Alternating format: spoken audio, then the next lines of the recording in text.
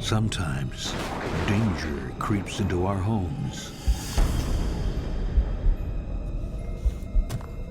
And sometimes it gets an invitation.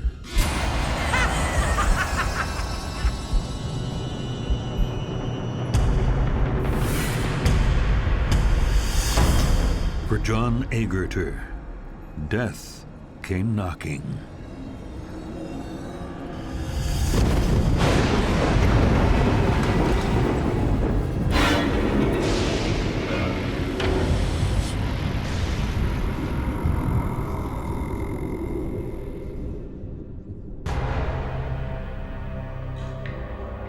"63-year-old entrepreneur John Agger is found dead, wrapped in a sleeping bag in his suburban garage.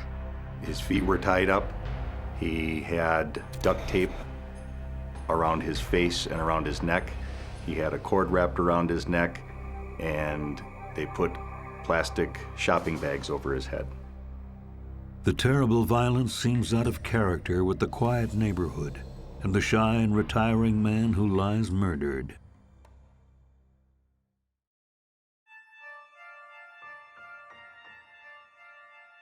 John Agger owns a thriving communications tower business, Air Page Corps in Milwaukee, Wisconsin. With the success of his company, Agger builds a suburban home in Brookfield, just outside Milwaukee, in 1985, where he lives alone. John had a great house. He built it himself, designed it, and oversaw the construction of it. There weren't a lot of people that John knew, I don't think, that he spent a lot of time with. He doesn't really open up to anybody, you know. I was in his life for 4 years, and I don't know who else really was in his life.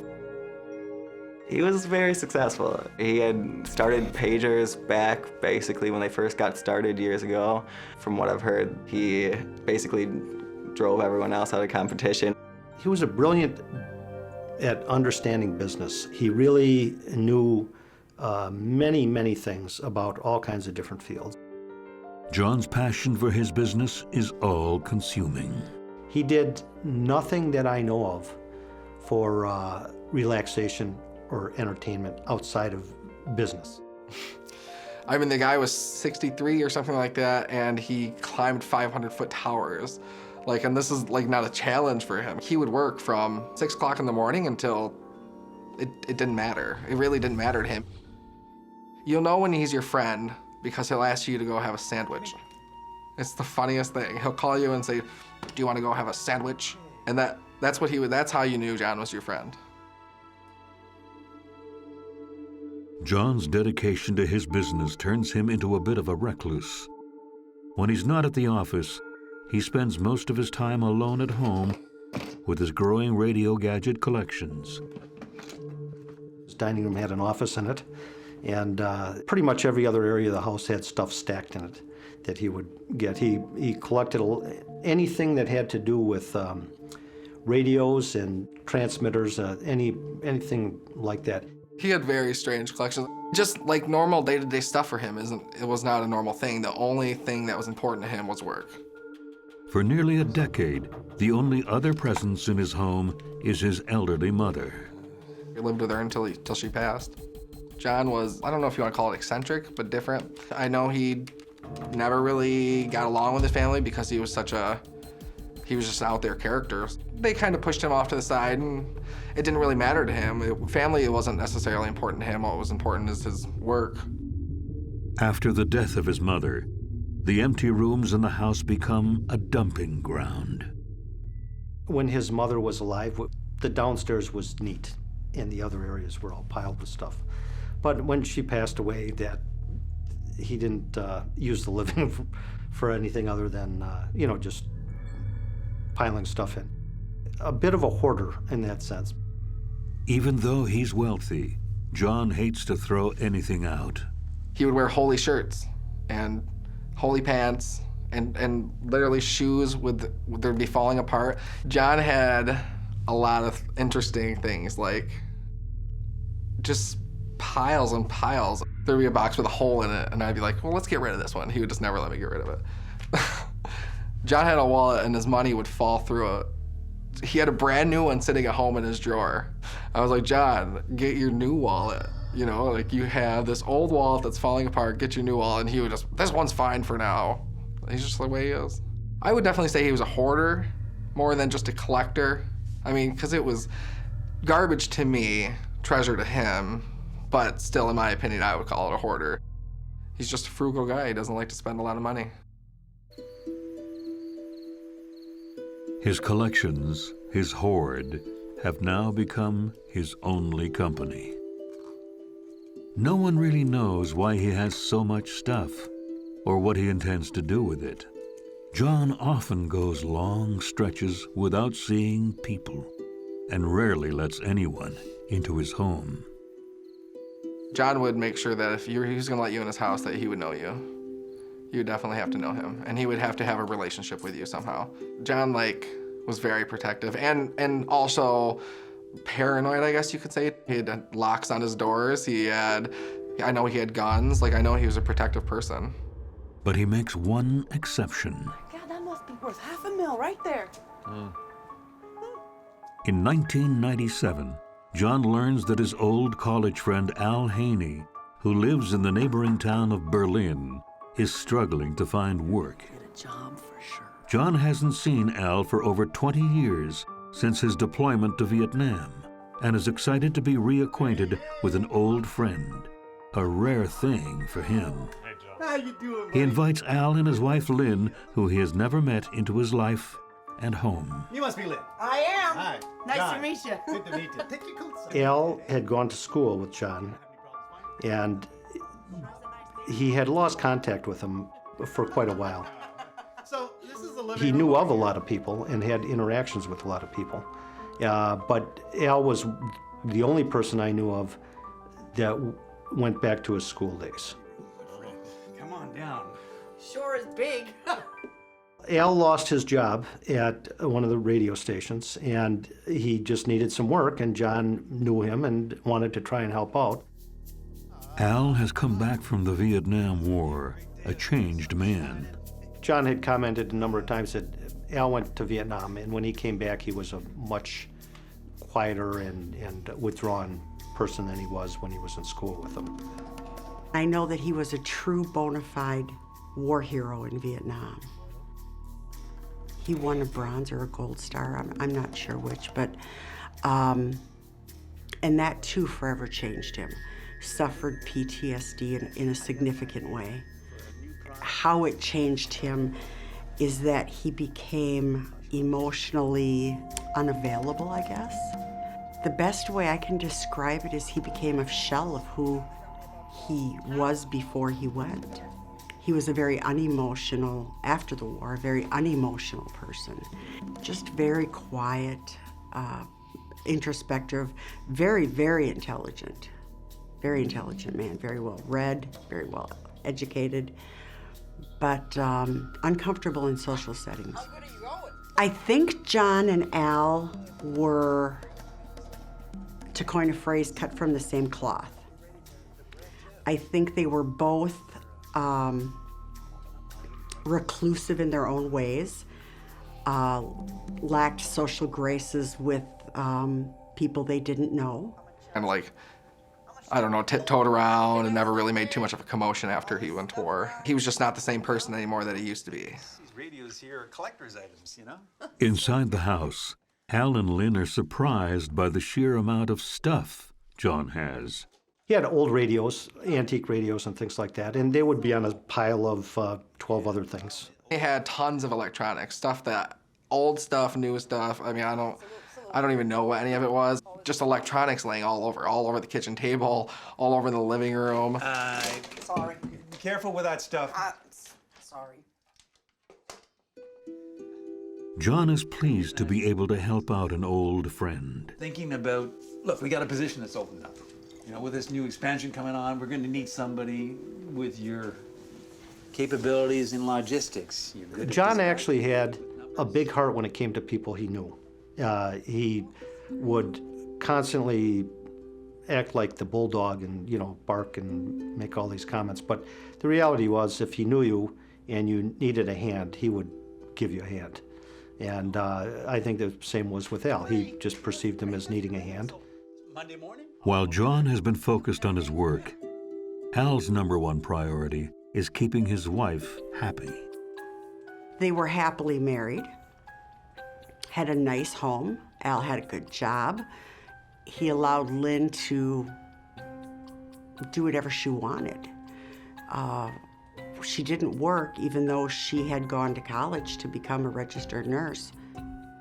After returning from Vietnam, Al meets Lynn in 1978, saving her from her dysfunctional family. She wanted out of her house. She had a lot of step siblings. There was a lot of drama. And Al set her up in an apartment. She lived on her own up until about a year and a half before they got married. And then they lived together. And in fact, they got married in the backyard of their home. For Lynn, comedy was an escape from a troubled childhood. She always wanted to be a comedian, and she enjoyed making people laugh. She always wanted to be noticed. So whatever it would take for her to be noticed, she would pretty much do. After she was done going to UW-Milwaukee for nursing, she went to clown school. And she would go to people's homes that were having like parties for their kids or whatever.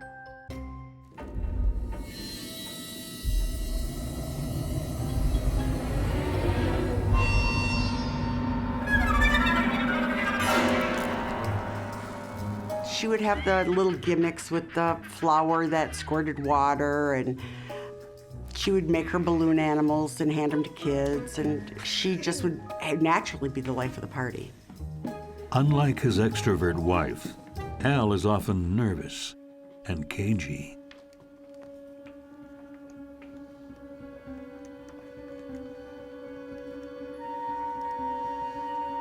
Hello?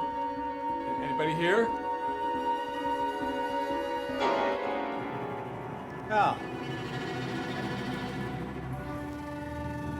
Get over here. I need an extra pair of hands here. When Al takes the job with John, the two work together in harmony for years. Hold this. Make sure these two wires don't touch. Sure. As time goes by, John gets richer and richer, his house more and more crowded, and his piles of things grow ever higher. The same can't be said for Al. In 2005, despite his job at Airpage Corps, Al can barely keep up with his wife's spending habits. Lynn spent money since she was a teenager, like it defined who she was. The word she has always used to describe things of luxury in her life is deluxe. And the more luxurious they were, the more deluxe they were. She won the lottery twice and went through that money like it was water, from what I understand. She continued to spend as though her husband's income was limitless. If you were in a restaurant ordering a margarita, she would order a margarita with a very specific high-end tequila that most would consider a waste putting it into a margarita. John told me that Lynn was an aggressive spender and, you know, that they had won the lottery a couple times and she had spent it. So he didn't like her very much because of stuff that he had seen her do. Look, I may be able to find something for her to do here. Despite this, John agrees to give Lynn a job when Al asks him to. I won't forget this. Thank you. All right, Al. Thank you. It's a decision John will come to regret. He told me that she kept messing up, like she was constantly just messing up and messing up. When she left there, she was very unhappy about it. John Agger has reunited with his old friend, Vietnam War vet Al Haney. He decides not only to help out his friend, but his wife as well. He's not sure it's a good idea. It surprises me that John would hire Lynn equally as much as it surprises me that Lynn would work for John, because they didn't seem to have any friendship there or any connection. So that does surprise me. John had agreed to hire her to help Al out, and as I trained her, I could tell that her point of view on many things was the polar opposite of John's, and I really didn't think she would last very long. John and Lynn do not hit it off.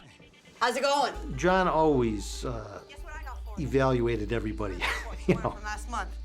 How you doing? Hey, great. Coupons? You clipping coupons? You're rich. He thought Lynn was very liberal and irresponsible. He didn't think a lot of Lynn. Keep a friendly dialogue with her because he wanted to talk to Al, and he liked Al. They were just very different. And Lynn was, could be a bit of a hothead, so that when she got her feathers ruffled, she would tend to blow up more.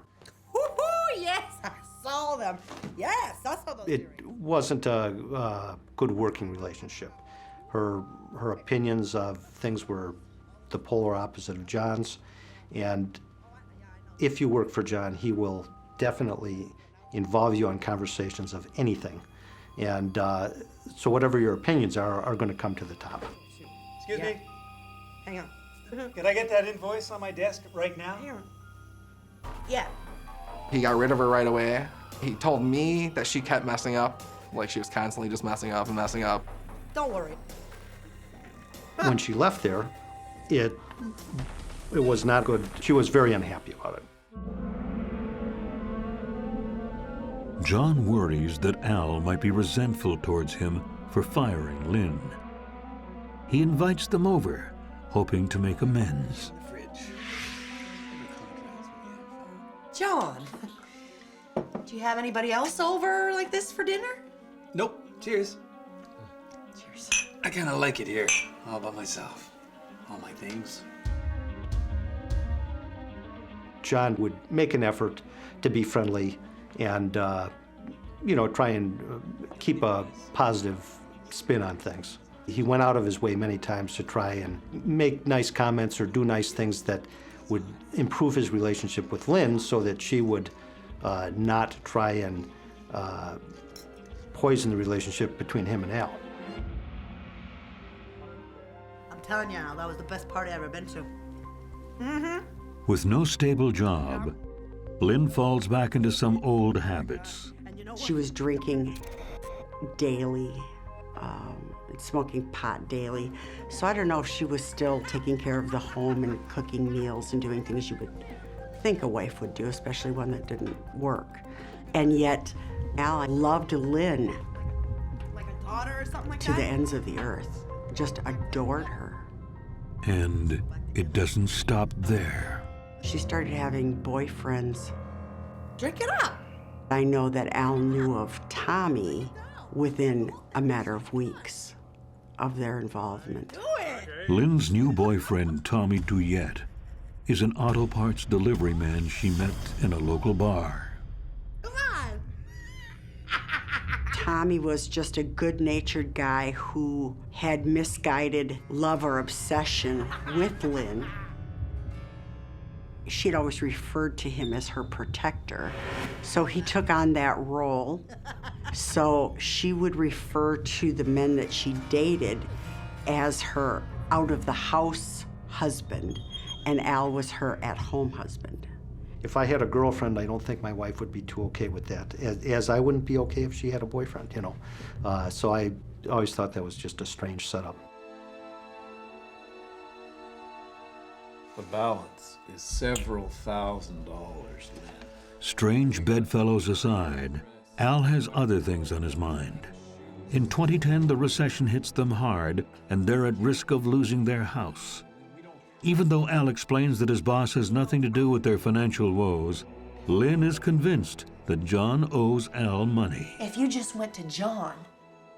John paid net 30, which is 30 days after the invoice.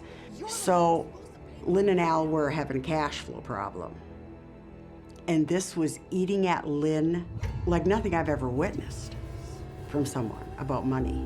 she would be on Al about this money. It was constant. Al, have you talked to John? Al, when are we gonna get the money from John? Al, how are we gonna make the house payment? Al, I've gotta have gas money. Al, I've gotta have cigarettes. It was almost a constant beratement of Al over actions of John that Al has no control over. What are you gonna do? You're gonna hit the 2? You should hit the 4. With Al and Lynn's relationship spinning out of control, Lynn takes on yet another lover. Her ex-boyfriend, civilian police clerk Mark Finken. You got it. I don't know how many boyfriends Al was aware, but it was no secret that she would go out and party. He wouldn't confront it. I mean, he was not assertive. He was negative assertive. You know, he just, whatever went on, he just, okay, and just plodded along. I assume he was okay with her having a boyfriend. You would have to be if it was going on that long. Lynn even invites her boyfriends over to the house while Al is home. But he has no idea what they're really up to. There's a new character in our story. Might have to change the plot a little bit, but... We don't need a new character. As long as the main character gets her notary license, we're in business. We can talk about this a little later. Lynn has all the men in her life wrapped around her finger, except for one, John, and their relationship is about to take a strange turn. She calls and says, would John commit suicide? But I just knew something was wrong.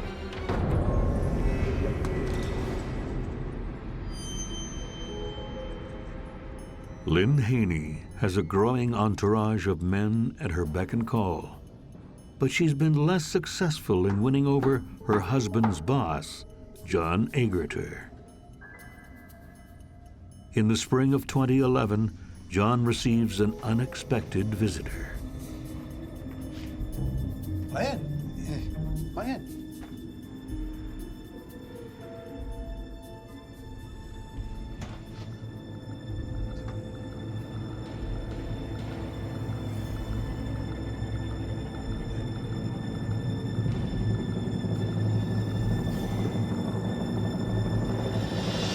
I got you some coupons. I got you. She brings coupons as a peace offering. I like those so much.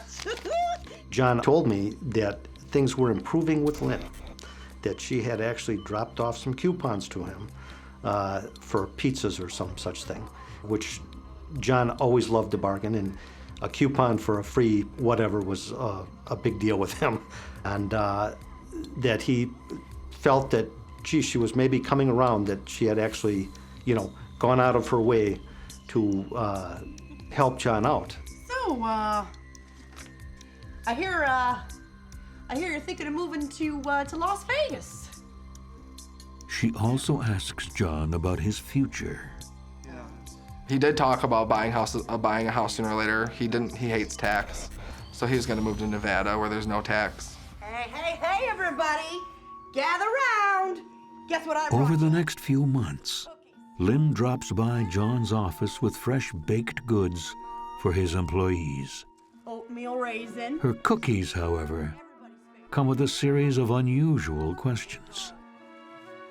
She came in with some cookies for us, and we're like, okay, this is strange. She started talking to us like she was kind of an old friend. She was asking, does John even sleep? And I was like, well, as far as I know, he doesn't sleep very much. But I was like, he told me he only needs like 3 or 4 hours of sleep a night. I just thought I was just talking about John, because John's an interesting character. Lynn also, for the first time, extends an invitation to Joe. She had invited me to go to their house. I don't even know these people. They have an in-ground pool. They're gonna have a little party get together. And she stayed for probably 45 minutes to an hour and then just left.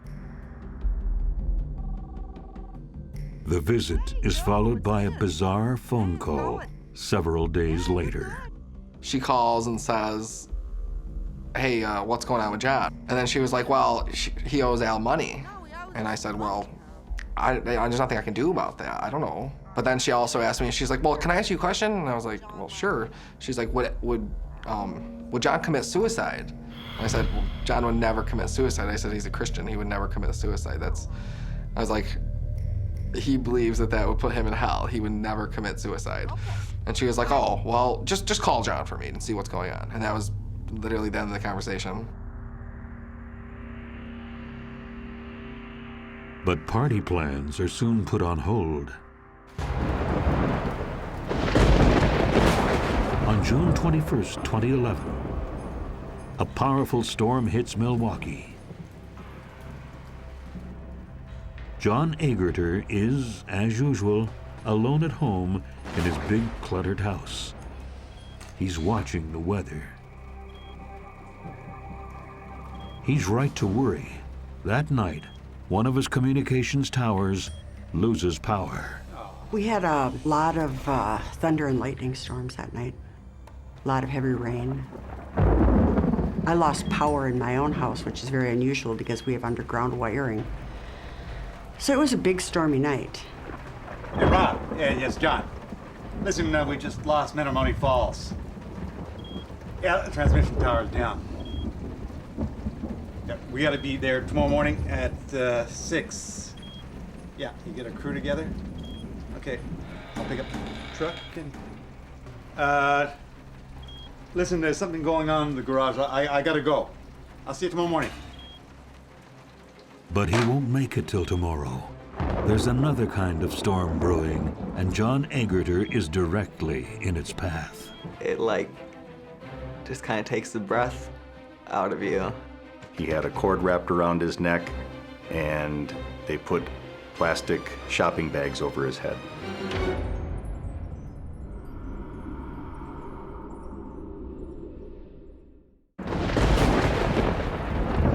On June 21st, 2011, a mighty storm hits Milwaukee, bringing with it unimaginable chaos.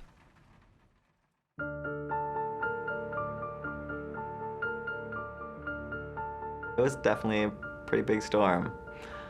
I woke up the next morning and stretched and went to work. Usually John would always call me right when I basically got into the office, right around 9 o'clock. Hey, John. Oh, hey, Robert. What do you mean you didn't show? One of Jeremy's colleagues calls in looking for John. Robert was calling because John was supposed to be at one of the towers and he had not shown up. So he was concerned because he hadn't heard anything from him, and John was never ever late or missed any sort of business, anything. So it was strange. Hey, John, it's Jeremy. Just wondering where you are. So I tried calling him immediately and didn't get a response for a minute or whatever, 2 that I waited for, and decided to go check it out. And so I drove over to John's house.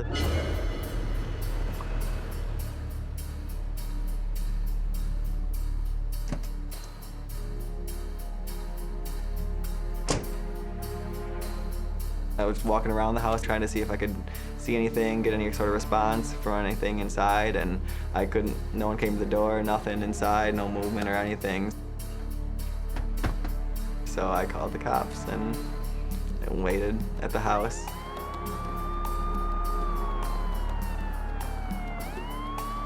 Police arrive and start searching for a way into the house. So we went to the side window, the basement window. At that point, it was determined, since Jeremy had a slight frame, he was the smallest, he would be able to fit through a basement window.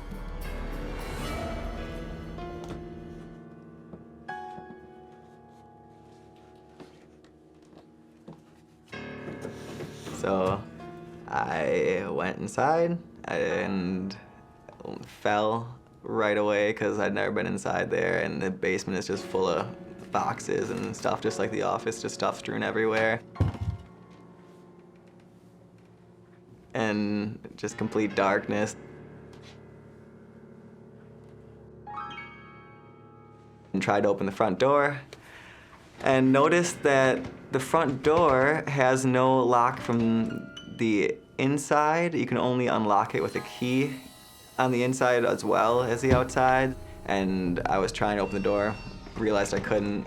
Jeremy begins to panic when he realizes that he's locked in the house. It's getting a little creepier now because you realize you're locked in from the inside. It's a creepy feeling. Like things start to close in on you a little more and you start to think about different ways to get out and what could be happening.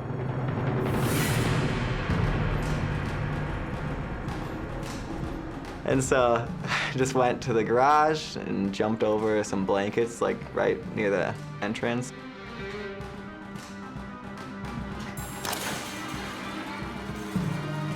Jeremy finally opens the garage door.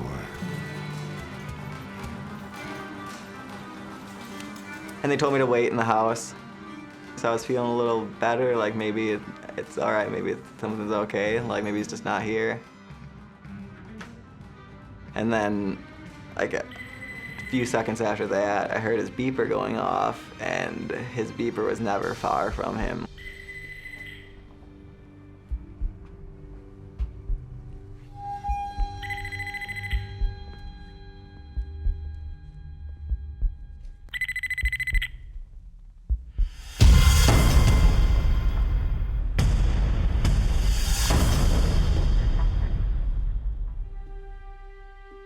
There were plastic bags over his head. He pulled the bag off, saw there was a large amount of blood. They took me out to the driveway, and I sat and I prayed. It like just kind of takes the breath out of you, and like just everything kind of stops for a second. I could have seen John falling off a tower or doing something like that. I mean, he was getting up there in age, and he still climbed and stuff like that. I can't imagine that he ended this way. He did a lot of dangerous stuff in his work that could have done something, but I never imagined something like this. And soon, an unexpected confession will expose a shocking conspiracy behind the murder. He was devastated. He couldn't believe it was true. We were very surprised. Now, I really questioned as to how deep this went and actually where this case was going.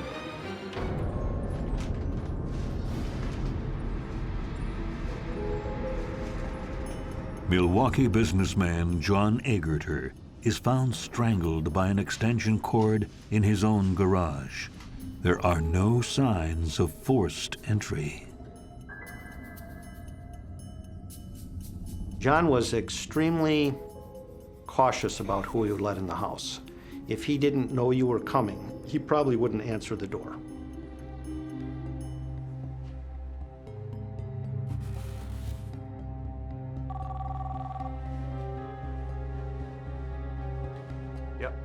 While we were processing the scene, I received a phone call from a New Berlin Police Department sergeant that's a neighboring agency of ours. And he asked me, he said, "Are you guys at a death scene?" And I said, "Yes, we are." And he said, "Does it appear suspicious?" I says, "Yes, it does."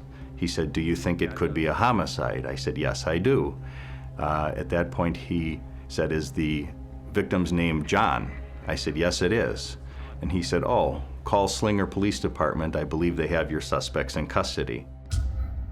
Thanks, guys. Earlier that same day, Brenda Eddy also gets a surprise phone call. Yeah, Brenda? It's her cousin, Lynn. She said to me, "I'm in a lot of trouble. I killed someone." And my reaction was not one of, "Oh my gosh." My reaction was one of, "Yeah, right." So I didn't believe it. And I thought she was just in some trouble. Maybe the cops were looking for her for a bar fight. She called me a second time. She told me she had to get gas, and then she was coming up to my place. I kind of went, could this be real? Could she really have killed someone? So I called my husband frantically, and he said, "I want you to call the Waukesha County Sheriff's Department and see if there's been a murder." Do something, do I'm out in my garage with the phone, and Lynn and Tommy show up. So I thought it best that I just get off the phone. I didn't want them to suspect that that's who I was talking to. I had never seen Tommy before. I'd only heard about him, but he's a really big guy. I was intimidated by his size. Brenda is on edge, unsure whether she is in danger and what to do next with the two fugitives who are now in her home. Brenda, do you have any plastic bags? I started to feel afraid and panicked. She was getting plastic bags out of a closet in my kitchen to put some groceries and things in. Put all of it in there. They were gonna go on the run and live in the woods.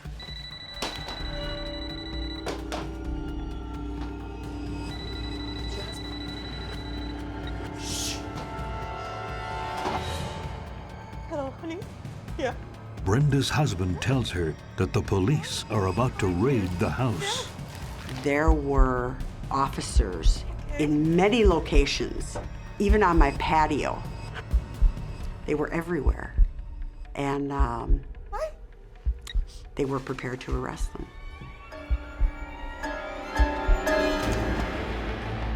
Get down on your knees! Get down on your knees! They told Tommy to get down on the floor. They kind of slammed him into my table. And Lynn is standing there, and they're telling her to get down. And she starts telling them, I can't because I have PTSD. In all the years I've known Lynn, never has she ever talked to me about her having PTSD. It was a quick thought to save herself from getting manhandled on the floor, and that's how she acted. You know, I have PTSD, I have PTSD. Police arrest Lynn Haney and Tommy Duyette for the murder of John Agger.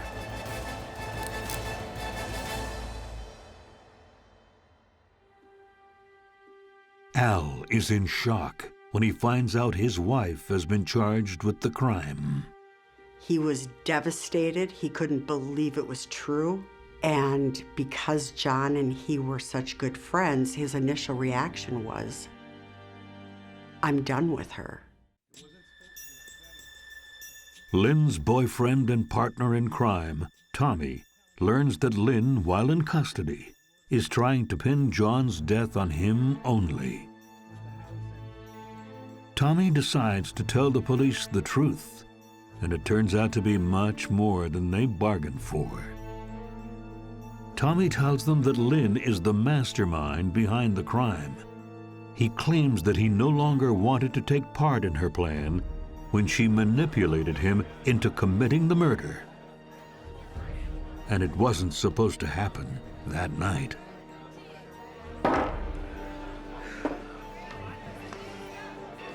We're gonna get the money John owes Al.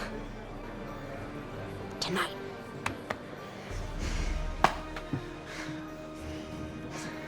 Tonight.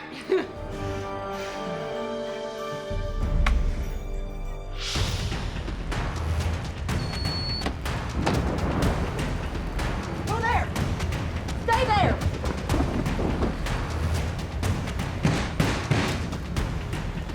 Stay there!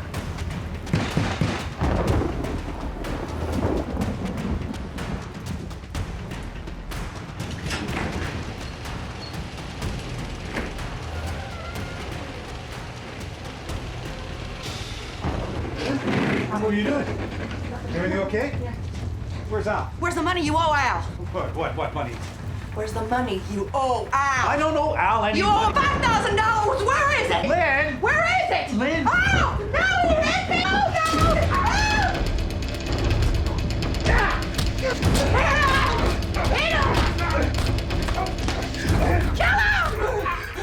Oh! At one point, he grabbed an electrical cord and wrapped it around John's neck, closed his eyes, and pulled it tight until he felt no more movement from John. Tommy! If you love me, you'll kill him! Tommy went on to talk about as he opened his eyes, he could hear Lynn with a roll of duct tape, wrapping that duct tape around John's neck to continue with the process of preventing him from breathing. He didn't remember much after that. I'm gonna go inside to see if there's a freezer. At least initially, they were gonna stick him in a freezer so that they would have time or they could take care of it later. I believe they thought John might have a freezer in his basement or in his garage, and he did not. So that was the first part of their plan that kind of went bad. The next morning, Tommy and Lynn drive around, desperately trying to find a freezer. That morning, when they were looking for a freezer, Lynn checked, she called Sears to see if she had enough money on her card or if she'd have enough money to buy a freezer on her Sears card. She also had made some phone calls to her relative, Ziggy, to see if he could get them a freezer. Lynn's impulsive nature derails the plan. I believe that this plan went wrong because Lynn jumped the gun. She didn't follow the plan. I don't believe she was supposed to go there on that day. I think they were supposed to do the murder in the future. I think when Lynn got something in her head, there was no stopping her. That's what she was gonna do, and she's gonna use her pawns to carry out what she wanted. Unable to find a freezer, Lynn and Tommy head directly to Brenda's house. They're going to get provisions to go out of town. Hurry up! After the arrest, the police make a startling discovery in Lynn's cell phone records. They uncover a series of phone calls between her and her old boyfriend, a civilian police clerk named Mark Finken. At first, I think we were excited about the fact that he works for a police department. We thought we'd get some very good answers. Just days after they begin questioning Mark Finken, he commits suicide and leaves a note declaring his innocence. We were very surprised. Now, I really questioned as to how deep this went and actually where this case was going. The police come across a bizarre exchange of emails between Mark and Lynn, detailing their plan as though it were a fictional story with characters. That was their code. The deal was Lynn would write him and say, well, for my story, how about if this happened or that happened? And they were all the details of what the presumed plan was. She had a lot of elaborate plans, one of which was to dispose of John's body by grinding it up or dissolving it in hydrogen peroxide and taking the remains and sprinkling those remains around a rose garden. She felt that by doing so, she could gradually get rid of it and nobody would know or be the wiser. The emails detail how Mark was going to assume John's identity after he was dead, and Lynn was going to administer his estate with her new notary license. As long as the main character gets her notary license, we're in business. On Mark Finken's computer, we found a copy of a will with John's name on it. They were writing out a will and they were gonna sign it, and I believe Lynn was gonna notarize that. We also found a copy of John Agger's signature that Mark had been practicing. And so Mark could then be John's signature and Lynn would notarize it as being authentic. That's a pretty elaborate plan. Lynn assumes that because John has no family, that no one will notice he's gone. Apparently, John had been talking about moving to Nevada. They were going to murder John on the 4th of July weekend so that they would have more time to do what they needed to do with his remains because it was a holiday weekend and no one would be looking for him. The fact that she had spent so much time concocting this plan to think about how to sell off this man's company and to think that he didn't really matter because he didn't have anyone is the most heartbreaking part. To the police, it appears that Lynn spearheaded a complex operation. There's one person that can tie everybody into it, and that one person is Lynn. Lynn knew Mark, Lynn knew Tommy, and Lynn knew John. None of these other players knew each other, so Lynn brought them all together. I wouldn't say she was the brains of the operation. I think Mark was probably the smartest one there, but I think Lynn is very manipulative and seemed to have control over all of these men. Al's shock at Lynn's behavior doesn't last long. The day of John's funeral is the day that I spoke to Al, and he was getting Lynn an attorney and getting the money to pay the retainer. And not only for her, but for Tommy as well. He was always in court supporting Lynn and continued to pay the attorney's fees. So I'm thinking he, for some reason, either didn't believe it or chose to ignore it. I think he is extremely hurt and yet is still obsessed or in love to tolerate the things that he has tolerated. He supported his wife completely. I mean, in the sense of trying to help her with any kind of lawyers he could or anything like that. And he stood with her. I think it's very odd. Obviously, Lynn gives something to Al that he finds more important than a lot of things, integrity things that he's willing to give up or overlook for something.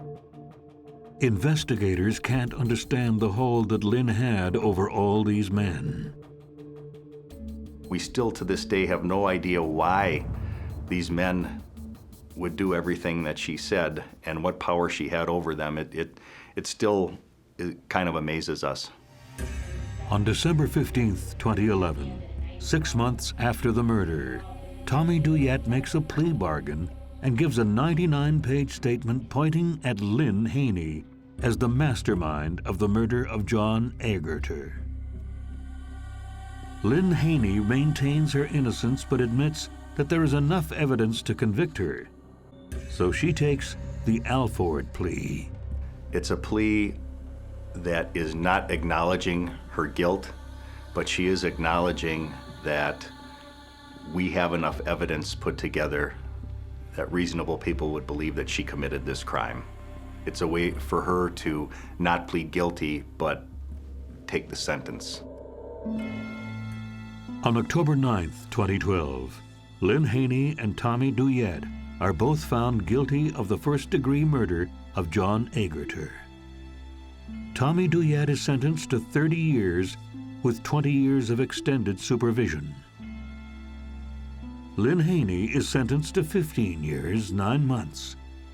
The Alford plea has worked in her favor. To concoct such a plan that ended with John murdered, Mark committing suicide, Tommy sentenced to 30 years, and she, the queen of all of this madness and plotting and scheming, and she walks away with 15 years and 9 months in prison. I absolutely believe that Lynn was the mastermind behind all of this. Based on what I know about her, how I know her, and based on evidence that the police found, she was absolutely the mastermind. And I truly believe that Tommy was manipulated in this situation, completely manipulated. Tommy is the person that did murder John by his own hands. But in my opinion, Tommy was nothing more than a weapon that Lynn had at her disposal. In my opinion, he and Mark were her victims. I think that Lynn was just really angry at John and thought he was rich and she wasn't. She had had money a number of times in her life and pretty much blew it all the time. But she wanted the money, and he had it, and she had been wronged by him, in her opinion. And, you know, I think that's where it really comes down to. Contrary of what Lynn believed, John Agger will be deeply missed. I see constant reminders of him all the time. Every time I see a tower, you know, it reminds me of him. It was funny because people would consider him to be one of the strangest characters ever, and he was a different person, but he's the only person in my life who's actually really influenced me. He was a good friend, difficult friend a lot of times, but a very good friend for many years. So I was shocked by the whole thing. I still am. I definitely miss him.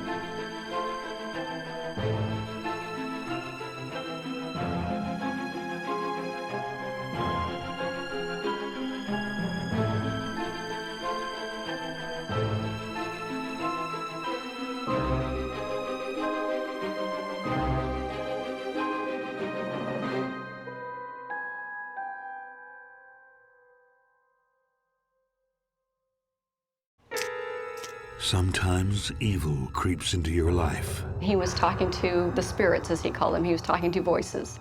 Sometimes it's invited. Dorothea called it a room that was cursed. Disappearances were quite common. And when tenants go missing one by one, sometimes it's death knocking at the door. The cute little Victorian house became nothing more than a house of horrors.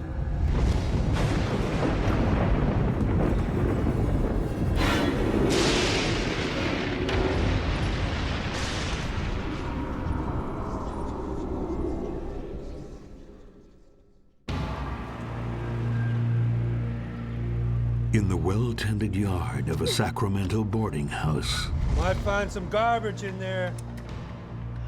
police unearth a grisly secret that's been buried for decades.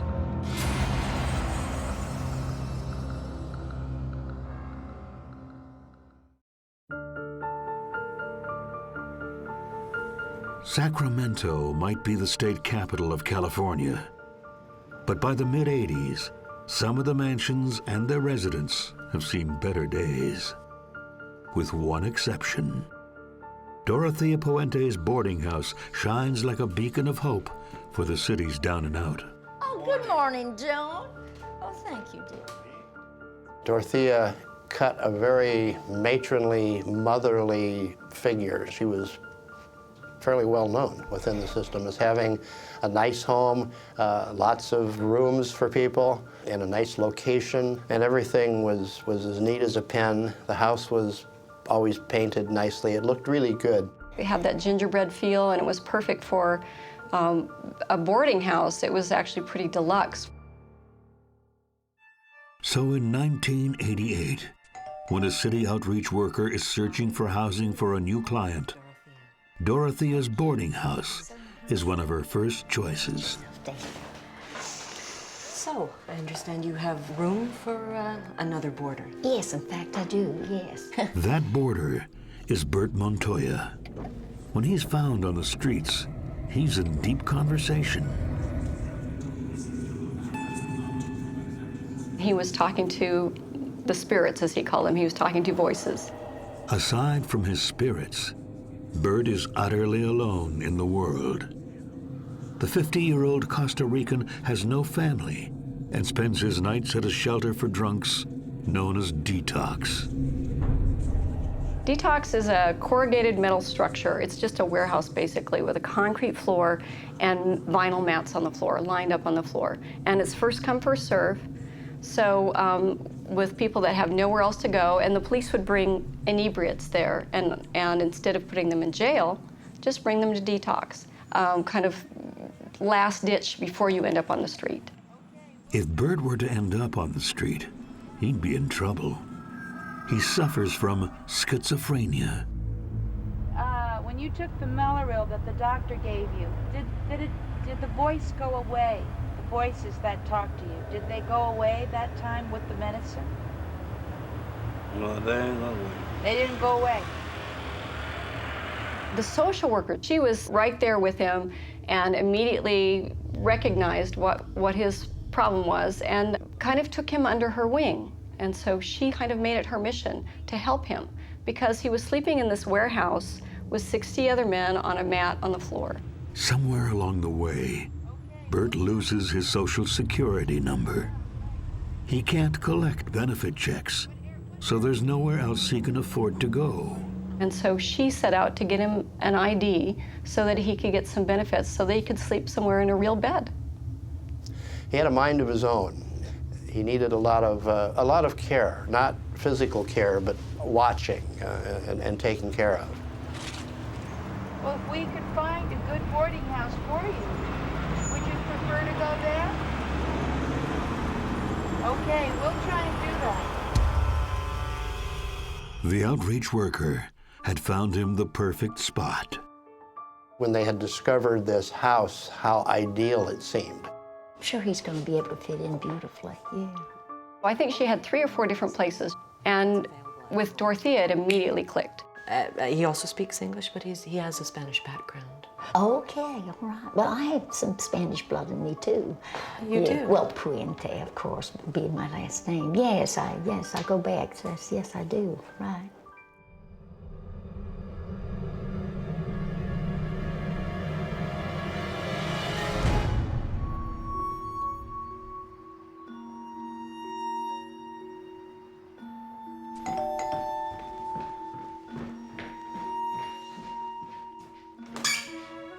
Hello, Bert. Come on in.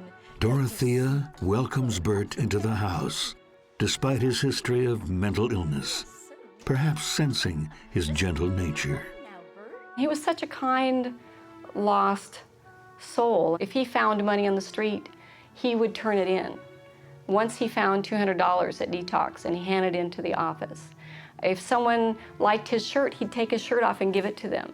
I mean, he was just a very generous, uncalculating person. Bert was not a drinking man. A lot of the people in the home were. Most of them on some sort of prescription drug that was somewhat impairing. Oh, John, this is Bert. John Macaulay and Dorothea were quite close. In a sense, he was kind of her right-hand person during that period of time. People called him the major domo. John Macaulay was really a character. He was kind of a larger-than-life, bombastic, smart-mouthed guy who was also quite a drunk. Ben, this is Bert. Bert, this is Ben. He lives here, too. Ben Fink was Jewish. It was an odd thing because he had a tattoo of a swastika. That was just his way of saying, don't mess with me. Ben Fink's pattern was that when he got his benefit checks, he'd have a bender. He'd drink until the money was gone. And then he'd sober up and wait for the next round of checks. John? This is Bert, John. He's gonna live here too. This is John, Bert. Hi, John. Yeah. John, I like your hat. It's the same. No, this is Bert. Bert. You're Bert. John. I'm John. That's all right. And your hat. John Sharp lived next door, downstairs, next door to Ben Fink. But John Sharp was not a drunk. His vice was poker. He got out of the hospital, had a bad back, and Dorothea bought a special bed for him. So he had a debt, if you will, to Dorothea. Dorothea does not actually own her Victorian boarding house. She rents it from her good friends, the Ordoricas. Cuando nos íbamos a mover, me preguntó, Ricardo, ¿por qué no me dejas la casa sola? Yo te pago la renta. Y le dije que sí. My sister and I would go over there and clean the house, clean up after the tenants. Her garden was just beautiful. She loved to plant flowers. She was just very loving. Como una familia, la veíamos como una familia. We actually called her Thea. Toda la gente hablaba muy bien de ella. Nosotros la queríamos mucho. Toda la gente decían la doctora Dorotea Puente. En el radio le dedicaban a la doctora. One of 14 children, raised in Mexico. She had such a persona at one point in her life. She was at a charity ball, and then Governor Jerry Brown crossed the room to kiss her on the cheek and ask her to dance. So she had a reputation as being kind of a philanthropist in the Hispanic community. Dorothea lives with drug addicts, alcoholics, disturbed individuals. So she has to have strict rules to handle them. Ben, you're too late. Ben, you are acquainted with the rules. You are too late. No coffee. No. Dorothea did run a really tight ship. If someone missed a meal, they were out of luck until the next meal. Lord, for your benefit. She was a tough old bird. She could handle these people pretty well. She was known to get up very early and work in the garden first. Then she had breakfast on the table, I believe, at 5:30. So if you wanted to eat, you had to get up and have breakfast.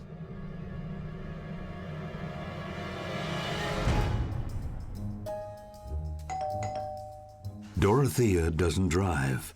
She relies on a local taxi driver who quickly becomes part of the daily routine.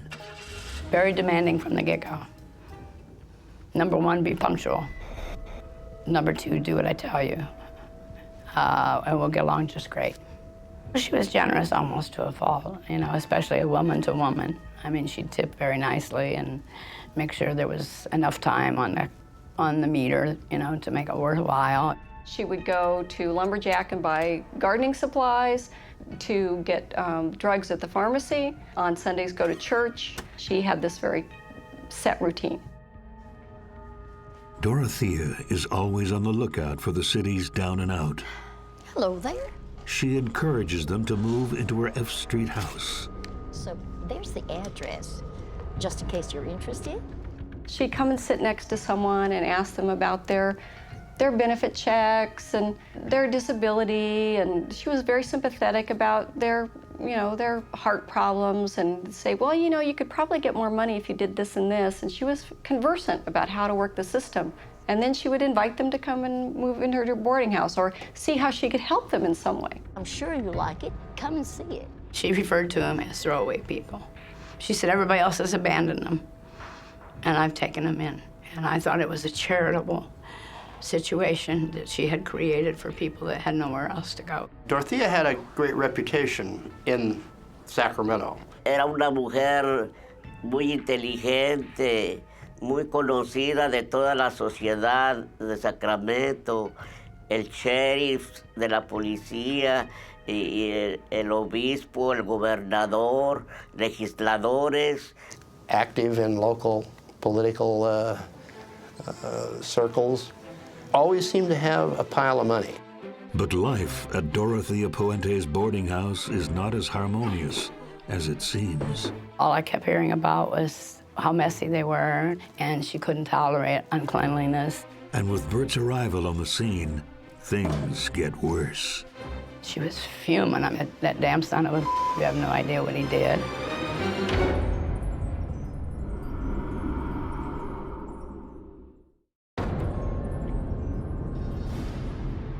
Bert Montoya finally has a cozy place to live, a Sacramento boarding house run by his generous but strict landlady named Dorothea Puente. Hey, Bert. Well, you're looking well today. Yes, he does, doesn't he? Oh, he's my honey bear. Oh. I grabbed your mail. Okay. Bert thrives in his new environment. Dorothea did things for Bert that she didn't do for other people. She cleaned him up. She gave him new clothes, and she kind of boasted about, you know, how he called her mama. Everyone was amazed at how well he was doing. What a unique place for Bert to be, because Dorothea seemed so kindly, so understanding, so full of empathy, and was the kind of person they thought would be able to handle Bert in a nice way. He was almost kind of a showpiece for her, to show how compassionate she could be and how she could really turn someone around. He kind of saw her off, and he greeted her when she came home. He just absolutely adored her, and I'm telling you, she took good care of him. But not everyone is happy about Bert being there. The other tenants grow jealous. They pay $375 a month for a single room and 2 hot meals. Bert enjoys that and more on credit alone. For Bert, she actually set up a tab at Joe's Corner Bar, but she didn't do that for anyone else. Chin chin.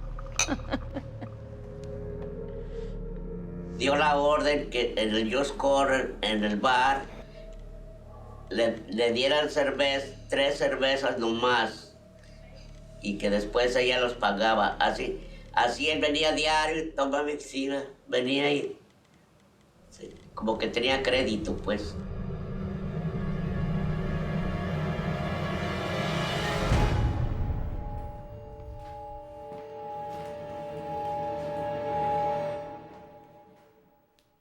If Bert is Dorothea's pet, Ben Fink is her problem child.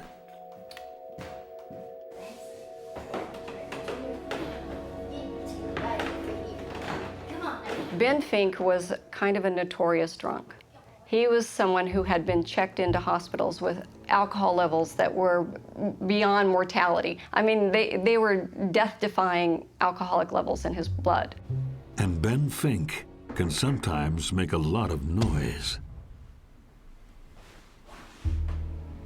John Sharp heard this thump, thump, thump down the stairs. And he couldn't identify it. He thought it was creepy.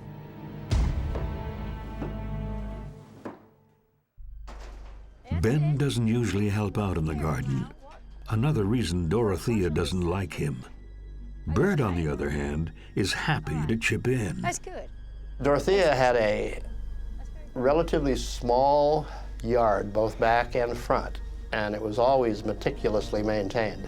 But the owners of the house are not always pleased with her so-called improvements. Oh, hi there. How are you? Una vez que fui a la casa, encontré un patio de cemento.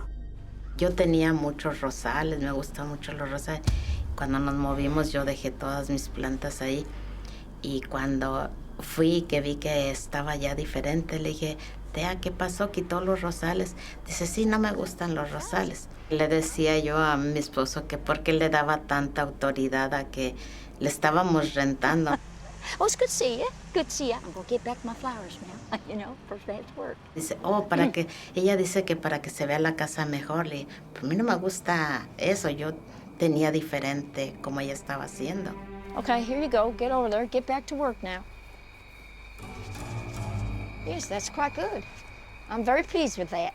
I mean, she was always busy with her yard. It seemed like every 5 or 6 months, she's going to Lumberjack for the same items over and over again. But it soon becomes evident that Ben Fink isn't just neglecting to help. He's gone. Nobody's surprised he only lasted 3 months under Dorothea's strict rules. A lot of these people were somewhat mentally impaired, so there was a reason, ostensibly, for them just packing up, or not even packing up, but just hitting the road.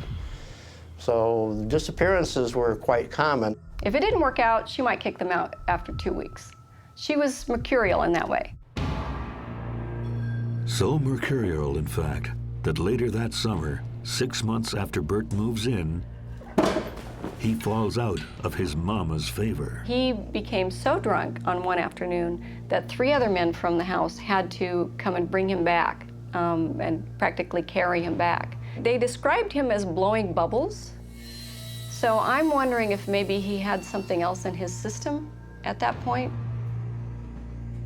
It's not clear whether Bert's drunk, high, or had a seizure, but it infuriates Dorothea. She does not tolerate this kind of behavior, not with Ben Fink, and not with Bert Montoya. She got in my cab and she told me, that damn son of a b****, you have no idea what he did. She was fuming. I mean, if smoke could come out her ears, it would have. And I thought, wow. She was very, very protective of Bert. That's when I knew something was wrong. It's enough to drive Bert out of the F Street house that August and back to detox. And he showed up there one day and he was crying. And he was telling him, I don't want to go back. I don't want to go back. But Bert's departure doesn't expel the boarding house's demons. Dorothea called it a room that was cursed. She died in Dorothea Puente's house. The cause of death was suicide.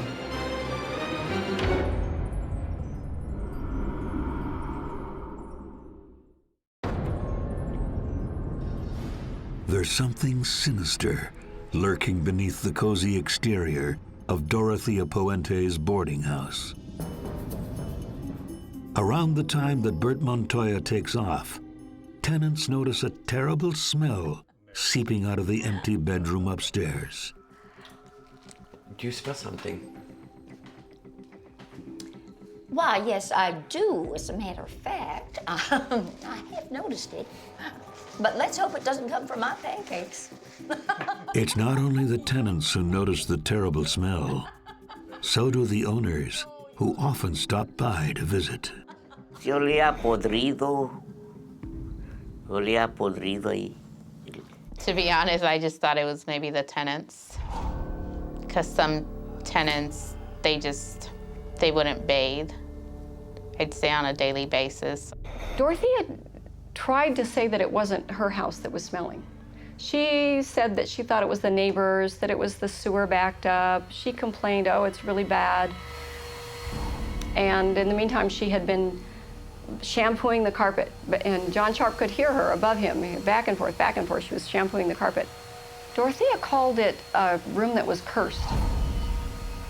In fact, a few years before, one of her tenants died in that very room. Well, Ruth Monroe lived with Dorothea Puente many years before this all occurred. She died in Dorothea Puente's house. The cause of death was suicide. The next door neighbor was really angry about this smell. He said that they'd turn on the air conditioner and it would suck the smell inside, and they had to go outside to get away from it. The Department of Health was summoned. They came and did a tour of the house, had her sign something that there was nothing wrong. After just a few nights in detox, Bert's brought back to the F Street house. Bert, make yourself useful. Take that carpet in the back. They felt that he'd gotten a nice place to stay, someone to take care of him, someone to watch over him.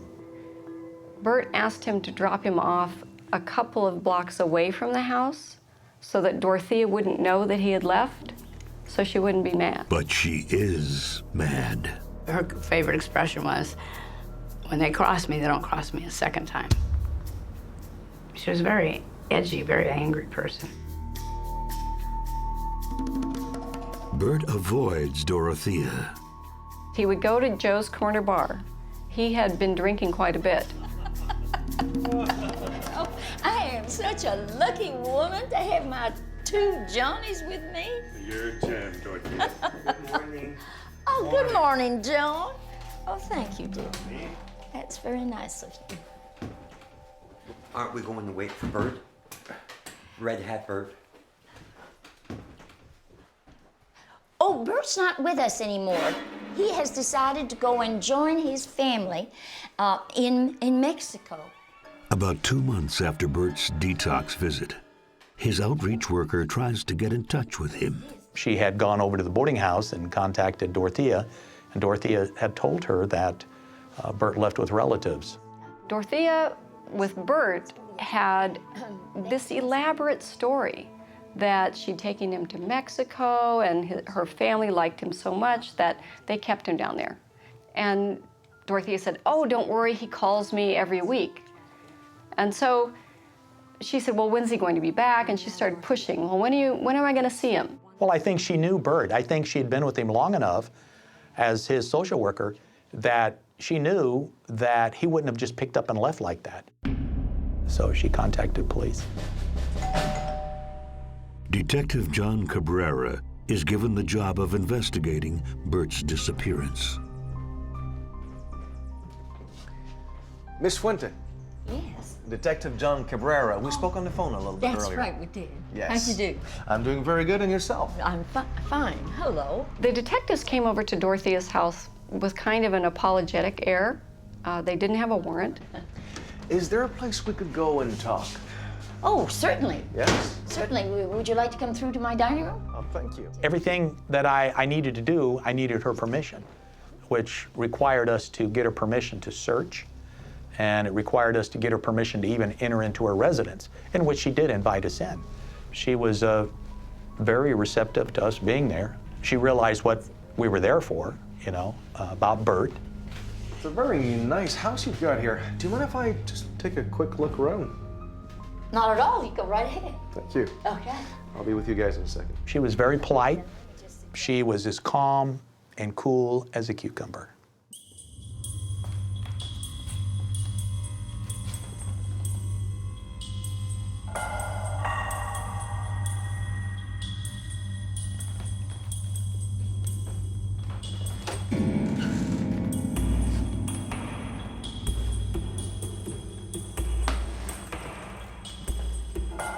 I searched the premises, all on top. I looked through everything. I didn't find anything. Of course, I was looking for Bert, and Bert was a man of 6 feet tall, 250 pounds.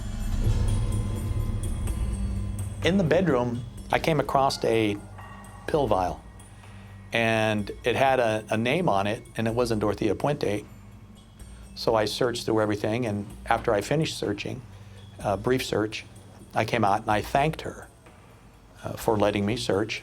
And then I said I had one other request. Oh, and we need to check out the garden. We'll be digging around a little bit. We'll be careful. You don't mind, do you?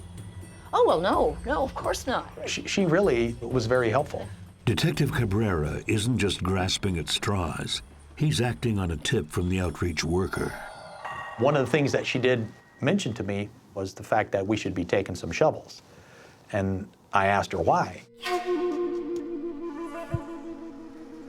She said, well, she'd driven by on other occasions, and there were mounds of dirt that she saw.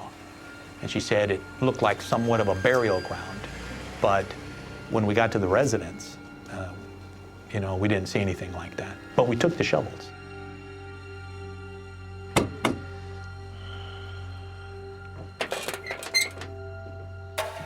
A gentleman? Detective? Yes.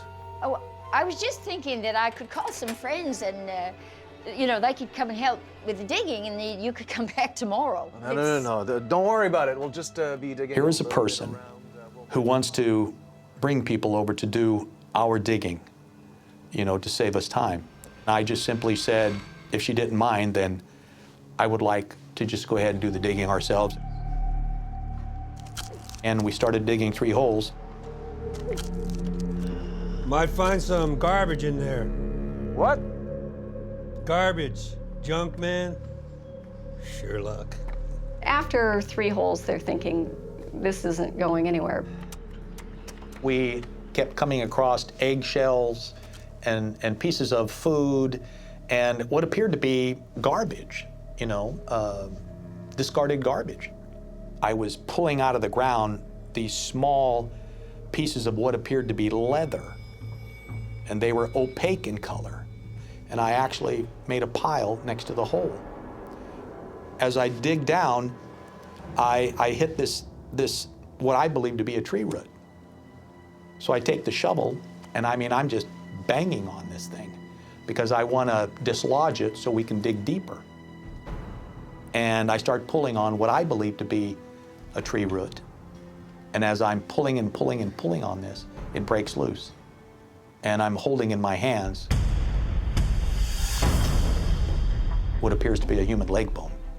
And I mean, it was just kind of utterly shocking. There was no doubt that it was human. It was human remains.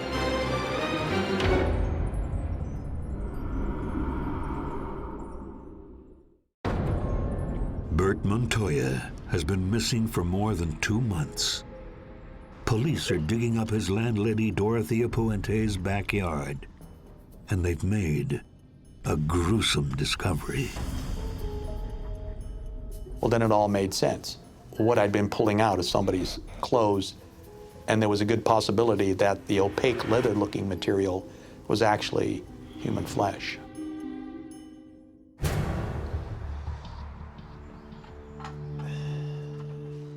Miss Puente, would you know anything about this? She was in shock that I found this. And I asked her about it, and she had no clue, no information, how that ever was there. What was obvious to me is that this wasn't Bert. You know, Bert was only gone for 3 months. And obviously, these were bones of someone that had been here, you know, for some time. I mean, I'd been in homicide since 1980, and I was aware that, you know, people would find bones, you know, in these backyards dating back to the early 1900s, 1920s. It wouldn't be out of the ordinary, given the date of how old this neighborhood was, that going back many, many years, that when people passed away and didn't have the money to take them to a cemetery or something, they could bury them in the yard. I wanted to continue on and wanted to continue digging, but obviously we had to stop at that time and notify the coroner. The next day, police return to the scene, and so does half the town. The news has gotten out that within a mile of the state capitol, a body has been discovered in a little old lady's garden. The crowd grew bigger, and the news got out. And then we saw trucks with satellite dishes. And the crowds became so big, we had to actually cordon off and close the entire street in front of the residents. There were vendors showing up, hot dog vendors, ice cream vendors. We even had t-shirt vendors, people that were already making t-shirts. You know, and on the front of the t-shirt was a little old lady holding a shovel, and the caption read, "I dig Sacramento." Thank you. Detective Cabrera, Dorothea wants to see you. Miss Puente. Am I under arrest? Of course not, of course. Where you ask? Would you mind if I went and got a coffee where my nephew works at the hotel around the corner? Yeah, sure, of course, no problem. Come with me. Thank you so much. She'd been cooperative. She'd let us do exactly what I asked. And so I said, okay, I'd walk her down and right over to the hotel to make sure nobody bothered her or anything. I started digging again. In less than 20 minutes, I dug down. I knew I hit something. Sergeant! She walked away, and then just a few minutes later, they discovered another body in the yard. John? I definitely have something here.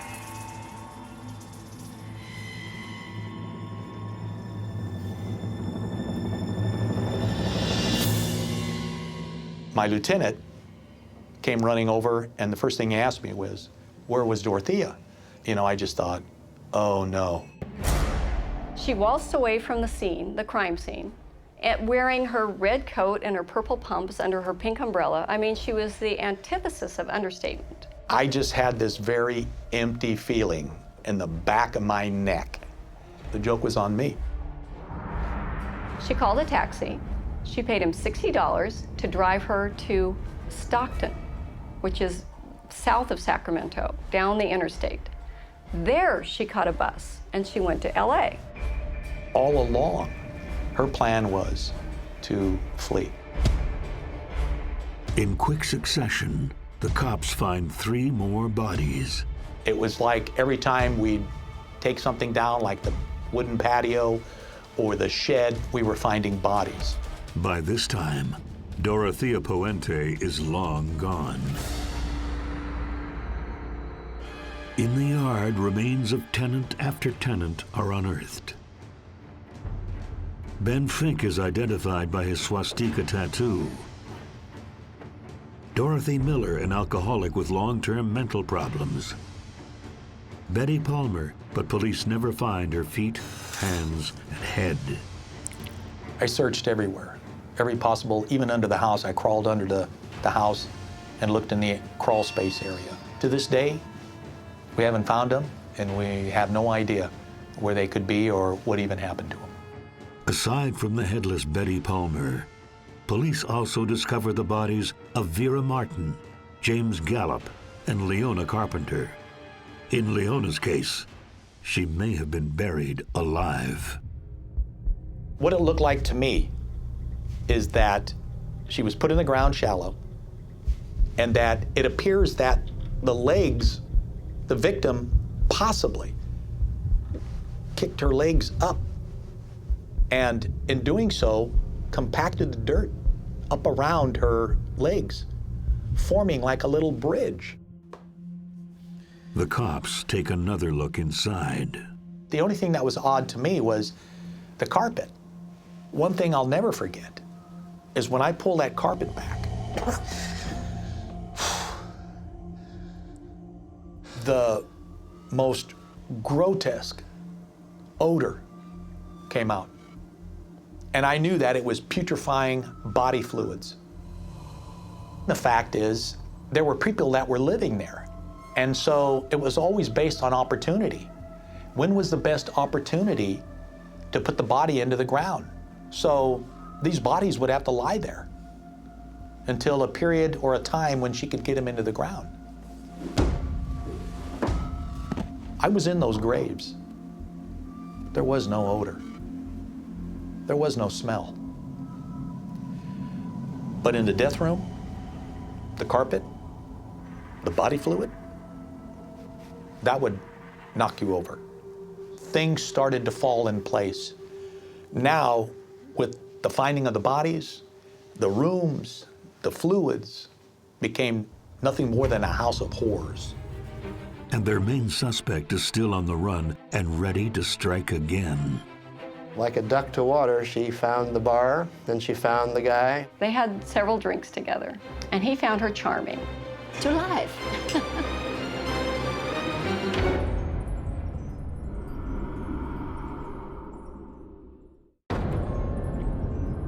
Police have discovered the bodies of 7 people at Dorothea Puente's boarding house.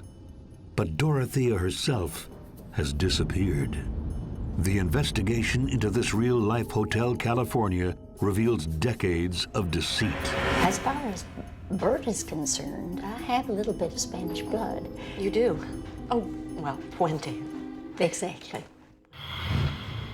Dorothea Puente is born Dorothea Helen Gray in Redlands, California.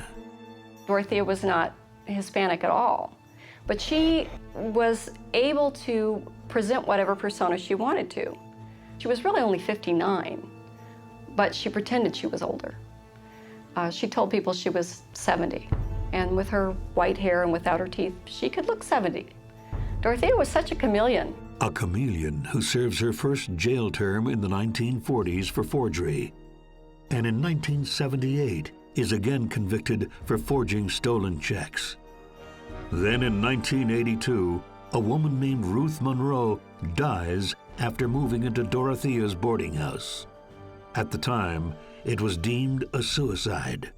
Now, the authorities allege it's Dorothea's first murder. This was an older woman. There's no reason to believe it's a murder. So they take her body to the morgue. The autopsy was done. It wasn't a heart attack. So then you have 2 choices. It's either suicide or murder. But there's no crime scene. And I think that Dorothea learned that you can get away with murder if there's no crime scene, if there's no link to you actually murdering that person. Also in 1982, Dorothea is convicted for drugging and robbing elderly men. So I was thinking that if you were interested She had 3 years in prison to think about that. That Ruth Monroe didn't send her to prison. The people that she drugged and robbed and left living sent her to prison. So what's her solution? To kill them and get rid of the body. When released and on parole in 1985, Dorothea meets up with an Oregon man, Everson Gilmouth. You know, he just disappeared and subsequently was found along the Sacramento River in a homemade coffin. And it wouldn't be until all of this came up in 1988 that we were able to even put him at the residence. She disposes of Everson Gilmouth, but leaving a body by the side of the river isn't very safe. The next person she killed, I believe, was Betty Palmer. That's the woman that had no head, hands, or feet. At that point, I think she decided she needed to disguise the body. So I think that you can see a progression in Dorothea's skill as a murderer. On November 14th, 1988, police identify Bert Montoya as one of the 7 bodies in Dorothea's yard.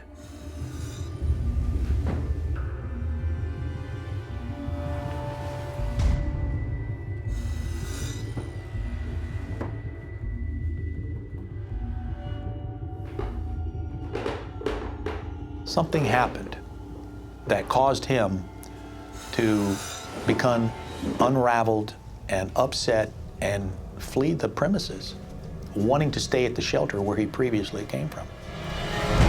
Whatever triggered this fear in him to not wanting to go back is that the possibility he stumbled upon something at the house, that he saw something. I think it's very troubling to everyone who knew him to think about what scared him enough to make him walk all the way across town, several miles, to go back to detox. When at Dorothea's, he had his own bed, his own room, his TV, he had meals cooked for him, so we don't really know what spooked him. Bert had become probably very difficult for Dorothea to handle, and he could be a problem. He might even bring the police. She couldn't allow Bert to do what he did, or to bring attention upon the house, or to bring attention to her. And she apparently felt there was only one thing to do.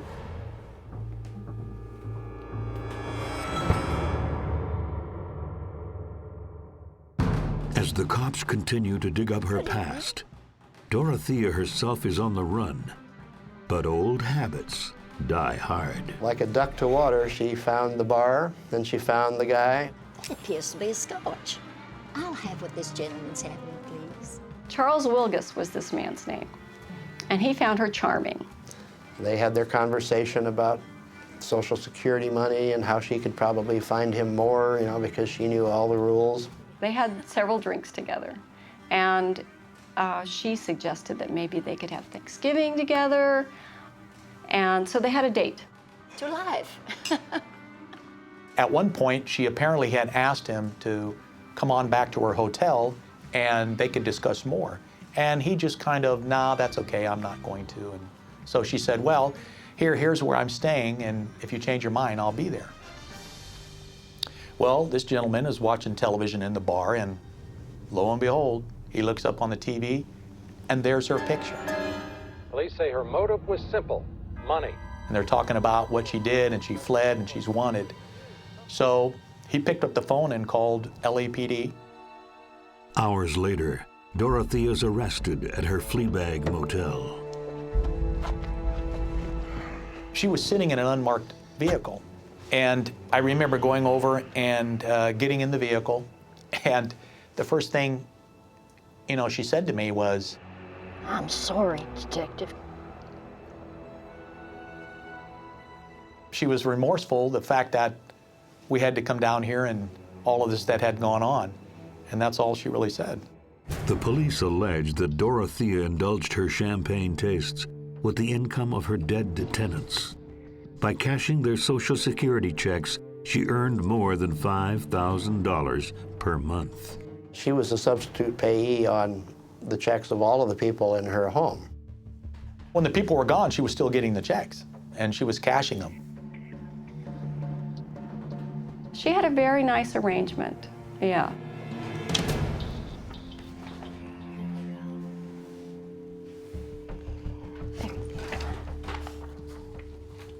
One of the people that we did interview was the postal person that delivered the mail. And she told me that when she delivered the mail at the end of the month, Dorothea was always out there waiting. The only one that she was to give the mail to was Dorothea. And there's a reason Dorothea gave generously to charity. My goodness, when do you find time for yourself? Because I understand you volunteer at the local community Yes, center. I do. Yes, We received phone calls from these charitable organizations that said that they were given bags of clothing from Dorothea. Well, what a great way to get rid of evidence.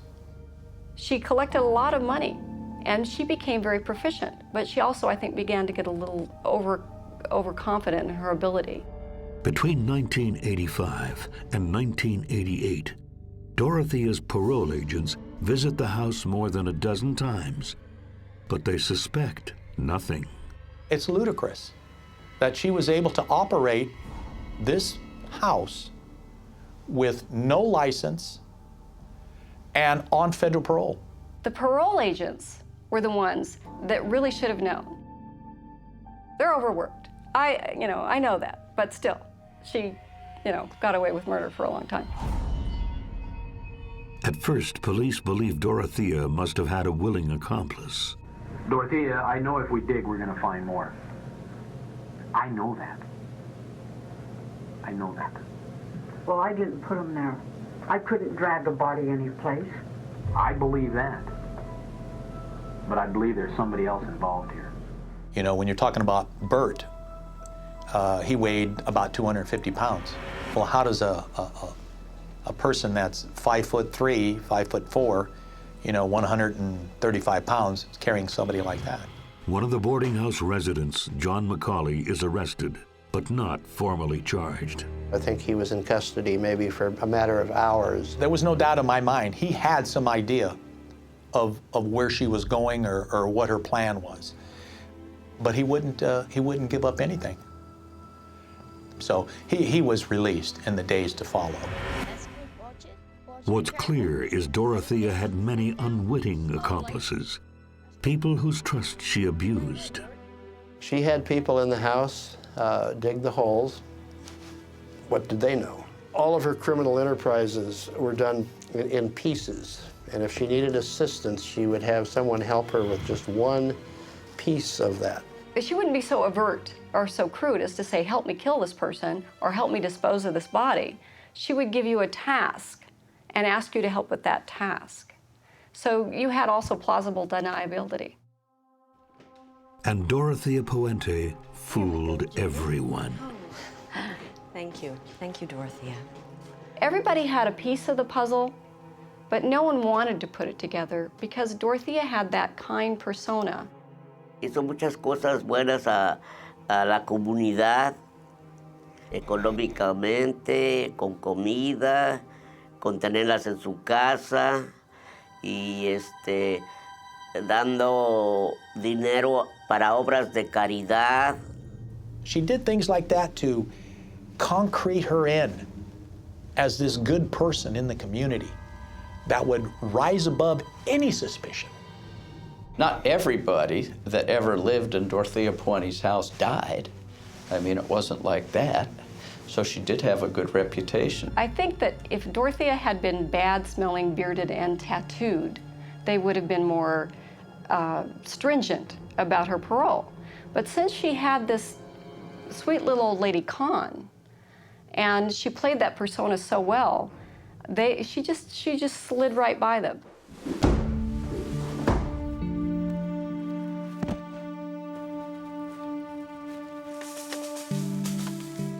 These are people that were coined the shadow people by the district attorney who prosecuted the case. She targeted people that didn't have family. And that was one of the reasons that Dorothea was able to exploit them, because she knew if she were to plant one of them, no one's going to come around looking for them. She made a mistake with Bert. She thought that she could get away with getting rid of Bert. She didn't realize that those people were going to come back and check up on him. And then when he went missing, to check up on him again and again and again. And if it hadn't been for Bert, Dorothea would have been able to continue. In February 1993, Dorothea Puente is tried on 9 counts of murder. She told us that she didn't kill anybody. Our explanation is that each of those people that came to her home had pre-existing medical conditions that could have caused a natural death. But toxicology tests reveal there are traces of a prescription-strength sleeping pill in all the remains. Not lethal doses, but more than coincidence. Remember that she had a history of drugging and robbing people. She went to 2 different pharmacies using at least two different IDs, picking up prescriptions for herself and for her tenants, living and dead. So it's a pretty good bet that Dorothea was making them cocktails of different medications. In December 1993, Dorothea is found guilty on 3 counts of murder. Now, why 3 and not 9? I think that they could never point to any cause of death, but I think the majority of the jurors weighed in with the others and said, hey, there's 9 bodies here, okay? They just didn't fall out of the sky. And I think the strongest evidence the prosecution had was the fact that there were 7 people buried in her yard. Dorothea is sentenced to life in Chowchilla State Prison, where she dies in 2011. The Ordoricos will always remember her. I'm glad, I was able to visit her and, her last days I was there. She was a grandmother that I never had. Bert Montoya finally gets a proper burial.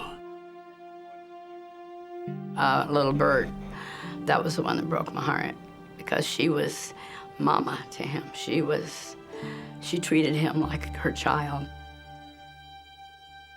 He was a sweetheart.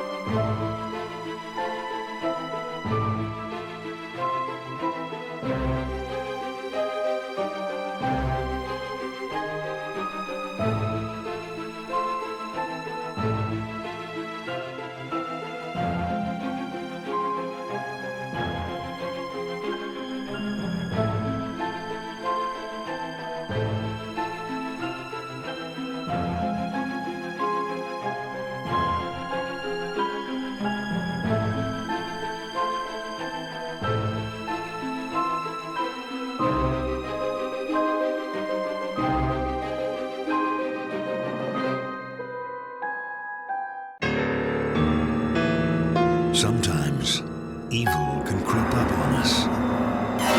It seems so unreal. It's like I want to wake up from this nightmare. And sometimes it hides in plain sight. My head was full of people. Who could have been? Who could have been? Max, you in here? What could have happened to this poor woman? What are his motives to do something like this? It was obviously a very mysterious and tragic case.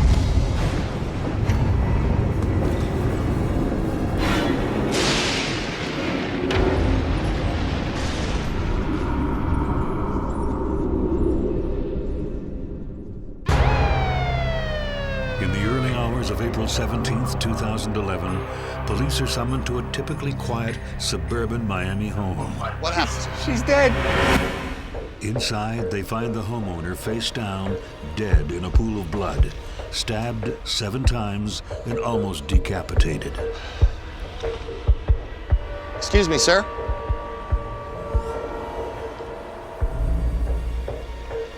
Who are you? What happened in this house? And who took down one of the most respected members of the community? 13 years earlier, Roxana Palomino and her husband Percy are moving into their dream home in Miami with their 12-year-old daughter Carla and 6-year-old son Rodrigo. Yeah. They immigrated from Peru just 5 years earlier, Are you happy? and money is tight. Oh. It was very difficult at the beginning for a foreign family in a country as big and beautiful as the United States. Nunca me voy a olvidar. When we first moved into our new home, it was the American dream, our dream of owning our own house. This is for the house, for us, and for our beautiful children. Cheers. Cheers, Mommy. Compré una botella de champán. I bought champagne. I was very happy. We had sandwiches because we didn't have a lot of money, so it wasn't a fancy meal. I wanted to say, don't worry, you and I are going to make it. The Palominos' dream home is in Kendall, a suburb of Miami with a large Latino population. It's a very suburban community. It's a very tight-knit community where people feel safe. It seems like the perfect place to raise a family. I was very scared, but, you know, I felt comfortable knowing people that, you know, spoke the same language, and I was able to communicate with. And Roxana makes sure the kids settle in. My father was the worker, the provider. She was the one that, yeah, she worked too, but she would always follow up with our schools, you know, making sure everything was, you know, going good, like, on top of us. What are you doing watching TV? It's a beautiful day. She was always, you know, a great person, somebody that, you know, never had any troubles of communication.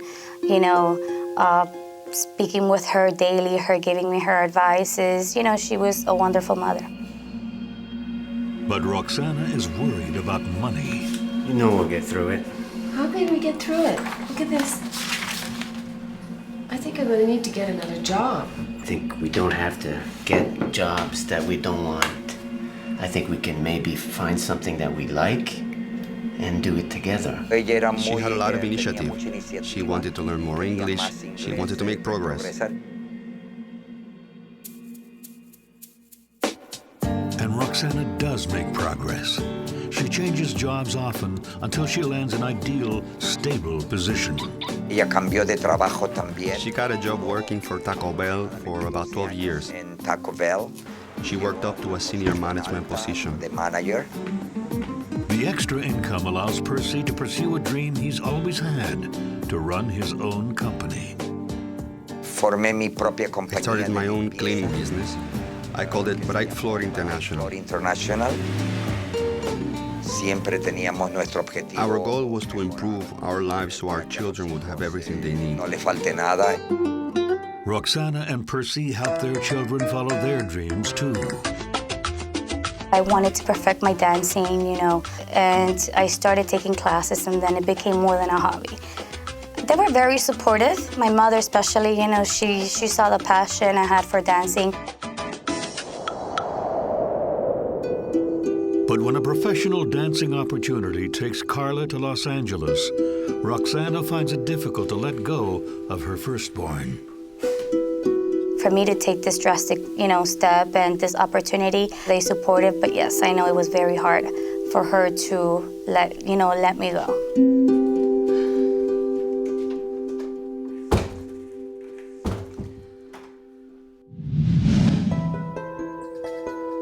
We communicated with each other every day. There wasn't any day that her and I would not talk.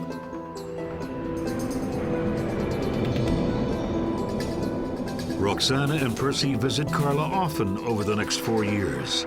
On one visit, they arrive with a plan to coax Carla back home. They had surprised me with a dance studio. You know, they opened up a dance studio for me, and they gave me more of a, you know, incentive to come and to have something. I wanted to stop my traveling and focus something home. So in 2009, Carla moves back to Miami and her family to run her own salsa dance studio. The studio is a success, so much so that the Palominos need to expand. They add a banquet hall to help pay for the extra rent. And so just a year after starting the dance studio, the Salsamore Banquet Hall opens its doors. Como todo negocio, like any new business, the banquet hall was slow at the beginning. Despacio.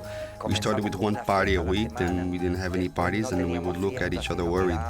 Then a better week. All right, everyone. Tonight we treat our guests like royalty, all right? So nice attitude, we smile. My mother, you know, she liked the whole organizing events and things like that. Now what I'd like you to do is put one of this like this right here. Like she liked to take care of the banquet hall, and I was the one taking care of the dance studio. As a result, Roxana had to quit Taco Bell, and she dedicated herself exclusively to the banquet hall. She was the one doing all the hiring for the banquet hall. My wife always expected punctuality. She was a perfectionist. She always had high standards.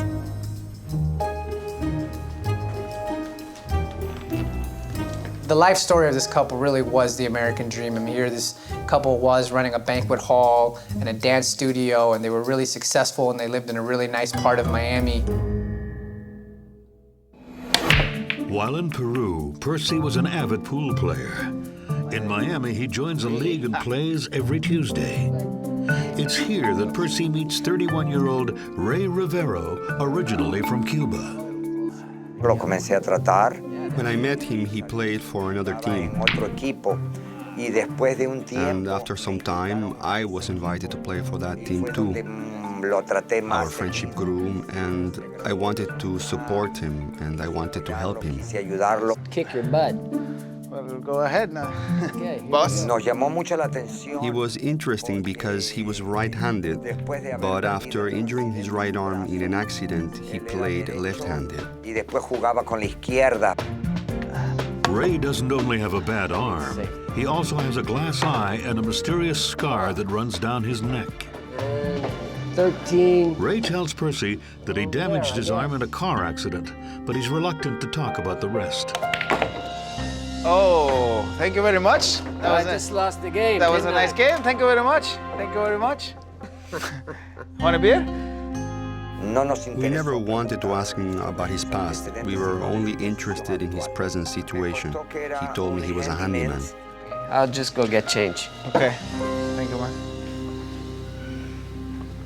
With his injuries, Ray is having a hard time finding a job, so Percy hires him to do work around the house. My father, he's always been, you know, giving people chances. I know he was given that when he came to this country. Do you see this window right there? I have a problem with the latch. It doesn't close properly. Can you fix that? Sure, of course. Sure, I can fix it, no problem. Yeah? No problem, man. Hey, I have a big roast beef. After he finished the job, my wife would invite him to stay for lunch, depending on the time. We were always considerate. We both liked him. He was a typical person, a regular guy. He was, yes, a little scary looking. Never once ever, I didn't judge him because of the way he looked. Ray also does some odd jobs at the apartment Carla shares with her boyfriend, Chris Torrillo. He will help me paint the apartment and, you know, do any type of work, you know, electricity work, putting a lamp. We had spoken to him, you know, we're like, hey, you know, how was, you know, your past when you were in Cuba? And, you know, how was? He's like, yeah, I've been to jail one time.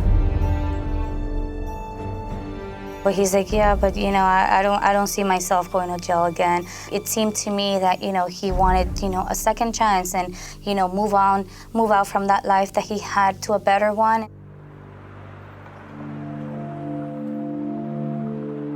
Percy and Roxana begin offering Ray some maintenance work at the banquet hall as well.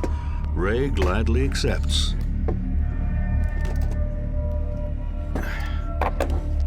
cualquier trabajito de He would do any small construction job very well, so I started giving him more hours. Soon Ray is a regular employee at Salzamor. Around that time in 2008, Roxana and Percy's son Rodrigo leaves Miami to study law at the University of Central Florida in Orlando. Roxana and Percy decide this is a good time to rent out their renovated garage, which has been transformed into an efficiency unit. They were very, very careful who they rented the efficiency to. It was never a problem. It was, an extra set of income for them to be able to pay, the bills. It doesn't take the Palominos long to find a tenant. I put it up for rent and met a wonderful young man from Central America who was passing by and saw the sign. 29-year-old Alejandro Lopez is working and studying to be a chef. He was about my son's age. Our relationship wasn't a close one. He didn't come into our house to visit, but we were very polite. I will see him and he introduced himself to me very briefly. He looked like, a nice guy. Our house has very thin walls, so never was ever a problem, was very quiet. With a new tenant in the house and the banquet hall getting busier, Roxana can finally stop worrying about money. But when things in the house start to go missing, Roxana soon has bigger concerns. Carla, have you seen my laptop? I left it there last night and it's not there today. How can something be missing from the house? He had a very close watch on the family.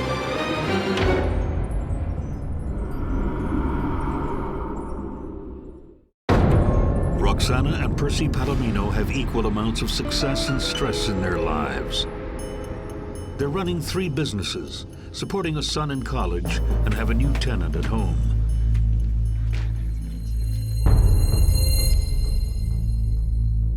So when Roxana's laptop goes missing from their house, tempers flare. Carla, have you seen my laptop? I was getting ready to leave. I was saying bye and, she's like, Carla, have you seen my laptop? I'm like, no, I haven't seen your laptop. I left it there last night and it's not there today. I told Roxana I thought it was Carla. She's like, Carla, my laptop is missing. Where is it? And then I'm like, are you sure you haven't left it at the banquet hall or anything? But the computer is never found.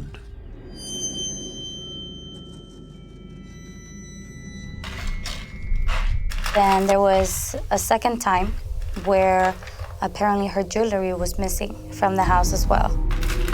Honey? She thought she might have misplaced it or something. We never actually thought, okay, somebody's breaking in because there was no evidence or anything like that. Did you see the gold bracelet you gave me? The one you bought where you bought the emerald in Colombia? I never suspected anything. We'll find it. Don't worry. We'll find it. The Palominos blame the disappearances on their own carelessness. We just had so many things going on with the banquet hall and things like that.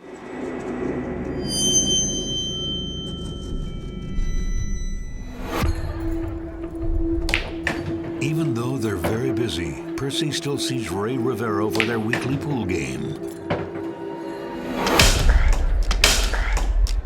But Ray starts acting strange.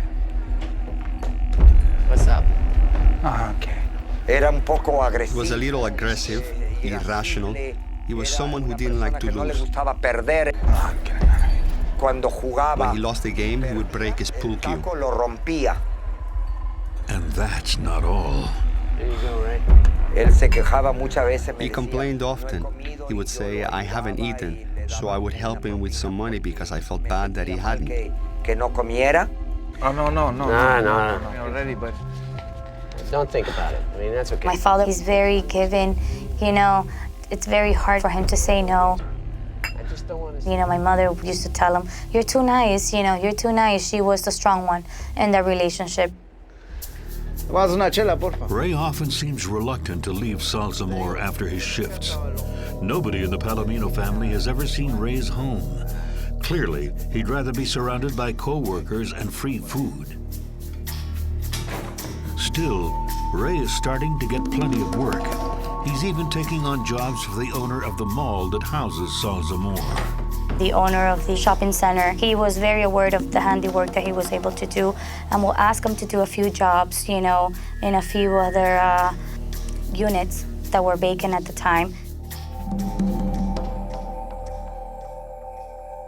Early one morning, Carla and her boyfriend Chris stop at the banquet hall to fax something for Roxana.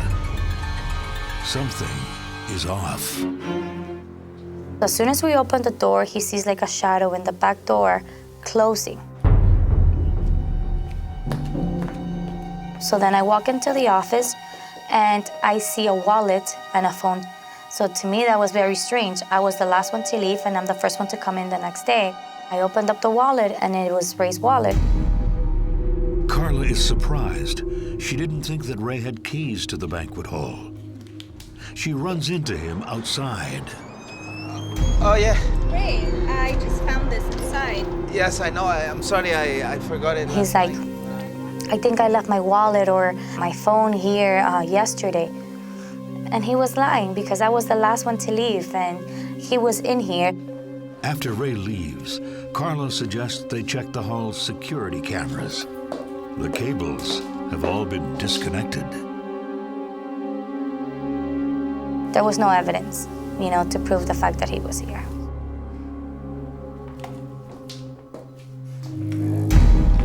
Ray, could you please come down? Later that day, Roxana confronts Ray. He angrily denies he was at Saul Zamora that night. My mother was hardball with everyone. She said things as she sees them. You know, she was never ever disrespectful to anyone, but she was to the point. Won't happen again. Even though they have no real evidence of wrongdoing, Percy and Roxana decide not to book Ray on any more shifts. But one Friday night, a few weeks later, there's a big event booked.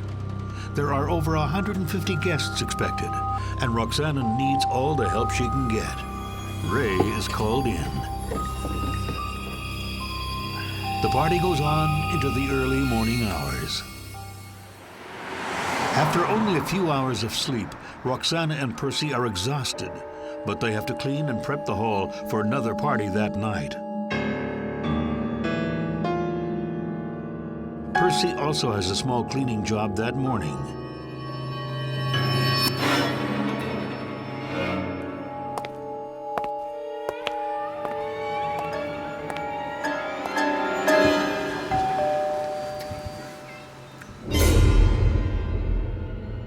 But he's done quickly.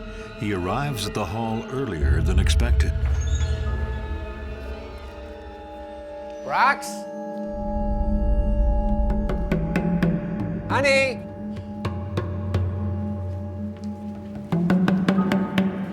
Rox? Rox? Rox? Oh! Jesus! What are you doing? What do you think I'm doing? I'm getting cleaning cloths. We cleaned, put out the decorations, and got everything ready for the party. Percy gets a call from Ray asking whether he needs him to work again that night. I told him I didn't need him, that I needed him on Sunday because there was a religious gathering, and I needed him to set up tables and chairs. We worked until 6 or 6:30. We were exhausted, so my wife said, go home, change, and I'll stay here. So I went home, I changed, and I showered.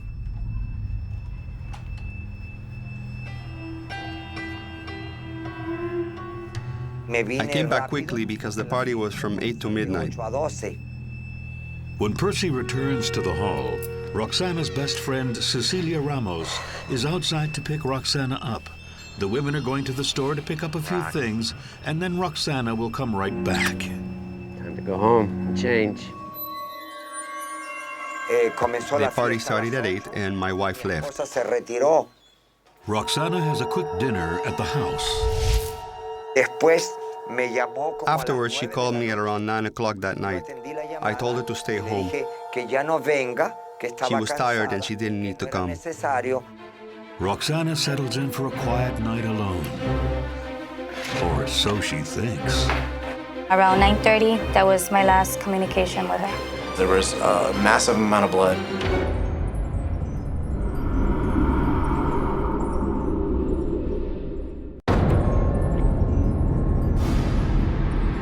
Roxana Palomino is spending a rare Saturday night at home alone, while her husband Percy tends to events at Salzamor. He'll be home soon. I stayed an extra hour trying to clean up because we had another event the following day.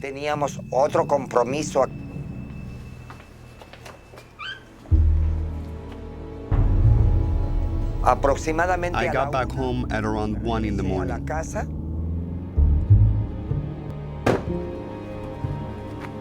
When he enters the house, Percy notices that Roxana's chihuahuas don't greet him at the door.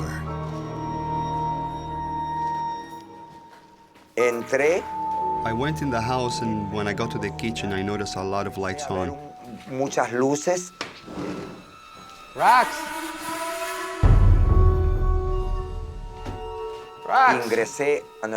I went into our bedroom, and I noticed some strange things. The light was on, the nightstand had been moved, it was a mess. I thought, where is my wife? I started to worry. I left the bedroom and went past the bathroom, and I noticed the light was on in my son's bedroom. But there shouldn't have been anyone in there because my son was studying in Orlando. Rox? I tried to open the door and couldn't. Rox? When I couldn't open it, I got desperate and forced it open.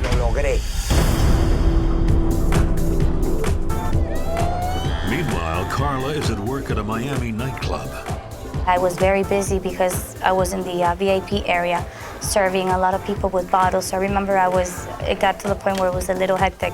I didn't even pay attention to my phone. I remember around 1:16, 1:20, I see my phone and I see 16 missed calls from my dad. I know his phone at times, will dial, he puts it in his pocket and will dial by itself. So me, I was just thinking, okay, his phone. Actually, Percy is desperate to reach his daughter after he makes a horrifying discovery. Rox! Rox! Jesus Christ, Rox! That's when I saw my wife on the floor, surrounded by blood. I had a nervous breakdown. I lifted her up. I was shocked and scared. I went to the bathroom desperate. My hands were covered with blood and I washed them. Carla finally has a moment to check her phone. Then I see, 2 messages. He was crying, just, saying in Spanish, mi esposa, my wife. Just like, his phone just went off and it was very brief. When Carla finally speaks to her father, he's strangely calm.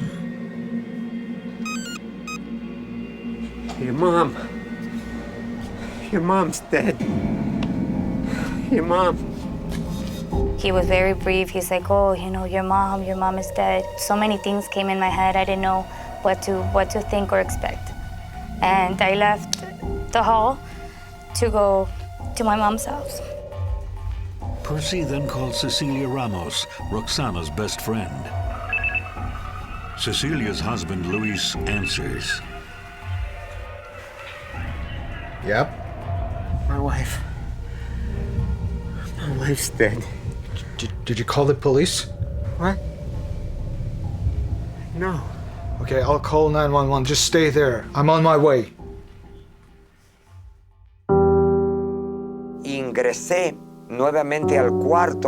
I went back to the bedroom and lifted my wife up. Roxana! Roxana! She moved and her head fell back. Her throat had been sliced.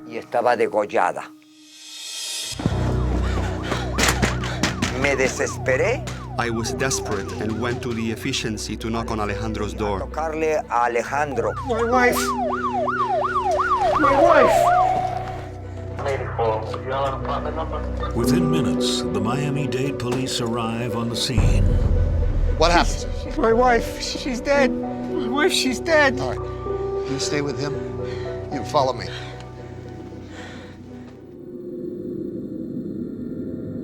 There was bloody footprints. There was a massive amount of blood. Miss Palomino suffered several severe injuries to her body. Excuse me, sir. Who are you?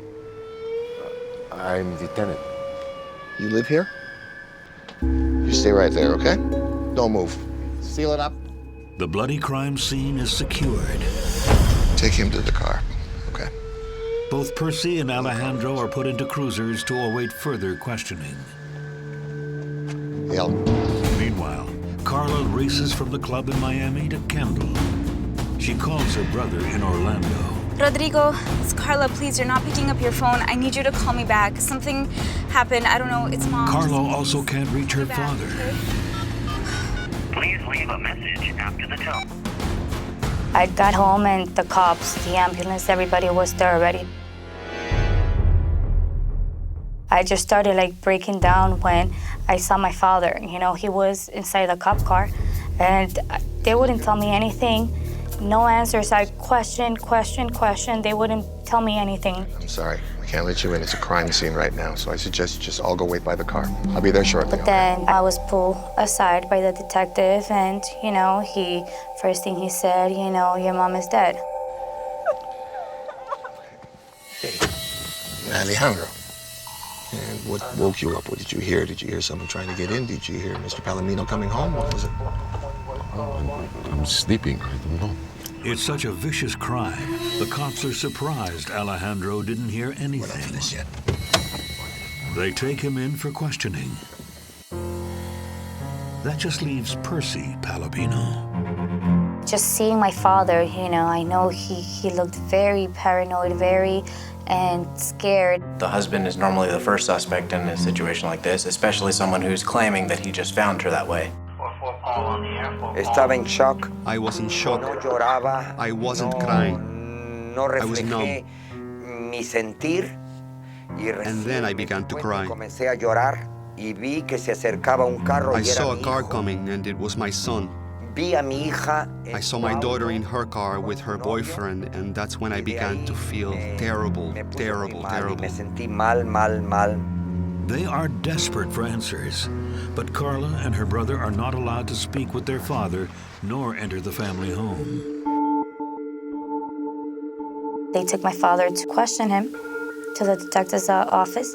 So then, yeah, we followed. All they know for sure is that their mother is dead and someone killed her. Anytime that you have a wife who is brutally murdered and the husband finds the body, the detectives have to eliminate the husband as a suspect. And so they're obviously going to look at the husband and look at everyone else in the victim's life that could have been responsible for this.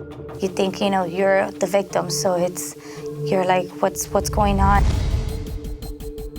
And I know a lot of people, you know, may think, but why didn't he call 911? Why did he have to wash his hands? And what about their mysterious new tenant, Alejandro? Was a suspect for me. Obviously, he was there. It was a very mysterious and tragic case. I was like, why? What are his motives, you know, to do something like this? His story wasn't quite adding up.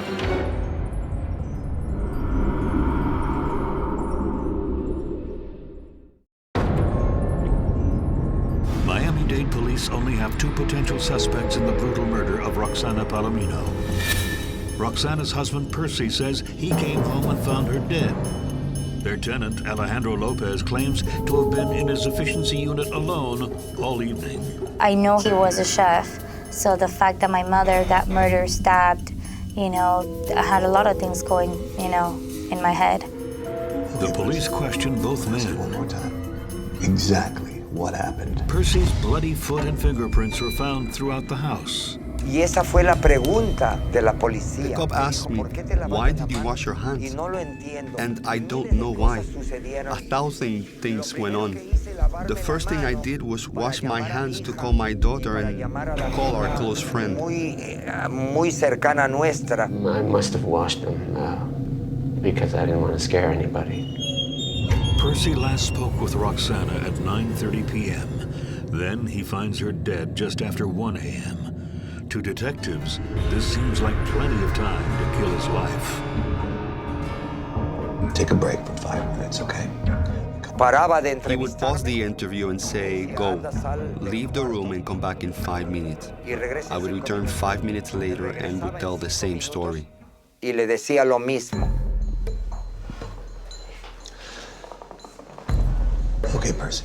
Did you see anything unusual in the room when you found your wife? The window was open. The window was usually always closed but unlocked. It was broken. Cualquiera podía por afuera. Anyone could open it from the inside or the outside because of the broken lock. Malogrado el lock. Sure, I can fix it, no problem. Alejandro is also being questioned. Yeah, what woke you up? What did you hear? He claims the only sound he heard was Percy arriving home. He was there. He obviously heard like a struggle, what was going on in that room. Later that Sunday, the detectives return to the Palomino house.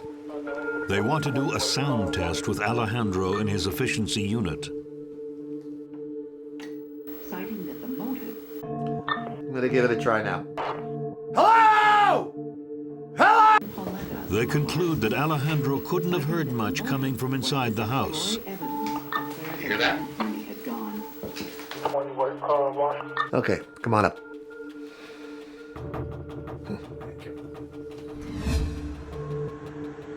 Both Percy and Alejandro are released. Okay, Mr. Palomino. You're free to go. We'll be in touch. The husband was ruled out not only because of his credibility and because of his, obviously he was distraught, the loss of his wife. Not only had he lost his wife, but he had actually discovered her in the home. So it was doubly traumatic for him. My head was full of people who could have done this. There was not a lot of information that the cops were revealing at the time, so there was just sort of this mystery about what happened, who's to blame, what could have happened to this poor woman. The detectives continue to search the house thoroughly. There's one thing they know for sure. It had to be someone familiar with the Palomino's comings and goings that Saturday night. As word of Roxana's murder spreads among the Palomino employees, Ray reaches out to Percy. Hey, Papi. It's Ray. Él me llamó y me dijo. He called me and said, I heard your wife has been murdered. ¿Quién pudo? Who could have done it? Haber hecho eso? And I said, I don't know. Y le dije, bueno, no lo sé. There's an event at the hall that night. Percy doesn't cancel it. And I told him, I need your help. We have a church gathering. No. No, I can't. Okay. Well. Assuming Ray is too distraught to work, Percy doesn't push. I told them, I'll come and I'll help you. We don't need right now anybody. You know, right now, everyone is a suspect. Meanwhile, the detectives begin canvassing the neighborhood. They handle it in sort of the business-like, methodical type of investigation. They've seen these types of murders before, but I think this was one that they desperately wanted to solve because of the brutal nature in this suburban community. By Monday, the detectives turn their attention to the employees at Sal Zamor. The detective, the next day after the follow-up, you know, they came and they asked me everybody's name that worked here at the hall or who was here working the day before. How many employees do you have working for you? We have four employees. You trust them all? Yeah. They quickly determined that of all the employees that worked at the banquet hall, only one hadn't shown up that night. What about Ray Rivero? What do you know about him? The detective had spoken to every worker here but him, because they didn't know, you know, where he was at the time. We didn't know either because, you know, throughout that time we lost contact with him. Ray isn't answering his cell phone, and without a permanent address, detectives can't locate him. On Wednesday, Ray Rivero misses another shift at the Sal Zamor. Every time he would call from a different number, so every time we will try to call that number back, it wouldn't work. He didn't come on Sunday, he didn't come on Monday or Tuesday or Wednesday. And because of his absence, I started to suspect his guilt. He was extremely dependent upon the family. He didn't have his own means of income. The fact that he didn't show up, being that he was so dependent, was highly out of the ordinary. So the investigation quickly turned to him. Carla tells detectives about the pool league, and she also gives them the name of one of Ray's friends. That afternoon, they track down 24-year-old Yerandi Morphy. Excuse me, sir. Can I have a word with you?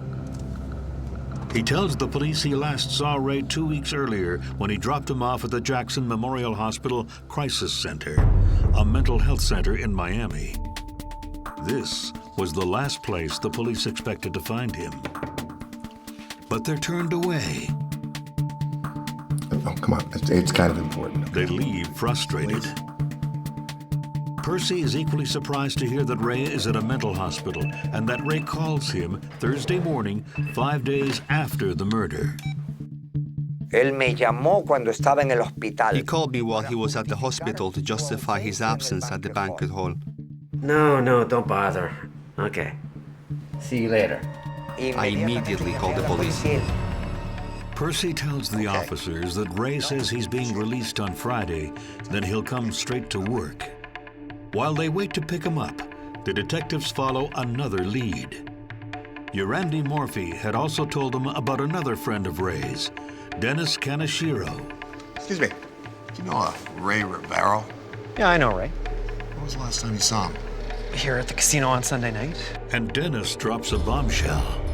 Ray is addicted to gambling. On Sunday night, when Dennis last saw him, Ray was obviously drunk and had a large cut on his face. Notice anything unusual about him that night? No, Miss Palomino. Ray told Dennis that Roxana Palomino had been murdered, then asked to borrow his cell phone. When he returned, he says he was speaking with Percy. When they determined where he was that night, that he was out gambling, that he had some injuries to his face, and that his story wasn't quite adding up, the detectives quickly pursued him. They decided to surprise Ray at the hospital. Little did they know they're in for a few surprises themselves. I wasn't suspicious. I was in shock. It seems so unreal. It's like I want to wake up from this nightmare.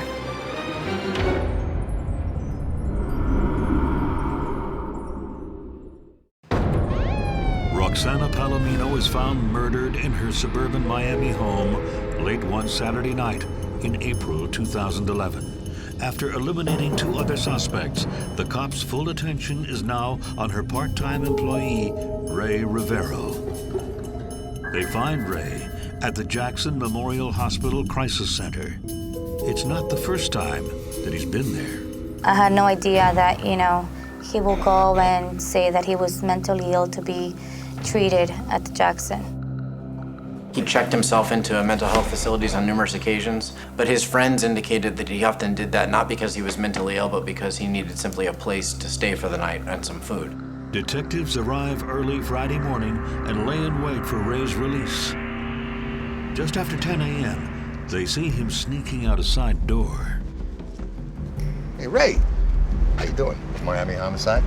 I was wondering if you could come down the station and answer a few questions. Shouldn't take long. Yes, of course. Good. Okay. This way.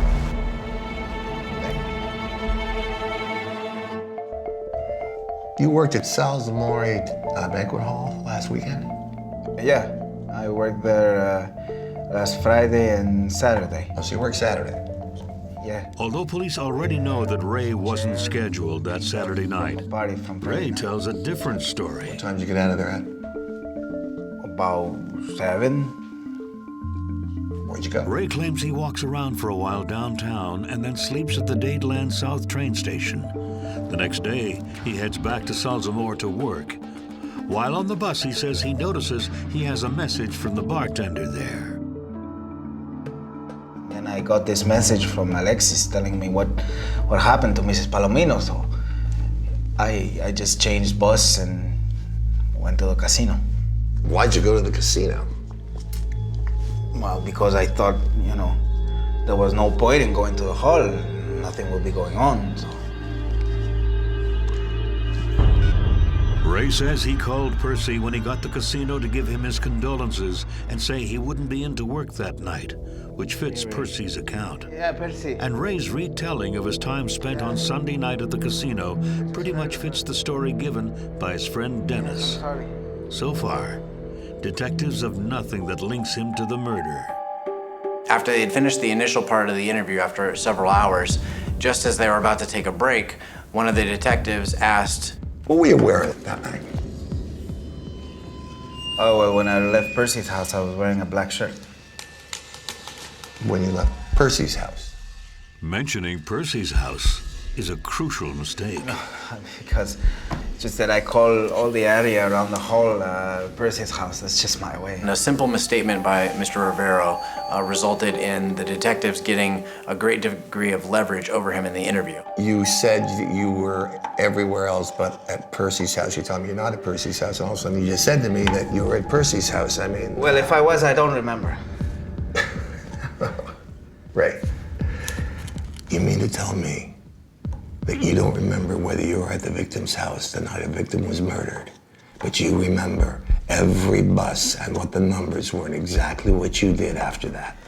Are you seriously telling me that, Ray? Ray starts to talk. He tells them that he did go to the Palomino's house that night between 7:30 and 8 to borrow money from Percy.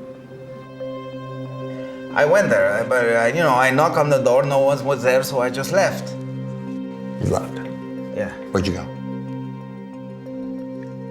I went to these facilities I know, and you know, just to take a shower and clean and go to the toilet. Okay. And where'd you get the mark on your face? Mr. Rivero attempted to explain away some of the injuries that he had. He said that when he actually went to an efficiency to get a shower that night, that he actually had stumbled in and bumped his head on a carport. And that was simply not the truth, and the detectives knew it wasn't. Hey, you're a nice guy, okay? I want to help you here. But you're not making it any easier on me. I gotta tell you what we got. We've got DNA. We've got a bloody footprint. We have got fingerprints. Now, they're all at the lab right now, and they're doing the tests, and you know what's gonna happen? I'm gonna bet you that they're gonna come back, and they're all gonna point at you. So. Yo entré por la ventana porque la ventana siempre está abierta. Yo lo sé, yo la reparo. Then Ray gives them another version of events. He had actually entered the home through a window that he knew was broken. He knew it was broken because he had worked as a handyman for the family in the past. He had simply went into the house to get some money for gambling, and he had actually found Miss Palomino dead already. Ay, madre mía. But he thought that no one would believe him if he called and told anyone, so he just fled the scene. Enough! I need to know what happened. What really happened? Detectives are starting to think they know exactly how things went down that night. As a banquet hall employee, he knew they had an event last night, so that was the perfect opportunity for him to commit a burglary and have no one in the family ever be a witness. So this may have very well resulted from the fact that he didn't anticipate that Mrs. Palomino would actually go home early and that she would be in the home at the exact same time that he was going to commit his burglary. What happened, Ray? She hit me with a lamp, okay? Finally, Ray cracks. Wasn't supposed to kill her. I wasn't supposed to kill anybody. He confesses that he went to the Palomino's house Saturday evening, figuring both Roxana and Percy are at the banquet hall. He knows the window doesn't lock. Sure, I can fix it, no problem.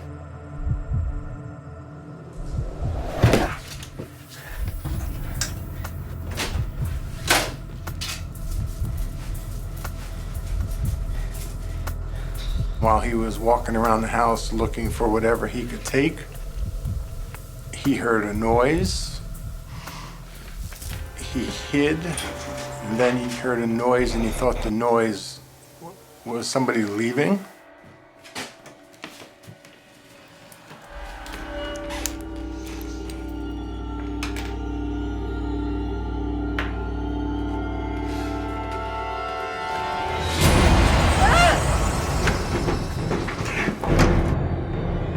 He had startled her.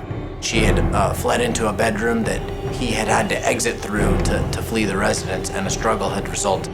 She had armed herself. One of the two participants had a knife. I don't know whether he grabbed the knife or whether she had the knife. And unfortunately, Mrs. Palomino ended up dead.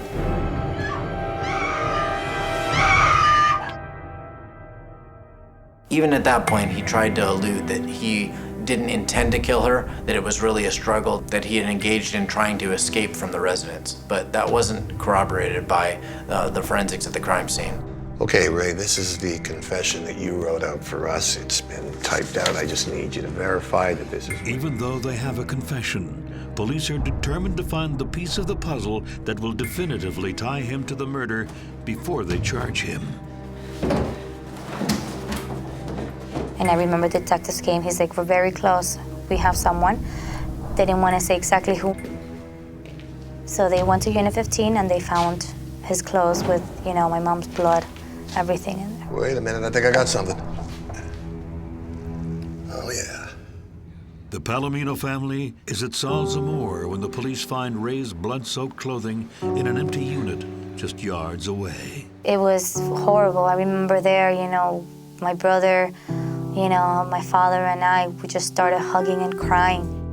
It was not a relief, but it was at least a closure that we had, that we didn't have to continue, and who could have done this.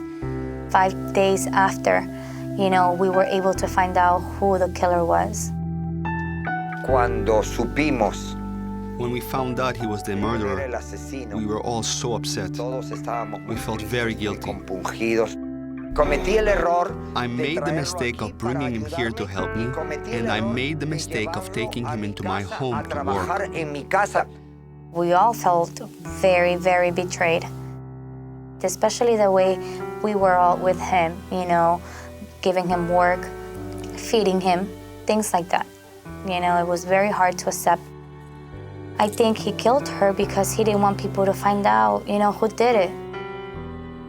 Why didn't he just hit her or knock her out and go? That's it, never been seen again. But to go this far and murder her the way he did, in that way, I don't think any right person in the right mind can get a knife and stab somebody 7 times. I was his friend, and I feel betrayed. Ray has deceived the family in more ways than one. The family actually was completely unaware that Mr. Rivero had actually been stealing from them for many years prior to the murder. It wasn't until he revealed that during the course of his interview with police that he had in fact had been using that broken window to steal from the family to support his gambling habit. And the mystery behind Ray's past injuries is also revealed. The glass eye and the scar was a result of him attempting to commit suicide. After his arm was paralyzed, he began to feel worthless, began to think his life was over. He was having a hard time finding jobs, and he just tried to kill himself one night, and the gun slipped, and instead of, it was underneath his chin, it went up this way instead of going straight up, and it came out up here. I think that's one of the tragedies of this whole story, was this is someone that really was being helped by this family and ultimately betrayed them, betrayed that trust and betrayed that compassion that they showed upon him. It's very difficult nowadays to even trust anyone. On May 17th, 2011, exactly a month after Roxana Palomino's death, Ray Rivero pleads guilty to second-degree murder and burglary with battery. When he pleaded guilty, we were all in the courtroom, and then, you know, we had a few words to say to Ray. And the first thing I said, how can you betray us in this way by just taking the biggest and the most amazing possession that we have? If I was able to give anything, you know, just to see her one more time, I would. I miss her, but I know deep down, you know, she's with us. What do I miss most about my wife? Her presence, her affection, her love, her kisses, everything. Everything.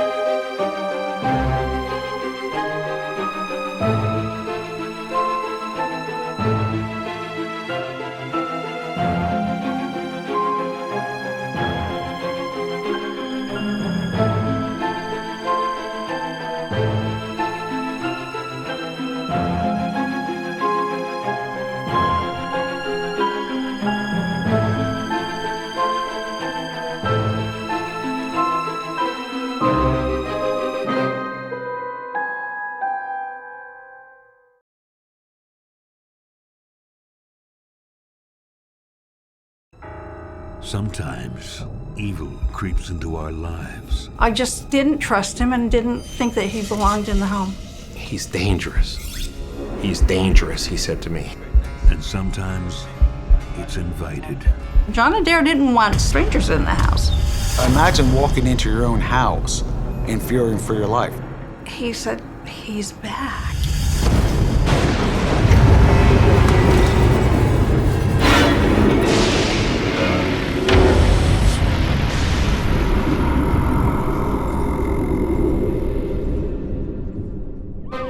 August 6th, 1995, police in Rancho Mirage, California respond to a desperate 911 call from the luxurious home of Dr. John Agger. What they find is shocking. It's a bloodbath. 56-year-old John Adair and his boyfriend John Mix have been shot. Who did this to you? As Adair clings to life, police press him for answers. Who did this to you? Who had it in for this wealthy couple? And why?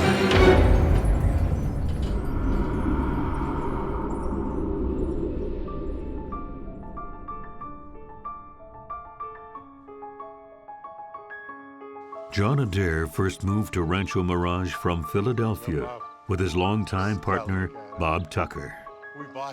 Between Tucker's family inheritance and Adair's post as head of radiology at Girard Medical Center, the couple has amassed a considerable fortune. Thank you for being part of this. We've worked so hard to be accepted. And they like to share it with children in need by offering them a place in their home. My brother John, he was definitely an outside person, an underdog. I think he thought that I can help them, I can be with them, so that they don't go through the same things that I did. I think he knew what it was like to feel other, to feel outcast, and to try to find a place for himself in society. I met John Adair when I was fairly young. I was about 15 years old, and I met him when I was going through some family problems. He knew that I was living on couch to couch at the time because of my family situation, and he offered to give me a place to stay. When he heard that my father had said, "Oh, you can't go to the prom because we're poor," I mean, the first thing that John Adair said was, "Ridiculous. We're going to the store, we'll buy you a suit, you're going to the prom." And he was a really give from the heart kind of guy. Of the 18 kids they fostered, John Adair and Bob Tucker form a particularly close bond with 15-year-old Tommy Maroney, who they rescue from the streets of Philadelphia. Tommy was the challenge.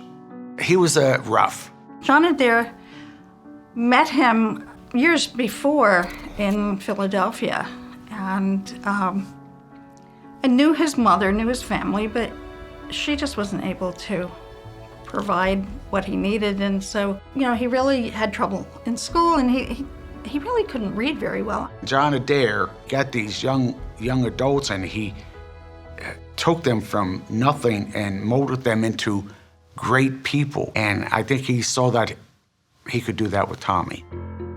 And so in 1989, John Adair and Bob Tucker realized their dream of having a family by officially adopting Tommy.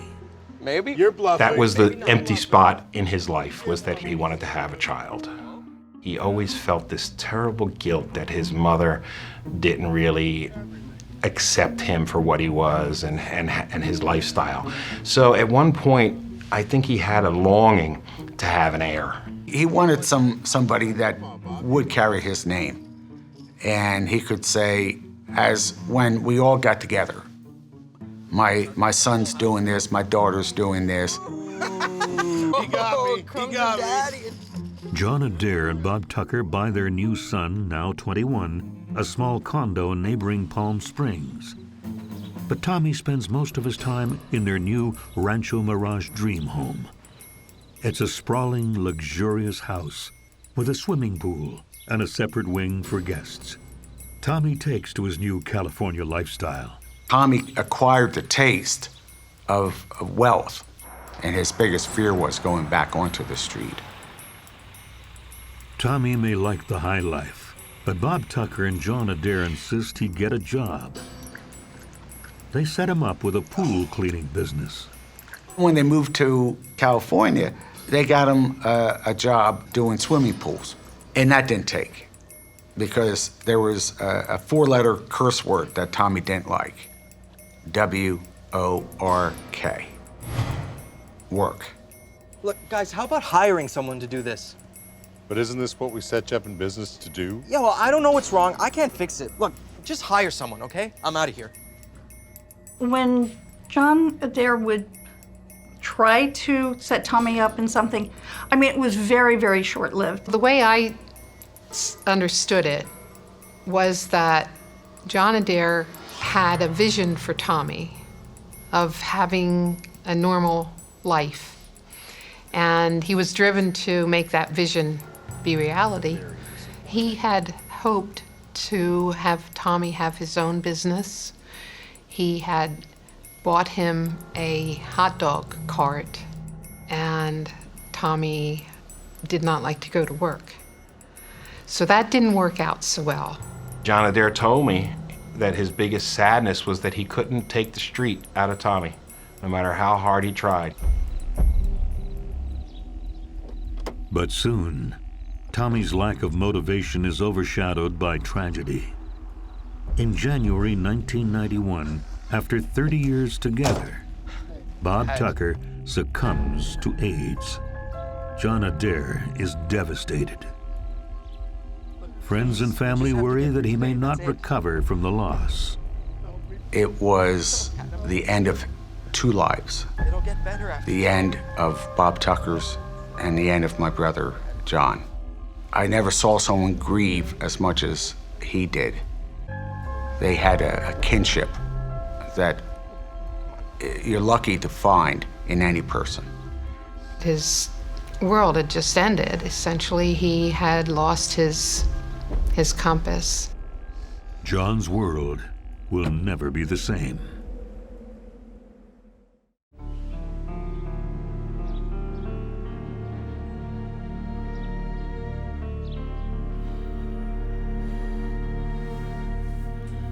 He tried to be strong, but it was so easy for him to open the bottle and find comfort because there was no one there for him. Bob was the one who always drank milk, and Bob was the one who didn't drink, and Bob was the one who was the rock of Gibraltar of the family. And Bob was the one who prevented John Adair from, being too extravagant, and it was a very, very hard time. And John Adair was on the verge of having a nervous breakdown. It was a terrible, terrible time, and all his friends knew that this was going to be bad. I was worried about him. Sometimes he'd call me and he sounded a little funny, and I said, "Why do you sound like that?" And he says, I miss Bob, and And, but he also started drinking, more at that time.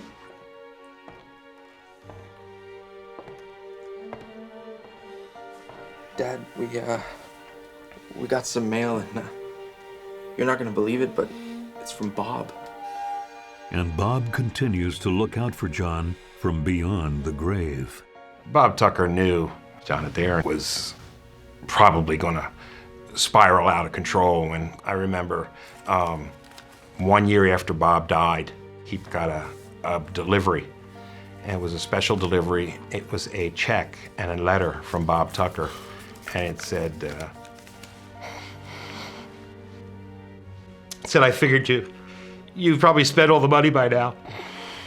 And it was a check for $10,000. And as you can see, it upsets me even to think about it, because that letter and that check sent John over the edge.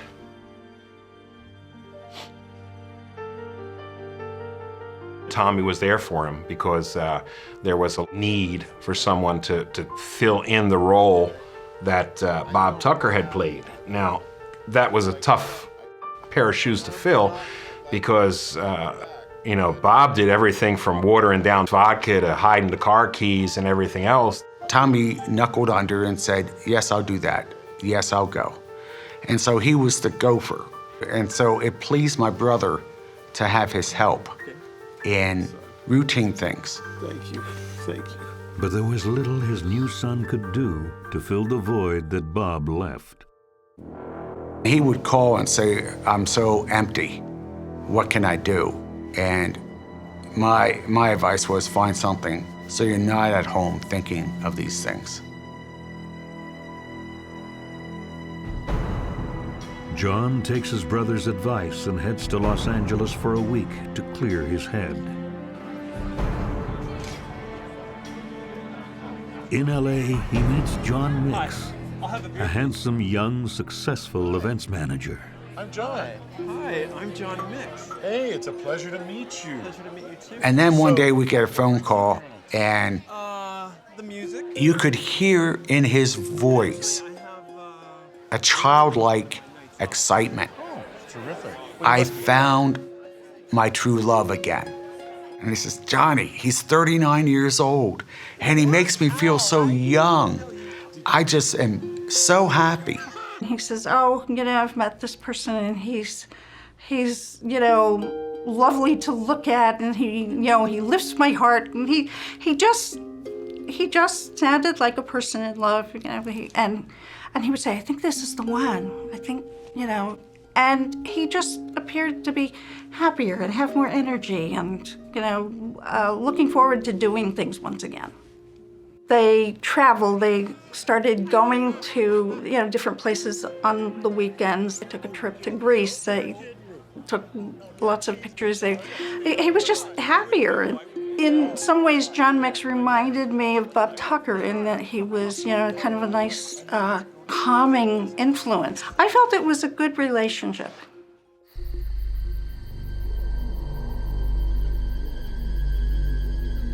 But not everyone is happy about the new couple.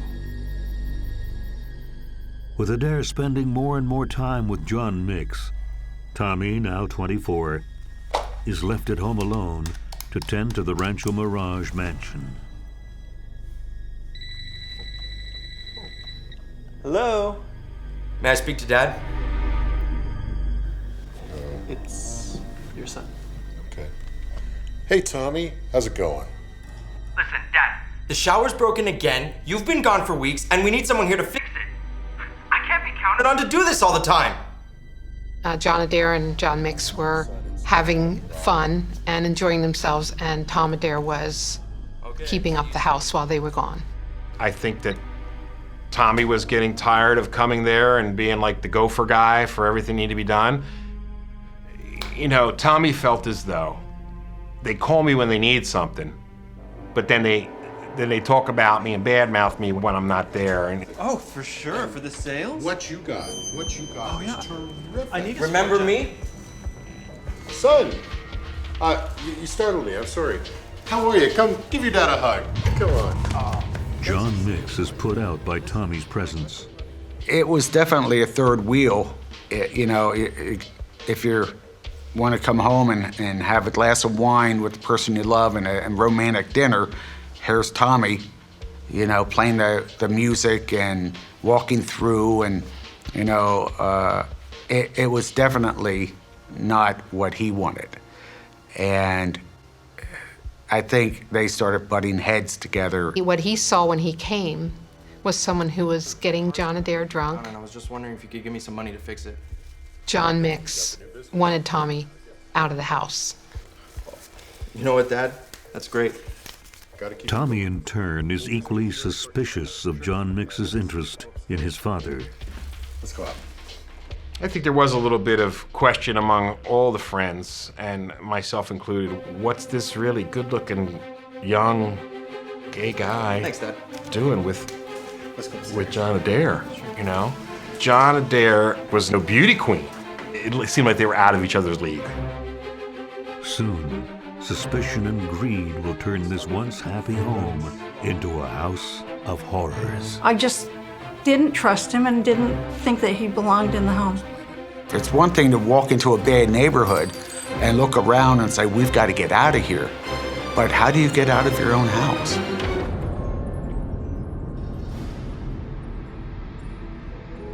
With each visit to the Rancho Mirage house, the rivalry between John Adair's boyfriend, John Mix, and Adair's adopted son, Tommy, grows.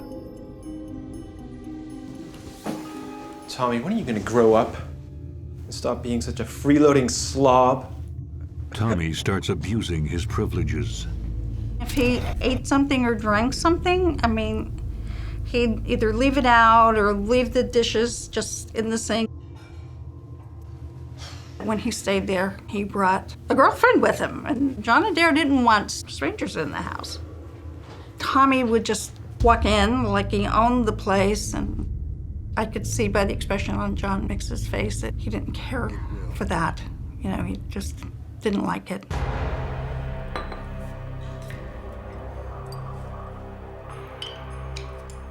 John Adair pushes his son to move permanently into his condo to alleviate the growing tension.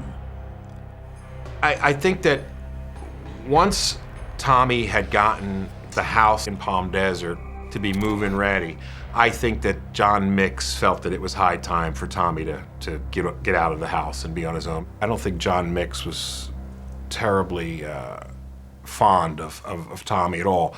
And I think that went both ways.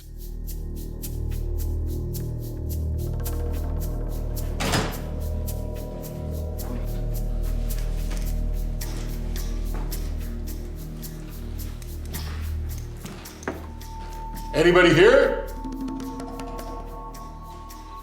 John Adair spends more and more time with Mix in L.A., and the Rancho Mirage mansion becomes neglected.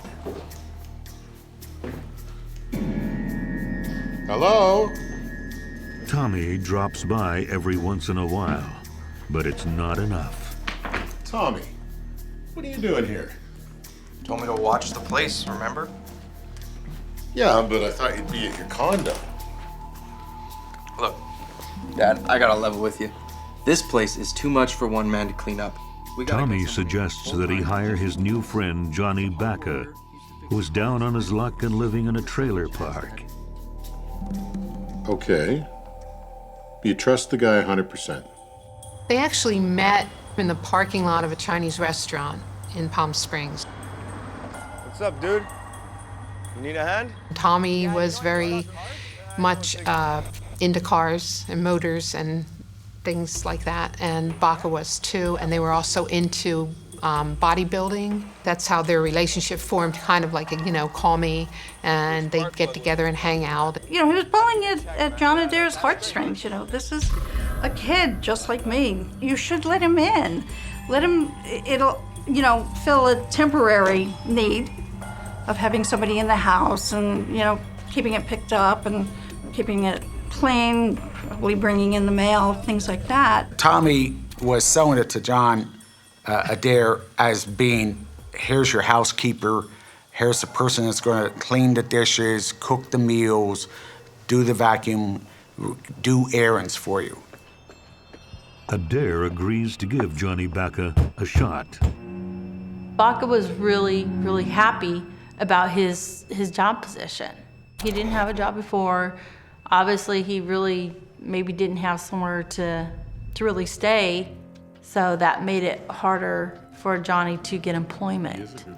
But Mr. Adair made him feel welcome, and he was a very nice man, well respected. They became really good friends.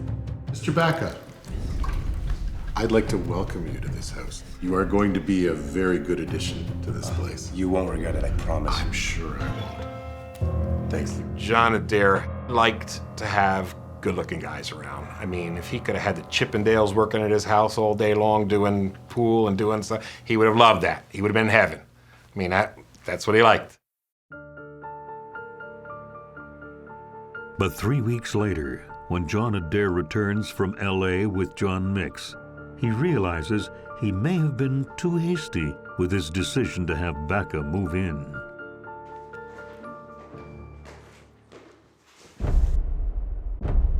John, I didn't know you were here. Yes, we arrived late last night. Oh, you brought a friend. Mix is not pleased with the new addition to the household. Hi, I'm John Mix. Nice to meet you too. John Mix did not like the idea of having somebody like Johnny Baca in the home. I don't believe that John Mix was used to dealing with people that were from the lower echelons of life. Just looking at Johnny Baca, you could see that there was a disconnect, that somebody like him did not belong in the home. He was the kind of person that John Adair and I would say, you better count the silver.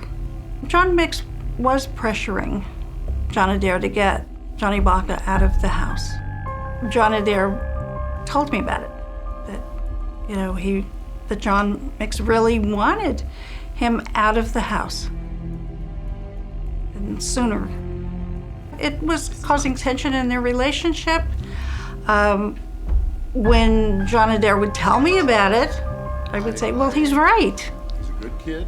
I agreed with him. I just didn't trust him and didn't think that he belonged in the home. Fix it, John. I will fix it. I will fix it. Others believe that Mix is just jealous of Baca. Mix was really on Adair about having Johnny Baca move, and Adair kept telling him no.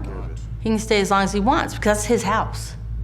There was no friction until Mix felt that Adair had feelings for Baca more than just a friend.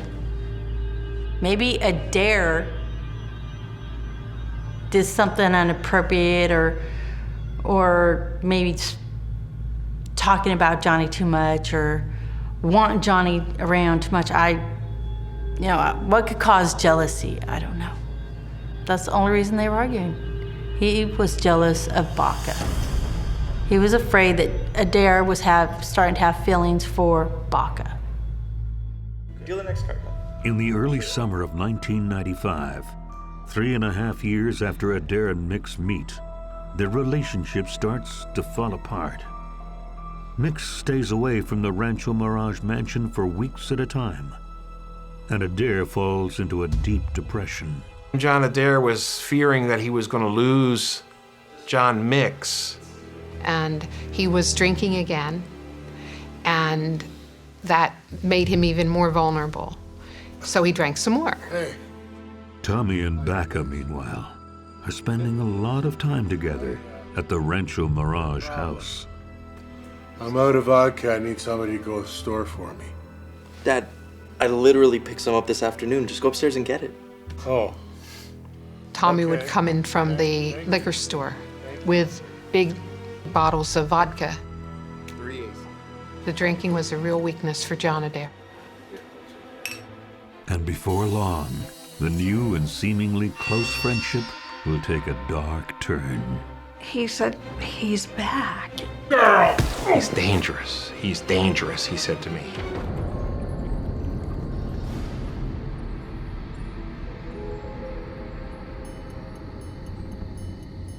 Drifter Johnny Baca continues to make himself at home at the Rancho Mirage house.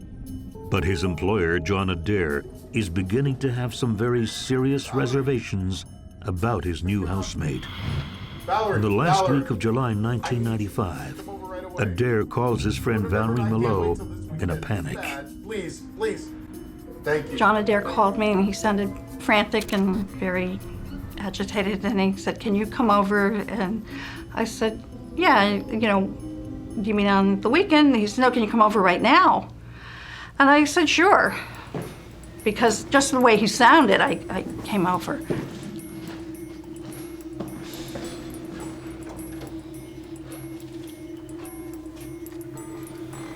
Thank you for coming. What happened to your eye? It was Baca.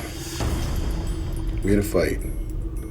I think he was embarrassed that, you know, he'd been beaten up so badly, and he didn't want, you know, police in, because out here the local paper always prints the police, you know, blotter, and he didn't want that to happen. And I think because of John Adair's relationship with John Mix, he wouldn't want John Mix to get to know this, and maybe it was a little secret. I'm gonna take care of it. Okay. I said, well, then he has to go. But he definitely, John Adair seemed fearful. Valerie convinces Adair to kick Johnny Baca out immediately. I went into Johnny Baca's room, and he didn't have much in the way of belongings. I put everything in the box. And, you know, his belongings filled one box, and I put it at the end of the driveway. It seems that his boyfriend, John Mix, is right to worry. John Adair has been keeping some secrets. I was quite shocked. And I said, "What happened?" He said, "He's dangerous. He's dangerous," he said to me. He said, "We were playing, and then it got out of hand." Now, when he says playing, You weak, worthless failure. John Adair was into like a little bit of the bondage. And I said to him, "So what happened?" I said, you guys didn't have like a safe word?" Character that's nobody loves you. He said he wouldn't stop. He just started punching me.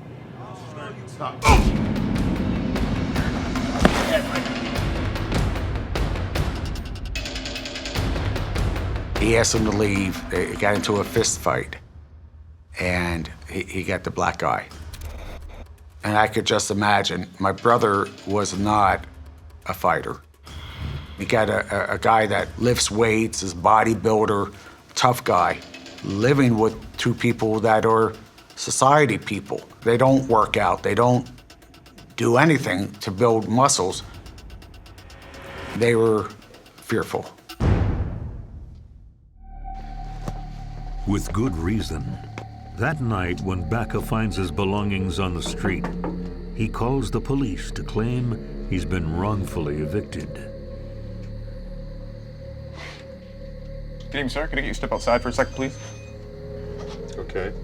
You okay, sir? Yeah, I'm good. I'm good. Okay, well, anyway, this gentleman here tells me that you evicted him earlier this evening. That's kind of what happened. All right, well, according to California state law, you have to give somebody 30 days notice before you evict them. So unfortunately, you have to let the gentleman back in the house. Because Johnny Baca received mail there, and he had this listed as his address, he couldn't be put out unless there was a 30-day notice given. See you tomorrow, Johnny. Finally, Baca agrees to go to Tommy's. For now.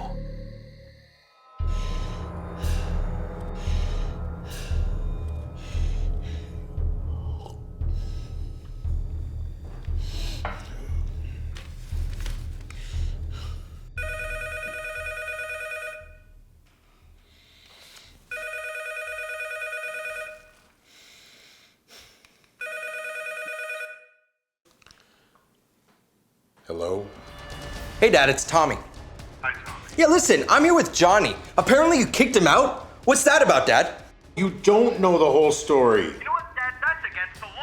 Tommy was pestering John Adair a lot to let Johnny back into the home, telling him, well, it was a one-time thing, it wouldn't happen again, that he would be on the street, and pulling at John Adair's heartstrings. I really thought you were better than that. Really, I did. Guess I was wrong.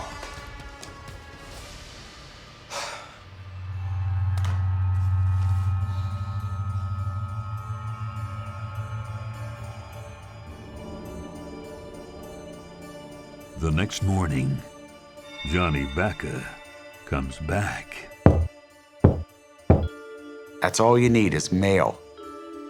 And he was brought back into the house. By the time that all of this transpired, they were so entangled. Bacca was so entrenched in the house already. It was as though he were taking over the house. And John Adair felt as though he wasn't at home in his own house.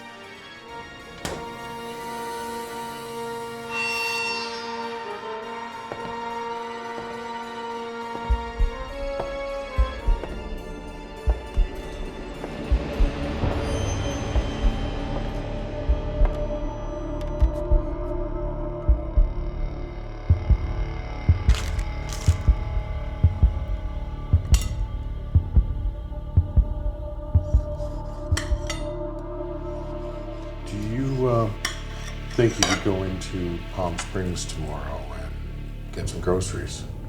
Yeah, John, no problem. I'll be going downtown tomorrow, so when I get a chance, I'll pick that stuff up. Thank you. I think I should go to bed now. Yeah, I think so too. You have a good night.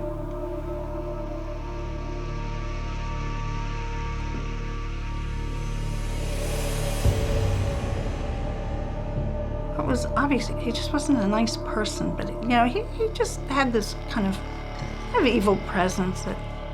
Imagine walking into your own house and fearing for your life. It's one thing to walk into a bad neighborhood and look around and say, we've got to get out of here.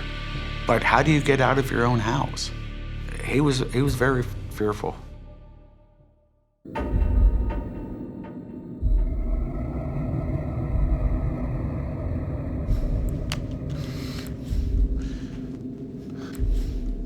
John, things are getting really weird here. What's going on? It's Bacca. Afraid for his safety, John Adair calls John Mix and asks him to come over for the weekend. I'll come out. Oh, thank you. Thank you. I miss you. I miss you too. But Mix's presence won't diffuse the growing tension. It'll make it worse. Much, much worse. We made entry with our guns drawn, not knowing what we had there. I was overwhelmed. I couldn't believe that this actually happened. On August 6th, 1995, John Mix flies up to Rancho Mirage to spend the weekend with his boyfriend, John Adair. Adair asks Johnny Bacca to pick Mix up at the airport, but Bacca never shows. John, Valerie, oh, I'm so glad you're here. I had to pick up John Mix at the airport, the Palm Springs airport, because he flew out from LA because his car was being fixed. So I brought him out to the house, and he was quiet, and he says, I just hope the little bastard's not there. And I said, so do I. Adair is furious that Bacca failed to accomplish his one errand, and he takes decisive action. I know. He's out. Good. When Bacca finally shows up with Tommy that afternoon, I really appreciate the help with the car, man. Anytime, Tommy, anytime, buddy. You can use all the laundry facilities. John Adair is showing his room to a girl who just happened to see an ad about a room to rent. Okay, it's easy to live here. Easy. Thanks a lot, John. This is how you want me finding out. I can't believe it. Friggin' out of here.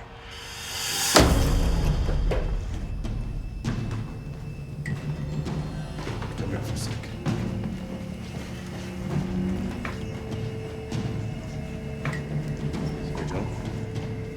Listen, I'm apparently not living here anymore, so I'd appreciate it if you can give me a ride to LA later on tonight.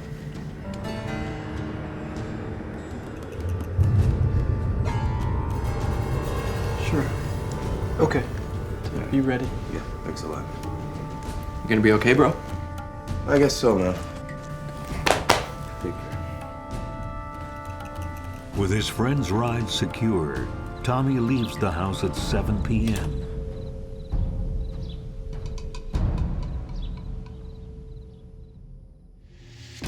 Thank you for taking me to LA. We're gonna get An hour later, the house spirals into mayhem. I want things to go back to the way they were. Thank you. No. No! No! What have you done? No!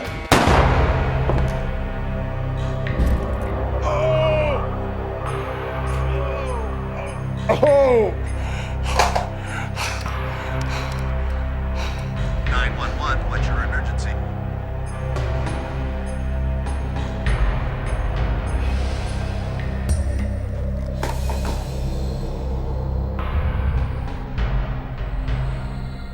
We made entry with our guns drawn, not knowing what we had there.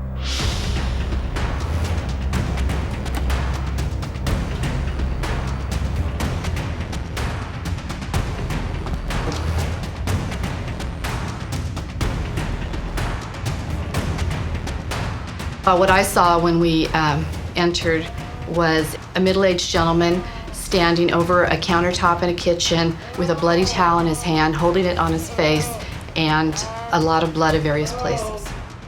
There was another man completely unconscious, down with what appeared to be bullet wounds to his head.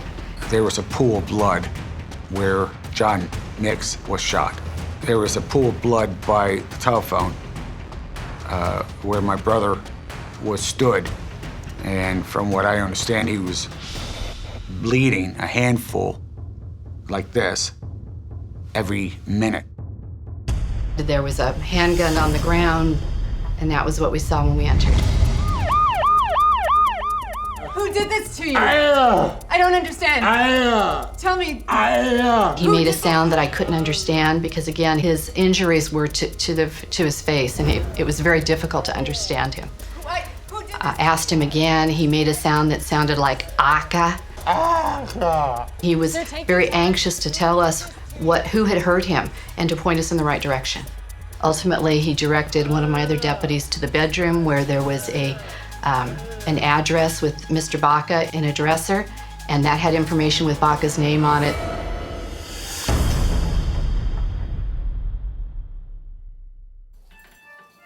John Nix was shot twice. He died shortly after arriving at the hospital. Adair was shot once. He is still alive, but hanging on by a thread and lapsing in and out of consciousness. His family is horrified. Dennis's mother called on a Sunday afternoon and said to Dennis, "My God, John Adair's been shot." I was overwhelmed. I couldn't believe that this actually happened, that my brother-in-law, who I cared a lot for, was on life support. Dennis Adair immediately travels to his brother's side and later heads over to John's house for some rest. When he arrives, he's surprised to see Tommy. It was not secured at that point.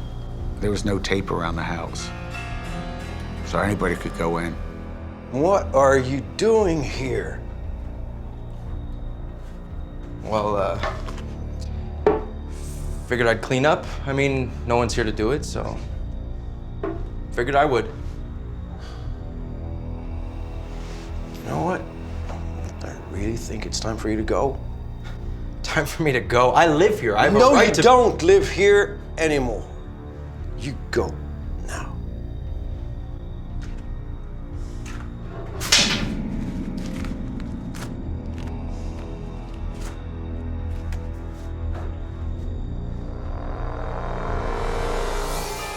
I found it very odd how he was cleaning up. It was like he was trying to hide something. Based on Adair's seeming identification of Baca, the police immediately obtain a warrant for his arrest. But he's disappeared, and law enforcement launch a manhunt to find him. As the chase gets underway, investigators suspect Baca may not have acted alone. The motive in this case was money, a will. I think that John Adair was just basically ready to cut the rope.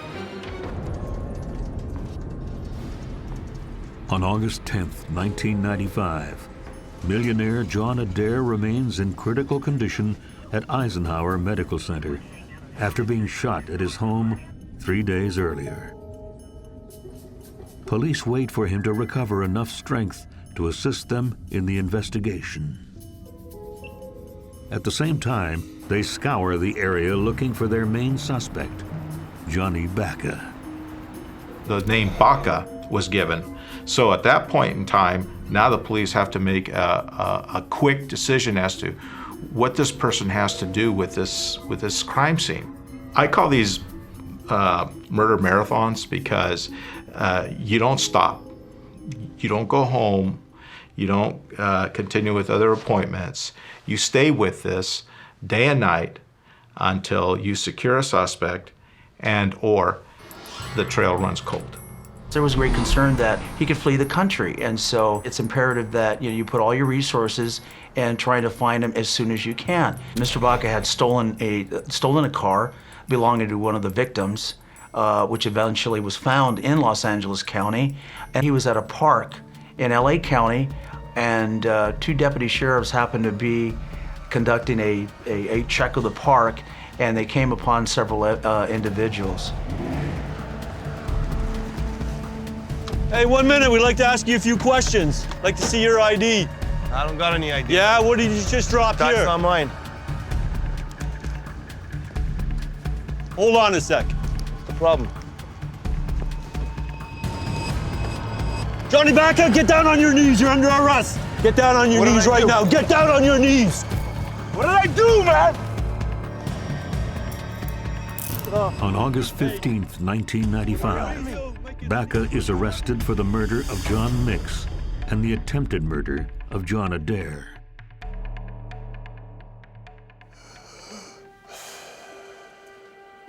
The next day, Adair succumbs to his injuries. Any hope of recovering additional details about what happened that night is lost. Here was my friend of more than 30 years. I was outside my body. I mean, I was just in disbelief. It's been years and I'm still teary-eyed. Because he was such a good person.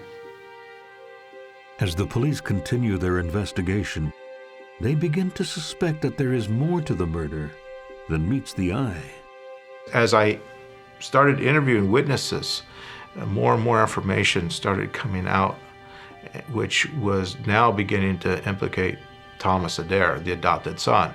John Adair told us that he was going to take Tom Adair out of his will because he didn't want to throw any more good money after bad, that he didn't want him to be his heir. He called me at work. He was saying, I'm sure I'm making changes in my will, and first step is I want to take him off the insurance policies.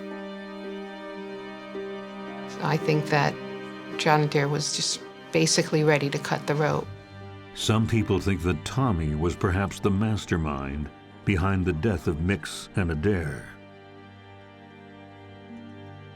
When we started learning that Thomas Adair was the adopted son and his connection to the family there and where he was living, and then information was becoming greater in Thomas Adair's involvement in the possibility that this murder was planned. Manuel Lopez even speculates that Tommy may have had a motive. The motive in this case was money, a will, and the biggest part is that Thomas Adair was adopted by John Adair. that relationship started to go sour. So Thomas was now pressured to move up a plan in order to secure that will. Baca wasn't in the will.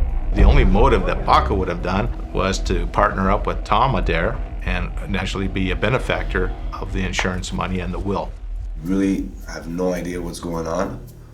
Investigators press Baca for more information. Really don't even know why I'm here.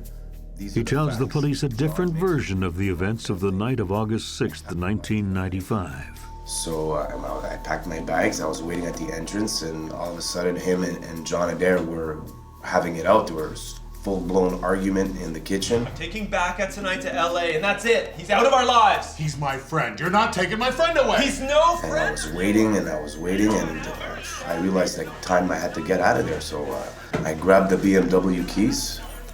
I got in the car and I went to LA, and I have no idea my involvement. All Baca wanted to do was just, he wanted to get out of there.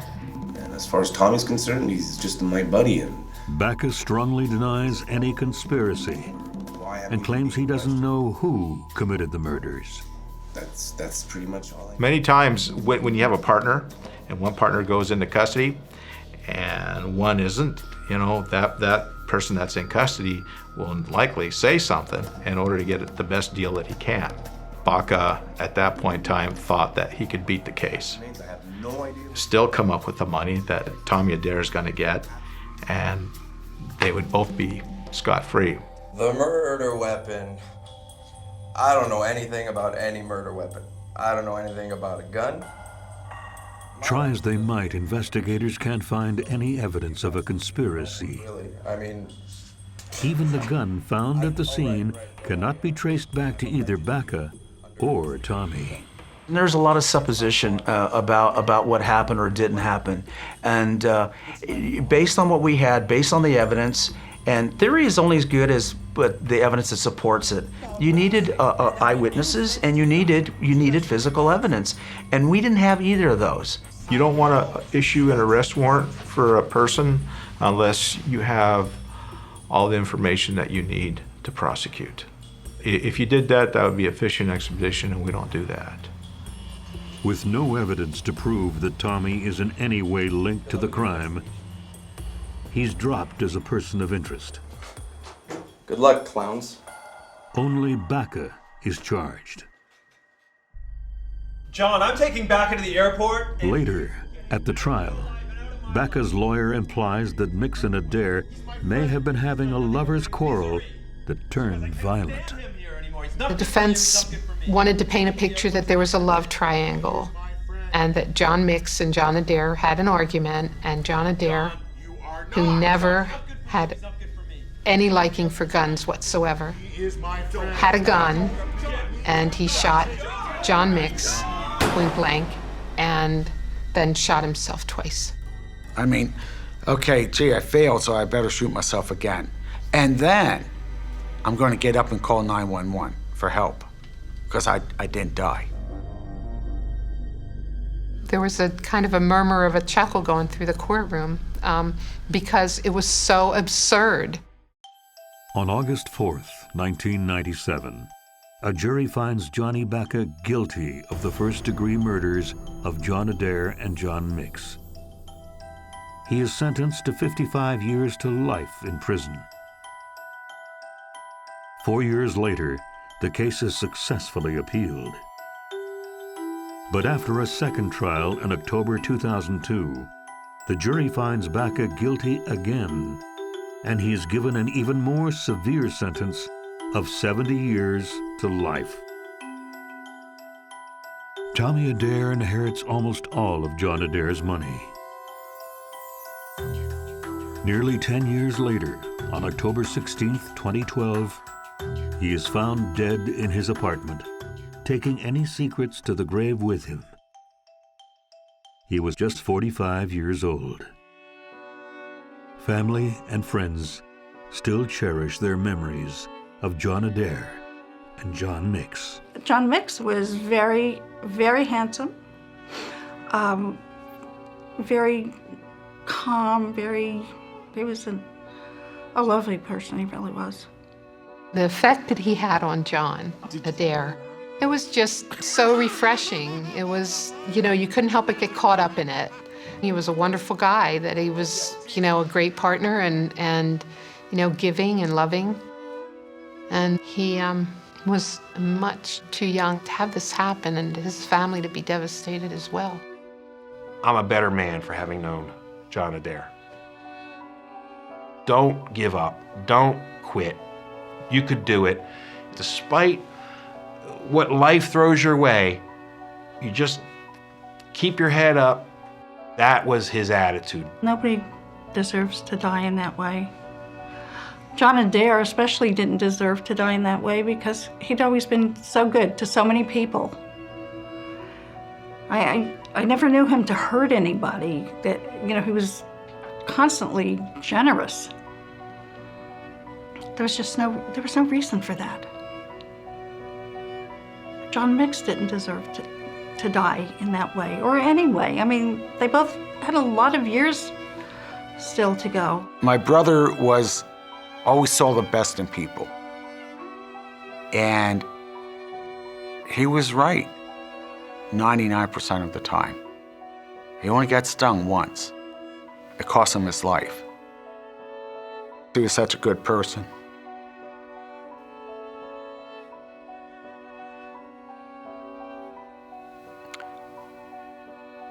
He did no harm. He was a loving person.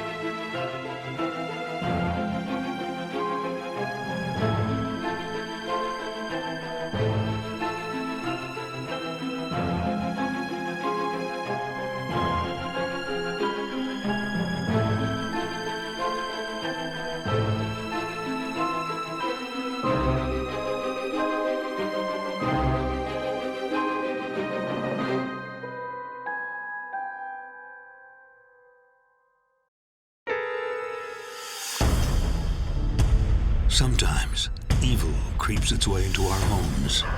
She say this house is, unless something's wrong with it.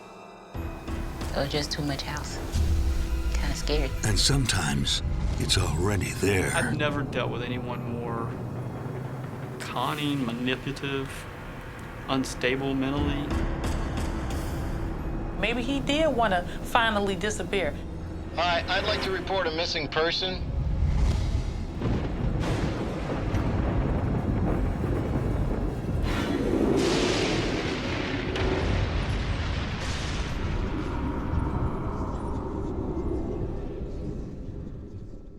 On November 24th, 2009, the Polk County, Florida Sheriff's Office declares lottery winner Abraham Shakespeare missing. I think we both felt in our gut that there was something majorly wrong. He hasn't been seen for 6 months.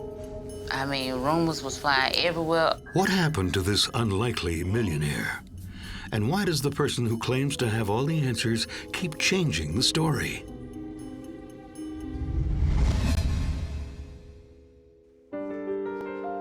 It all begins 3 years earlier. 40-year-old Abraham Shakespeare works as an assistant truck driver and is still living with his mother.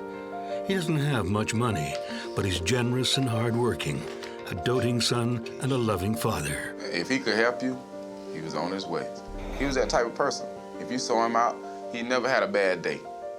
I never known him to use drugs. He never came in my house smelling like alcohol, drunk, talking loud and all. He respected me. Maybe one day. It's huge. Look at that mansion. It's so beautiful. Abraham loves to take walks through the wealthy neighborhoods in Polk County and daydream about owning a mansion. But for a man who's never learned to read or write, it's unlikely that his dream will ever come true. Until the unbelievable happens. On November 15th, 2006, Abraham gets 2 $1 lottery tickets at a convenience store. Against all odds, he wins $30 million. Abraham takes a one-time lump sum payment, which after taxes comes to $12.3 million. He's rich beyond his wildest dreams. I just keep expecting to wake up, you know, and find out that none of this is real. He even commented to me that if he lost it all the next day, he would still be happy because he was able to achieve one of his dreams, and that was to be a millionaire. 2 months after his win, he buys a $1.1 million home in North Lakeland. It has indoor and outdoor jacuzzis, a 4-car garage, a pool, a TV set in every room, and a separate in-law suite. The house is only 15 minutes away from his mother's modest bungalow, but a world apart. Look, Mama, it's all ours. I still didn't think he was gonna go get $1 million house. I really didn't. I thought he was gonna get a little cheap house somewhere. Abraham asks his mother to move in with him. You like it? No, I don't like. It's too big. It's too big for us. I can only remember when she came to his house the first time. And he was like, well, this gonna be your house. And she was like, no, it ain't gonna be my house. She said, this house is, something's wrong with it.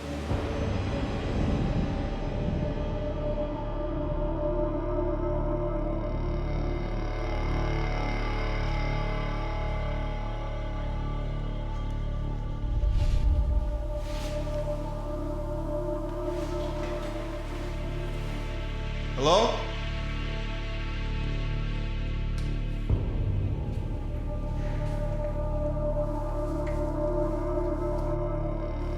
Hello?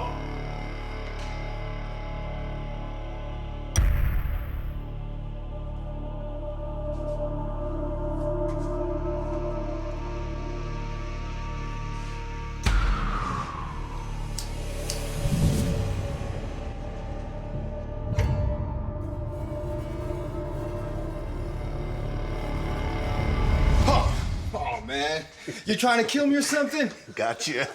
Man, this place is huge. You could get lost in here and nobody finds you for days. Despite his millions, Abraham maintains his down-to-earth lifestyle. Because even after he won the lottery, he went to Walmart shopping. His clothes came out of Walmart, serious. He never bought expensive clothes. He bought a Rolex watch from the pawn shop. Yes. With his new money, he plans to build affordable housing for those in need, and he continues to see his 5-year-old son Moses 2 or 3 times a week. He set up a $1 million trust fund, so no matter what, his son would be taken care of. He spent time as much as he could with him. He felt like nothing about his lifestyle should change. But right away, family, friends, and strangers hound Abraham for money. He begins to loan and give away millions of dollars. Well, you know, the schemers came in, and the ones who want to be the bodyguards, the financial advisors, and because they knew he was illiterately typed, you know what I'm saying? In fact, Abraham is illiterate, but it doesn't keep him from paying for funerals, groceries, and rents. He even buys a house for his cousin Cedric. He really liked the attention, so he became, in essence, this quote-unquote big man on campus.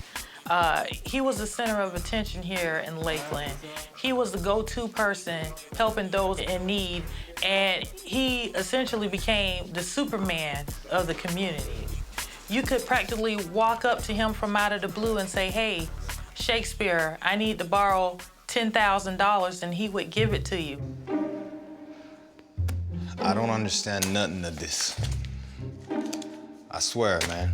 And there's no shortage of people willing to help Abraham manage his money. But he is unwilling, or maybe unable, to follow even the simplest advice. Still don't get it, man. There were many individuals who came across Shakespeare's path to give him wise counsel, but he preferred the knowledge of his friends, those who did not have the business acumen or the financial know-how to help him maintain his millions that he won in the Florida lottery. On one occasion, he had a retired teacher ask him, "Shakespeare, how many zeros are in a 1,000?" And he responded 2. Soon, the novelty of being the big man on campus begins to wear off.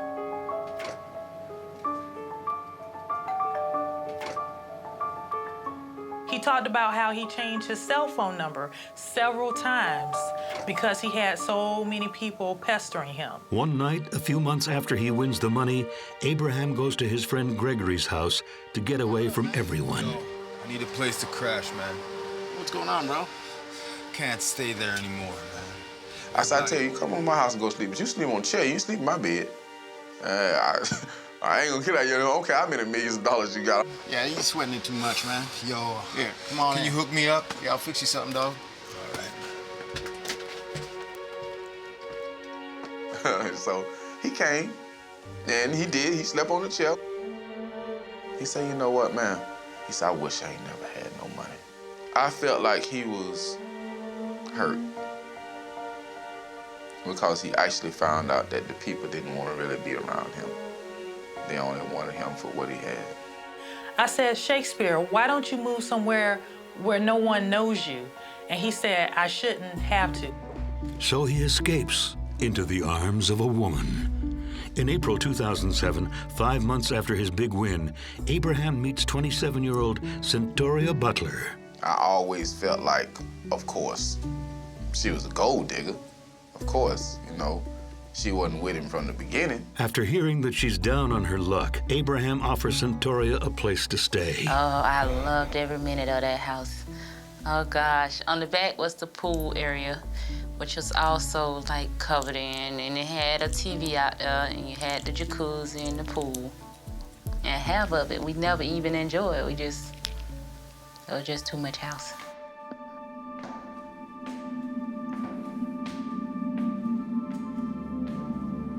Abraham? Addy, are you here? Kind of scary. It was. We had cameras on everything, but it was still scary at night. There was so much space.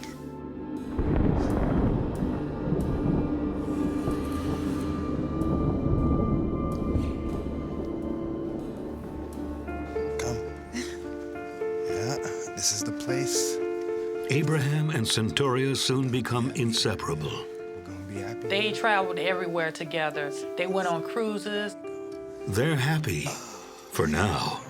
But Abraham's a ladies' man, and it makes this millionaire an easy target. The most important thing for him, girls. Yes.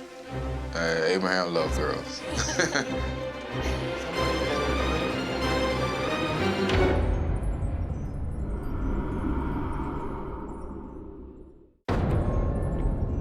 After winning the lottery, Abraham Shakespeare stays true to his simple way of life. The same can't be said for those around him. He gives a lot of his money away, and not necessarily to the right people. I'm not finished talking. Just wait a minute. Abraham and his new girlfriend, Centauria, argue frequently over how he's dealing with his newfound wealth. And that's when our stress came in, because we would argue constantly about how many people approached him. It was like a never-ending cycle, never ending. If we enjoyed bowling, half this city will show up to the bowling area. A year after she and Abraham meet, Centauria becomes pregnant. Their relationship gets back on track for a while. When it was just me and him, he was a real sweetheart. It's just like he gave you his undivided attention. Always sit, and we had long, drawn-out conversations. We had a lot of fun when it was just me and him.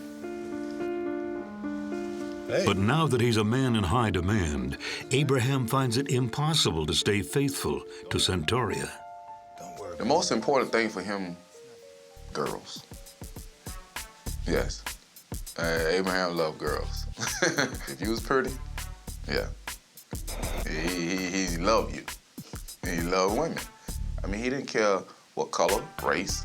Now, everybody know him, you know. Abraham Shakespeare? That's me. Hi, I'm Dee Dee Moore. It is such a pleasure to finally make your acquaintance. Nice to meet you. I have been wanting to meet you for so long. Listen. When you broke, you get the broke type of girlfriends.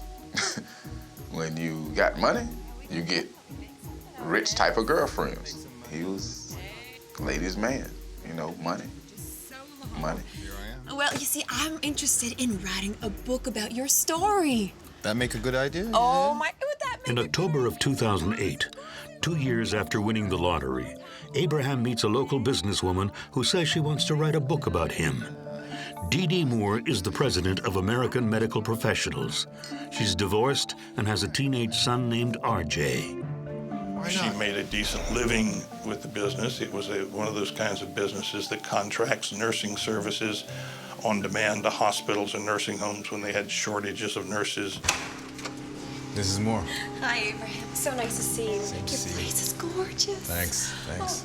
Oh, hi. Soon, Dee Dee begins to see that Abraham is in way over his head and how badly he's handling his finances. She offers to help. By the time that Dee Dee Moore met him, he had $1 million left to his name. And Dee Dee, because she was a businesswoman within her own right, she constantly tried to show Shakespeare that she didn't need his money. She wanted to give him something rather than take away. Listen, Abraham. Mr. Shakespeare had other people helping him. He was dissatisfied with that help, believed he was being taken advantage of. She had suggested that they create an investment company. I just don't want to see you go broke. Dee Dee takes the reins on Abraham's bookkeeping, collecting on the debts owed to him, and paying out of pocket to help him get caught up on his own mortgage payments. He and she went to the bank. They actually incorporated a company, Abraham Shakespeare, LLC. Dee Dee spends so much time at Abraham's house that her son and boyfriend often visit her there. Just so happens, Dee Dee's boyfriend was the same age as me, and I was like, oh, she's a cougar. You go ahead, Dee Dee. She looked at educated and had all them rings on her finger. She just looked like somebody that had her own business and everything. What I want you to look at is the cash out. There's a lot of cash going out. Yeah, we're gonna fix that. All right. He was like, man, everybody won't give me my money back, so I got to get somebody to get my money. Even with Dee Dee on the case, Abraham's financial situation is still in bad shape. He can't afford the upkeep on his own home. In late 2008, Centauria moves out.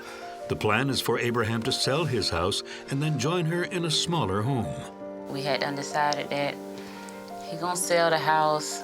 We gonna move into something smaller, more maintainable, because like I say, he was running through money trying to help everybody. With Centauria gone and Dee Dee in the picture, Abraham starts to change. He had real power. He felt like he had real power because he had somebody up under him who was chasing something for him. You know, the more power you get, the more money you get, the more power you get, and the more power you want. And if you get it, then you want some more. I got the papers for you here. Okay.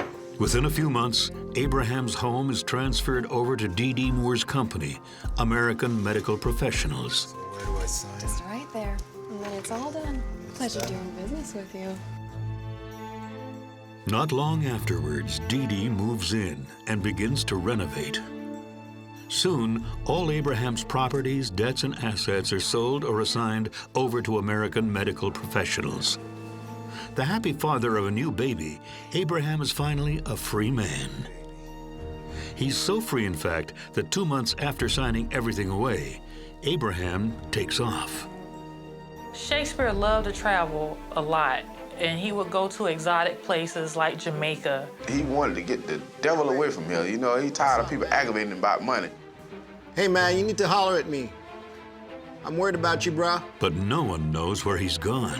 All right, man, you ring me back, okay? It's Greg. I was calling him. I didn't get any calls back from him.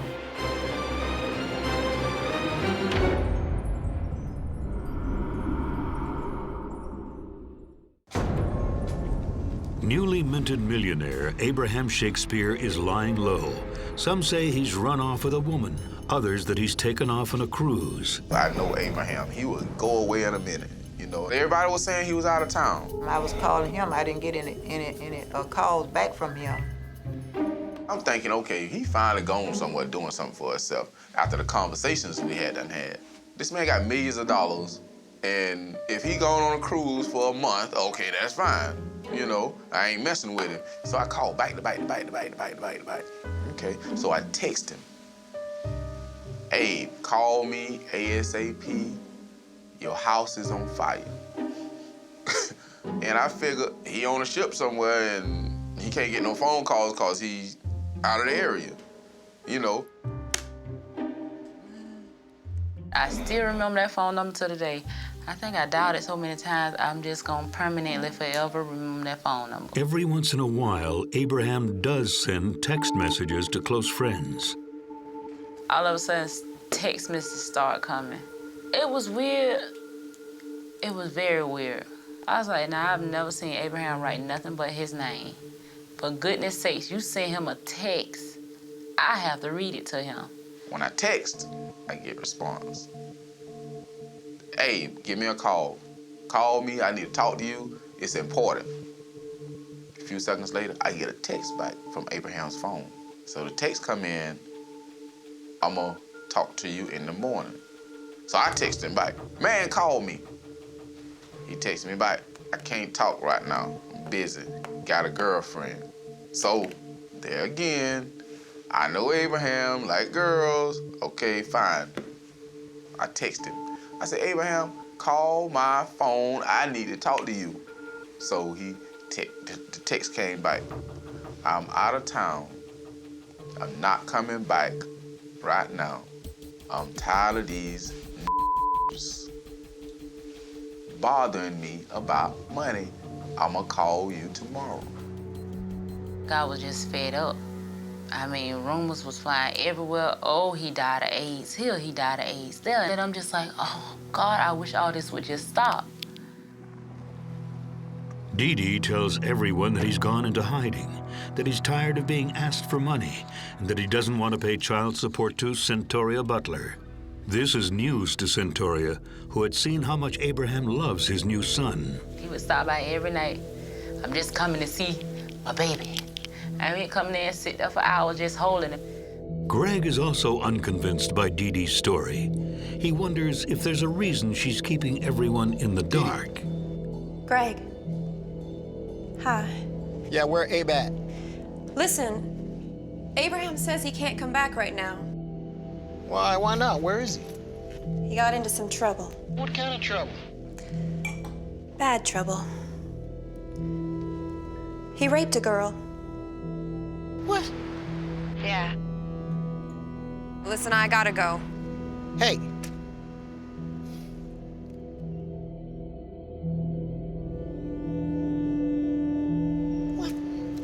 I ain't never known Abraham raped nobody, but I know he'd be around girls. Maybe he done changed again. Hi there. I understand you borrowed some money from Abraham Shakespeare. While Abraham's gone, Dee Dee continues to collect on his debts and to loan out his money to his family and to people in need. And then, about 4 months after Abraham leaves, his mom finally hears from him. His cousin Cedric drops off a gift that Abraham had sent to Dee Dee, who then gave it to Cedric to bring over. He wants you to take this to his mother, okay? I really appreciate it. Cheers. It was a card, and the card had $100 in the card. Just was thinking he was right here in Lakeland, just sent that round to me. That's the way I thought about it. But by November, 6 months after anyone has actually seen Abraham, people start to get worried. Finally, Cedric contacts the police and reports that Abraham is missing. Cedric's main thing was that he had not seen his cousin since probably March or April of that year. He started telling about how the only contact he had with Shakespeare was through this lady named Dee Dee Moore. Cedric told us that what made him suspicious was that Dee Dee asked him to deliver a card to Abraham's mother. And then he came back and said, well, you know, everything's all right, I don't want to be involved in it. Cedric was cooperative but uncooperative. I mean, his story changed, and he saw him, he didn't see him. The detectives aren't sure why Cedric keeps changing his story, but they're intrigued by the card. They decide to investigate anyway. They start by questioning Dee Dee. Why did Cedric say he thinks Abraham is dead? Well, I don't know, because Cedric knows he's alive because he saw Abraham when he gave him the card. Cedric was the complete opposite. No, I got it from Dee Dee. Abraham doesn't want to be found. He's tired of people asking him for all of his money all the time. And quite frankly, he doesn't want to pay child support to Centuria Butler. Okay, so do you know where Abraham is? No. And he won't tell me because he knows that if he does, I wouldn't be able to lie to the police. But listen, when I text him, he texts me back. I'll show you. Okay.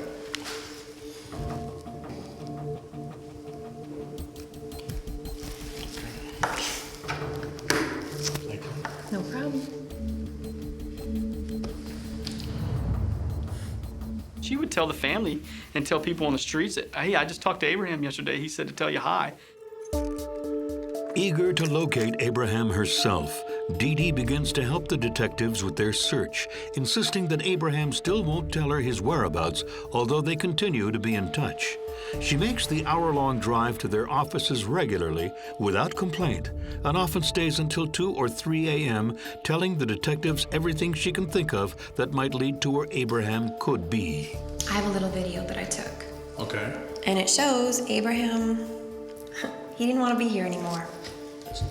She gives our missing persons unit a videotape, and it's Abraham, and she's filming it, and she says, hey, you want to get out of here? And he's like, yeah, let's get out of here. And she's like, where do you want to go? You want to get away from everybody asking you for money? You want to go to Cozumel? You want to go to Jamaica? And he kind of waves his hand like, get away. He goes, yeah, let's go. You get tired of people asking you for money all the time, babe? Give me your opinion on it. I've been tired. A year ago. How do you like you? Are you gonna miss your home? Yep, I miss it, but life goes on. The detectives don't know what to believe, so they keep digging. As part of their investigation, they reach out to Howard Stitzel, Dee Dee's attorney, who had prepped all the paperwork when everything was transferred to Dee Dee's company. He tells us Abraham's fine. I just talked to him in October. So that kind of threw us for a little bit of a loop, because here you have this attorney, and an attorney's supposed to be held to the same level as us. You know, honesty, integrity, and he's telling us that he talked to Abraham. The cops don't know what to think. They track down as many people who know Abraham as they can find, including Abraham's old friend Pappy.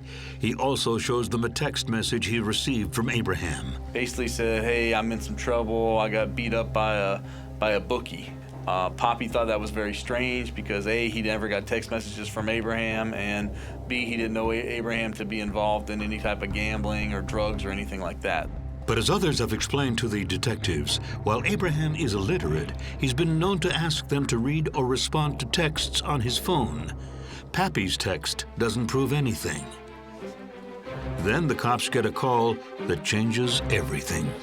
She said it was this guy named Ronald. If she say anything about what he said, that he would murder her family. All you have to do is call the sheriff and tell him that Abraham came to your house.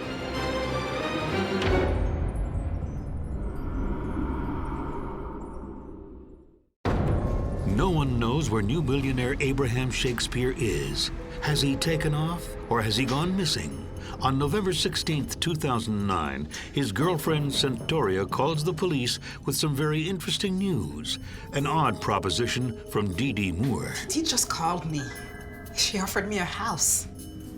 She say, how about I give you that house that you always wanted, and all you have to do is call the sheriff and tell him that Abraham came to your house and he banged on your window and you guys had an argument, and by the time you made it outside, he was already gone.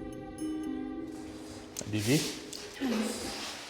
Spoke with Santeria. She said she saw Abraham. Detective David Clark calls Dee Dee in for another little chat. You saw Abraham? Oh my God, why didn't you call me? I should have been the first person that you called. Oh my God, thank God it's over. And then he goes in for the sting. Did you ever offer anybody a house? Say they saw Abraham? What? Absolutely not. Absolutely not. And so she calls me a liar at first. But eventually, Dee Dee confesses that she asked Centauria to do that, and with good reason. Well, I just wanted to do whatever I had to do I wanted this to be over. You guys are ruining my life. You're ruining my business. It doesn't matter where I go or what I do, but everybody knows what happened. They're all saying that I did. It's enough to convince them that something is amiss. So they trace the cell phone calls Dee Dee's been receiving from Abraham. And well, we found out that the day that we think he went missing in April, all phone calls stopped. There's no phone calls that connect on his phone except for the Dee Dee Moore. Every time these phone calls connect, the phones are right next to each other. They're on the same tower, they're traveling the same direction.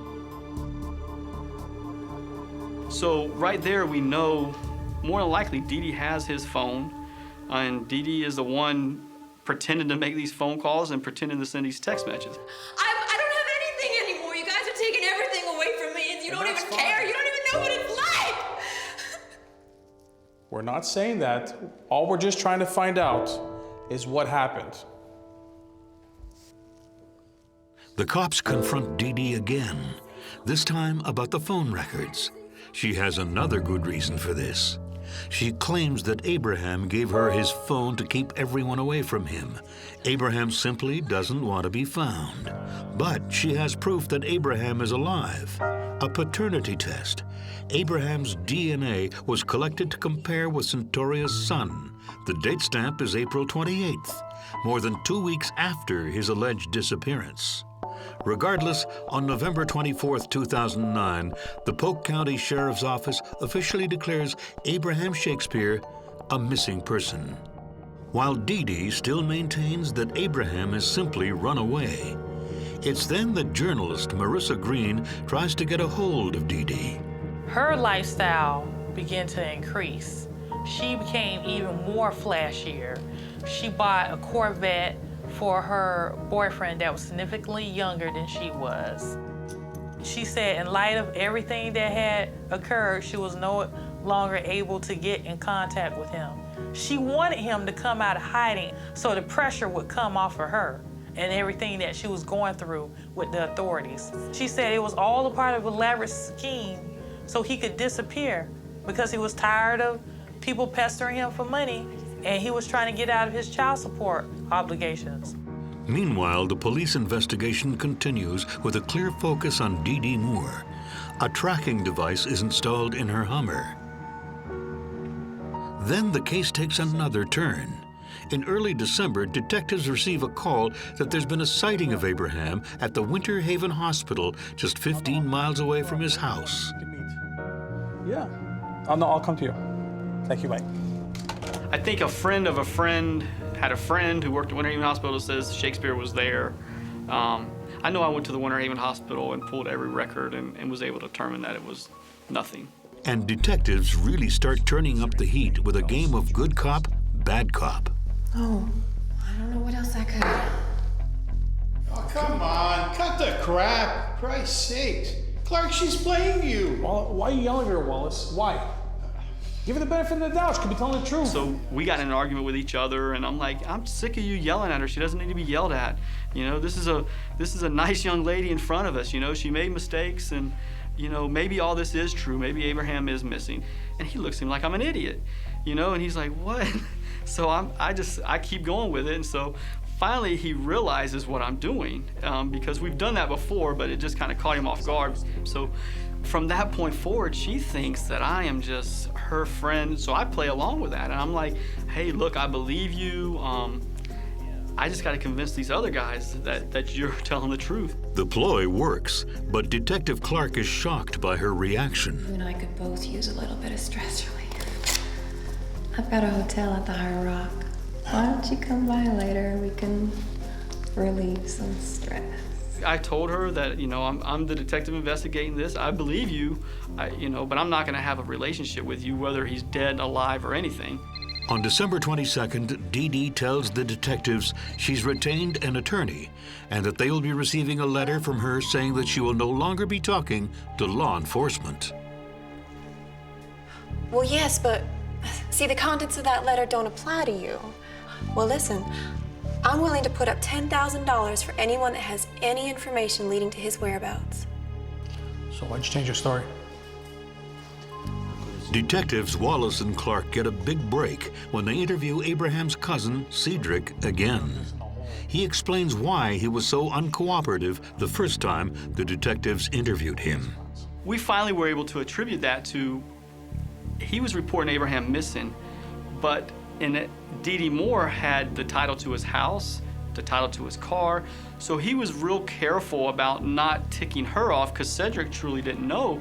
Was he missing? Did he really leave because everybody was wanting money from him? You know, he didn't want Dee Dee to take his home from him because she had the legal right to do it. So we'll do that.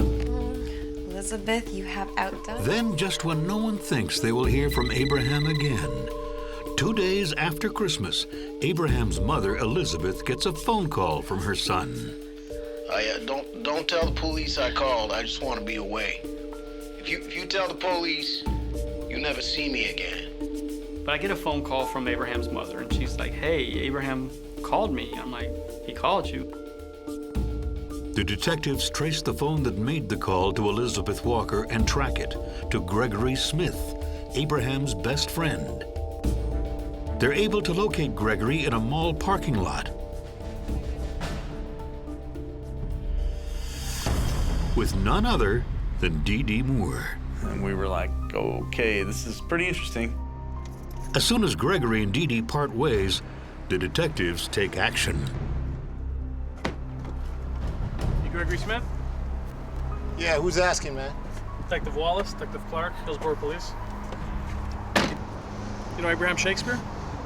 Oh, man, I tell you like this. The detectives tell Gregory that they know he made the phone call to Abraham's mother. He's like, look, I didn't realize all this was going on. I knew that he wasn't here.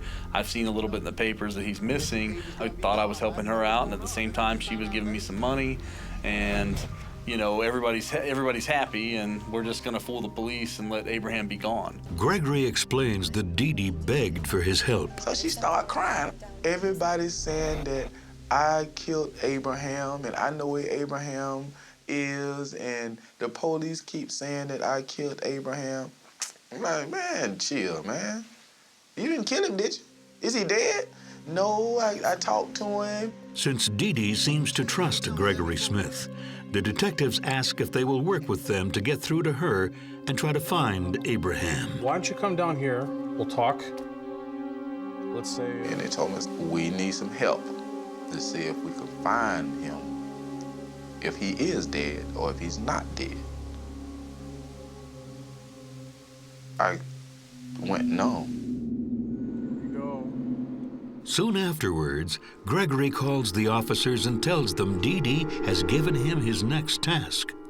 Under police surveillance, Gregory and Dee Dee rendezvous outside an electronics store. Cell phones, one in every different name, okay? Yeah, I got it. Come right back out here. She had Greg go in and buy cell phones. And, you know, this one, I want you to put one in the name of Ronald and one in a different name and one in a different name. She go to telling me about this mysterious man that say he did something to Abraham, and she said it was this guy named Ronald, that if she say anything about what he said, that he would murder her family. Dee Dee instructs Greg to call her from Ronald's phone so that her phone records show that he's calling her and is supposedly threatening her and her son's life. And there's more. She gave me $300 to go get a motel room. Go get a nice one. And I'm gonna meet you at the motel room. She get a brand new cordless printer. She get a brand new laptop. So I'm gonna write this letter like Abraham. And then you're gonna deliver it to his mother. Yeah, I can do that. The letter was supposedly telling Abraham's mother that he was okay. He was out of town, and he was in Miami, or some way say it was. So during that time, my surveillance team was right behind the confidant.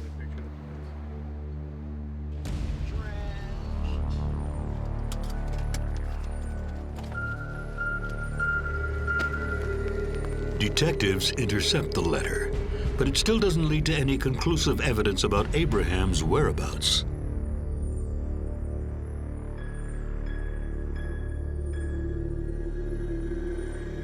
It was just over a month, and we weren't getting anywhere. So on Wednesday, January 6th, 2010, Sheriff Judd of the Polk County Police names Doris Donegan D.D. Moore of Dover, Florida, a person of interest in the investigation of the disappearance of Abraham Shakespeare. We certainly hope that the confidence act that D.D. Moore is involved in to make it appear that Abraham Shakespeare has disappeared with money is correct, and he's alive and well.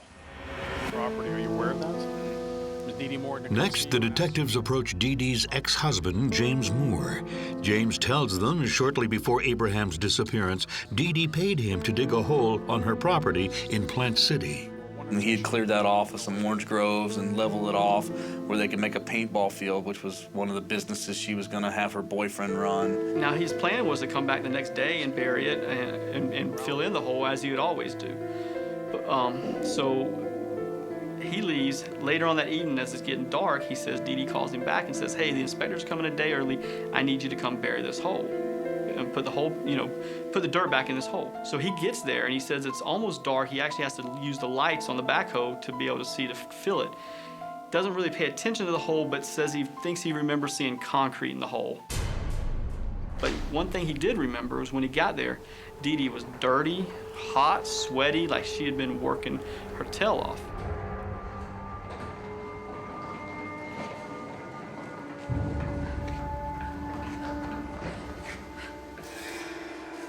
It's about the same time she had had a new driveway poured, and that same company, she had tasked them about pouring a concrete slab. So about 2 days later, I think somewhere around April 10th of that year, that guy came back and poured a 30 by 30 slab. That was really the turning point of the game. You gotta tell me straight. Meanwhile, with the police closing in, Dee Dee reaches out in panic to Gregory Smith. She finally admits that Abraham is in fact dead. She says that the mysterious drug dealer Ronald killed him, and he's trying to pin the blame on her. But you ain't never tell me that before. I only found out yesterday he came and he told me that.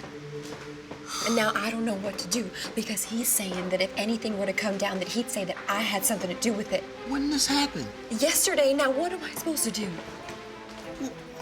I said, well, listen, why don't we try to find somebody to just take the rap to get your name out of it? So she was like, that's what we can do. We can find, do you know anybody? I know somebody. How do I do that? First thing she said, y'all got him. Who? The guy who killed Abraham.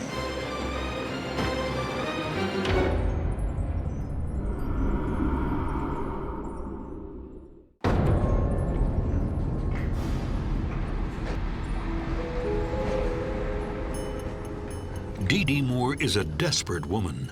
She's plotting with Abraham's friend Gregory Smith to get the police off her back. What she doesn't know is that Greg is actually helping the cops. Test it out. You getting this, right? You getting this? The detectives prepare him for what may be his most important performance in this investigation. He's been tasked by Dee Dee to find someone to take the blame for Abraham's disappearance. Do it exactly as we said. We'll be right around the corner.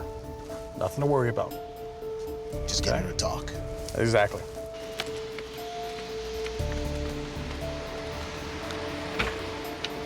Hey. Hey. How's it going? I got you, man. I say, yeah. I got somebody, I got a cousin that he finna do 25 years. And let me see what's going on with him. See if he'll take the rap if you pay him off. But what Dee Dee doesn't know is that Gregory's cousin is Officer Mike Smith working undercover. Dee Dee quickly explains her plight to him. She had got a threat from some drug dealers that if she didn't take the blame, they was gonna kill her. And my deal was I was already sentenced in the federal system and do 25 years, and I was gonna take the rap for her, and she was gonna pay me $50,000 to take the rap. Where's the body? When was he killed? I don't know. Dee Dee, it's not gonna make sense that I take the rap for this and tell these people that I cut a man's throat. He shows up with a bullet hole in his head. Okay. We confirmed that the guy told her where the body was. Ronald told her where the body was. She actually told us he was buried on her property. So I told her, I said, well, me and Greg gonna go dig the body up and move it. Well, where are you gonna take it? I said, that's none of your concern. I'm gonna move the body that way. I know where it is. Dee Dee also tells him she knows where the murder weapon is. Yeah, we're gonna get this done. Watch the exchange.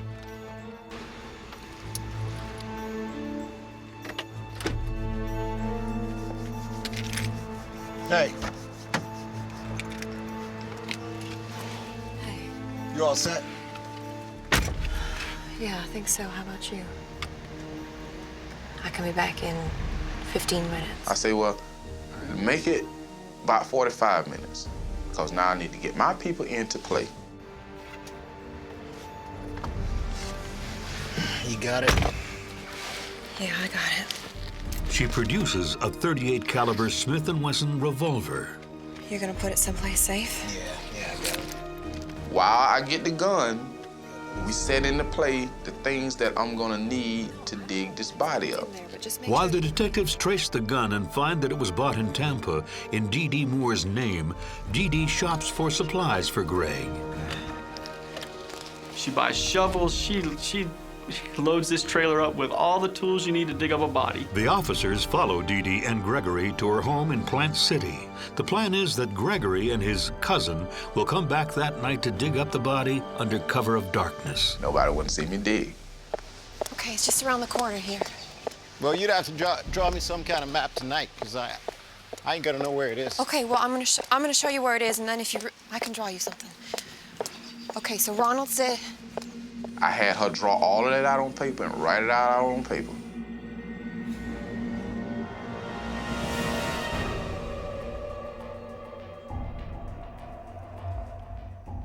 So she called me 7 o'clock on the dot. She said, You can start digging now.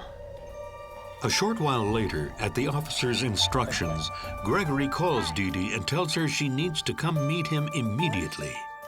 So we have Greg call her and say, Dee Dee, there's a major problem.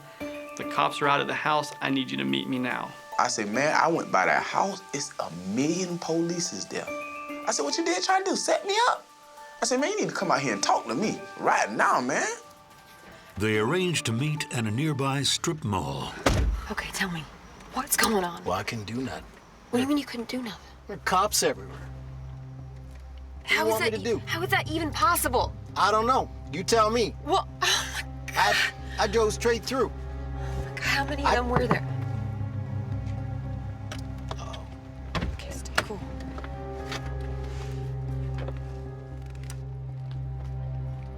Look, detective, this guy knows a lot about Abraham. She's like, I don't know what's going on, but that guy knows everything.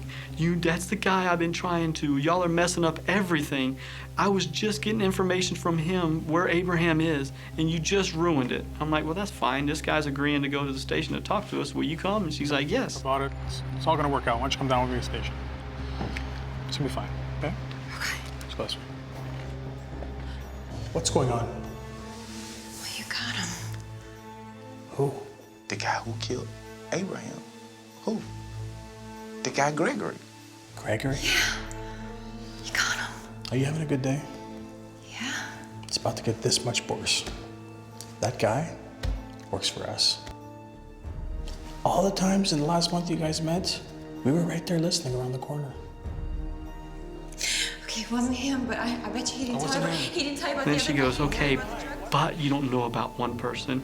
I'm sure he didn't tell you about him, and he's the one that killed Abraham, man. I'm like, I got worse news for you, Dee Dee. That guy was actually an undercover cop. So then she goes into Cedric. It's Cedric. It's some guy named Furious, some guy named Ronald. I keep letting her talk, and so finally I'm like, there's something I gotta get to her emotionally. Something's gotta emotionally affect her. And so I think about her son. Did your son shoot him? Did RJ shoot him?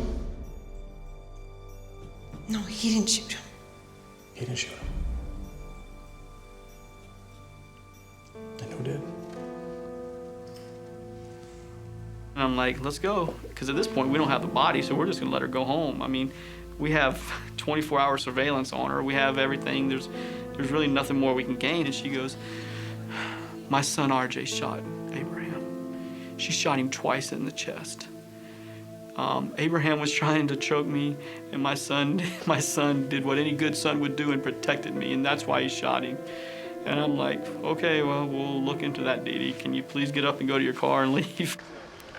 Yeah, Captain, we just got to the scene. The boys are digging right now, and then we'll see if we'll find anything and see what's what. With her strange confession, cops finally have enough probable cause to get a warrant to dig up Dee Dee's property.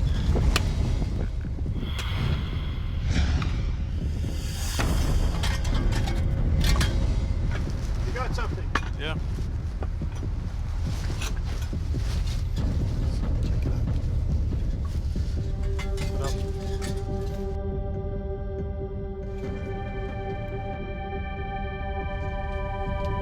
Yeah, we definitely have a body. And they called me, they said, Greg, we got it. It hurted me to my heart. It's terrible. It's awful. On January 29th, 2010, forensics confirms that this is the body of Abraham Shakespeare. Based on the autopsy, police pieced together what happened that fateful night in April of 2009. Hey, what's up?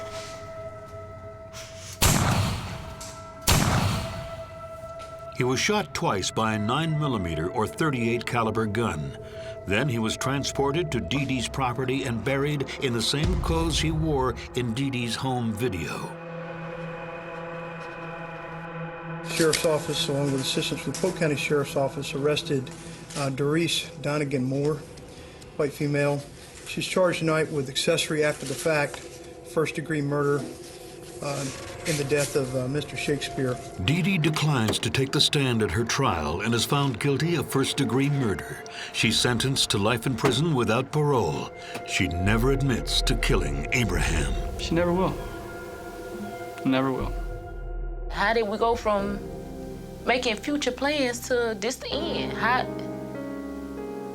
I just never understood that. It was so much. You know, our son 4 now, so much he done missed. It was so much I sat and I imagined him being there for it, and he not there for it. If he was here today, I would tell him, I see so much in you. I love him like a brother. I wish he would have never won that money, because he'd have still been here. Money took him away.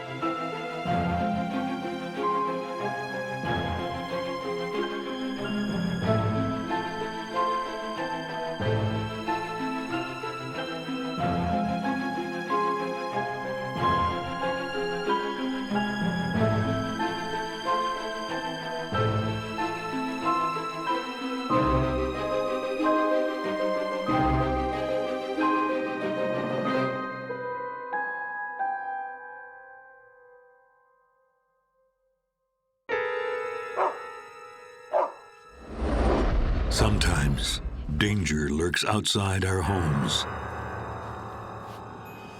And sometimes it's invited in. He was a killer. He was a mercenary. but he didn't see it coming. We're in Texas. Everybody stands on the back deck and shoot. No, it's pretty cool that you shoot out of here. He brought in a known drug user and drug abuser into his home, and then it just kind of became one thing after another. Sooner or later, something bad was going to happen.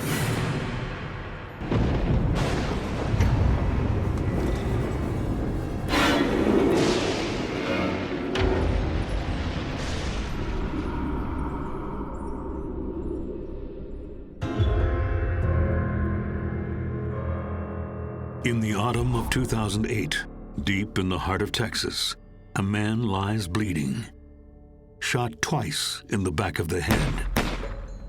As the life slowly drains from his body, he has just a few seconds left to figure out how and why it went so horribly wrong.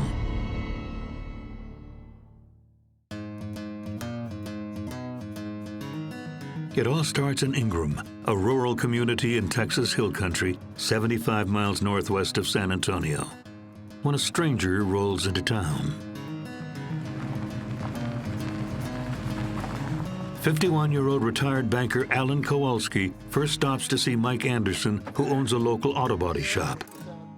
Alan's a classic car buff, and his late 60s model Chevy is acting up. Thought I'd pop in and see an old friend of mine. Howdy. He's a real nice guy. Real nice guy. At that time, he accumulated 4 or 5 hot rods and was buying more, and he's got into it. It's kind of like you got the bug. Come on in. Turns out Al's hunting for a new house in the area. He's spent time here before. Mike offers to put him up temporarily. Oh, it was cool. I had his Jinko Camaro, 68, I believe, or 69, sitting in the shop down there, and he'd go away for all day. He'd come back that afternoon. Well, I looked at some houses today. I wasn't too enthused. He'd stay down at the shop, throw a piece of foam on the floor, it'd be freezing cold. He'd wrap up with a couple of cowhide, and the dog would be right underneath there with him. You know?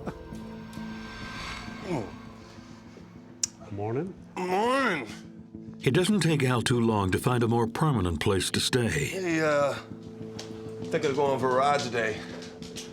You in? Take 20 minutes. Sure. Something I want to show you. Oh.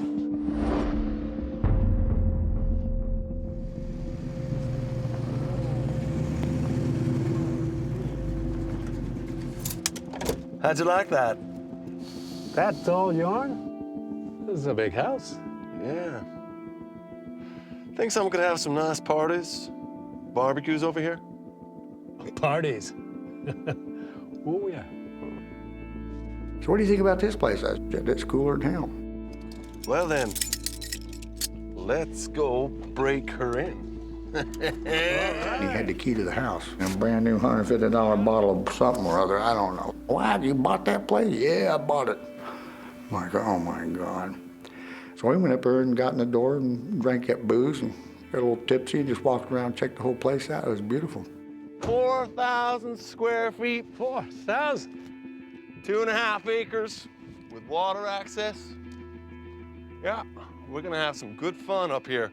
3-story maid's quarters, 4-stall garage, balconies all the way around, fireplaces everywhere. It had a cathedral ceiling about 3 stories high.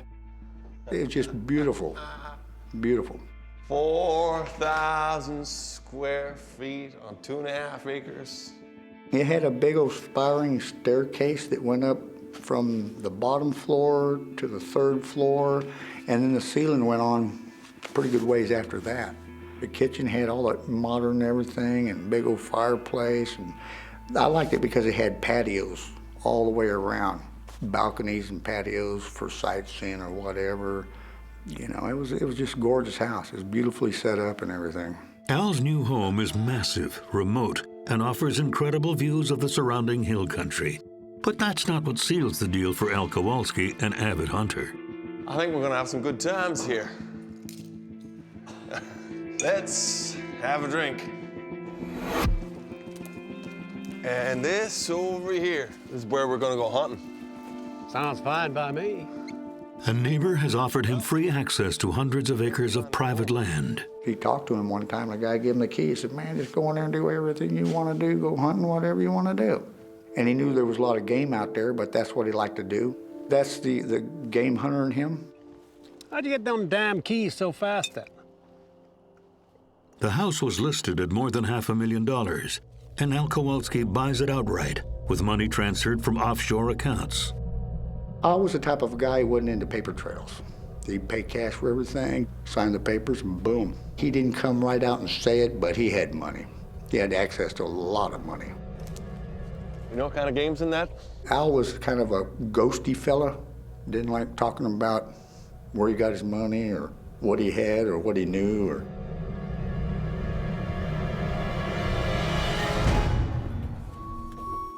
Al is not a complete stranger to the area. He has a few friends in and around Ingram.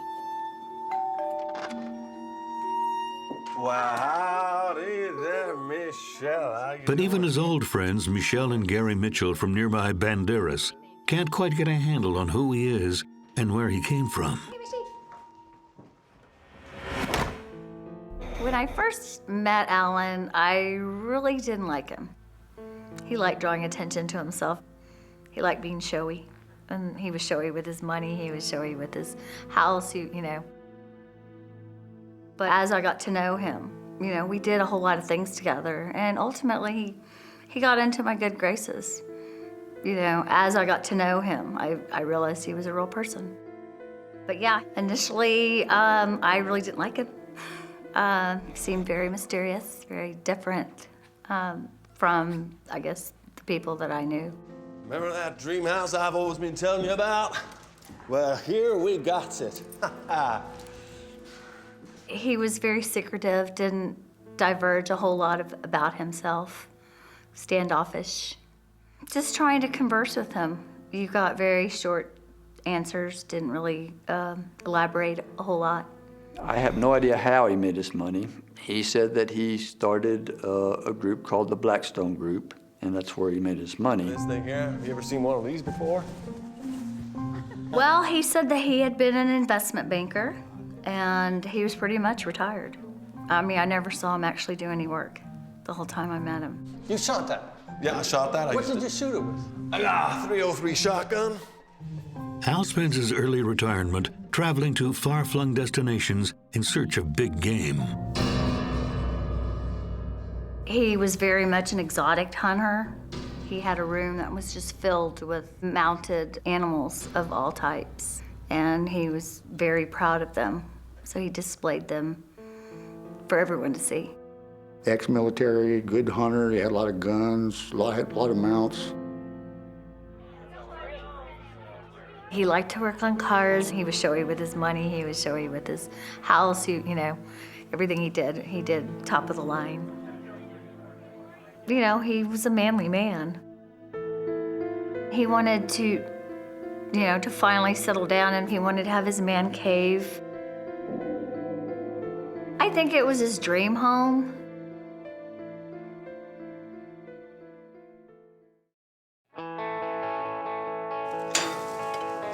So you think you're gonna settle down? Al and his beloved dog Mishuk are soon right at home. Yeah. I think I'm gonna like settling down here. And I think my little friend Mishuk gonna like settling down here as well. His dog was treated pretty much as if she was a person. He would grill her a steak, and he would make sure that she ate with him. Yeah, good dog, Mishuk. When he traveled with his animals, with Mishuk. Oh, shoot, those two were two peas in a pod. They just loved each other. Steak? Please.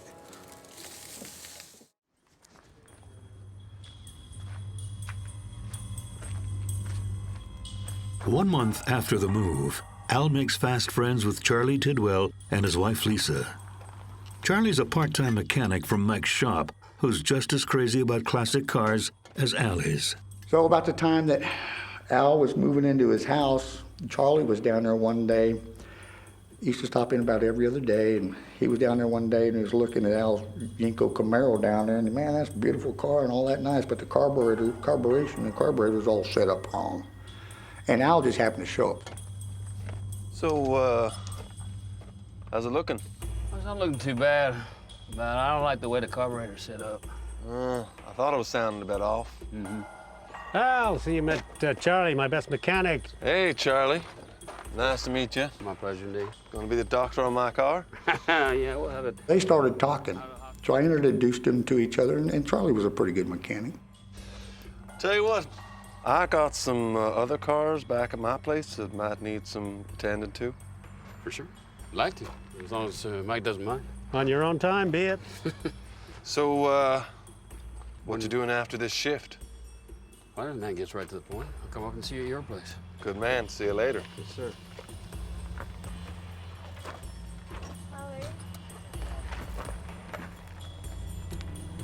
Charlie knew how to drive a car pretty good. You know, he was no hot rodder. He used to work on a lot of hot rod racetrack cars, stuff like that. Home drive. Yeah, that was a nice ride. Speaking of cars, come check this out, my friend. What you got there? Have a look at that. Hey, 2000 Mustang. Nice looking car. Yeah, that's part of what you're gonna be working on. And then Charlie saw all the rest of his cars. Next thing you know, Charlie's moving in with him. Forward to that. Hey, come on in. Let's go have a beer. All right, never turn down a beer.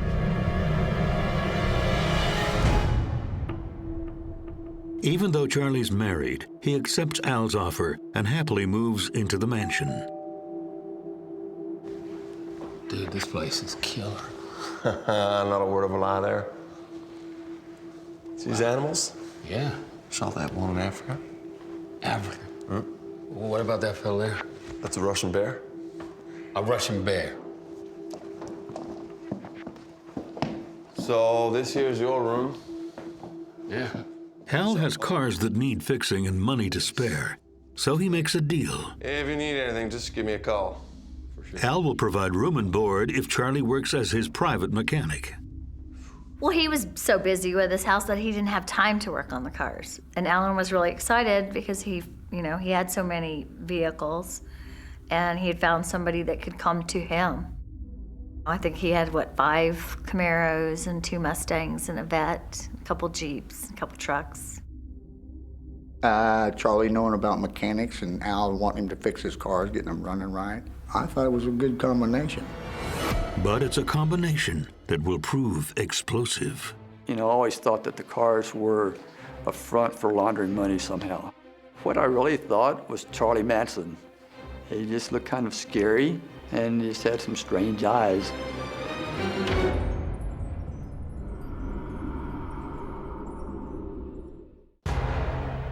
Al Kowalski has found his dream home, but it's too big for one person. He needs a full-time mechanic to tend to his classic car collection, and Charlie Tidwell needs a place to stay. It's an ideal arrangement.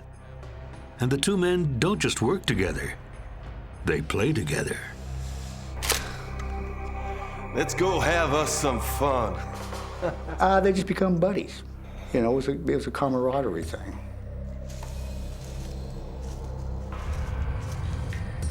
You know, he was the hot shot. He was just, what's mine is yours when it came to, to wanting to hang out and party with the guys.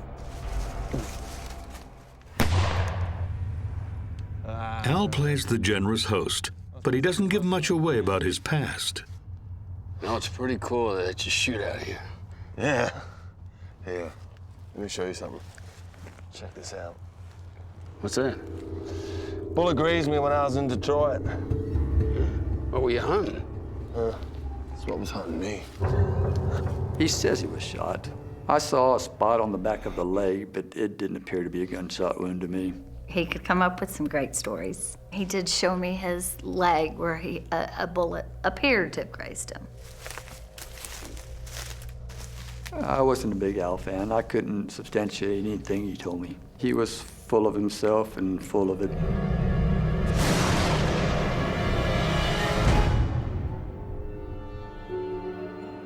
But it's not all cars and hunting. Charlie has work to do. Charlie Tidwell, I met him once, and I just heard stories of him. He was on hard times. Scraggly, had the shadow, kind of stringy hair. Almost kind of like a homeless looking man. He didn't make you feel comfortable.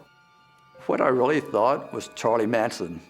He just looked peculiar. He just looked kind of scary, and he just had some strange eyes. They're also unimpressed by Charlie's wife, Lisa, who's spending less time in the home she used to share with Charlie and more time at Al's. I did warn him, you know, I'm your friend and I appreciate everything that you do for me, but these are people you don't know. I guess because he so wanted to fit in and wanted to be liked, that, you know, that he did open himself up to it, to somebody, you know, to come in and take him for granted. Now I introduce you to Charlie and Lisa. We saw them on the way up. Yeah? He was very insecure. I think he befriended people that he felt that were lesser than him, so that they would look up to him as being very important. I thought he was likely to be robbed, you know, or taken for granted. He would just shrug it off, oh, I can take care of myself. But Michelle knows that tough guy Al has struggled with one major weakness: recreational drug use. You're not back to your old habits again, are you? Jesus, Michelle. Why would you bring that up? All along, you know, he said he wasn't doing drugs. I had asked him, initially because of his sleeping patterns, you know. I always kind of wondered, but he just said, you know, that he liked being up at night and rather sleep during the day. Michelle has been concerned about Al ever since he broke up with his long-term girlfriend, Pam. Pam definitely made Al happy. He loved being around her. She was bubbly, she was fun to be around. You know, anything he asked, she would do for him. Maybe he thought that there was still a chance that they could have something. Because even after, when he was in his new home, he had her pictures sitting around. But Al never seems to lack for female company. You know, he'd come showing up with a model one time, and next time I just got back from Fort Worth, I met this stewardess, you know, and I'm like, what in the world?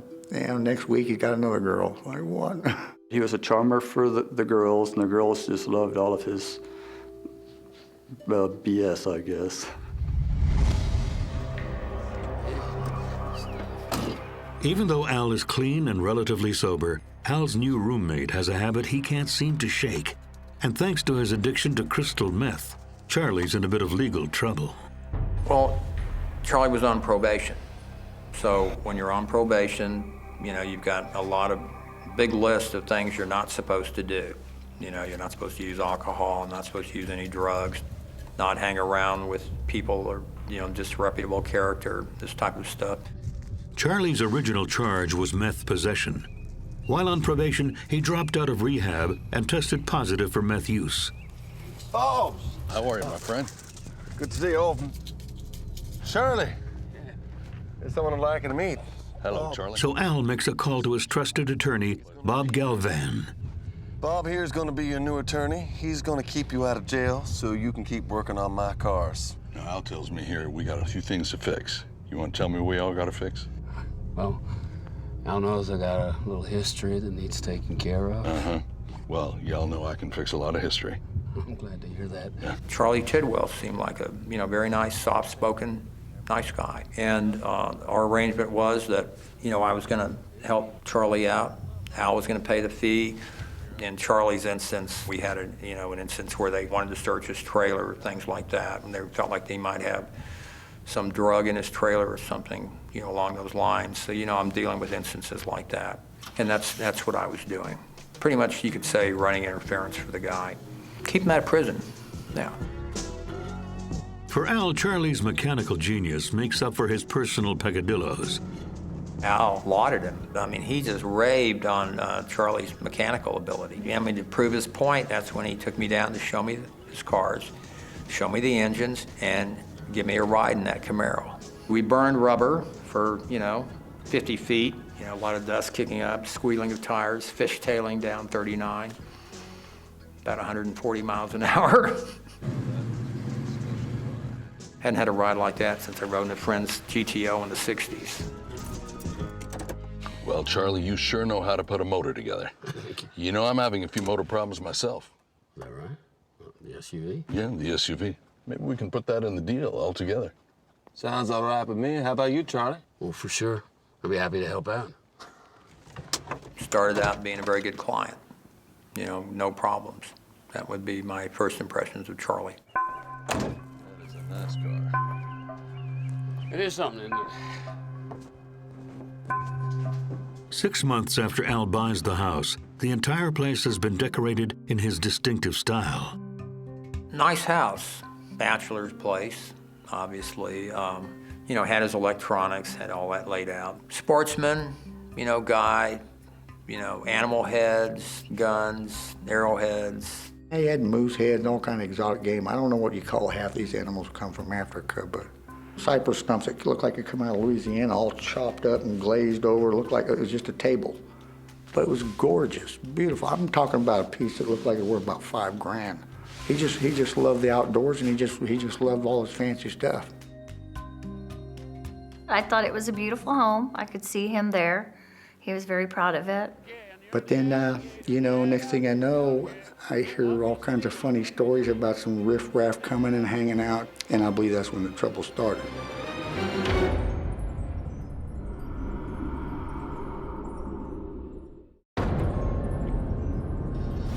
Just as millionaire Al Kowalski is settling into his dream home, something sinister begins to brew.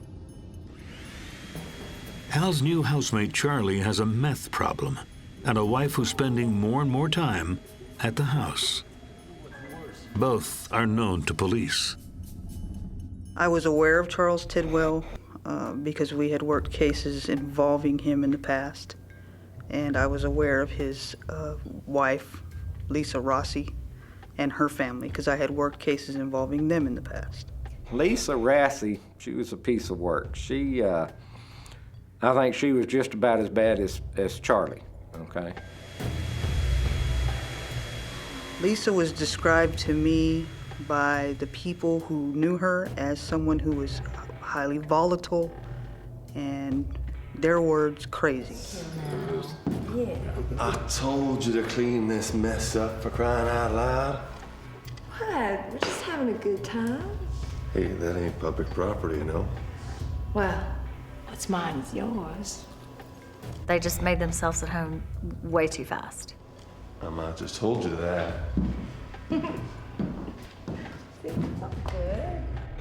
And you know, obviously he had quite a bit more money than they did. He would get monthly checks that were, you know, 5 figures. Normally, you know, a guy like Al, you know, where he was in life, probably would not be hanging around with Charlie Tidwell and his group. I felt like he was lonely for, you know, friendships with people, you know, more like himself, you know, more situated, you know, socioeconomically like himself. Al does search for a more suitable date. Howdy. My name's Al Kowalski. So, I'm intelligent, I'm masculine, I'm sensitive, I'm non-traditional by choice. He signed up for a dating service in San Antonio. His house is remote, so it's not a place he can walk out the door and walk over to the coffee shop. He wanted to meet people here, wanted to meet women. Yeah, I've been convicted for a poaching offense. He was probably getting tired of going through girlfriends. I'm an alpha male, and I don't want any drama. No girls with piercings. He was pretty macho. I got stab wounds, and I got shot. So, what you doing later on tonight?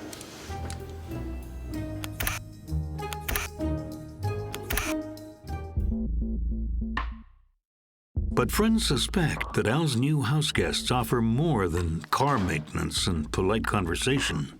I walked in and I saw Charlie's wife. I mean, you know, she walked around like she owned the place. I mean, that was like maybe a month and a half after they had met. Was much more chummier with Al in such a short period of time. She was a hellraiser. She was a hellraiser, you bet. As far as I know from what I hear, you know, their sleeping arrangements were kind of mixed up between Charlie and Al and her.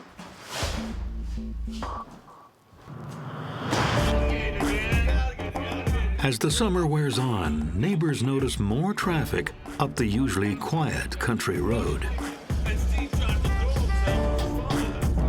It was kind of strange. It looked like a 7-Eleven store there, and that was all hours of day and night.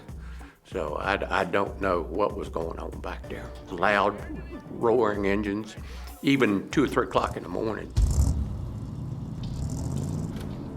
The neighbors swap stories. One is greeted by Al wielding a gun. People were coming and going, and they thought that was strange. It was a party house. Probably friends of Charlie's to begin with, and then Al got to know him, and then probably these others, you know, may have come in and, you know, had some bad ideas. Things just get a little too out of hand. The noise gets so bad that Al's neighbor cuts off his access to the adjoining land, but nobody calls the police. We're in Texas. Everybody stands on the back deck and shoots.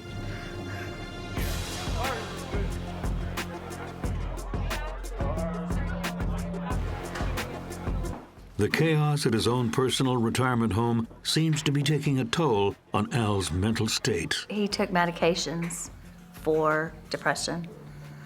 He visited a psychiatrist at the Veterans Hospital.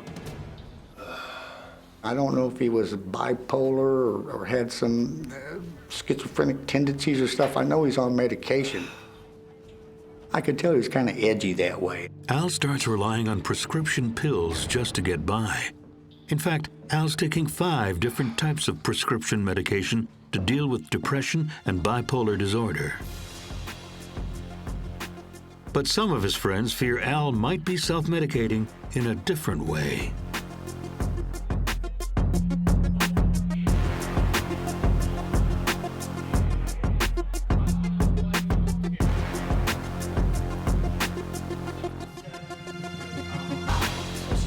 Give that to me. Great. 6, 7. Where's Al? 8. Where is Al? Al is. All along, you know, he said he wasn't doing drugs. The last straw for me was being at his house. I was in his kitchen and I saw a plate of some white powder with a razor blade and a straw. Get out of his house! I knew it was meth, you know, and only because of my dealings with a family member that had a problem with it. Michelle isn't the only one who doesn't like the drugs.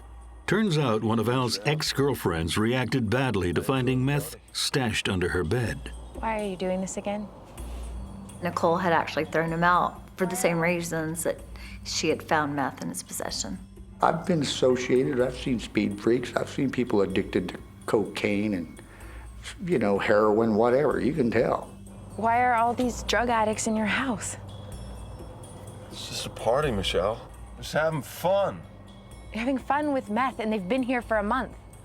Listen, it's their stuff. They're gonna take it out when they leave. Oh, chill out. And I think Al didn't mind dabbling in this stuff a little bit once in a while. I don't think he did it all the time. I saw Alan changing. He was very uppity, very on edge, and I didn't like it. It's Michelle. Michelle is worried enough to call one of Al's friends back in Pennsylvania. No, it's as bad as last time. I did call a childhood friend of his to speak to him and tell him of my concerns, of my worry about who he was hanging out with, mainly Charlie, and of what I had seen and what I had found. And from what I understand, he denied it all. I definitely believe it's possible that he was doing it prior to meeting Charlie. I just think Charlie was the gateway to it in this area. I knew I couldn't trust him anymore. In the spring of 2008, Michelle's '66 Mustang, a car she bought from Al, suddenly disappears. Yeah. Okay, pull it down. Yeah, and strip them over here, right? Okay, right. Okay, and then you just, ready? Yeah. Put them together like that. Was parked in my driveway, and it disappeared. So my speculation was that, that Alan came and stole it, and that Charlie helped him do it. Whether it was to sell it or it was just for kicks, Michelle isn't sure. My heart was broken. I mean, for one, like I said, I did so much for him. I was the only one there for him when nobody else was there. I just figured typical Alan. With Al's behavior becoming more impulsive, his friends are getting worried. Gary, where's my car? I mean, as much as I wanted to report it, we were pretty much kind of afraid of him. We were afraid of what he might do, the repercussions of what he might do. Attorney Bob Galvan is also getting worried for a different reason. Charlie was supposed to be, working on my car, which he never did. So he never put any work into it.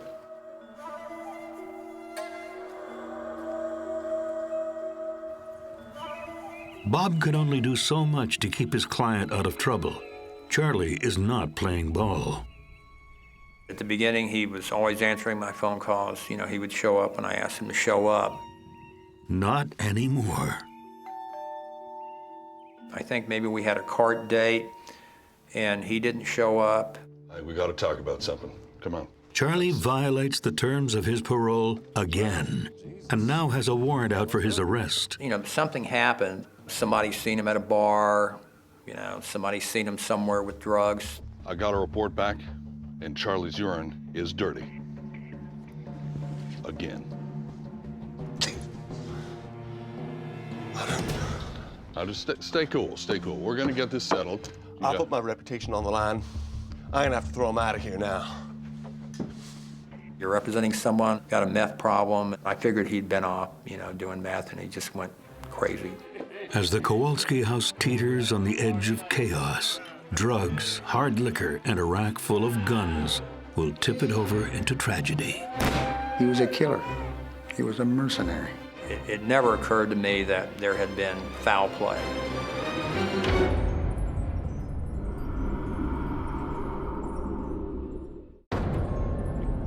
Al Kowalski, millionaire, rumored mercenary, and suspected trained killer, is being pushed to the edge by his meth-addicted housemate, Charlie Tidwell. And Charlie is about to take his addiction to a new level. Soon, Al's neighbors catch a whiff of a strange chemical in the wind. I'm an ex-police officer myself. I know that acetone is used in the production of methamphetamine, so I did catch the smell, and I was pretty sure that's what that was. It wasn't Al. Al didn't need the money. But Charlie and his buddies, once they get started messing around with that stuff, hey, we're gonna cook this stuff up and sell it and make some money. Then, as if the party wasn't already out of control, Charlie and his friends get the run of the house. Al has had enough. He would disappear at times, and the stories were that he was some kind of black ops or working for the federal government and had a briefcase ready to go at any time. Al was definitely prone to mysterious disappearances. He would be here one day and then he'd be jetting off somewhere. There was always something strange going on with Al Kowalski.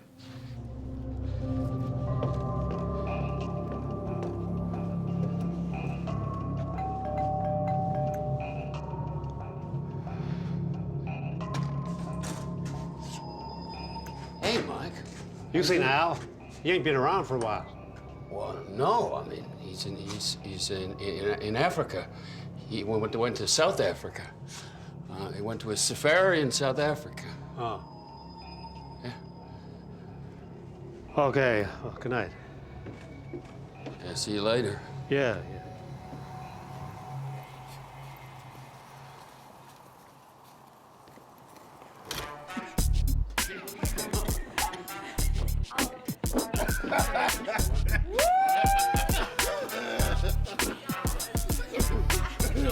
While Al's away, Charlie and Lisa bring home two recently released felons, both believed to be part of a white supremacist gang. Typical drug users, typical gang members, tattoos all over, People may laugh, but they get kind of that wild look in their eye. They're drug abusers. What do you all think you're doing? What do you think you're doing? You think you can just come over here? Shut up, will you? You think you just come over here and do whatever you want? They're members of the Aryan Circle, and they're, they threw their weight around. It got to be a pretty good party house. They party hard and pillage the house. The owner's not around, we can take this and go sell it. They started giving us furniture. You need a washer and dryer? Okay, there you go. Here, you need some furniture? There you go. It looked like they had just ascended on that house and were preying on it. It kind of took on a life of its own. People just started taking stuff and stealing stuff.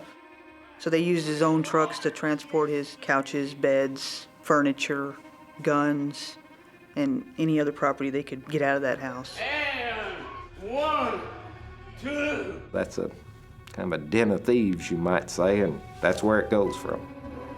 3, and done. I just thought, the poop's gonna hit the fan when Al gets back. My vehicle was the only one left after all these other cars were sold off. And I guess I should be glad for that, but I'm sure the reason is because it didn't run.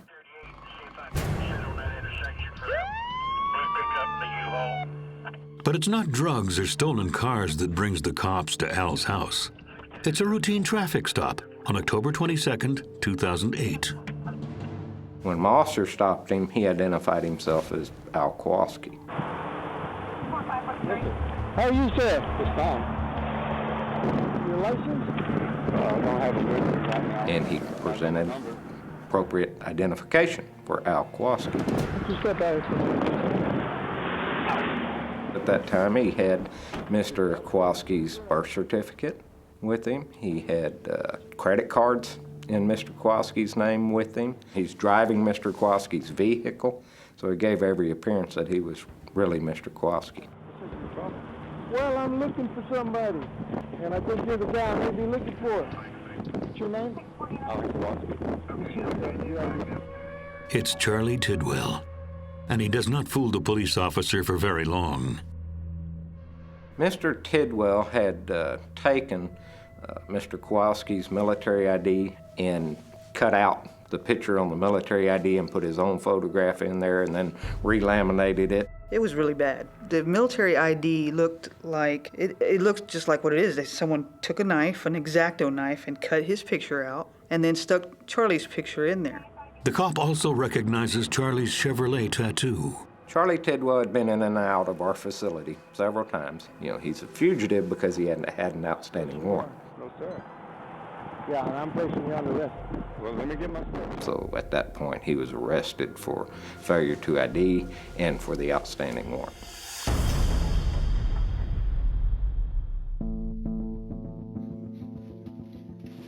Fingerprints confirmed Charlie's identity, even though he had grown facial hair in an attempt to pass for Al. Al always had a mustache. I think Charlie grew that to confuse the officers if they stopped him. They were looking for maybe a clean-shaven person. He's got a beard with gray in it. It was just a ploy. It didn't work. Not for long. You initially told me that Al went to Africa. That's what I was. He was going to South Africa. That's what he told me. But then you dropped him off. Up to this point, Al's friends and even his attorney have assumed that his disappearance is nothing to worry about. They couldn't be more wrong. Okay, this is Al. Leave your name and number. I'll call you back. I started calling Al and couldn't get hold of Al. And I called him for 2 weeks, and I just presumed that Al was, out of the country. It never occurred to me that there had been foul play. But it does occur to the cops interrogating Charlie. You were worried about him. Well, I'm worried about him too now. Y'all got me freaked out. Now we're trying to locate the true owner of the identification and the credit cards being Alan Kowalski. Has anybody heard from Al Kowalski? Has anybody seen him? Has anybody had any kind of contacts with him? Has his cell phone, got phone calls or anything? Charlie sticks to his story. Al is in Africa. I didn't do nothing with Al. I haven't hurt him. I wouldn't hurt that man. I promise you that, man. Nobody had seen or heard from Al Kowalski in quite a while.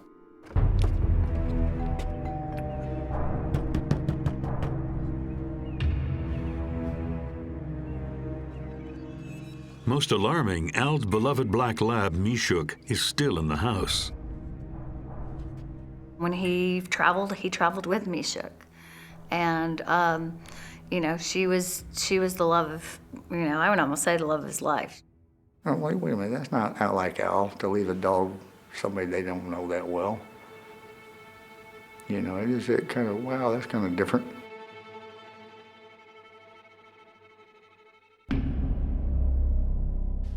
It's been 8 weeks since anyone's heard from Al. In October 2008, police visit the Kowalski house. The once pristine residence is unrecognizable. You know, a lot of the cars gone, trash all over the kitchen, trash on the floor, gun cabinet was empty. The house was definitely trashed. He had a lot of animal mounts that were missing. The beds in the bedroom were missing. Televisions, basic furniture that you would have in a home like that was missing. A lot of times when people use injectable drugs, they will draw back a syringe and squirt part of the contents out, and normally, if you've ever been to a drug house, you'll see it squirted on the wall. So far, the cops have a ransacked house, evidence of petty theft, but that's about it. Was this just Texas bad boys being Texas bad boys? Or was there something more sinister going on at Al's dream home?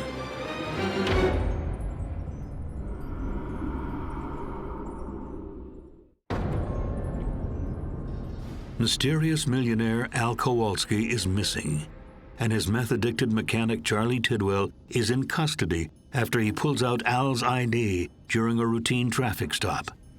The cops find Al's house turned into a meth den and ransacked. Now the most pressing question, where is Al? One of those key things that told us something definitely was wrong here was a lot of Al's clothing, you know, personal things, his photo albums from African safari hunts were all in trash bags. That was pretty telling at that point. You just don't leave behind everything. Their suspicions are raised a notch when they discover someone's been shooting up more than meth. We found one bullet casing in the bedroom and a large amount of them outside the back door. So we felt pretty sure then that we probably had a murder, but where was the body?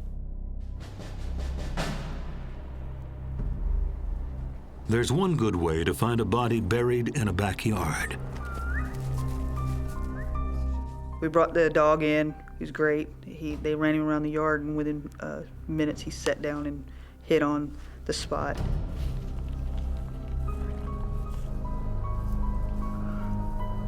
We did pull up some of that flagstone, and then we discovered Mr. Kowalski's body buried within a foot of the surface.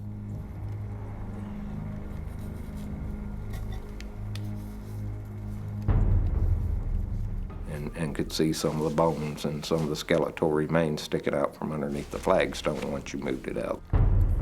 I got the call that day, and we found Al's body right behind the house. Hey, come on, man. What's up with that? 5 steps off the back porch. That's real creative. That's being careful.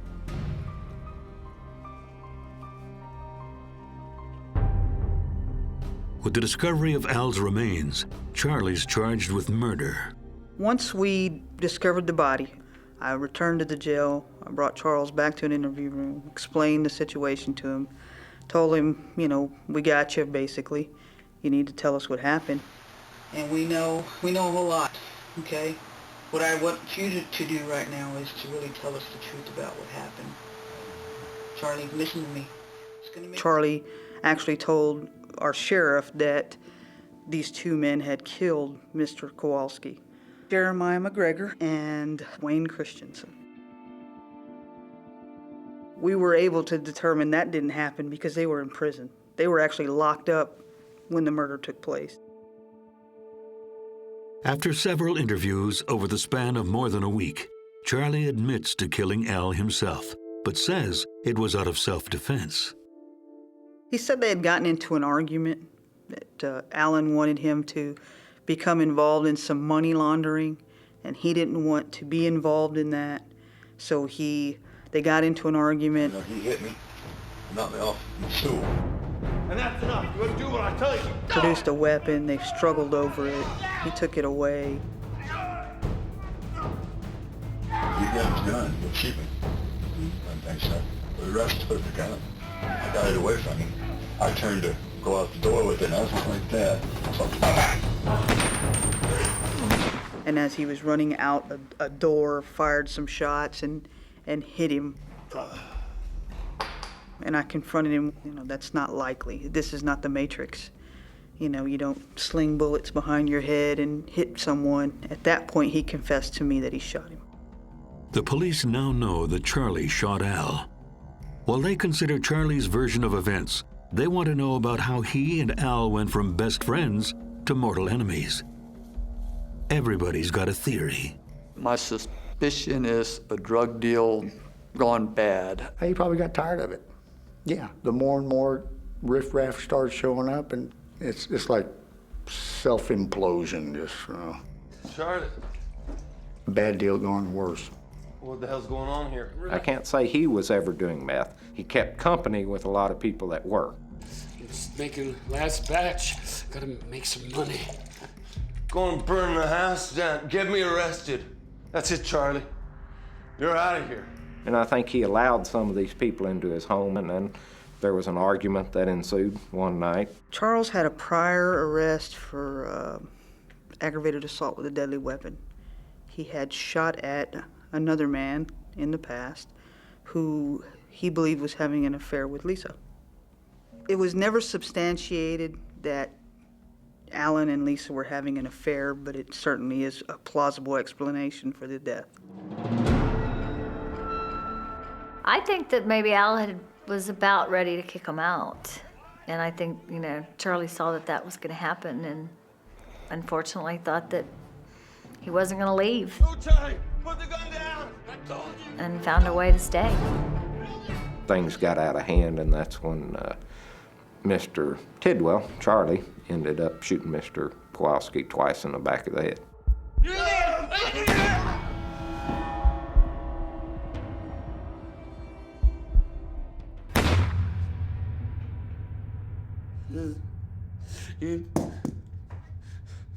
You made me do it.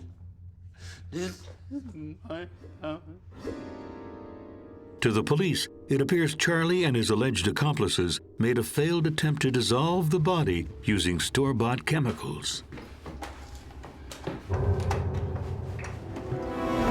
We found where they purchased some Red X, which is normally a septic tank treatment deal, which kind of like light.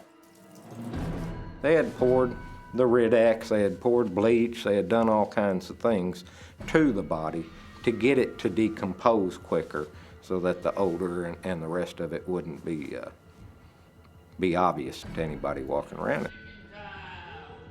And then it's kind of a free-for-all. They need money for their meth and need money for this, and they sold a lot of good stuff and just sold it for whatever, just to get their drug money and go out and have fun and party for several months before it all came to an end. Some of them stole items out of the home. Some of them sold items out of the home. Some of them benefited from a check that was forged and cashed at their bank. In total, 12 people are implicated in the theft ring, including Charlie's wife Lisa, who's sentenced to 10 years for organized crime, along with Jeremiah McGregor, who also gets 10 years, and Wayne Christensen, who's sentenced to 20.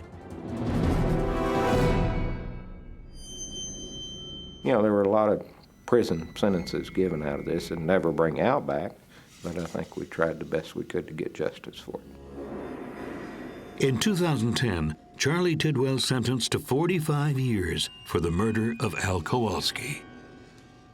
We did end up finally getting confessions from Charlie where he took the blame for being the one to totally pull the trigger. He obviously got convicted, but we still don't know the entire story. He could be protecting Lisa. There wasn't any doubt Lisa had helped clean up some of the blood. Al's dream home is cleaned up and sold. Most of Al's cars are recovered, including Michelle's Mustang. Al's dog is found alive and well. She's on a beautiful ranch, has a lot of room to run, and I'm sure she's very happy. While Al will be dearly missed. It was really sad, to tell you the truth. Al was a nice guy.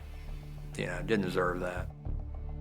He was one of those guys that, you know, when he enjoyed life, he enjoyed it fully. And he took care of the people around him that he cared about. So, yeah, I do miss him. Nobody ever deserves to be killed. I was upset, and I cried. It was difficult. It just made me sick. Made me sicker than a dog. I couldn't believe it.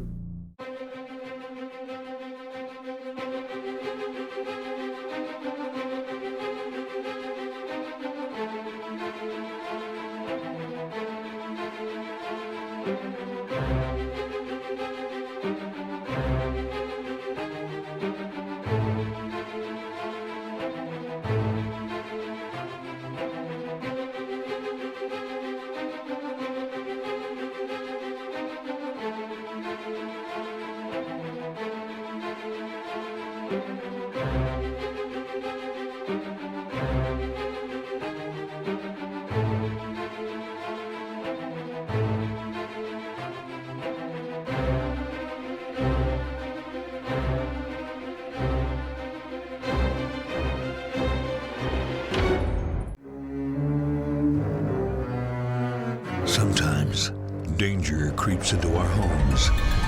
Mabel Puglisi just up and disappeared. And sometimes we invite it in. It was very dark, gloomy. There was no sign of life. Oh my God! If you did it right, you could get rid of a body and nobody ever find it.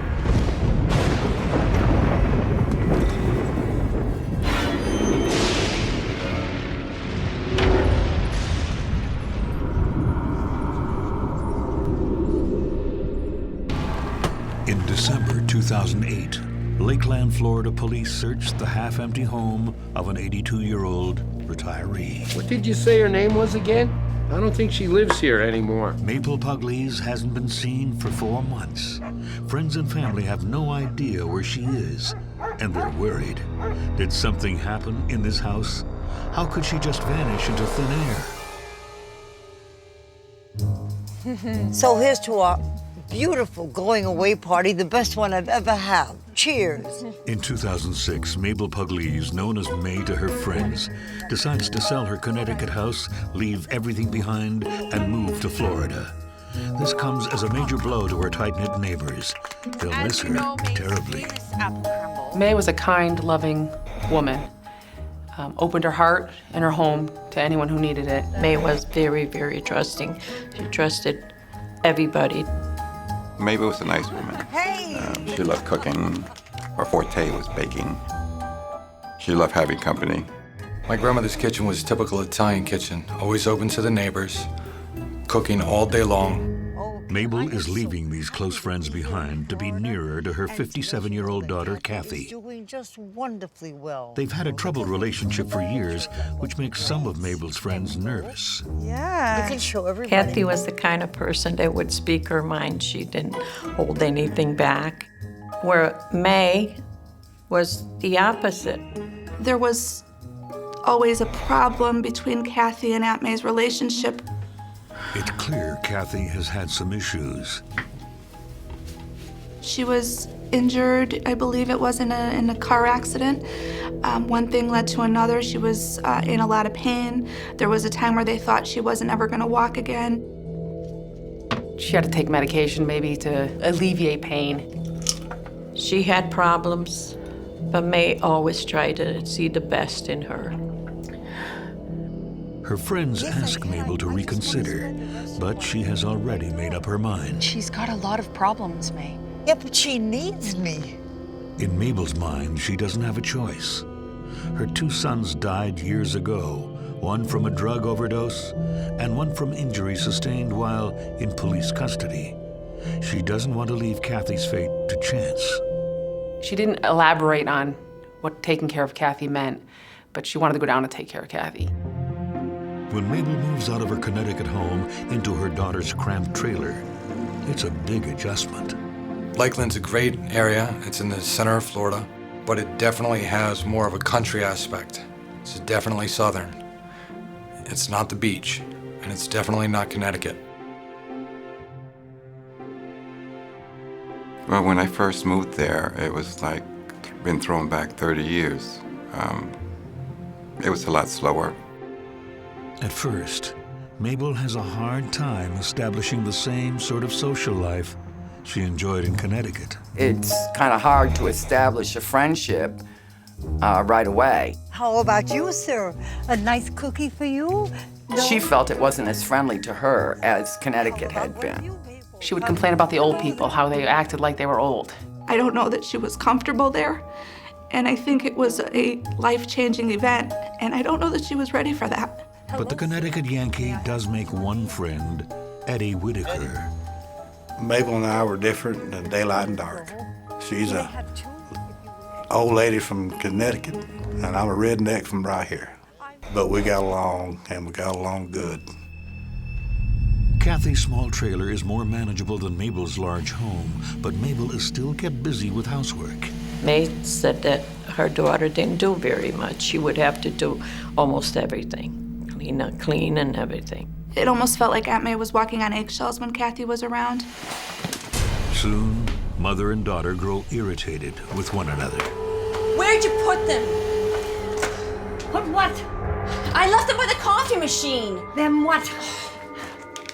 Stop moving my things around! She didn't seem too happy living in the close quarters with Kathy. Both of them, Mabel and Kathy, they could get pushed in the corners pretty fast. She wanted a little more space. It's very tight in a mobile home. What have I done wrong? Don't walk away! Mabel and Kathy agree that the trailer is too small. They decide to move. So, do you like it? I love it. Oh, my darling, it's all yours. Yes.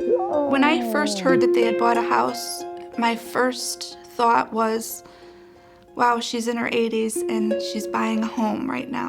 I didn't think it was a very good idea, but that's what Kathy wanted, so May was trying to please Kathy, I think. Mabel was putting up most of the front money. My personal feeling was that Kathy was taking advantage of her mother. So I didn't really think it was a great idea. The new house is a step up from Kathy's trailer. It's in a nicer neighborhood for one. Nothing bad really happened there. And is in a much better shape. The house was only 4 years old, so it was fairly well kept up. This spacious new house has everything Mabel and Kathy need to get their relationship back on track. When she bought the house, she told me that this would bring her and her daughter closer together. Because it gave them a little bit more room, quite a bit more room. And Mabel was on one side in the master bedroom, and Kathy was on the other side of the house. And they did seem to get along better. Well, there's only one thing missing. What's that? Oh, a man. I mean, this Mabel and Kathy would love for Kathy's sons, Travis and Morgan, to move in and help out around the house. There's only one problem. They're both in prison on burglary and fraud charges and won't be released for several years. But Kathy's sons have a solution in the short term. They introduce Mabel and Kathy to their friend and fellow inmate, Edward Caldwell. Travis and Morgan had been telling us about this guy, Ed, that was a nice guy. Ed was a friend of my brother and me. I had originally met him while I was in jail, and we both talked to each other and were making plans to start some type of business when we got out. Soon enough, Kathy and Mabel start visiting Edward in jail along with the boys. They hope that when he's released in a few months, he can help their mother and grandmother. I hope everyone's well. You look fantastic. You guys look like sisters. Over Over several visits, Mabel and Kathy get to know Edward quite well. He came from foster homes. Apparently he was, fostered out as a young child, grew up in different programs and stuff for children, and didn't really have any family. Well, now you have one right That's so here. nice. He was a put-upon child, abused, became a gangbanger, just was, somebody that my mother thought she could help. May wasn't judgmental about anyone. She always found something good about me or anybody else. And she didn't think that everyone that got arrested for a crime was necessarily a bad person, because my brothers had both gone to prison. All right, see ya. They start writing each other letters. I would write home, my brother would write home, and Ed would write home. And we would all three get letters and mail back from my grandmother and my mother, just as if it were family. After 5 months of corresponding, Edward's prison term ends. He was going to get out soon, and he would be needing a room to rent.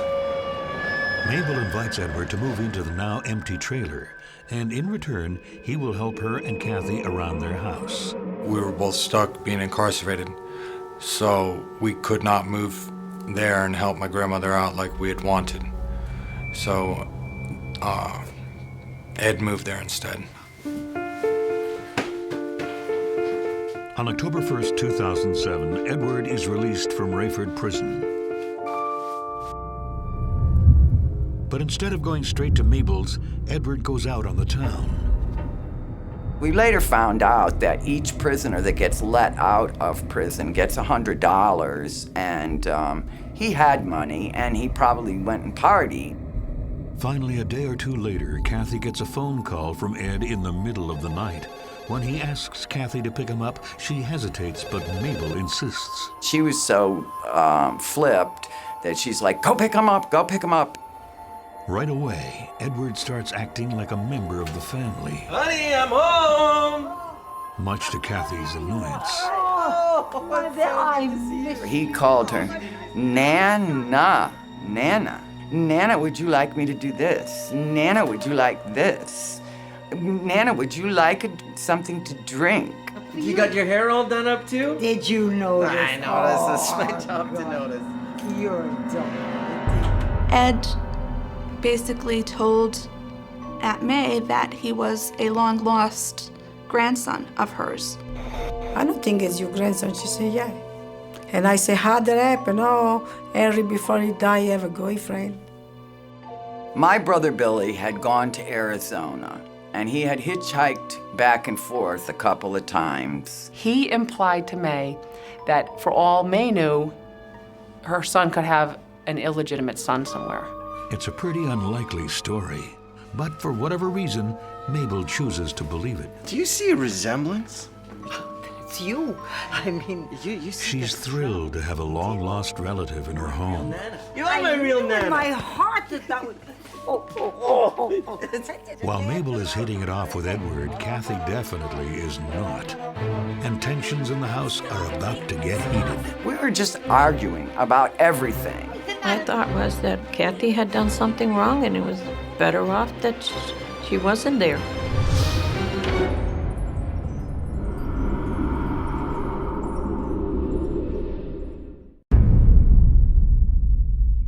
Ex-con Edward Caldwell moves in with 81-year-old Mabel Pugliese and her daughter Kathy.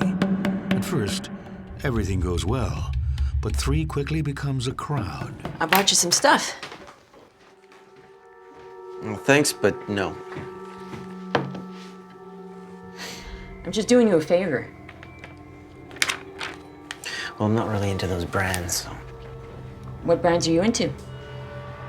Not those. He wanted top-of-the-line stuff.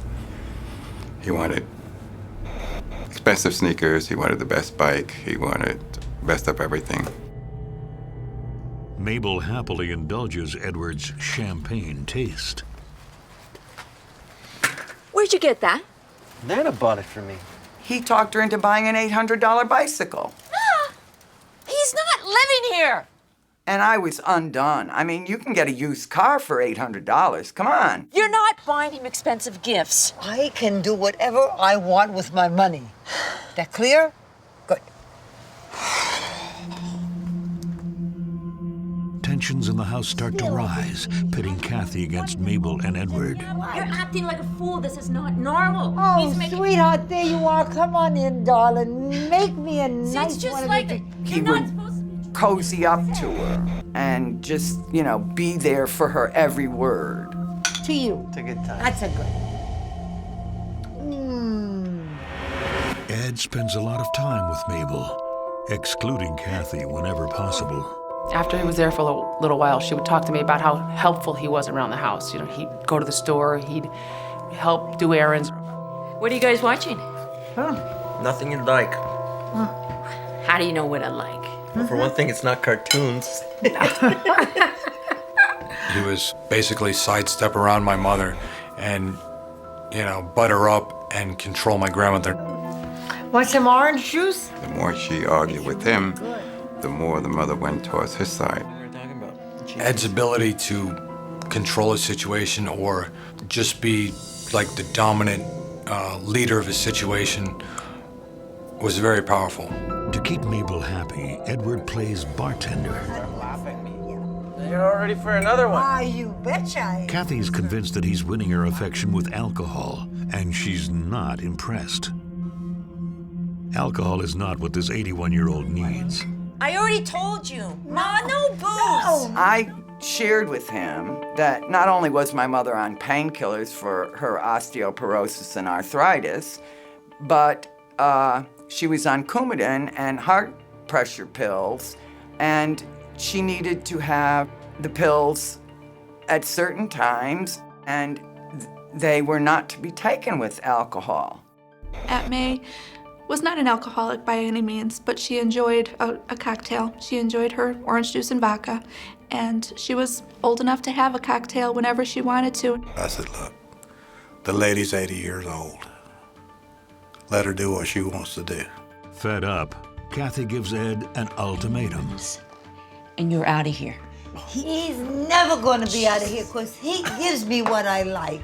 He had 3 days to get his butt over to the trailer and start living there where he belonged and not in the house with us because of the conflict that was going on and the evil air that was in the house. Ed ignores her. When some of Kathy's things go missing, she immediately suspects him. Stop taking my stuff. He would take things of mine that were left out in the den or in the living room or in the kitchen. She constantly came over and complained about, how jewelry was missing, her computers were missing. Jesus, grow up. He started pushing me around when he'd go by me. He'd shoulder me, or he'd take his hand and shove me a little bit. Mabel can't help but notice the tension. What's the matter with you? She was upset because the whole atmosphere in the house had completely and totally changed. It had suddenly become very, very thick. 3 weeks after Edward moves in, Kathy discovers a bottle of vodka in her mother's room. She decides that Edward has crossed the line. Ed! I was upset. I was coming out of the room and Ed was coming down the hallway. What the hell are you giving my mom alcohol for? Come on, it's just a little drink. She's getting drunk. It's a little drink. Let her have her fun. It's a little bit of fun. It's just a little drink. It's no big deal. She's getting drunk in the middle of the day. She's not supposed to be doing stuff like this. It's not the... Just as Mabel steps in, the confrontation turns violent. I'm gonna have a talk with my mom and get you far bad. I'm gonna get you out of here. Mabel falls to the ground and cuts her head. Oh my God. Kathy helps clean her up and puts her to bed. Yeah, this is a real mess. I pulled up the covers and we both walked out of the bedroom. Yeah, that's fine. I'll be here for sure, so, of course. Thank you. What was that? You better get in your car and go. Why? That was 911. They're sending an ambulance. And the cops. Are you serious? Yeah, you'd better leave. Within minutes, the cops arrive. Nice. I got it. Is there any problem? Not just straight away.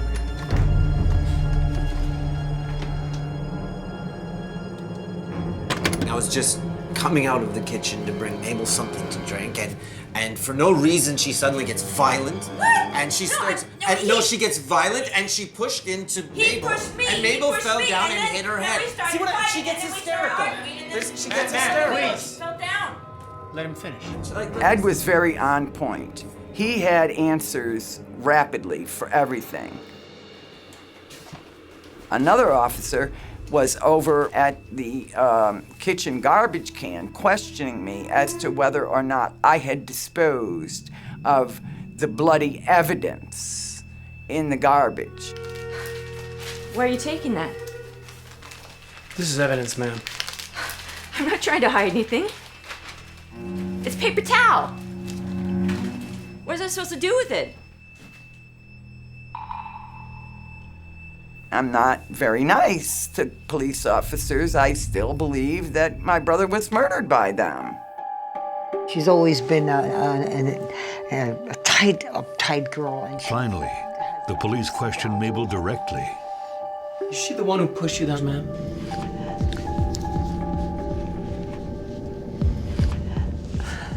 Yes, I know her touch, and I know it was her. After talking to her, they were more swayed by Edward Caldwell's version of events than Kathy. The cops have reason to believe Kathy poses a threat to her mother.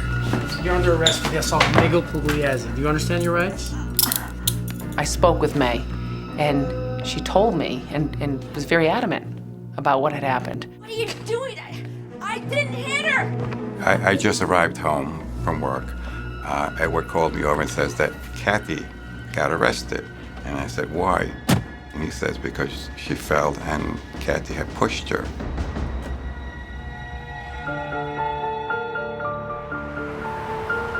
Mabel is taken to the hospital later, where it becomes clear that her hip is broken.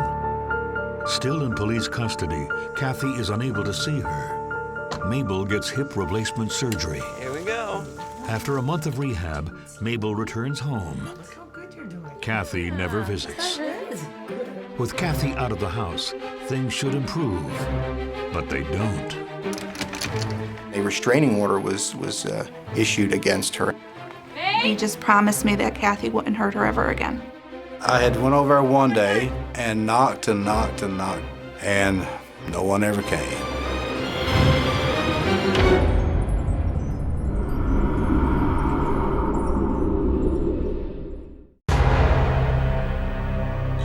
After Mabel Pugliese suffers a nasty fall, her daughter Kathy is arrested for elder abuse. Following a month-long stay in the hospital, the 81-year-old moves back home with Edward Caldwell, an ex-con who claims to be her grandson. Kathy has been out of police custody for several weeks, but she's not permitted to visit her mother. A restraining order was issued against her, and she was no longer allowed to, be with her mother. I was absolutely taken aback by this situation. I mean, not even by mail or phone. Could I speak to my own mother and try and get things straightened out? To keep Mabel safe, Edward keeps a close watch on things. When Kathy attempts to visit their neighbor, he immediately alerts the authorities. The police came to my house that night. They said that we heard that Kathy was here. I said, no, she's not here. And he said, can we search the premises? I said, sure. And they searched the premises and left. He's the sweetest thing in the world. Back at Mabel's, she and Edward grow closer and closer. Oh, here he is. I'll call you back in a little while. Okay, bye. How about a little soup? I love soup. Here you go. May was telling me how good he was to her and how he would cook for her. He would bring May soups. Many times when I was on the phone talking with her, she would say, oh, here comes Ed. He's bringing me some soup. My feeling was it was a good fit. May was happy, he needed somewhere to be, that made the family bigger. And once in a while, she says, stop, I want to tell you something. He's so nice. Oh, he's just like my own son. After Mabel is released from the hospital, her former nurse, Linda, visits several times a week. She did mention that there was a nurse coming over regularly. When May first got home and the first time I talked to her, she was comfortable and happy. And Mabel keeps buying things for Ed. And surprise! Ha! I want you to take that and buy yourself the biggest, most beautiful pickup truck in the world. And one day she called me, she said, oh, I bought a truck. Guess what color? Blue. And I said, did you put in your name? And she said, no, I put in his name because we need it. He's gonna drive me all over. That's the nicest thing anyone's ever done oh, for me. I want to do that again. I'm gonna go. Oh, go. He didn't like old trucks. So he had put in for a new truck. And Mabel bought him a new truck. My grandmother would never do those things on her own. She would never okay or help to pay for that much stuff for anyone. She was too tight with her money, too frugal with her money. He told people that these were things that she wanted to do for him, that these were all, her idea, and that she was doing it as gifts and to be nice and to support him. 2 months after her fall, Mabel also updates her will, cutting Kathy out and putting Edward in as a beneficiary. You have been as generous and kind and loving to me. With him being listed first, then my brother, then myself, and my mother being listed last, with her payment to be $1. Thank you. This is for you, dear boy. For the rest of your life, you'll be a happy man and a safe man. Thank you very much. There you go. God bless you. My opinion was that if Ed's gonna take care of May, then that's fine. I honestly thought if he's gonna take her for everything she's got when she dies, as long as she's happy and taken care of, that's fine with me. Mabel also adds him to her bank account, granting him joint access to her savings and Social Security deposits. Thank you very much. So we can see that just over a very short span of months, lots of resources that were the property and possession of Mabel Puglisi were suddenly benefiting Edward Caldwell. Around the same time, Eddie Whitaker drops by to visit. It had been a while since I had saw either one of them. And so I had went over there one day and knocked on the door. And no one ever came. I came back another day, probably a day or two later, knocked, and no one would come to the door. And I heard a noise inside. Hey, I can see you. Next time I knock, I'm coming through.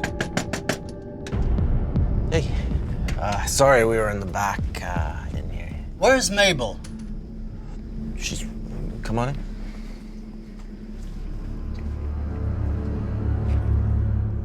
Ed! Mabel, honey. Mabel, she's always trying to give you something to eat or something to drink. She's always trying to take care of her company. I told her, I said, sit down here. I said, I don't need anything. And Ed was sitting in the corner like Buddha, watching over.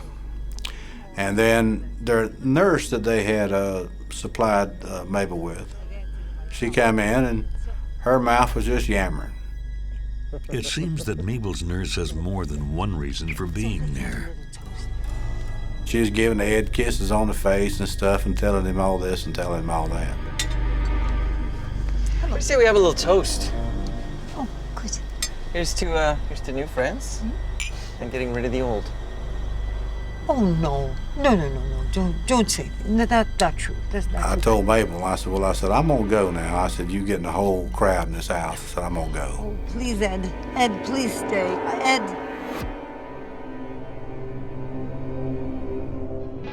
To make sure that Kathy doesn't call, Ed monitors Mabel's phone calls and rarely allows her to speak on the phone. No. Hello? No, she's taking a nap right now. I don't want to talk. All right.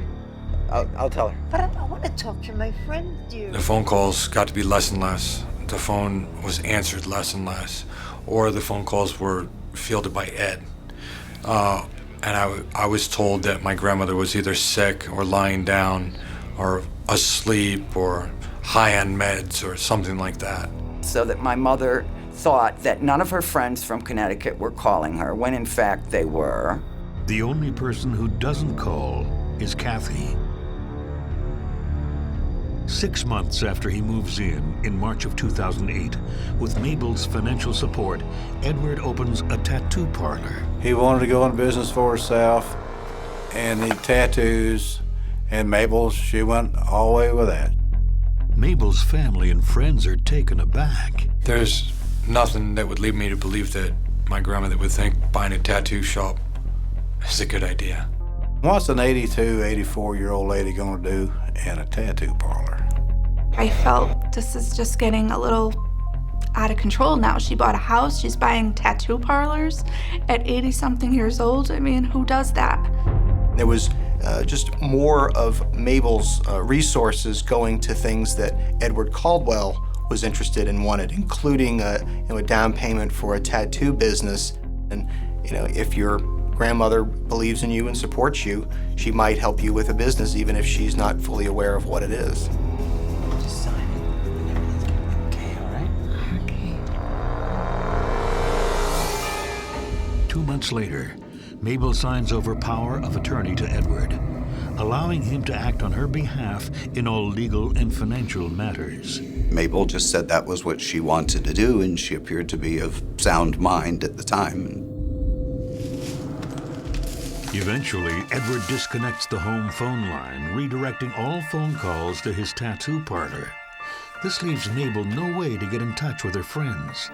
Her only contact is her former nurse, Linda, who still visits several times a week. I'm not doing well. I'm not doing well. There's nobody here. I'm so alone. I have no telephone. This nurse was at the house with her, and I guess Aunt May said that she wanted to make a phone call to her friends and family in Connecticut. May's nurse called Jerry one day, then handed the phone to May because May wasn't allowed to use the phone anymore. Mabel doesn't sound like her usual self. Yeah, it's me. Her tone was different. She tried to act as though things were good, but the fact that she had to sneak this call was worrisome to me. She usually liked to talk for a while, talk about different things, but her conversation was short. May's conversation was very short. And thank you. Well, already? We just... No, May, what do you mean you have to go now? Why do you have to go? May, what do you...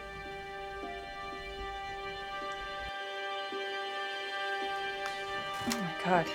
Mom, you gotta see this.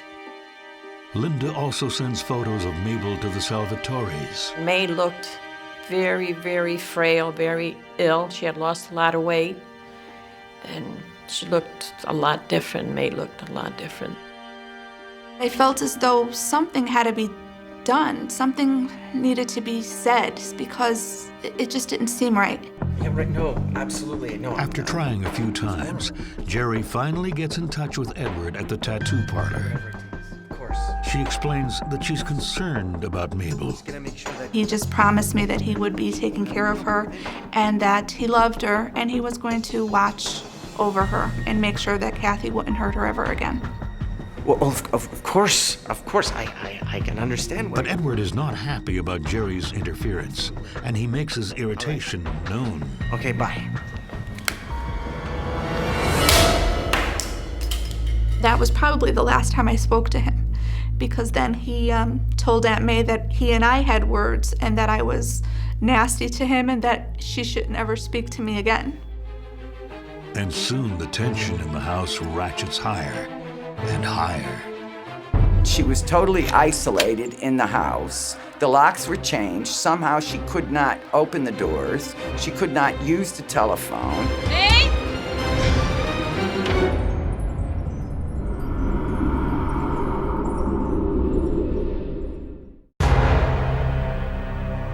As Edward Caldwell shields 82-year-old Mabel Pugliese from the outside world, her friends start to worry. Mabel's nurse, Linda, has been banned from the house by Edward. Their affair is over.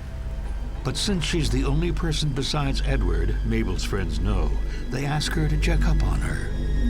My daughter called, talked to Linda, and asked her to go check on the house.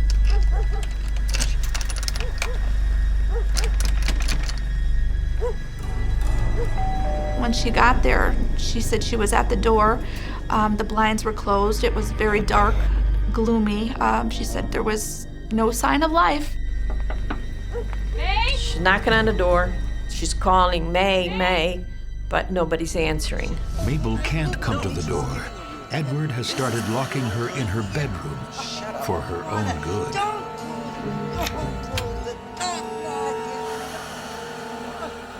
Please let me come outside. Here, I'm here. Look down. May?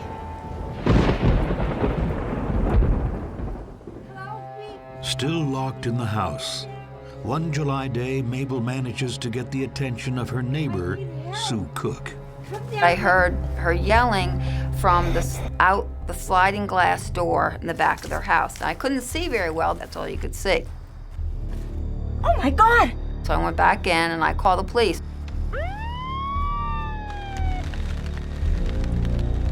When the cops show up at the house, Mabel appears to be somewhat out of it. You have to look in the kitchen and you'll see all the marks and it's all there. She's, What? She's on several medications. When they talked to Edward Caldwell, he appeared calm and said that she was just having a sort of a deteriorating mental condition, was hallucinating, and he was just genuinely, concerned about her. But then, why do you pull out the telephone so that I Did can't... you pull out the telephone line? Hey man, she thinks there's bombs in the walls too. Ed told them that Mabel was suffering from sundowners syndrome, which is sort of my understanding, the early stages of Alzheimer's.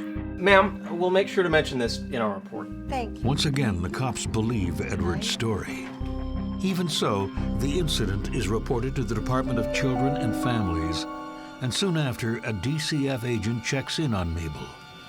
So, as far as everything is concerned, Ed is taking wonderful care of me. He's just being kind and helpful, and I completely content with my life. When DCF goes to talk to her, she does appear to be okay, but they are concerned that she is in need of some services, that she could use help with someone coming into her home, I think with like a Meals on Wheels type of assistance.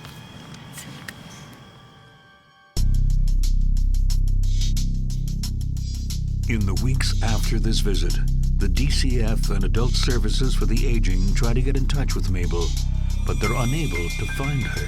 They either can't get a hold of Mabel, they get the Tattoo Avenue recording when they call her phone, or Ed answers and says that she's doing okay.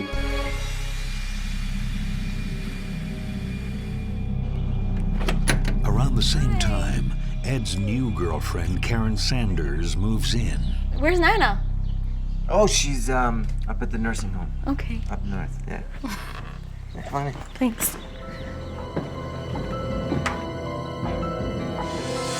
Finally, the DCF agent gets a call from Edward in response to their many messages. Yeah, hi, this is Edward. Yeah, I know you've been trying to contact me for a while now, and To his surprise, Edward claims that Mabel has moved to Maine and that he has no contact info for her. All right.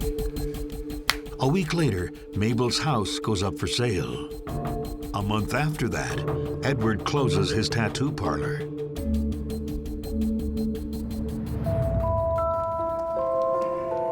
Hoping to find out more, a DCF agent goes looking for Mabel's family members. He speaks to Kathy Cameron, who hasn't seen her mother in months. What happened? He tells Kathy that Mabel has moved to Maine.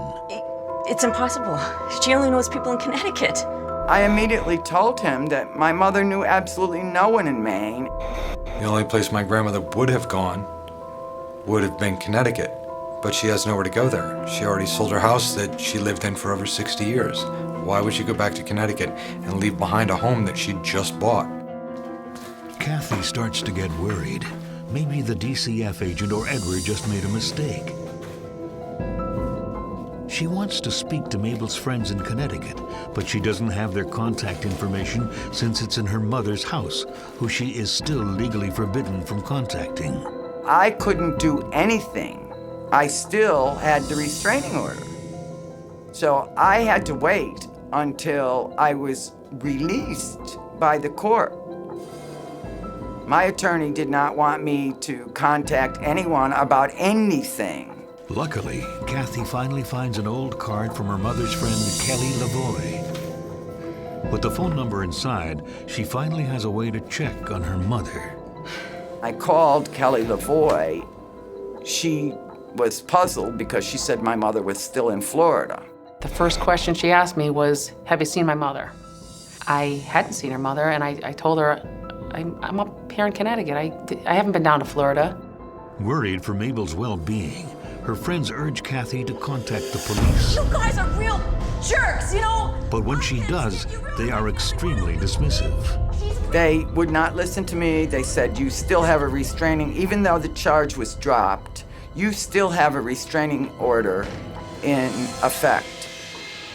It conflicted with the, what initially people thought was a very, sweet guy who was taking care of a woman who was getting on in years. Kathy reports this development to Mabel's friends. Hi, And they respond by placing several calls to the Lakeland police themselves. You think Mabel Pugliese is missing? Can you spell that, please? Thanks to the pressure from Mabel's Connecticut friends, the police take a new interest in Kathy's story.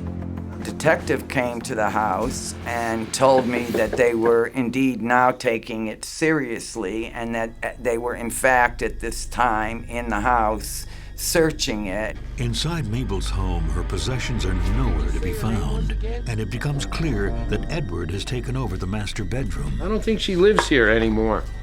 When they went into the home, they really didn't find any trace of her in there. The only thing that they were able to find was a cane that apparently belonged to her. Bingo. The house just looked like a bachelor pad, the whole place. There was nothing in the place that looked like an 82-year-old woman had lived there. When they question Edward about Mabel's departure, he can't get his story straight. She could be in Portland or Maine or something like that. I think I heard she was with Kathy's ex-husband or something. First, he told them to go check with Kathy Cameron's ex-husband over in Palmetto. When they went to go talk to him, he said he didn't know where she was. They get like 4 or 5 stories right off the bat, and each time they follow up on that, they fail to find Mabel. While questioning Edward, the police find one of his comments particularly suspicious. Anyways, I got no reason to harm her. Why would you say that? Because I already got everything. But if Edward already has everything, what's happened to Mabel? If Mabel Pugliese had died through innocent means or through natural causes, why didn't he just contact authorities and let them know that?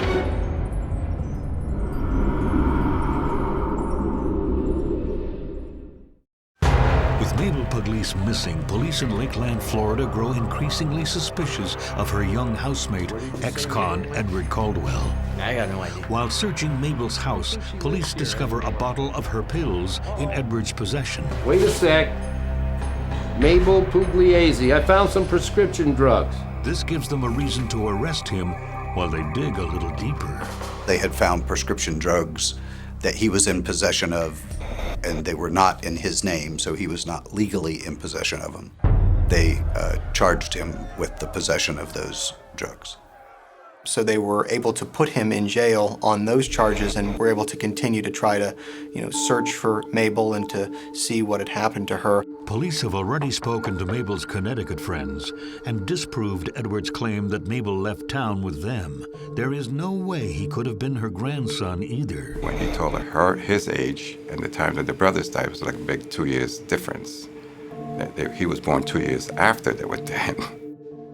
After speaking with Mabel's physician, they also learned that Edward was also lying about Mabel's struggle with Alzheimer's. he had never seen any signs of that. There was never any indication of Alzheimer's. My mother was quite sharp, as a matter of fact. Whenever I spoke with May, she was always very clear and on subject. She never seemed fuzzy about what she was saying. All right, so in your own words, tell me what happened. Okay. Well, first of all, I went into a room and I saw... Even Mabel's fall in October 2007 proves to be less cut and dry than police first thought. So I confronted him, and I said, what are you doing plowing my mother with drinks? And then she got in the middle of this fight that we had because I was finally confronting the guy. And then he pushes me, for no reasons. Next thing I know, my mother's on the ground, but I didn't push her. I know I didn't push her, but She said someone pushed her, but she didn't see who pushed her. And for no reason, she suddenly gets violent. The cops took Ed's story at face value and said that my mom pushed her and got my mom arrested. There he was with Mabel, who was half-crocked on the booze and pills and stuff that he was feeding her. And Ed kept telling her, he said, well, she knocked you down, she knocked you down. I can't believe Kathy pushed you like that. And she said, no. He said, oh, yeah, she knocked you down. Well, okay, well, she knocked me down. But most of that was brought on by the pills and alcohol. I've got the police coming. Yeah. And I think we should think about Kathy not living here anymore. I did not push my mother. She fell, and it was because of Ed and I pushing each other and physically shoving around behind her. He knew that if he could just get Kathy out of the picture, he'd have free rein to take advantage of this old woman.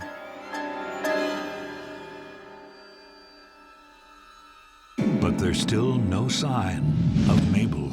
If you look at it from the detective's point of view, if Mabel Puglisi had died through innocent means or through natural causes, why didn't he just contact authorities and let them know that? As the investigation continues, police speak to Edward's girlfriend about Mabel's whereabouts. Said Cowell sent her up to a nursing home. And when she questioned Caldwell, he said she had gone up north. He put her in a nursing home up north. Karen also recalls a suspicious remark Edward made one afternoon while driving just outside of Lakeland. He had pointed to or noticed a desolate area and seemed to be remote and secluded, and he said that would be a nice place to hide a body. Police search the area with cadaver dogs, but find no trace of Mabel. In Florida, there's lots of different places you can get rid of a person's body, and there are many different critters that can scatter a person's remains, including alligators. Police have hit a dead end. With no body, all the evidence they have is circumstantial. Then, 10 weeks after Edward's arrest, a lucky break. Seems that Edward Caldwell has been telling tales to his fellow inmates. I'll kill you like I killed that old lady. He said that he had disposed of her body in an orange grove and had done so because he'd hoped that the scent of the fruit would mask the decaying scent of her body. But despite these leads, there's still no sign of Mabel. Without a body and a cause of death, it would be very hard to show that there was a premeditated killing or a second-degree murder. There's no shortage of theories about how Mabel might have died. Maybe he had either gave her an overdose or he strangled her. Maybe she died in her sleep from, having her medications controlled. Maybe he did it himself. I think the most likely thing would be strangling or suffocation, since the whole house was searched and there wasn't any blood. This is a very rural place. There are orange groves all over the place. There are lakes and alligators and, there's just all kind of things like that if you did it right, you could get rid of a body and nobody ever find it. And when you do, you're gonna land hard. Look, I know where Mabel Puglisi is, but you're gonna have to earn your little detective money to find out. Since the body is still missing, the prosecution doesn't charge Edward with murder. Instead, prosecutor John Agger charges him with negligent manslaughter. And there were a series of other charges, including theft and uttering a forgery. At that point, he told us that he would not take a plea deal unless Ed told them where May's body was. The day before the trial is scheduled to begin, Edward's lawyer makes a proposal. His lawyer came to me and said that he wanted to plead. And then the day that we were all flying down for the trial, we got a phone call from his office that Ed had gotten a plea deal.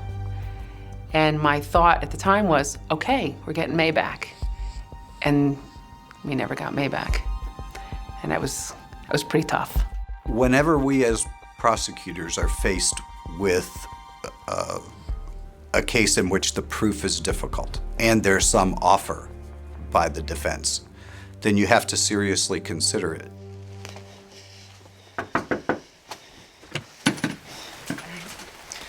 He only got 13 years because they couldn't find the body. With no body and nothing but circumstantial evidence, the prosecution decides it's better to compromise on a plea than risk an acquittal. Edward Caldwell accepted a plea deal with the state attorney's office in exchange for pleading no contest to aggravated manslaughter, neglect of an elderly person, exploitation of an elderly person, and 3 counts each of theft, forgery, and uttering a forgery. While all of this is unfolding, Mabel's house goes into foreclosure. I could not do anything about the foreclosure of the house because Edward Lee Caldwell's name was still on the house when mine was not. For Mabel's friends and family, nothing will ever be the same. Kathy's life totally was destroyed, from losing her money, jewelry, trust fund, mother. It was destroyed. She lost everything. I'm appalled at the fact that he has never had to admit when he pled guilty to manslaughter that he did, in fact, slaughter my mother, and that he refuses to this date to even allow me to bury her remains. I want to be able to bring flowers to her grave. I want to be able to visit her on Halloween like she loved. I want to be able to go talk to her.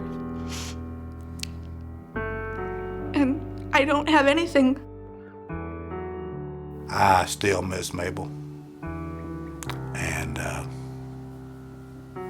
that's about it. I'll dismiss her.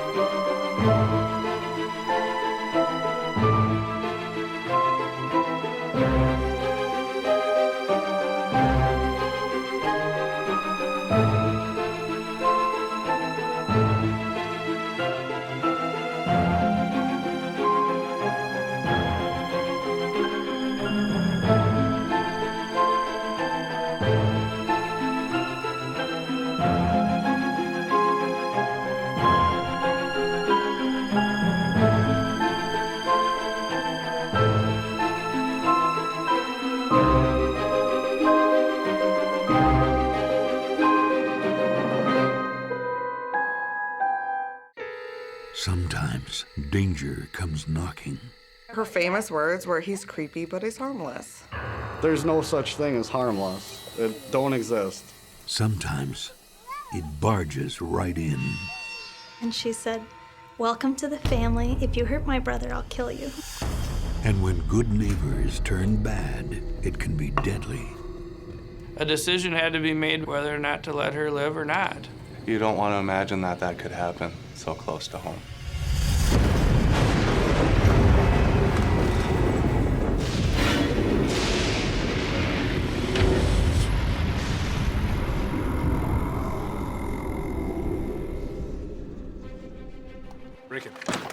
On July 25, 2009, police are called to a trailer park in St. Peter, Minnesota, where they find a resident dead on the kitchen floor of his trailer. And that's not all. The young mother who lives next door and her 4-year-old daughter are missing. Her family is frantic. How are these two terrible events connected to each other? And what turned this quiet Minnesota trailer park into hell on earth?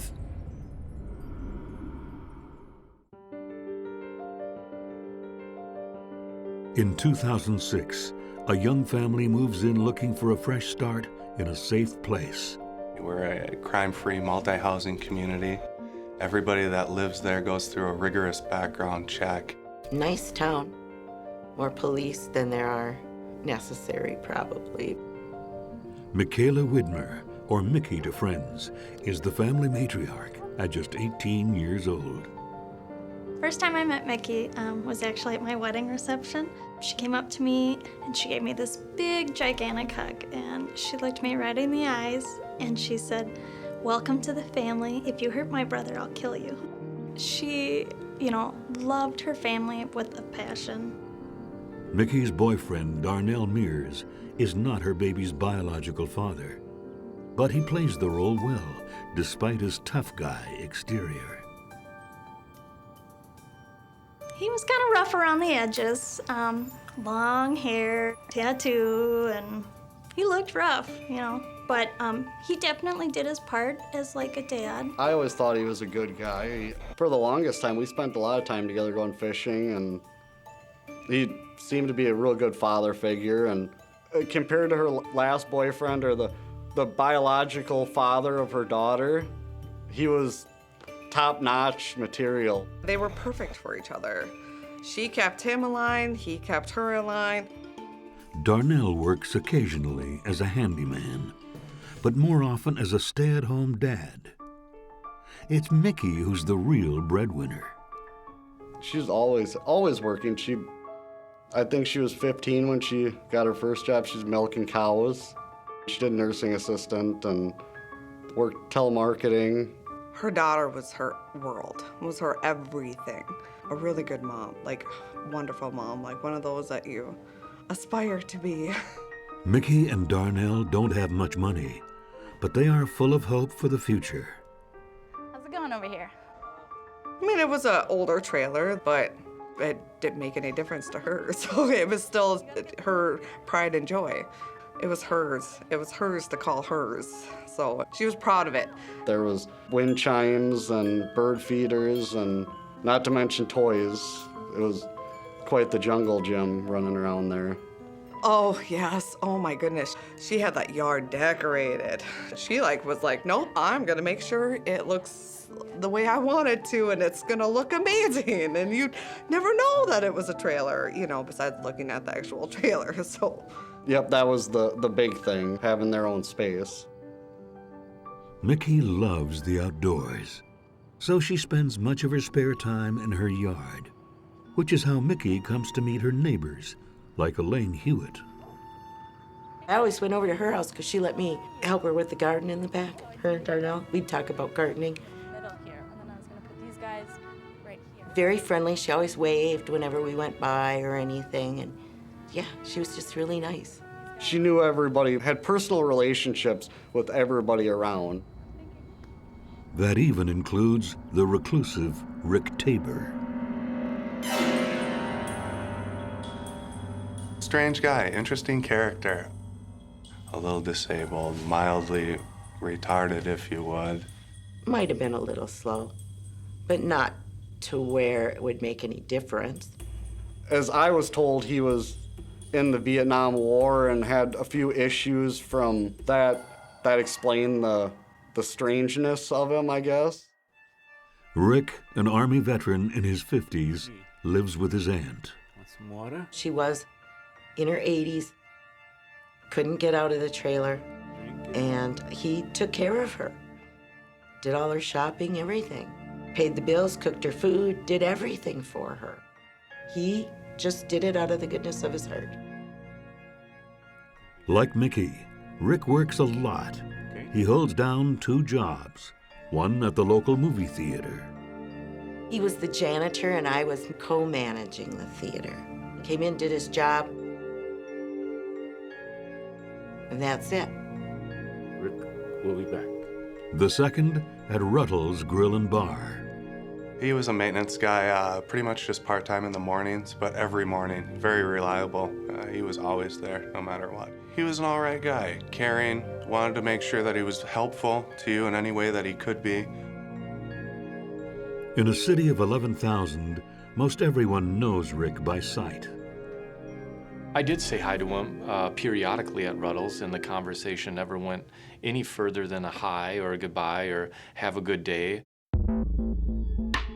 But at the trailer park, some say he's not the best judge of what's appropriate. I wanted to be kind of flirty, I think, but wasn't very good at it. Like my peaches juicy. He generally wore a cut-off shirt. He'd buy a brand new t-shirt the night before and cut the sleeves off it. I don't know, it was just his thing, yeah.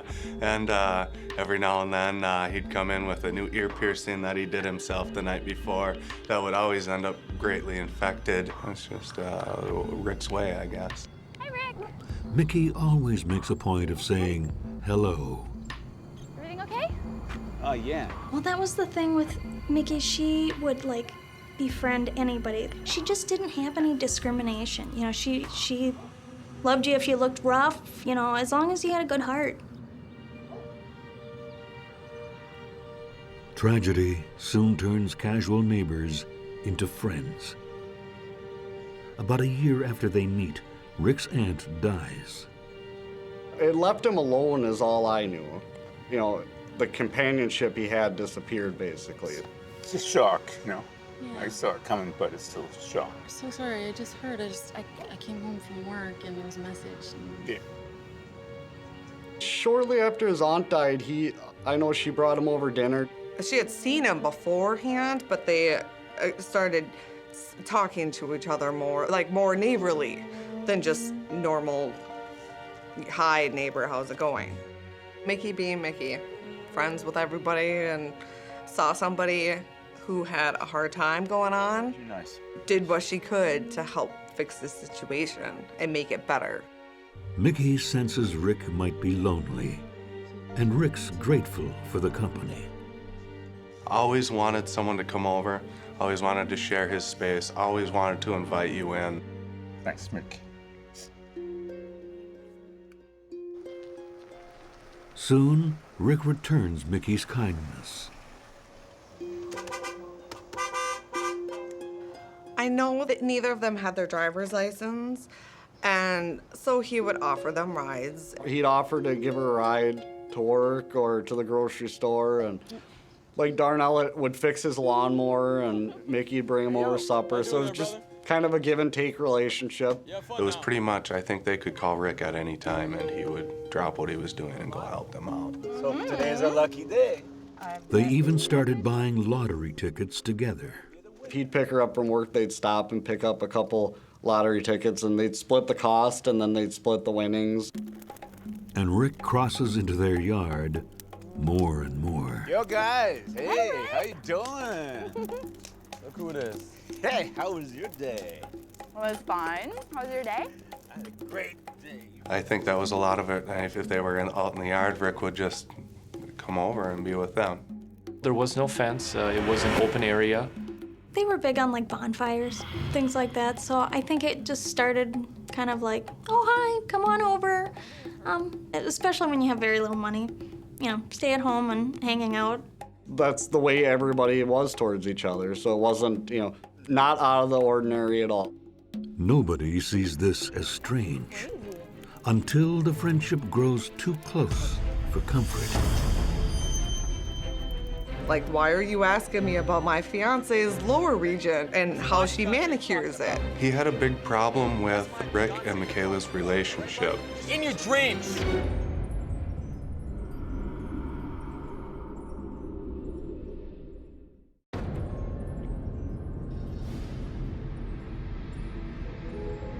The death of his elderly aunt takes a heavy toll on Rick Tabor.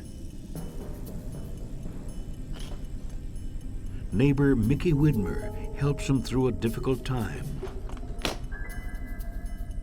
She would clean house for Rick sometimes, just because that was another way of her helping out, because he's a single man and they're friends. Kind of normal neighborly stuff, but I just thought he was a little old to be hanging with them. It was like they were family. I have to go. You'll be able to take me to work at 5, right? Oh, yeah, oh, yeah. Okay. Pick you up at 5. Thanks, Rick. Bye. Bye. Mickey's boyfriend, Darnell, is part of that family, too. Rick confides in him and takes him to a special spot at the Casota Hills Cemetery where his aunt is buried. When he was having, say, a bad day or a rough week or just needed a spot to think, I think he would go and sit there. And Darnell shares his own special secret with Rick. I want to propose to Mickey. Now, I've been waiting a long time to do this, and I think I thought of the perfect idea. You ready for this? You know how we go on fishing trips a lot? They were going to go fishing. I'm gonna bring her up to the lake. Mickey loved fishing, and he was going to put the ring on the end of the fishing line. It was like the perfect Mickey way. It was something she had always wanted. I heard a lot of daydreaming about it. But Rick's got a daydream of his own. Tell me, Darnell, does she like shave down there? What? You know, down, shave. Does she shave down there? How the hell is that any of your business, okay? That's my He had fiance asked talking if about. Mickey had shaved her lower region, her private area. That's my fiance you're talking about, all right, buddy? In your dreams. Shooting the breeze. Shooting the breeze. You're an idiot. He was trying to play it off as guy talk, Darnell. Cool, just guy to guy talking about a girl, but Darnell did not take it in a joking fashion. Like, why are you asking me about my fiance's lower region and how she manicures it? It's just like a little strange. And it doesn't stop there. So, hey, Mickey, you ever take any pictures with that phone?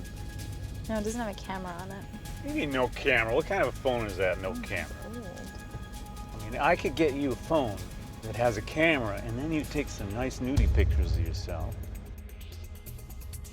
He would get her the phone with the camera in exchange for provocative pictures that he was wanting in return. Rick, oh my God. Hey, like, really? Like, that's kind of gross. And she just assumed that he was just joking around, just, you know, in a joking, perverted manner. Her famous words were, "He's creepy, but he's harmless." Darnell had thought that it was inappropriate, and Mickey had told him to drop it. Rick talked this way to everybody. Nobody took Rick seriously. Everybody was under the understanding that he was a Vietnam vet. He was a little messed up in the head.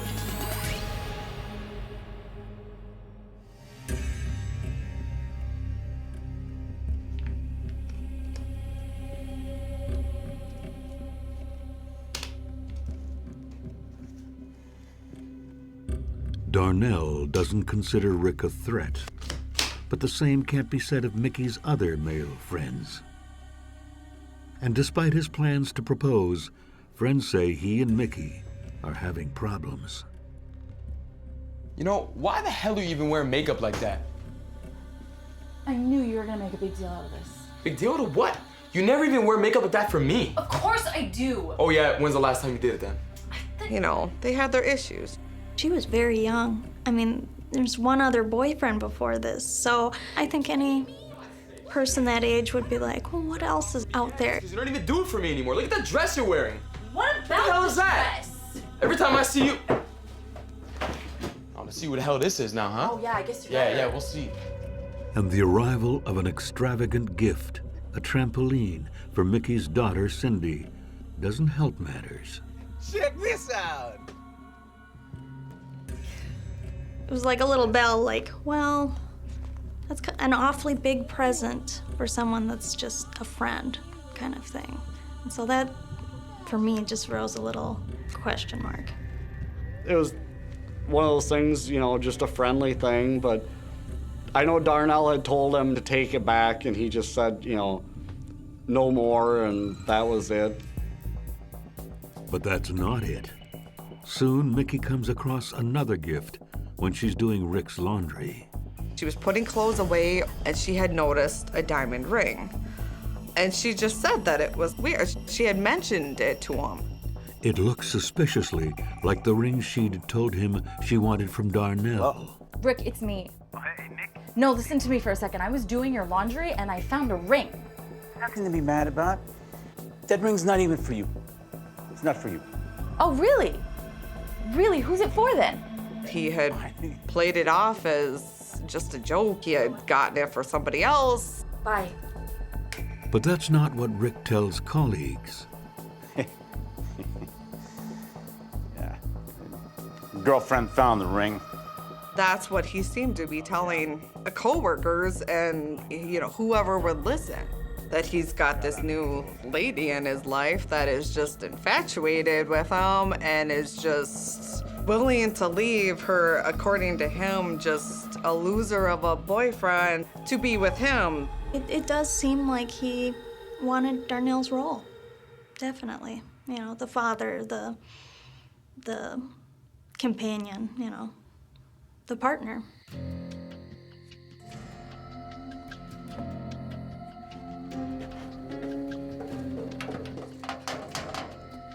It's not clear whether Darnell finds out about the ring, but he has his own reasons to be angry with Rick. I know that he thought that Rick was peeping in the windows, and he had even gone out once or twice and had seen footprints of where somebody was there and had seen maybe Rick running off or a figure running off.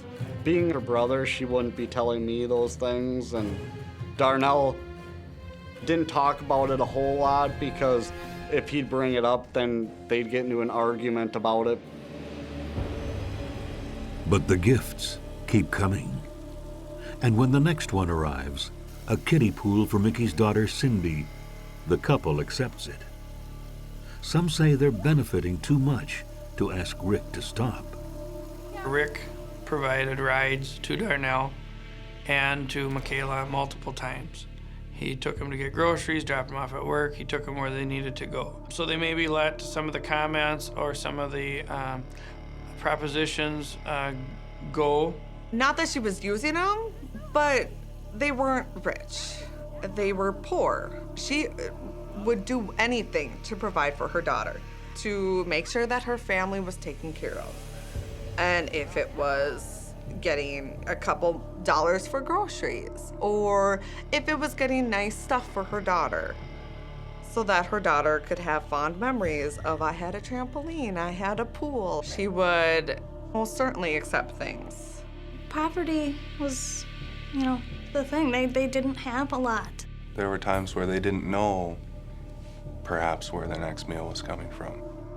He offered, so it's hard for me to say that they took advantage of him when he probably offered more than they asked. But things can't keep going the way they are for Rick and for Darnell. He drew the line and just said, I'll take care of my family and, knock it off.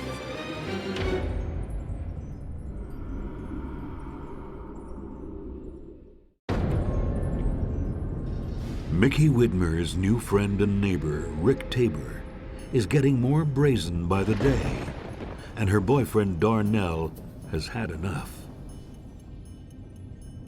But so has Rick. There were times he'd come to work and be upset, say that he felt taken advantage of. Just things like, boy, they owe me now. I had to give her a ride to the store last night and ended up having to pay for part of the groceries, so she owes me for that. That's money I'll never see, da-da-da-da-da. And money becomes a concern for Rick. Ruttle's Grill and Bar closes down, and he loses his job. That was a job that was important to Rick. And when the Ruttles closed, it was probably a hardship for Rick at that point. It gave him a reason to get up and get motivated early in the morning, and it was a big change in Rick after Ruttles shut down, yeah. But losing the job doesn't stop Rick's generosity. His next gift, a swing set.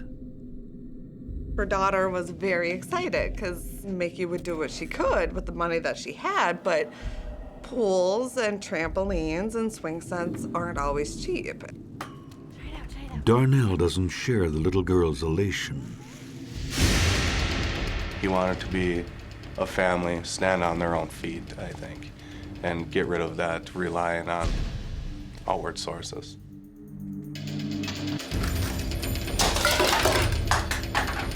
You listen here. You listen clear.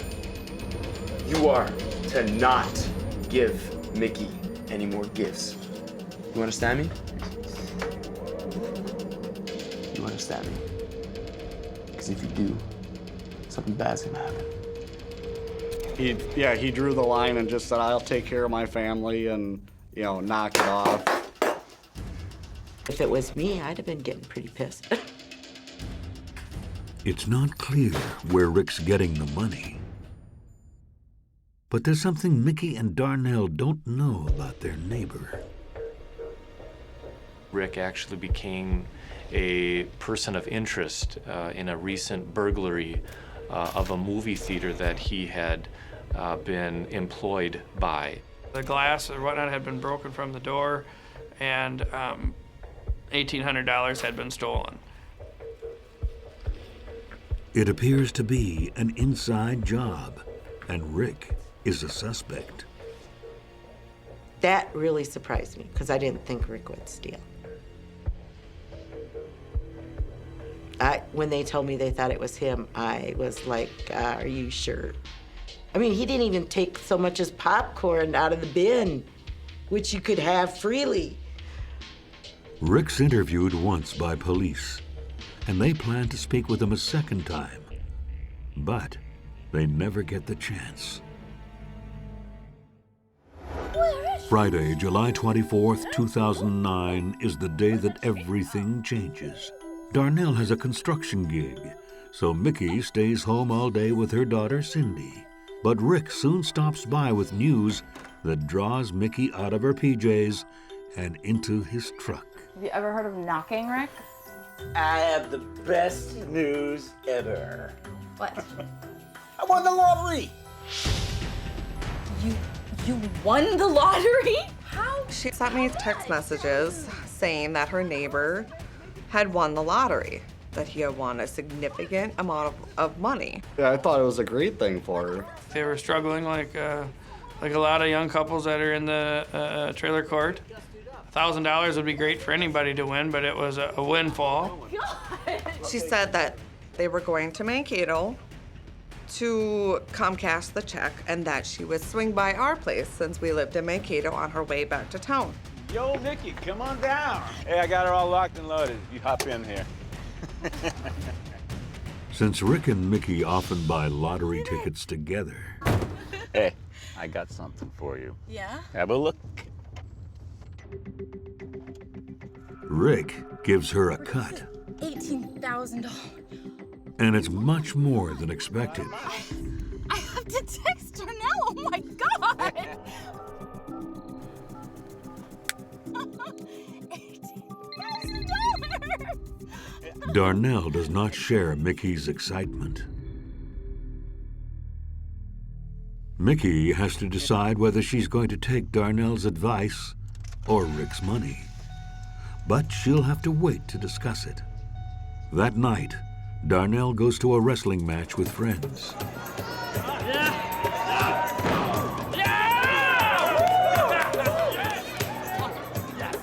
When we were at the wrestling thing, everybody had been drinking a little bit, and my friend Josh, every once in a while when he gets a few too many beers in him, he gets kind of obnoxious.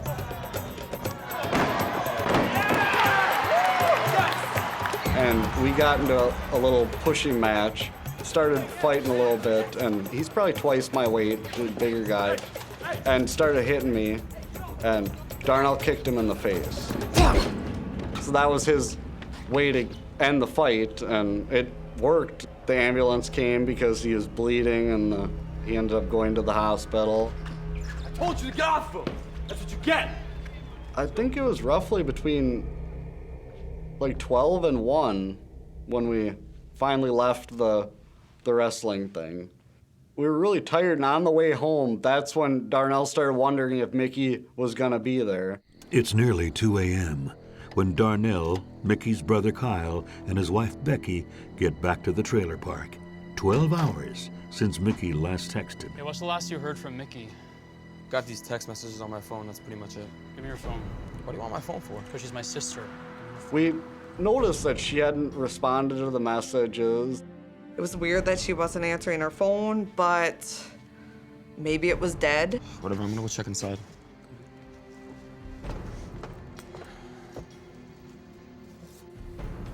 Is anyone home? Mickey!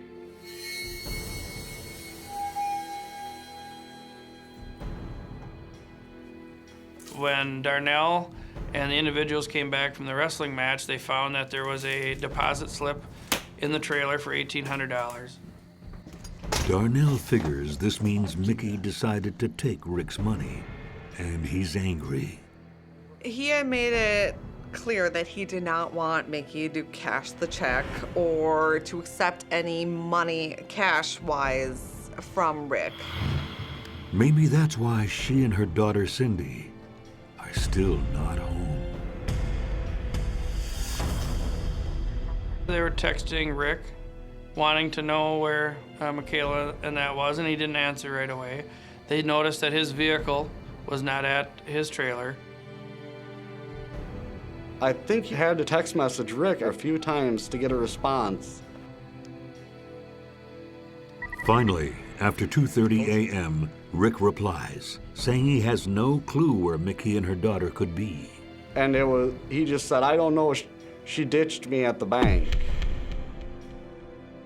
Darnell immediately thinks Mickey's with another man, and Rick's covering for her. Darnell was not feeling secure enough in the relationship due to previous fights that they had had. It's like, she left me, and it said that if she's not there by morning, you know, so be it, I guess, whatever. It was a concern of Darnell's, and he didn't know who she would be with. But things are worse than everyone expects. Much worse. Everybody who knew her was suspect. None of us had thought that he would be dead.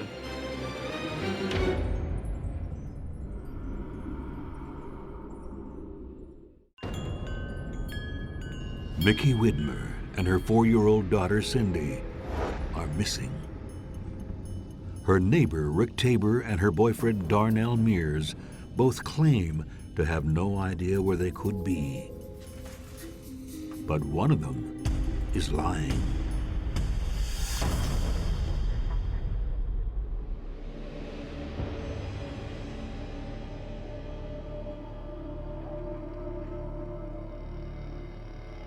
Me and Darnell had planned on going fishing. I went there to pick him up. Am I here for my sister? Nothing. He still hadn't heard anything from her, is when he started thinking there's something wasn't right. Rick's truck's here. He's gotta be here. Come on, let's go. You could tell he was very concerned at that point. Rick! Get out here, Rick! I know you're in there! Kyle, come on, let's break in. I know he's in there. Come on. Whoa, whoa, whoa! Rick! Relax for a second, okay? Just think about it. No, he's in there. Come on, let's go! Busting the door down had been the plan, but that's pretty illegal and that we'd be sitting in jail no matter what if we did that. So that's when we had decided to go to the police station. We're looking for my girlfriend. She's been missing for... It's been 24 hours since Mickey's last text message, and despite his impassioned plea for help in finding her, police are immediately suspicious of Darnell. Not answering. I don't know what to do. I wouldn't wait 24 hours. If a loved one was coming over and didn't show up, everybody who knew her or around her, at least at that point, was suspect. Well, look, this bigger guy was poking at him a bit, so I said, listen, buddy, back up. Because of that blood on Darnell's boot, they thought that Darnell had had something to do with it. He said that he was involved in an altercation. It gives us a shot of his behavior that evening. At that point, there is obviously a component of aggression there, and so something that we have to consider in an investigation. But it's too early to rule anything or anyone out. so police dispatch a patrol car to Rick's trailer. We left the police station and went back to the park. They were already there.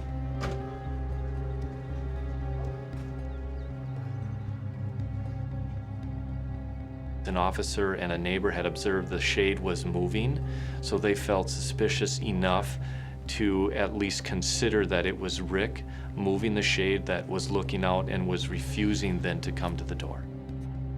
We gotta get in there. So at that point, I informed the officers to enter. Break it. Police enter Rick's trailer at 4 p.m. and quickly determined that it wasn't Rick moving the shade.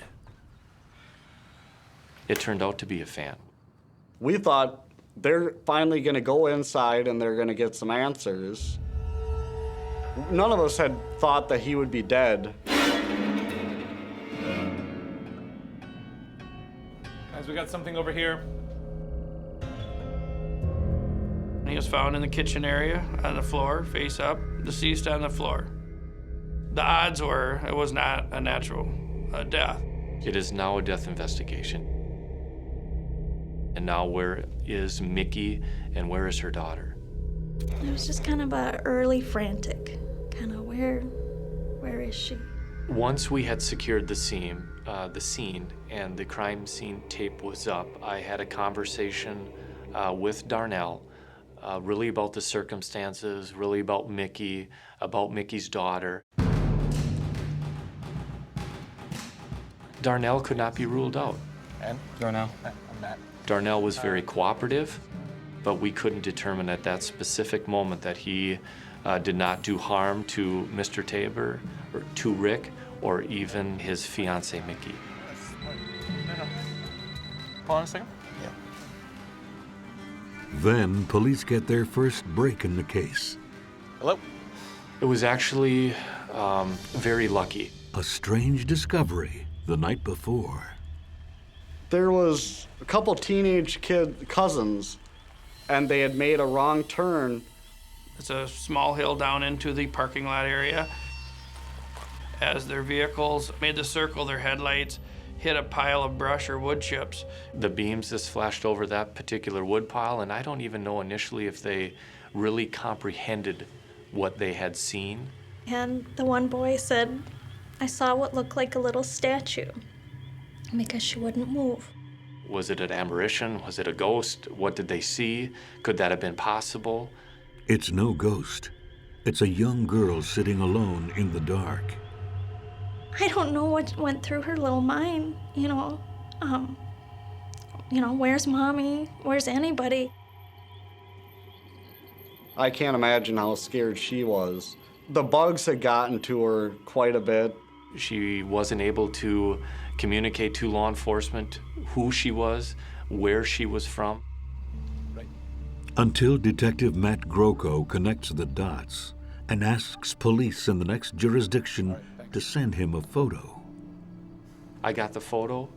I walked over to Darnell, showed him the photo, and suddenly there was an emotion to him. Is this Mickey's daughter? Oh man, yeah, it is. And we were thankful that she was found and she was alive. But at the same token, just deep despair because we knew she would never leave her daughter. Like, never. So we knew something pretty horrible had probably happened. Like any major crime scene, you have a lot of officers that are standing around looking for things to do. Let's, canvass the area. And the first place I thought of was let's check the dumpster that's behind the theater. I was assigned, and I pulled up to next to the dumpster.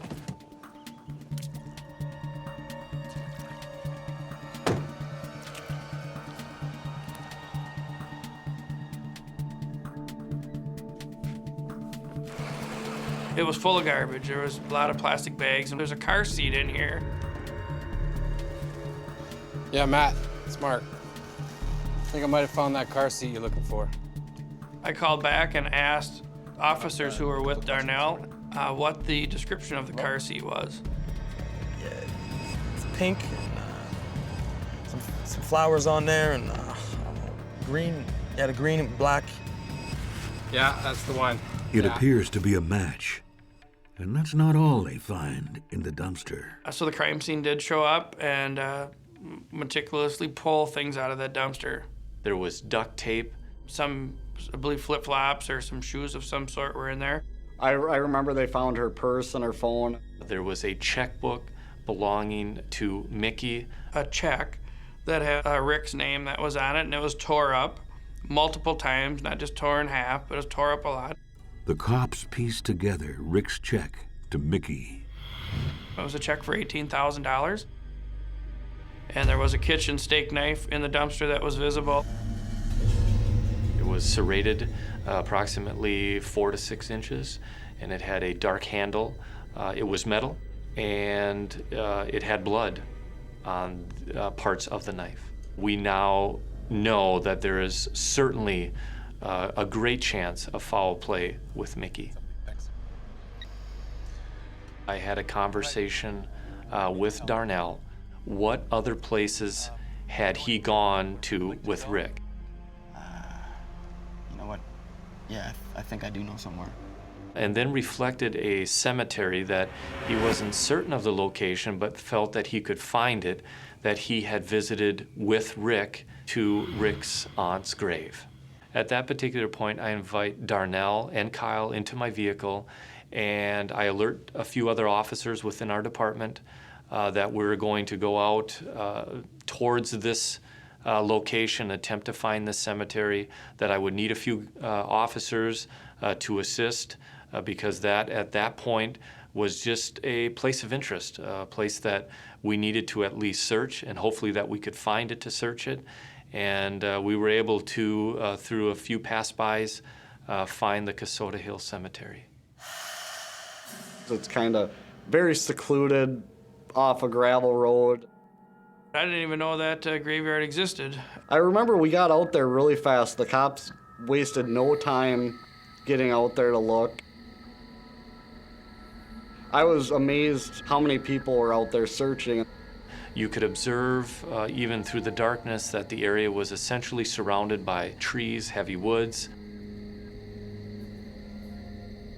I remember they told us to sit in the car so that they could keep track of us or whatnot. And we were sitting in the car, well, I guess it seemed like an hour, but it was probably only a couple minutes, and there's flashlights just scrambling to the corner of the cemetery. I remember hearing the dogs started barking, and somebody yelled out, "We got something over here." The investigator came back and said that it was nothing. He was going to stay there and help search some more, and he had a different officer drive us back. But it's far from nothing. And soon the mystery of Mickey's disappearance will become all too clear. I did not want them to remain at the scene. It happened so quickly.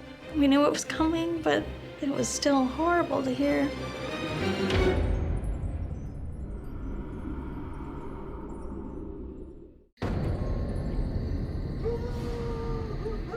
Mickey Widmer has been missing for more than 36 hours. Her daughter Cindy is found alone in the dark at a boat launch in the next county.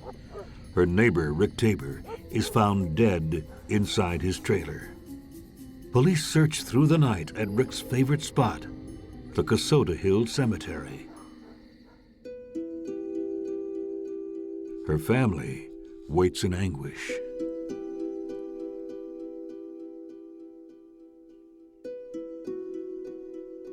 We had to wait a really long time. And it seems like forever. Sitting on the side of the road, about 20 feet from Rick's trailer, on a blanket on the side of the street.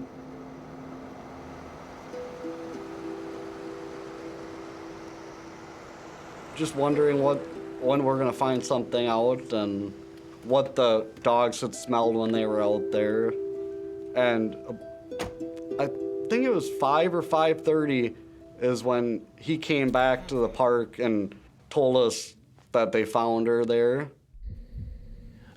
It was rather dramatic.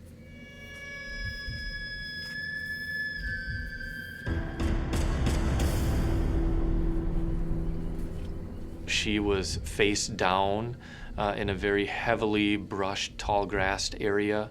Right on the corner by Rick's aunt's grave, there was a whole bunch of wildflowers growing. He dumped her in the flowers. Her hands were duct taped behind her back. Her bra was pulled down, and it appeared she'd been stabbed several times. It's a rough thing to find out. I don't know, we knew it was coming, but it was still horrible to hear. Even though we kind of had prepared, but you can't prepare to find out that, you know, she's gone. Darnell is equally shaken, and he's dropped as a suspect when police confirm his alibi for most of the night. Well, I'm glad he was with a lot of people that evening, because it made it where we were able to confirm through multiple people his whereabouts and his location that evening. So that was actually helpful. Witnesses later confirmed that Rick is seen with Mickey's daughter Cindy before she's found abandoned. I got it. He said that the night before, that Rick had shown up at the movie theater with a little girl. And he asked the manager if someone was able to take this little girl to a G-Force movie. He indicated that the county gave the little girl to Rick. And Robert thought, there ain't nobody gonna give Rick a little girl. And the theater staff was wondering, you know, what is he doing? Rick was gone about 45 minutes, and he came back. He seemed very nervous. Yeah, thanks, boss, eh? Rick leaves with the little girl, then returns to work his shift alone. Rick showed up for work at midnight. This little girl was discovered at about 11 o'clock at night out at this boat landing. So he certainly had time to go out to the boat landing and drop this little girl off, and to drive and go back to work his 2-hour shift.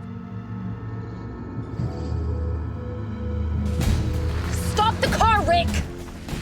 Police can only speculate about how the murder played out. They think the check found in the dumpster may be a clue. Whether it was a $18,000 check was given to her to come and live with me, or what proposition was, we'll never know. He must have made a proposition to her for sex or something like that, that she just got mad at him and they got into an argument. I think she turned him down flat, and he couldn't handle that. Probably thought he was being used. I personally think that he probably tried something, because I'm assuming he must have thought, hey, I'm giving her money, it's worth a shot. And Mickey, being Mickey, made it point blank clear that ain't happening. And that's when I think he lost control. And because I'm assuming that she probably said a few choice words saying never gonna happen. And I just think a switch must have happened, and he just lost it and retaliated. And I think it just went too far. Ever do Mickey, you don't get it! I think it was kind of, if I can't have her, no one can. Rick never left a note. He never texted anyone. He never called anyone. He never explained to anyone why he had done this. A lot of question marks, because the only two people that know exactly what happened are dead. Except maybe for Mickey's 4-year-old daughter, Cindy.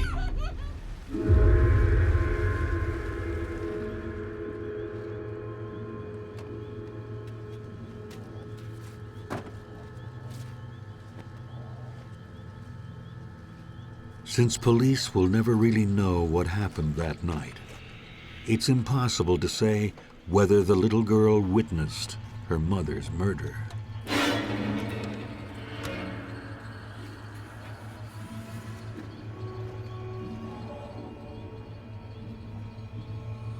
I asked her about when she was in the car, and she said Mommy had tape over her mouth. And then I said, was Mommy asleep or awake? And she quick switches the subject. So we don't know. I'm praying that he did not do anything besides punching or anything in front of her daughter. I'm hoping and praying that he didn't. And I like to think that because you need some hope. It's awful. I hope to God nothing happened in front of that little girl. That's terrible to think of. Stop moving!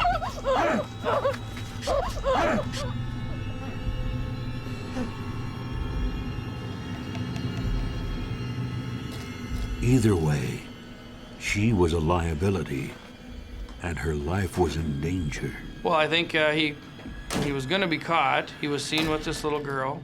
The little girl's alive. A decision had to be made by Rick whether or not to let her live or not. And for whatever reason, and thankfully, he made the decision to let her live. The autopsy report shows that Mickey was not sexually assaulted. I think that is a piece that is at least comforting to a certain degree.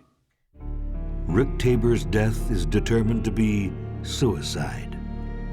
They said he drank Drano, and I said that has to be the most god-awful way to go. I've heard anything from that. He drank bleach, and it was too painful and taking too long, so he started cutting himself, trying to cut his own throat.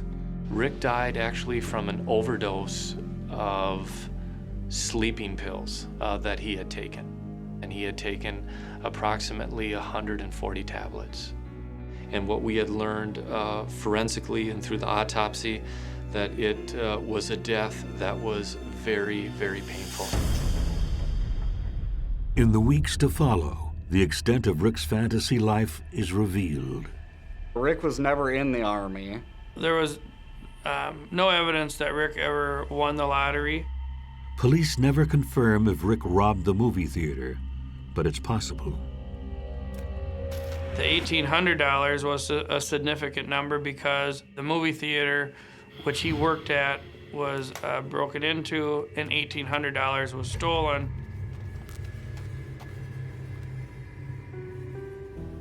The park's residents vote to destroy Rick's trailer. Who would want to live there knowing what happened or who the person was that lived there before? They let Darnell be a part of the demolition, so that was a good therapy for him. And they gave him a sledgehammer and let him knock down walls. Everyone just kind of stood around and watched. You don't want to imagine that that could happen so close to home. And it kind of makes you trust people a little less. Darnell sells Mickey's trailer and moves away. Being as that he wasn't the biological father, they wouldn't let him have her daughter. And so right there he lost his daughter and his fiance, and there was really nothing left for him there. Overnight. Yeah, lost his whole entire family overnight. Mickey's daughter, Cindy, is placed with a foster family. But eventually her aunt and uncle, Jennifer and Jeremy, win custody. She's doing really pretty good. She sees like a therapist once or twice a week. She is basically, though, a real happy-go-lucky girl. Mickey's funeral is held on August 1st, 2009. How do you bury a 21-year-old, a mother? When we buried her, we put her daughter's hair. She'd been growing it out for a long time, so they had it cut right before, so we put that in there. And she was always kind of just a country girl, so Kyle and Becky had gotten a John Deere shirt and put that in there too. So. Still to this day, I can't be quiet when somebody says creepy but harmless. There's no such thing as harmless. It don't exist. Since we got really close, it's like she had became my best friend. She was someone that was there. I just miss her just being there, just being her. It's the little things. The little things are really what I miss the most. Like her smile.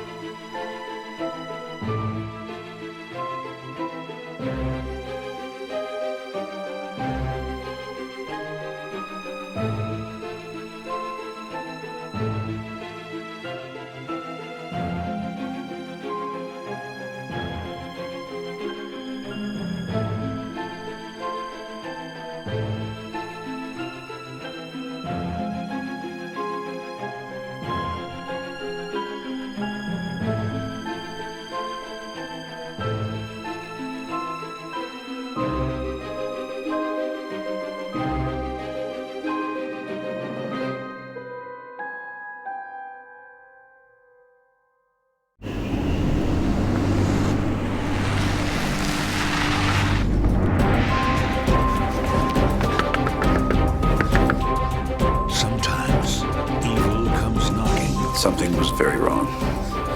We sat there the whole day just with blank minds. How did that happen? And sometimes evil creeps right in. There is nothing covered that will not be revealed, nor hidden that will not be found. Nobody thinks that, that stranger you meet on the street someday turns out to be a murderer.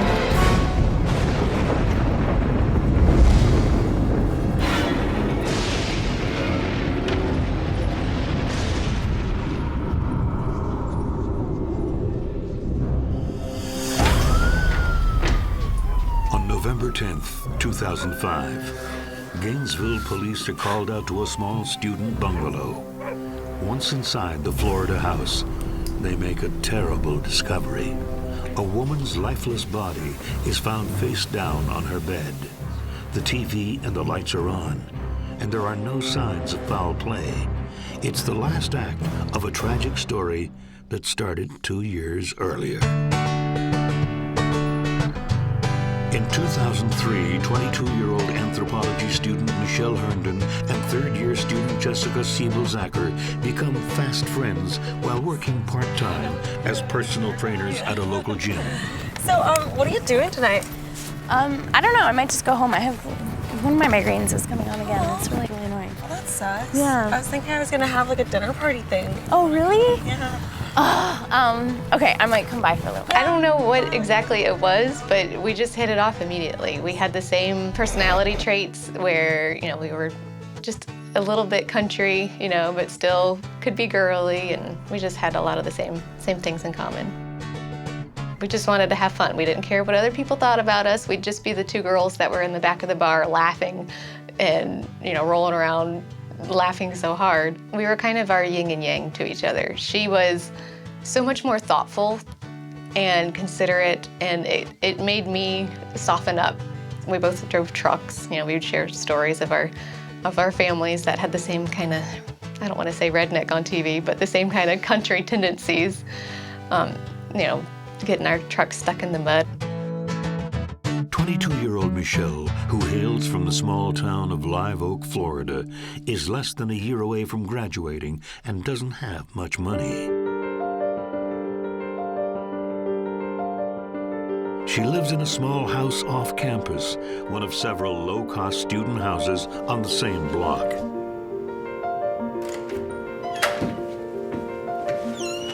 Friends playfully tease her about her rundown student bungalow. It's bare minimum. You have a mattress, a desk, maybe a kitchen table if you're lucky.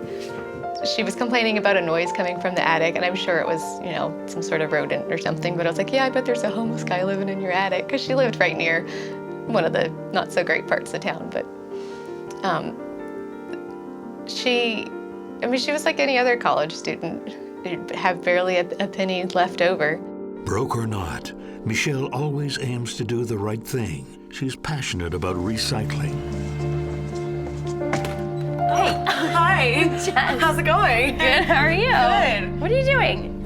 Drinking with you. She started a program at the gym and had recycling bins, in different areas in the gym, and would actually bring it home back to her house and put it in her own personal recycling bin. Put that down. Even a stranger on the the side of the road. If she saw them put a plastic bottle in the trash can, if there was a recycling bin right there, she would go, "Excuse me, don't you see that there's a recycling bin right there?" I mean, she seemed like a typical student in the sense that she was not sure what was coming next. She was searching for a pathway, and she was unsure of the one she was on. Just stressed about life, you know? What am I doing? Is this the right thing? Or what am I gonna do? All those kind of things. That was always sort of right at the forefront with her. Seemed like she was unsure. Oh, you know. The uncertainty and stress sometimes get to Michelle. I remember she had migraines, and it told me that. we knew that she had headaches every now and again. Michelle was the all-American girl. She was a personal trainer, teaching fitness to people while she was going through college. She was very idealistic and wanted to change the world. Anybody that she saw that needed a helping hand, she was right there wanting to do the most that she could. She was going to join the Peace Corps. Every once in a while, you just caught a little glimpse of something. You know, you contacted something in her, and she laughed, just in a really natural, present way, and that was really sweet. Michelle spends a lot of time at Jessica's house on campus, along with Jessica's huge circle of friends. In contrast to Michelle's small student digs, Jessica's house is a hive of activity. It was the perfect college house. The kitchen, we had a table in that kitchen that probably sat 12 people. And that was the center of everything. We had a big backyard with a big fire pit.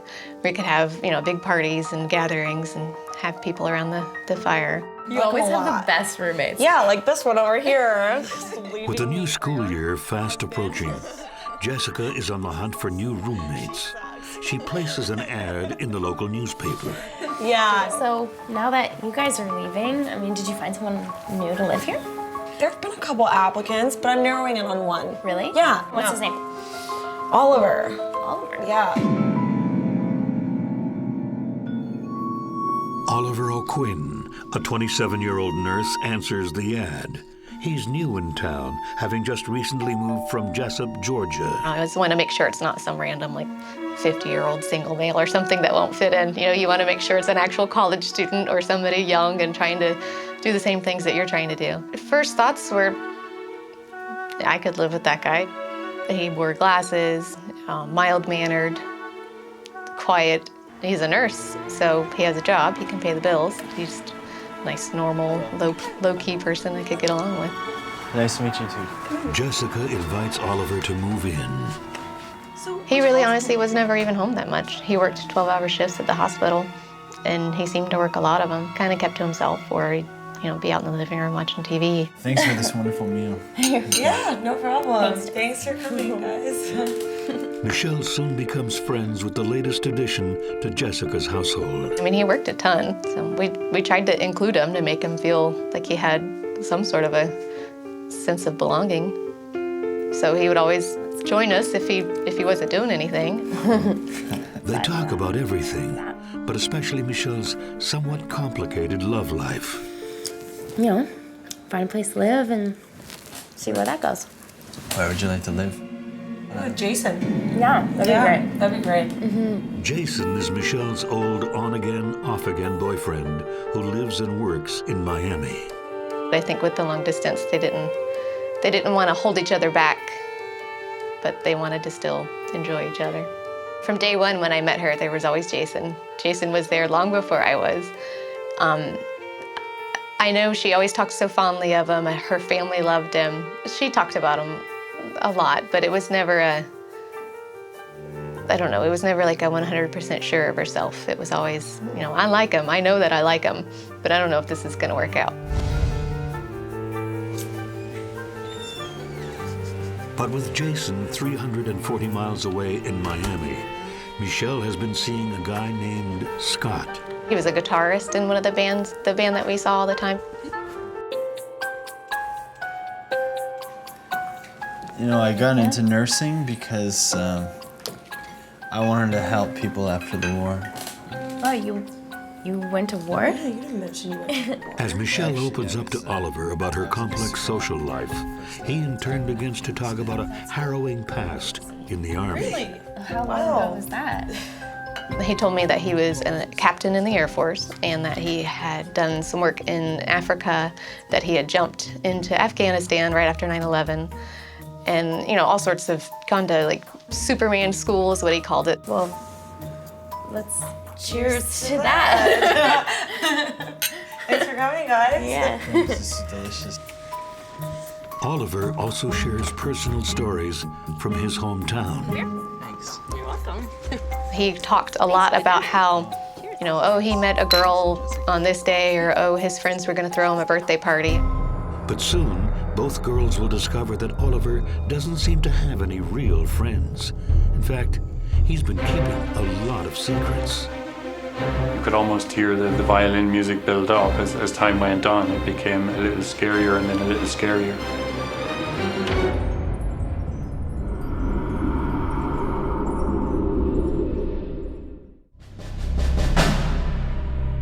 It's the start of a new school year, and student Michelle Herndon is seeing a lot of her friends' new roommate, Oliver.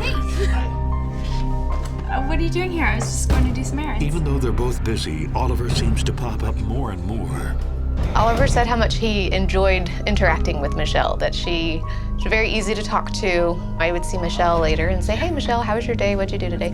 Oh, Oliver and I had coffee together. She went to the dog park all the time with her dog, so I'm sure it was just a quick, hey, if you're not doing anything, that's where I'll be. And he always showed up. If we were hanging out and he was sitting on the couch, we'd be like, hey, you know, why don't you come with us? I know that if she saw Oliver seeming down or seeming lonely, that she wouldn't even hesitate to, hey, you know, let's go have some coffee. Let's go do something. Let's cheer you up. The more he learned about her, the more he wanted to be around her. He always talks about his friends, but I mean, I've never met any of them. It's just weird. As days turn into weeks, Michelle and Jessica notice that nothing about Oliver rings true. I mean, neither Michelle or myself had ever met any of his friends or any of his girlfriends, and it seemed like he never really had anything going on. I mean, nobody ever came over to the house. And, you know, his war story, like, what was that? That's obviously not true. He's way too young. And my boyfriend asked him, you know, how old are you? And you're a captain in the Air Force? And he didn't say anything in front of Oliver at the time, but later kind of said, hey, Jessica, Oliver's not old enough to be a captain in the Air Force. There's just no way that that's possible. And, you know, I told my boyfriend, that's fine. If that's what Oliver needs to say, to think that I think more of him, that's fine. I don't need to correct him. I don't need to put him down any. If he needs those stories to make himself feel better, then he can have those stories.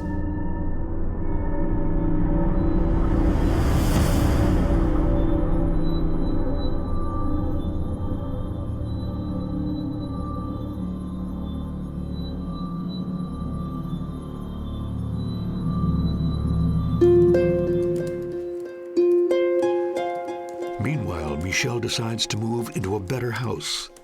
She asks her landlord if she could rent one of his newly renovated units nearby. Oh, hey, Peter. Hey, Michelle. How are you? Good. How are you? Come in. Rent. Yes. Right. That's right. That time of the month again.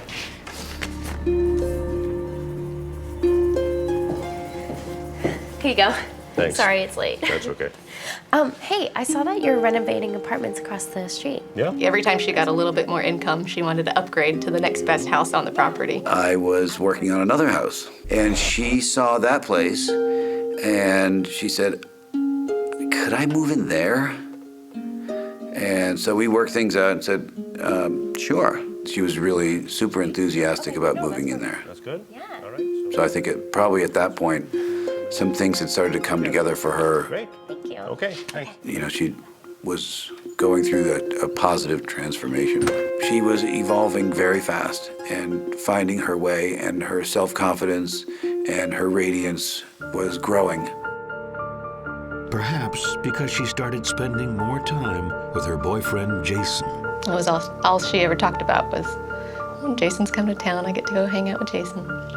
For her, it was hard because she really had such strong feelings for him, but it being long distance, they wanted to both kind of see if maybe it was really meant to be, or should we really, you know, buckle down and make this work. They were gonna really commit to each other and, you know, not not let anything else get in the way, but really commit to each other and 100% be in a relationship.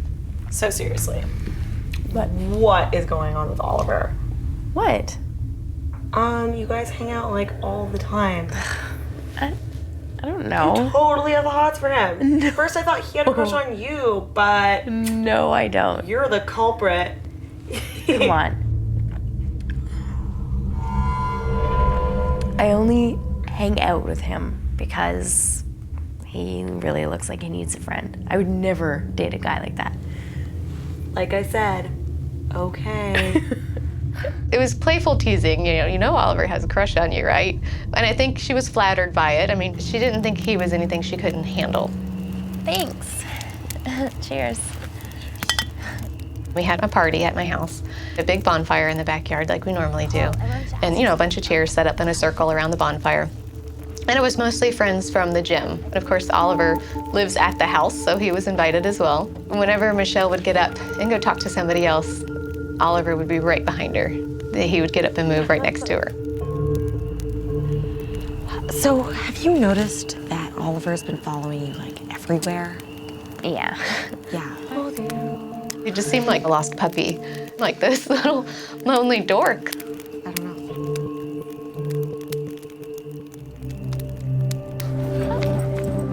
Hey. Oh, hey. How are you?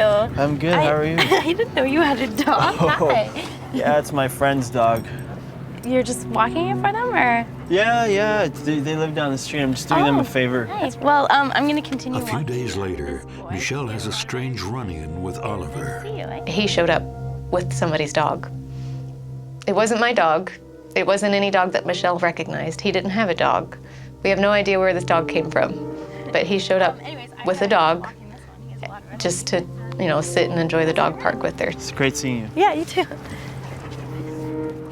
Nobody knows whose dog it was.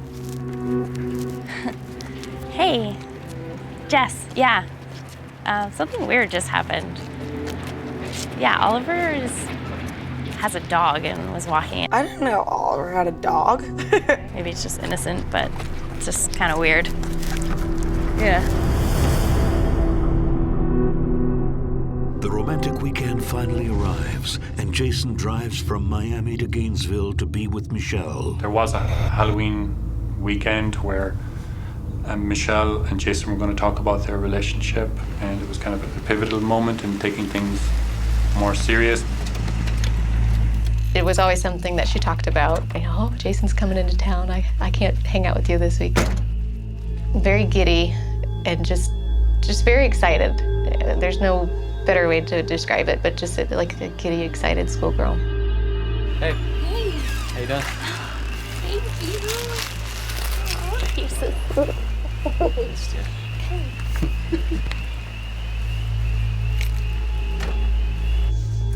you. But he's not the only one who visits that night. Somehow, Oliver seemed to know that they were going to meet and arrived out of the house and wouldn't leave. Hey, Oliver! What are you doing here? Oliver? What are you doing? Are you okay? What's going on? Hey, what's going on? Can I help you? Oliver. Oliver? What's wrong with this guy? They began to suspect that he was watching the house because how did he always seem to know when Jason was coming over to the house? They found that disturbing.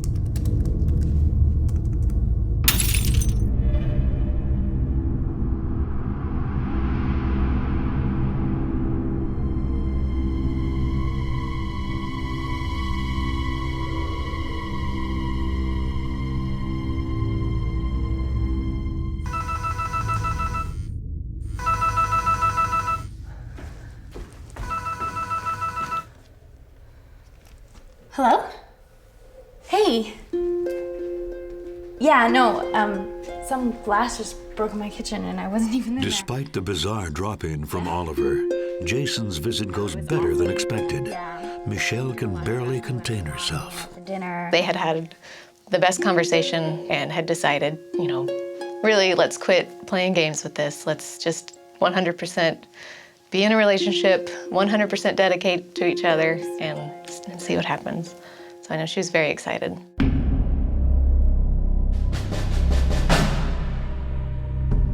But just 6 days later, Michelle's landlord stumbles onto a scene that would contradict this. Peter Alcorn stops by after trying unsuccessfully to get Michelle on the phone. I said, I need to get these tools, I need to come by, and I didn't get a call back, so I knocked on the door, and this guy opened the door, leaned his head out, didn't have a shirt on, and said, now's not a really good time, how about in a few hours? But I didn't know if he had just gotten out of the shower and was just covering himself, or if he didn't want me to look inside, or what, I don't know. And this seemed a little bit odd that I couldn't reach her, and that then this guy was saying, later. Who are you? I'm Peter, I'm the landlord. Oh, okay. Well, you could come back later, maybe. I'll call it. I always remember him with glasses, and it sort of seemed like he had his little curly hair, and kind of a slight guy, and a little squirrely, a little squirrely. Hello? There you are. But her landlord is worried for nothing. Michelle calls him back a short time later. Okay. I did finally talk to her after that, and she said, oh, sorry about that. I've been having these really bad migraines, and this friend was in town, and he had some migraine medicine, and so I was kind of out of it. Something like that. It's not my position to meddle, and so I didn't really pursue it. But later, when Michelle misses yet another phone call, people start to panic. The interior lights were on. The television was on. And obviously something was going on.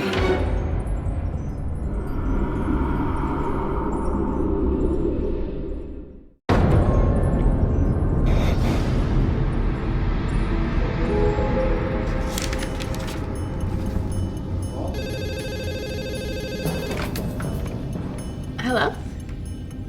Hey. College student Michelle Herndon and her boyfriend Jason decide to take the next step in their relationship and are planning their future together. She was just going on and on about the conversation she had had with Jason the day before, about how they were gonna, fully commit to each other, 100% in the relationship. That was an awesome movie. That was great. I love that. She was happier than I have seen her in a very long time. I can tell you. Okay, what is it? Well, me and Jason are moving in together. Oh my God, congratulations, that's amazing. Yeah, I'm really excited. So, what about Oliver? What about Oliver? There was nothing that was ever gonna happen with him. I mean, he's not even good looking, and he's kind of nerdy. Okay.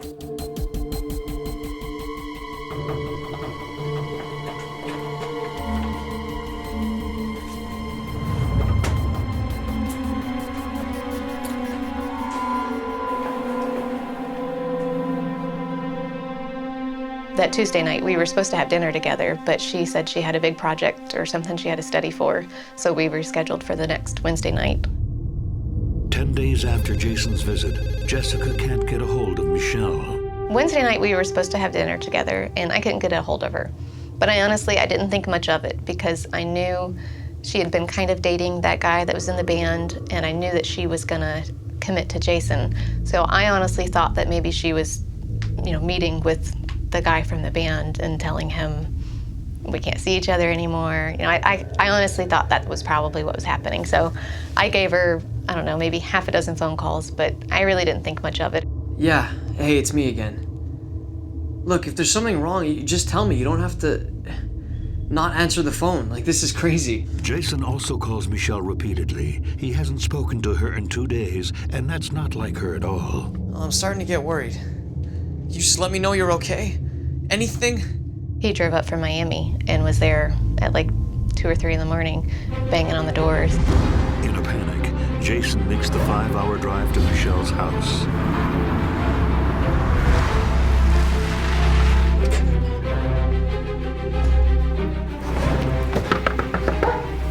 Michelle! Michelle! Michelle! He said he could call Michelle's phone and he could hear it ringing in the house. And her dog Duke, of course, would bark every time he banged on the door.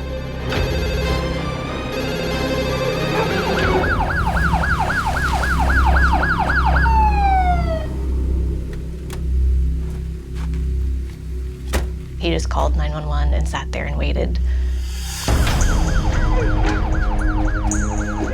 When the police finally manage to pry the door open, they make a horrific discovery. Michelle Herndon's lifeless body. When we did go in, we found that the windows were locked, all the doors were locked, the lights were on, the television was on, the dog was bouncing around in the living room. Everything seemed to be in order. Early 20s, white female, possibly deceased. Need paramedics. The officers go over to Michelle and see that she is dead and has been dead for some time. There was nothing that really jumped out at us when we made our initial entry, other than, of course, her being dead. There was no sign of a break-in. There was no, violence anywhere. It seemed like she had just died naturally, which doesn't make any sense because she's a young, healthy person. I think it was just the complete shock and how. There is absolutely nothing indicating foul play. There's nothing indicating why Michelle Herndon is dead.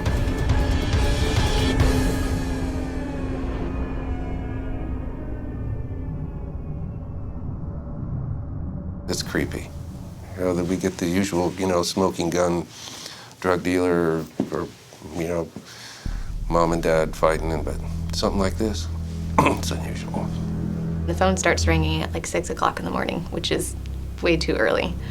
And I think the first time I didn't answer it. I didn't even look to see who was calling. My phone had died. My cell phone had died. And when I turned it on, it was filled with messages. I was very upset that my phone had been off and I had not been able to be reached. The next time it rang, somebody left a message, and I think it was somebody from the gym saying that, Michelle hadn't shown up for work. If I knew where she was, please give them the call. I don't know if there's a fire or if somebody's hurt or something's happening. And then another phone call came in, and it was Michelle's mom. And I could hear on their answering machine, hey, it's Belinda. I can't get a hold of Michelle. I know you don't live too far away from her, so if you could just go over there and check on her and let me know. I think her mom called me, and she was completely freaked out, and she was on her way driving. And then I think I said, you need to probably get off the phone. I'm going over there right now. We'll see what's going on. So I don't even think I called Belinda back right away. I got up, threw on some clothes, and got in the car. She lived maybe a mile away from me. And I think I called Belinda in the car and said, hey, I'm on my way over there right now. I'll let you know as soon as I get there. Excuse me. Yeah, this is what's going on? You can't come here. Yeah, but I know her. What's happening? The first person I walked into was Detective Douglas. And I've never approached a crime scene before. I didn't know what to do. I just sort of walked up and waited for somebody to notice me. And he walked right up to me and said, did you know the person living in this house? And I said, yeah, it's my friend Michelle. And he said that she was found, I think he said deceased or passed or expired. I don't know what term, but whatever it was, I didn't hear it. Then I just kind of was blinded, it's blindsided. I don't even think I realized, I don't know, I don't even think it really occurred to me when he said it. I heard what he said, but I don't think I really absorbed what he said. Jason and I were sitting there. Michelle's mom called us over and over again on our cell phones, and we just didn't answer. You can't tell somebody that their daughter's dead over the phone. And we didn't know what to say or what to do, so we just sat there. We sat there the whole day just with blank minds. How did that happen? And she showed up eventually. She drove all the way down from Live Oak. And she'll tell you that she was driving, 90 miles an hour the whole time. Her mother had just arrived. I don't know how she got there, because I know that they were trying to get her. They had police cars out trying to get her off the road. And it was something I will never forget. As a parent, you see that happen and you identify with it in a visceral and horrible way, that she had just learned that her child was dead. And it was quite intense.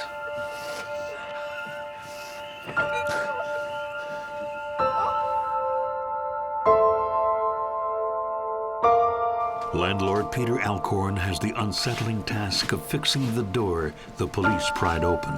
I had to replace the door that day, so I went in then.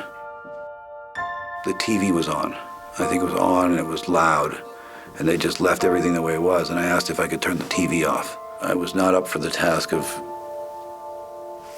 replacing the door at that time, but I had to do it because you couldn't close the place up. And the sound of the TV was very disturbing. So they turned the TV off. I really didn't even want to see anything in there. It was a very, very dark day, and I didn't want to see any of it. But I couldn't focus on replacing the door with that noise. It was just a out of place, loud noise, constantly reminding us that something was very wrong. After several hours, police still cannot find any visible cause of the young fitness instructor's death. There is no blood, no bruising, and no sign of assault of any kind. When we find a young person who's died before their time, we look at it very carefully. Something's just not right here. She didn't exhibit any of the at-risk indicators that a lot of young people may have. And the empty alcohol bottles, or perhaps drug paraphernalia, any kind of drugs, even an entry-level drug like marijuana or anything like that. There was no indication whatsoever that she was involved in this. It looked like bizarre natural causes, unexplained natural causes. In the home, we found what appeared to be a used condom, and that would be significant. So we had the crime lab guy collected it, and we would submit that for processing. But that was about the only thing that had any significance, any evidentiary significance in the house. But later that day, the medical examiner makes a startling discovery. I got a call from Dr. Bert, the medical examiner, and said, the initial autopsy is complete. The examination of the body is complete, and I found what appears to be a needle stick in her left arm. And that, of course, was very significant. Which arm? Excellent. Good work, Marcia. Fine. I've seen sloppy ones on IV drug users and some of the results of that. But this was precise. She could not have self-administered that. It was physically impossible. With daylight waning, investigators decide to return the next day to continue their search. The following morning, myself and our crime lab returned to the scene and expanded our search out, which ended up out by the curb near the trash bins that are picked up by the garbage trucks. And laying on the ground next to one of the bins was a small plastic supermarket bag. And that's what ultimately broke this case open. Sir, what you got? Syringes, bandages? So when you look at the photographs of that area, the trash cans are empty. Everything's been picked up, and in the back corner lays a small trash bag. We're very lucky. Had he taken that bag with him, or had it been trash day and it had been inside one of the bins, it would have been lost forever. When law enforcement opened that trash bag up, They could tell it was from Michelle Hernan's apartment. There were recent receipts in there, but also there were now empty bottles of a drug called propofol. And there were syringes and IV equipment to administer drugs into the human body. Found in that small trash bag with the propofol were vials of 2 other drugs, midazolam and etomidate, drugs that could provide some relief to someone with migraines. Okay. Take it back. What they found when they tested Michelle Hernan's body for the drug propofol was that that was the cause of her death. She had more than 4 times the lethal dose in her system at the time of her death. Michelle's mysterious death has now officially become a murder investigation, and it's about to take an unexpected turn. I'm frothing at the mouth, you know? Let's get this guy. There was a lot at stake, and it was a nerve-wracking situation for everybody.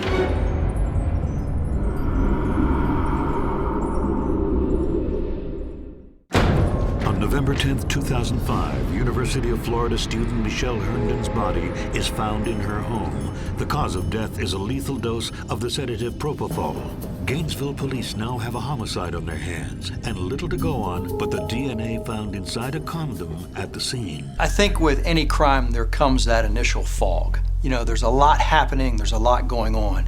You're trying to determine what the scene tells you about what happened. You're trying to do an autopsy to determine what you can learn about the cause of death. With DNA found at the crime scene and a suspicious pinprick in Michelle's arm, police begin to search for answers. Anyone close to Michelle quickly becomes a suspect, and her personal relationships are closely examined. Not really. What we have to do is any males that she's had contact with, that or close contact with, or potential contact with, we have them submit to cheek swabs. When was the last time you were at Michelle's place? Last week. Halloween. We found a condom there. Yeah, that's mine. The DNA on the used condom belongs to Jason, but he's got a solid alibi for the time of the murder. He was hours away in Miami. So investigators turn their attention to the evidence found in the trash. Who did Michelle know who had access to professional-grade drugs? When they found that trash bag, I believe the focus started to hone in on who in Michelle's life, who did she know that worked in the medical profession? Who in her life would have had access to the drug propofol or access to syringes and whatnot? Yeah, my roommate, Oliver, yeah. He's a nurse. And they said, anybody else? And I was like, no, not that I can think of. Have you seen him? Well, he went away to New York a couple days ago, and I haven't heard from him since. Jessica told me that, you know, this guy was just enamored with Michelle, but, you know, as far as Michelle was concerned, you know, he's just kind of a geeky little guy that, you know, should just be nice to, but certainly not a romantic interest. Michelle's former landlord, Peter Elkhorn, also tells Detective Michael Douglas about his unusual encounter with Oliver and about Michelle's migraines. My only guess is that Oliver had treated her in some fashion for this migraine that she suffered from. Detective Douglas realizes that he needs to locate Oliver to get more answers. Well, at this point now, of course, I'm fascinated with Oliver O'Quinn because I've attempted to contact him. I've spoken to him on the phone. Oh yes, I'll get back with you. I'm terribly busy. I'll make an appointment with you. 1 week later, he finally tracks him down. He's still in Gainesville, moonlighting at a nearby hospital.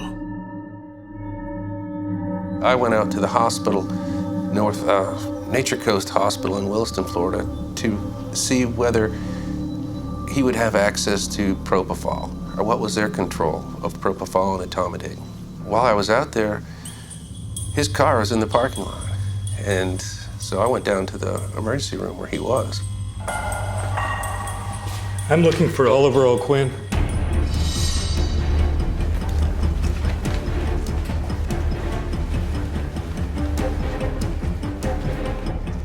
Oliver O'Quinn. Excuse me 1 second.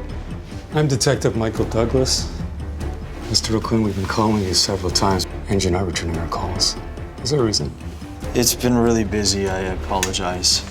I'm planning to go on vacation. And he just stood there and looked at me.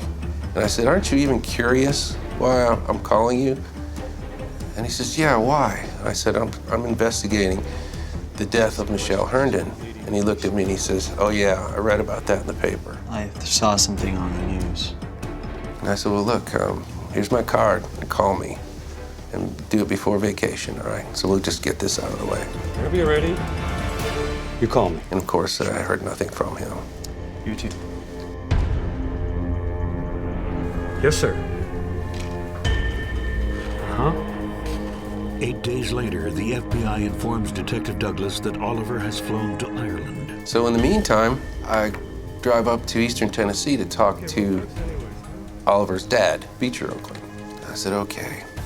I said, when's the last time you talked to him? He says, just around Thanksgiving. He came by, and I said, well, he must have been pretty happy, cheerful, glad to see you. He was, about to go on vacation.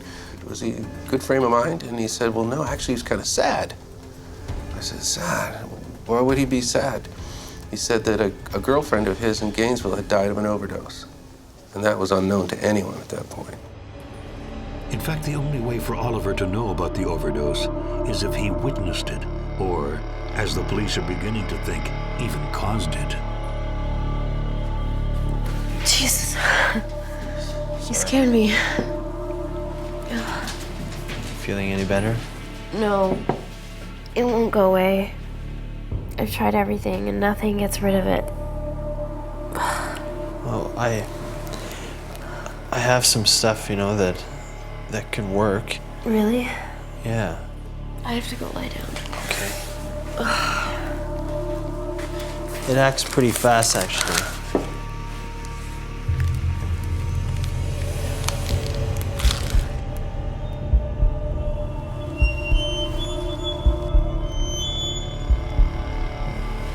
Only take a second. It won't be as good as... Based upon what I learned is that he seemed to be a dark little dude. He lived in this fantasy world that he told Jessica that he was a pararescue jumper in Afghanistan, and he'd saved lives and he'd taken lives, and the closest thing he ever came to that, I think he was in the Navy ROTC. What the investigation revealed was that the night of Michelle Herndon's murder, Oliver O'Quinn began very quickly, from that moment forward, very discreetly distancing himself. He had started visiting family. He was telling the same story, that he was beginning to prepare to go on a 2-week vacation to Ireland. Detective Douglas finally obtains a warrant for Oliver's arrest. I think that out of spite, he took her life. But the warrant comes 2 weeks too late. Ireland has a strong stand against the death penalty, and it'll be nearly impossible to extradite him to the U.S. I think everyone's initial reaction was, it was a blow. I mean, it took the air out of you. It really took the wind out of you. It looks like Oliver could get away with murder. He just literally just turned and ran, just ran. The odds were against us.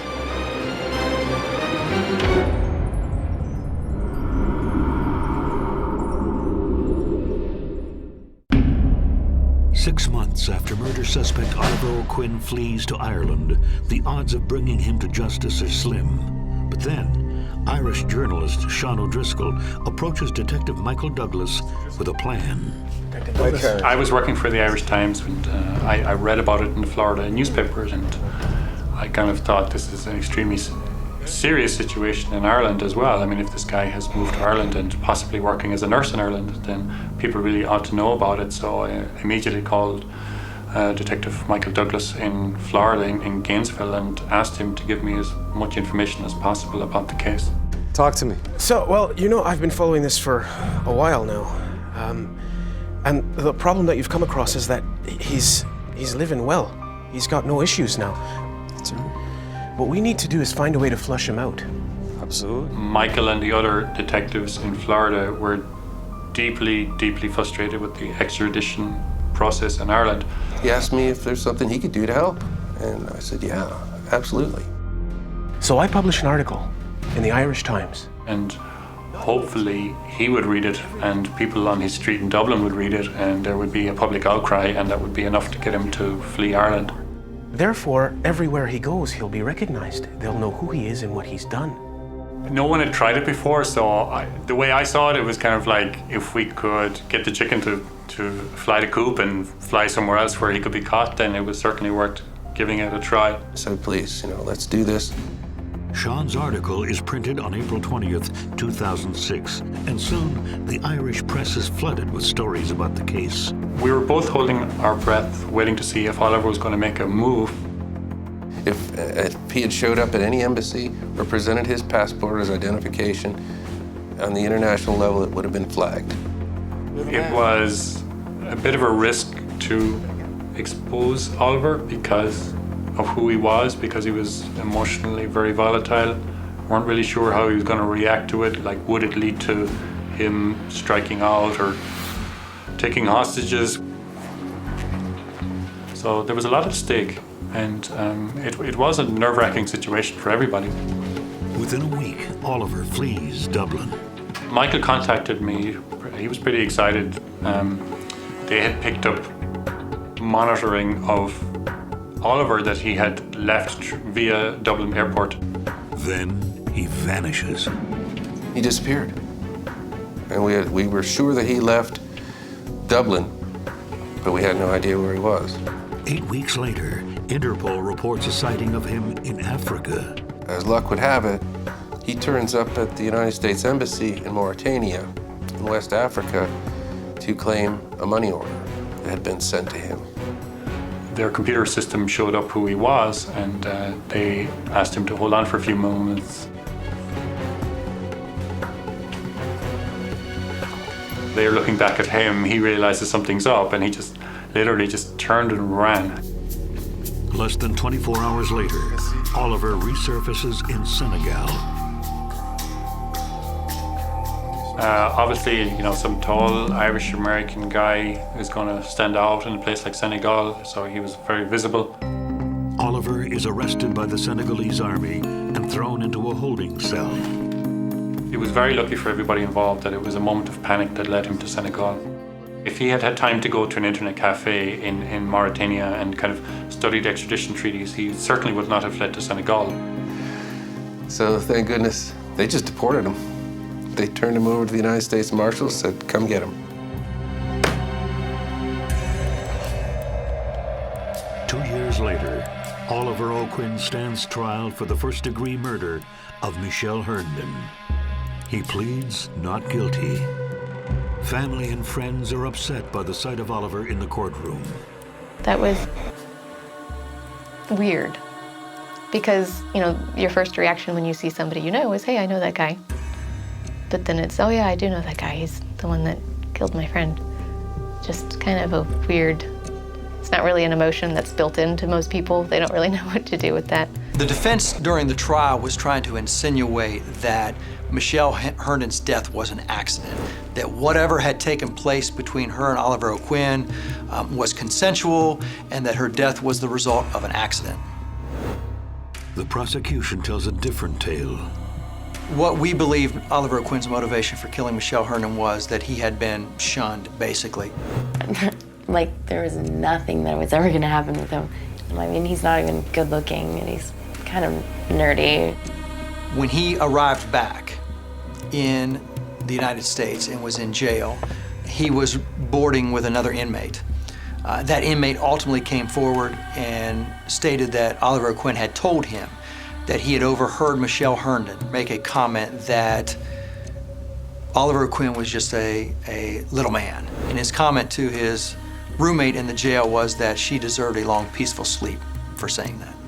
Michelle Herndon had put him down, so now he had to put her down.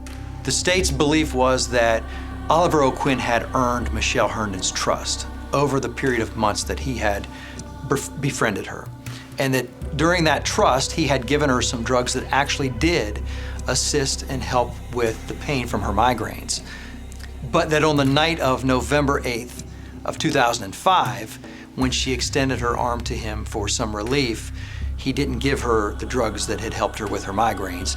He injected her with 4 times the lethal dose of a different drug, propofol. After only 90 minutes of deliberation, a jury finds Oliver Travis O'Quinn guilty of first-degree murder. He is sentenced to life in prison. He files an appeal immediately after the trial. It's denied. How could somebody that I live with be capable of that? You think you know somebody, but you don't. I think that the most insidious thing about this is Oliver O'Quinn was in Michelle Hernan's home by virtue of a trust that he had established with her, and then comes into the home under the guise that I'm going to help you, my friend, someone I care about, when you know all along that what I'm about to do is murder you. When you have children, you try to teach your children, of what to look for and to protect themselves. But the reality is there are just some things in the world that you're never gonna know. Michelle was the angel of that entire family. She was doing something noble and good. And many of the people in the family, I think, were so immensely proud of her for that. Michelle wanted to help everybody. She wanted everybody to feel loved and everybody to feel important.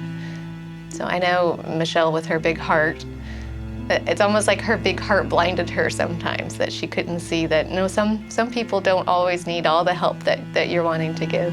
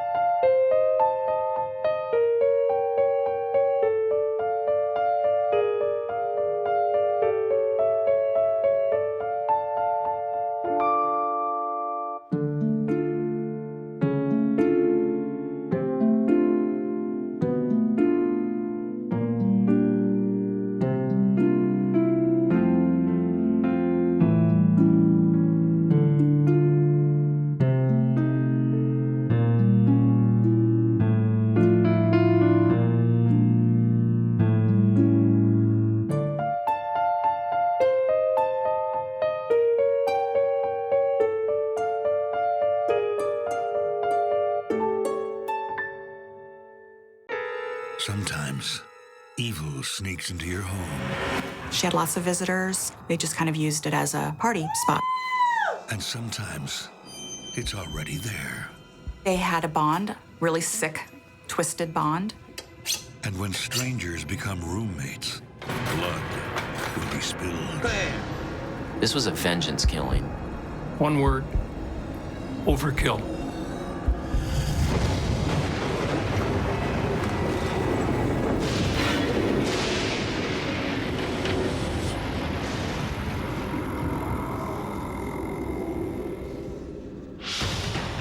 On April 6th, 2010, Drew Pyatt arrives home to a horrific sight. His house is on fire. He rushes to the closest convenience store to call 911. Stockton Fire responds, and they gain entry to the house, and as they're extinguishing the fire, they realize that there's a dead body there. But whose body is it? Investigators don't know if this is a terrible accident or a brutal murder. It's nothing that anyone living in this seemingly happy house would ever have seen coming. Only 3 months earlier, the house is a quiet shelter for 51-year-old Drew Pyatt. Drew is kind of a blue-collar, hardworking guy, mows lawns for a living, doing landscaping. He rents the house from his mother. His mom is involved in real estate, well-to-do family. Drew and his mom invite 25-year-old Valerie Nestler to live there rent-free because she's a friend of the family.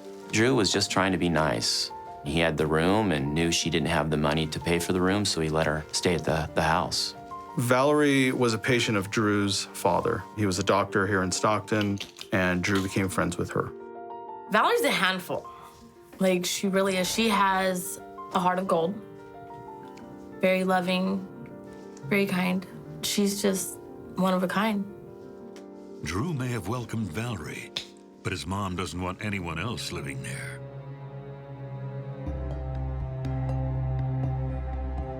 The house is in Stockton, California, a city known mainly for its dark corners. Stockton is one of the biggest cities to claim bankruptcy. It has a lot of socioeconomic problems with drug use, with gangs, with prostitution. In the recent statistics, it was determined that Stockton, or San Joaquin County, the county in which Stockton is the second most violent per capita county in the state of California, behind Alameda County, which includes Oakland, California. Luckily for Drew and Valerie, their house on Sussex Way in North Stockton is in a nice part of town. It's a nice neighborhood. You know, the lawns are watered and mowed. You know, there are trees in the neighborhood. It's a middle-class neighborhood. You would feel fairly comfortable walking, you know, the street, even at nighttime, I would say. The house was a standard California subdivision house. 3-bedroom, 2-bath, 2-car garage, lot size probably 1/8 of an acre, you know, nice front yard, well-landscaped, backyard, well-landscaped. The house soon becomes a refuge for one more, 48-year-old Jeffrey Wheatley.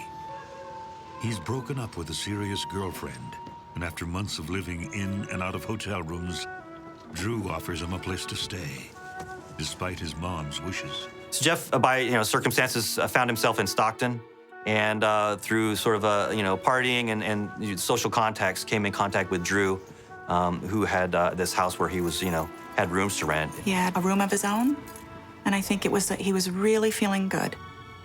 Jeff is looking for a new start here. His life has been filled with ups and downs. Growing up in San Jose, Jeff drops out of high school at 17. And at his mother's urging, he enlists in the United States Coast Guard. He absolutely embraced the military. He was able to go forward and get his GED, his general education diploma. He just blossomed. He loved being able to call us and say, I'm in Kodiak, Alaska, or I'm in Astoria, Oregon, or, I'm in Juneau. He loved that. And I just think he really found a brotherhood there. Things go well for Jeff, until a series of accidents changes things. It all starts the day he has a serious fall on deck. He had a very severe knee injury. The Coast Guard sent him to Seattle. They did the first of his knee surgeries there. He went back to the Coast Guard and was in a helicopter incident, and it re-injured his knee, which was already in bad shape. So he had to leave the Coast Guard. He's honorably discharged, but doesn't know what to do with his life. He tries working in restaurants and then driving trucks for a living. Then he goes back to school in Jasper, Georgia, to become a nurse. Jeff was really smart. He's graduated at the top of his class. But he doesn't stay a nurse long. Well, first of all, in the Deep South, if you're not a woman and you're a nurse, then there's a real question of your sexuality. And that certainly wasn't part of Jeff's psyche. It bothered him no end, and he didn't stay with it. Jeff's larger-than-life appearance earns him the nickname Half-Ton. He was 6'4", 6'5", big man. But he had this aura about him, and when he spoke, I knew he was the not-so-tough guy. He was very soft-spoken and very gentle, and he was very kind. And he had very kind, beautiful brown eyes. We used to feed the homeless people all the time. That was a high priority on his list, that we would give them food, we would give them money, we would buy them meals in restaurants if they were in there having a cup of coffee. He would tell the waitress, buy that guy anything he wants and put it on my tab. He loved people and he cared about people. He was a big guy, looked intimidating, but he was a teddy bear.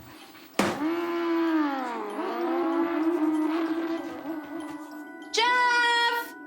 I need your help! Yeah, coming. When he moves in with Drew in January 2010, all goes well with the three roommates. Not to get any on the skin. Jeff and Valerie especially hit it off. Drew, you're home! Look, Halftime's giving me a pedicure. You're running a beauty parlor, Jeff? Gotta start somewhere. Jeff liked her, and he gave her a pedicure. That tickles. Oh, no. He found a little puppy wandering the streets, and he brought it in. Oh, my God, what do you have there? He had a real soft spot for animals and children. I think maybe somebody needs a bath. Oh, yes, I'll help you. All right. They shampooed it together in the bathtub and gave it a bath. Let's go wash you, puppy. But soon, the close friendship will deteriorate. Valerie is hiding secrets. When she lost him, she just lost everything. And so is Jeff. Bam! Valerie heard Jeffrey brag about doing a murder.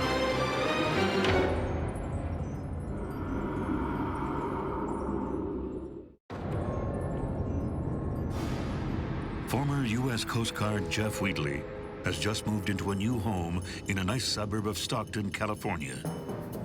Along with the room come two housemates, his landlord, Drew Pyatt, and a young woman named Valerie Nessler.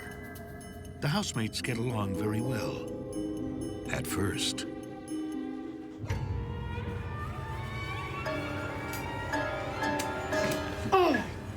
So jumpy. You scared me. Didn't mean to. There's three roommates and living in a house and have a good time, and they would party, and all accounts are that everything got along, very, very well. How about a piece of that lovely cake? Of course. Maybe even too well. Jeff likes Valerie a lot. Oh, that woman would make any man fall for her so hard. Would you like a glass of milk with that? Yeah, I love one. And so does Drew, even though he has a girlfriend. Perhaps part of Valerie's charm is that she hasn't had the easiest life.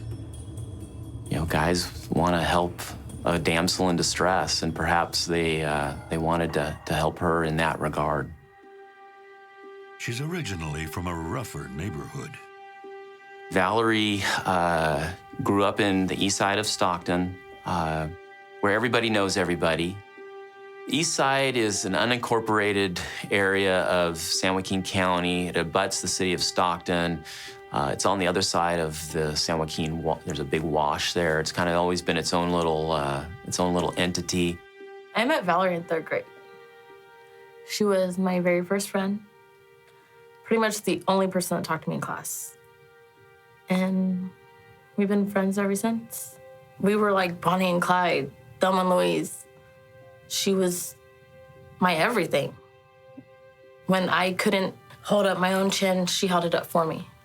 She's always the one, if I need somebody to talk to, I can go straight to her.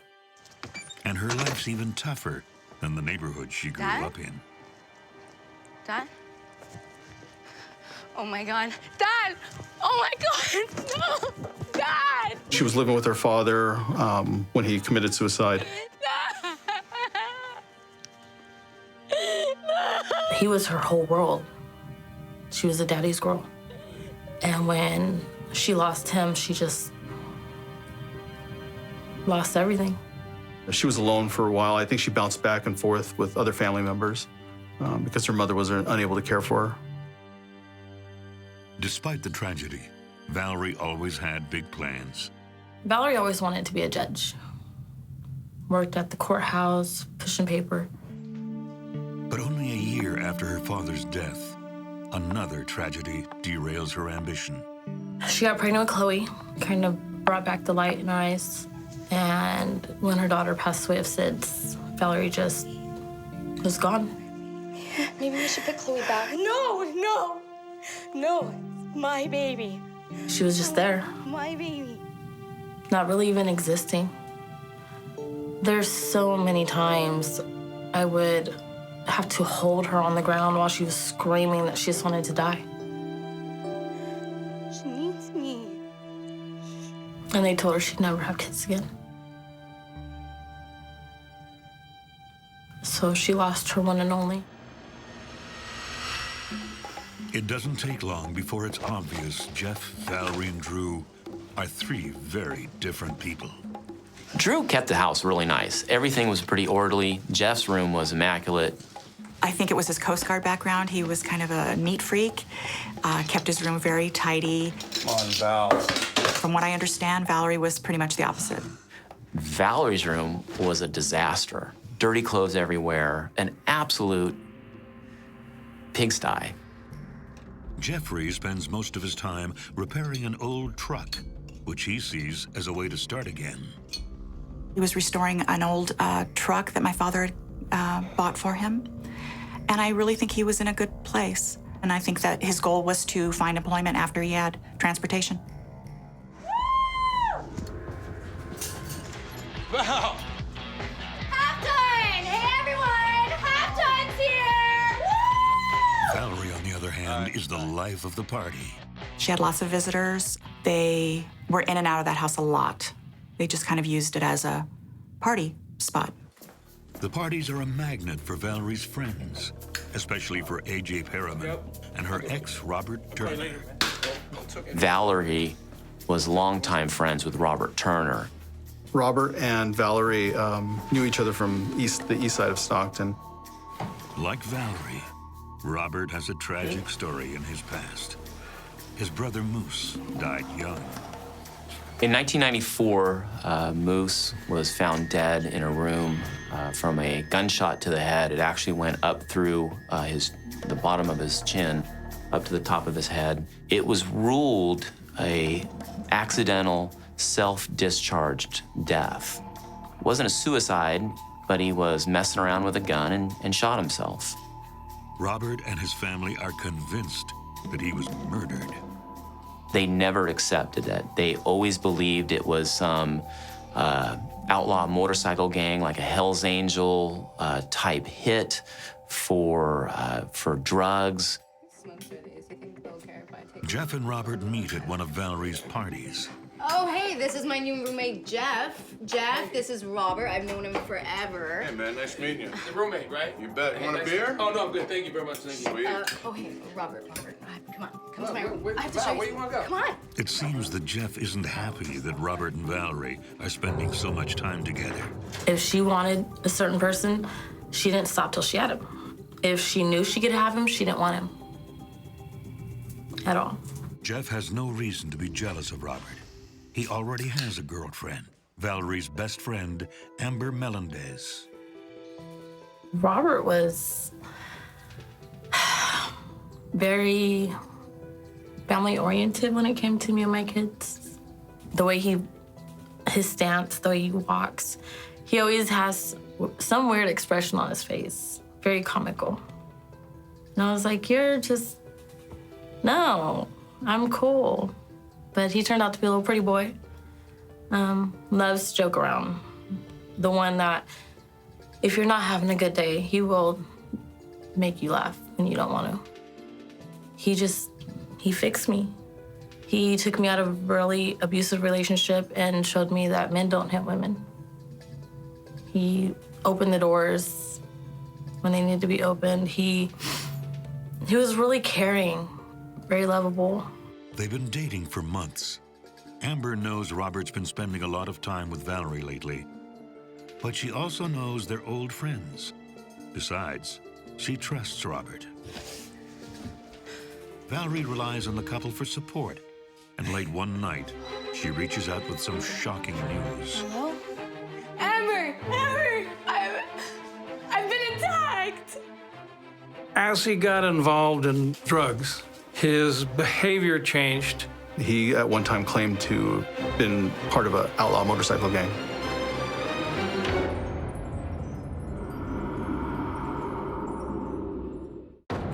Valerie Nessler has been living with her new roommates, Drew Pyatt and Jeff Wheatley, for 2 months. when she calls up her best friend, Amber Melendez, with a shocking story. She's been sexually assaulted at the house. Amber! Amber! I've been attacked! She said that she had woke up to just feeling touched. Her pants down to her ankles, her shirt pulled up. She said at first that she thought it was a dream that she couldn't wake up from. What's worse, Valerie says the offender lives in the house. It was Jeff. Jeff, yes, my roommate. As it turns out, Jeff has some painful secrets. It all starts with his knee injury. I remember him calling me once and telling me that he used to have to sleep in the bathtub so he could pour hot water over his legs at night because he was in that much pain. At first, doctors give him painkillers to help him cope. But when he develops an addiction, they stop. The doctors cut off his prescriptions. They put him on painkillers with his knee surgeries, and then they cut him off. And so he had no access to anything but street drugs. But he didn't use a lot. He only used enough to curb his pain. By the time he moves into the house, he's been using for 3 years, and it's taken a toll on his relationships. As he got involved in drugs,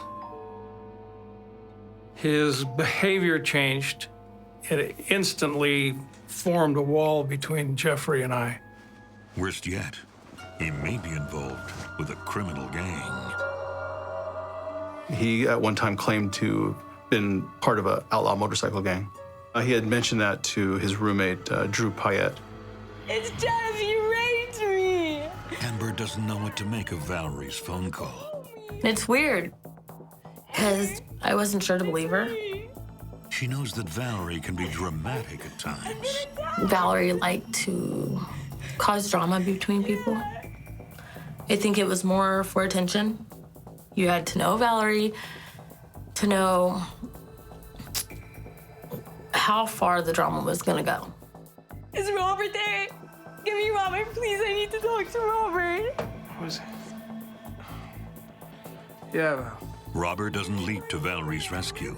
He's used to her antics by now. I'll see you tomorrow, okay? Robert! Next, Valerie calls the father of her child, Ron. He gets upset, but she convinces him to drop it. She admits she's not completely sure what happened. Daily life in the house appears to carry on as usual, but there's something brewing under the surface.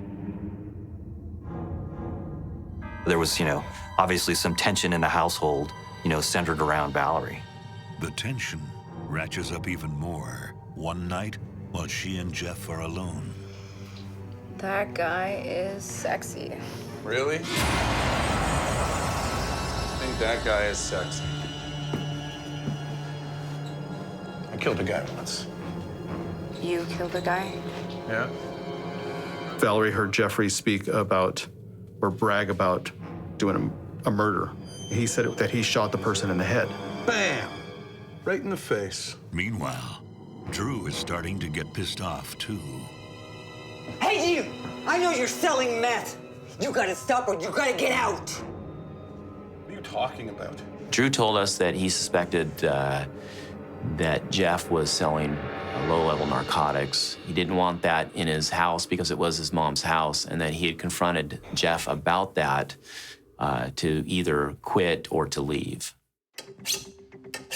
But before Drew makes good on his threat, he gets a strange phone call.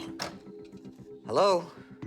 He got a warning to get out of the house because bad things were coming. That night, he stays out with his girlfriend until close to midnight.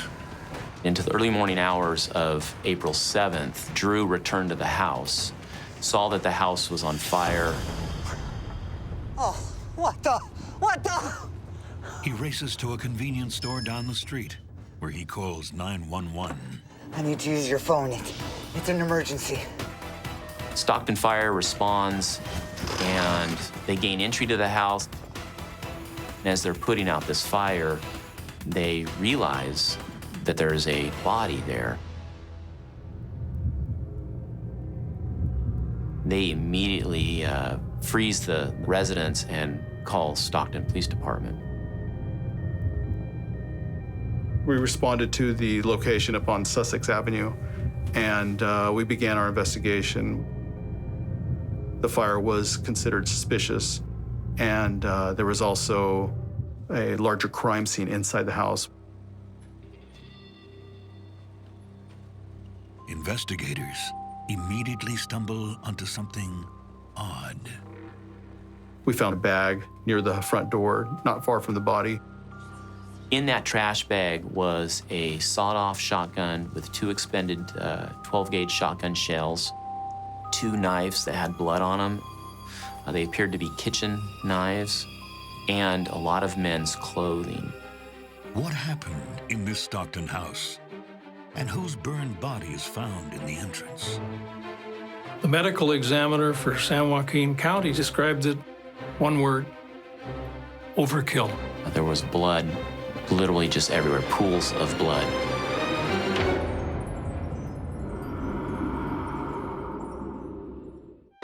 Firefighters respond to a 911 call at Drew Pyatt's Stockton home. Investigators immediately suspect foul play. At the scene, police officers find a sawed-off shotgun, 2 knives with blood on them, men's clothing, and a pair of latex gloves. Nearby, a charred body. It's Jeff Wheatley. The police are able to identify him by his fingerprints and tattoos. His body was traumatized. Approximately a third to his body was burned away. His family gets the call just hours later.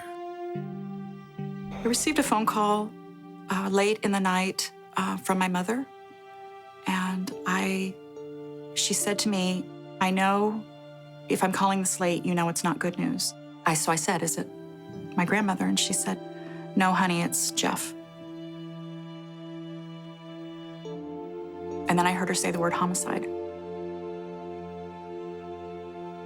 It's the worst thing ever.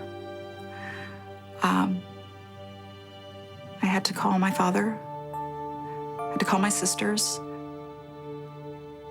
my son.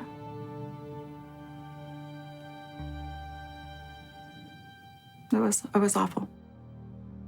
Sadder still, the police discover that not only has Jeff been burned alive, he was also shot twice and stabbed 32 times. He had a lot of blood on his head and shoulders from a gunshot wound, a shotgun wound, and he had numerous stab wounds throughout his torso. There was blood literally just everywhere, pools of blood, footprints in blood, handprints in blood, smears of blood. Well, it's one of the most brutal attacks I've ever investigated. I've been a police officer for 21 years, and this is the top 5, maybe the number 1 for brutality. By the sheer brutality of it, this was a vengeance killing. This is someone who was highly motivated, who was personal. This was not some, random shooting where you just shoot a guy one time. This was something very personal. The medical examiner for San Joaquin County described it in one word, overkill.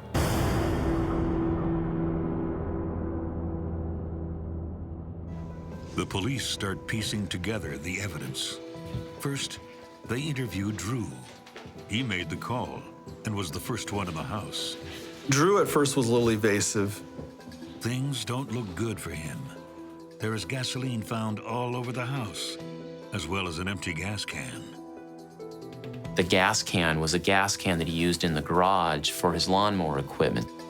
But he doesn't know anything about the body. He was unaware that somebody was found inside. He doesn't tell the cops about the warning call he got, but his girlfriend does. We had the advantage of speaking to his girlfriend, who was with him at the time, prior to speaking to him. We confronted him with that, and after a short time, he decided to tell us more of the truth. I was in fear of my life. He was worried that if he did call the police, that whoever was coming for Jeffrey would come after him. Who gave you that warning? It was Valerie. And she is nowhere to be found. So we want to know, is she dead? Did the people that do this take her, go kill her? Is she in a ditch somewhere? So our first order of business is to find Valerie. Later that day, they track her down at her mother's house over on the east side, and they bring her in for questioning. They don't tell her there's been a murder or that they know she called Drew to warn him. Everybody's a suspect. You know, when you got a crime, you know, you can't just focus on one person. You focus on all potential suspects and interview everybody, and you just start eliminating them. They question her about Jeff. Tell me who Jeffrey Wheatley is. What do you want to know? He's my roommate. We don't talk much. But I'm pretty sure that's not his real name. Almost right away, she tells police she believes Jeff Wheatley was an alias. That guy's name is Joe. It's not Jeff, okay? Valerie Nessler decided that Jeffrey Wheatley was indeed someone named Joe Wheeler, and that this Joe Wheeler had done something really terrible. He's not a good guy. And to prove that Jeff was a suspicious character, she tells the police she was sexually assaulted. And then I feel someone touching me. She did tell me a story about using drugs and alcohol one night in the home, and she woke up to another person fondling her. But she changes the story. She says that one of Jeff's friends molested her and that he failed to protect her. Then they ask her if she knows anything about what happened in the house. There was a fire. That's what my mom told me. From the beginning, she minimized her involvement to having very little knowledge. The police think she knows more than she's letting on. We're conducting a murder investigation. What? Are you serious? Who was murdered? We're getting to that. Drew told us about the signal. And that's when she learns why she's been brought in. They know about the phone call to Drew. Drew received warnings from Valerie saying that there were some people that were angry with Jeff and they were coming for him and that he should not be there. Upset, Drew relayed this information to Jeff. Listen, Jeff, somebody's coming after you. You gotta get the hell out of here. According to Drew, It's all good, man. Jeff was unimpressed by that and didn't feel threatened by that and stayed at the house. He just told Drew that he was okay, that things would be all right. I don't know why Drew didn't call the police. Maybe he didn't think it was really going to happen. Maybe he thought it was just a lot of big talk from a lot of big talkers. After being confronted about the phone call, Valerie starts to talk. And then I hear a knock at the door. She says, I was in the room, I hear a knock, and two guys come busting through the door, and I am panicky and I flee. We confronted her that she knew more and she knew their true identity. We ask her, you know, who came in, do you recognize them, voices, stuff like that, and she leads us through the conversation to Alan. I think his last name was Perriman. Alan Perriman, also known as AJ, is one of Valerie's acquaintances. I've seen him a handful of times before all of this. And every single time it was very pleasant. He'd come over for dinner, very respectful, yes ma'am, thank you. He loved kids. I remember waking up one day and he's watching SpongeBob with my son, crawling all over the floor. Telling him, come on, little buddy, you can do it. Stand up, you can walk. The police press her for the other man's name. From the neighborhood, they call him Nico, I think. Valerie claims that the other man in the house that night was someone named Nico. She insists she didn't do anything wrong. After about 2-3 hours of interviewing, we let her go. We all kind of sat down and talked. You know what? This was a vengeance killing, and these kind of people don't leave witnesses. So why is Valerie alive? And we kind of went, So We investigate further and we go after Alan. The police arrest Alan Perriman early in the morning on April 13th. He claims he had nothing to do with the crime, and he has an alibi from the police themselves. Lodi Police Department, which is a small city just to the north of Stockton, an officer had pulled over Alan's car because it was driving suspiciously, and the right front passenger foot bails and takes off. The officer searches the car and finds a methamphetamine pipe underneath the seat. The thing that's of interest there is when the officer searched the car, there was carpets in the car. There was carpets like you would have in any standard automobile. But the carpets aren't there on the morning that Alan is arrested. You only get rid of evidence and try to clean up your car if you're complicit in a crime.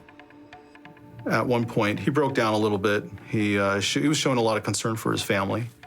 And at one point, he told us that if he did tell us the truth, he would be facing 25 to life.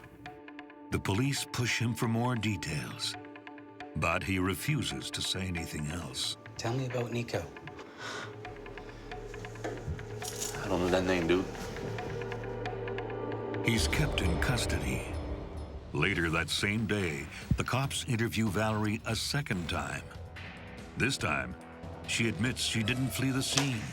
Okay, I was there. And even heard gunshots. I was there. In the course of that interview, she says, well, no, I didn't just flee. I stayed there because they told me if I say anything, if I do anything, they're going to kill me. And I saw what they did. And then she drops a bombshell. It wasn't Nico who killed Jeff. It was someone he knew, and someone she knew well, too. That woman can't keep a secret to save her life. I think they had a bond, really sick, twisted bond.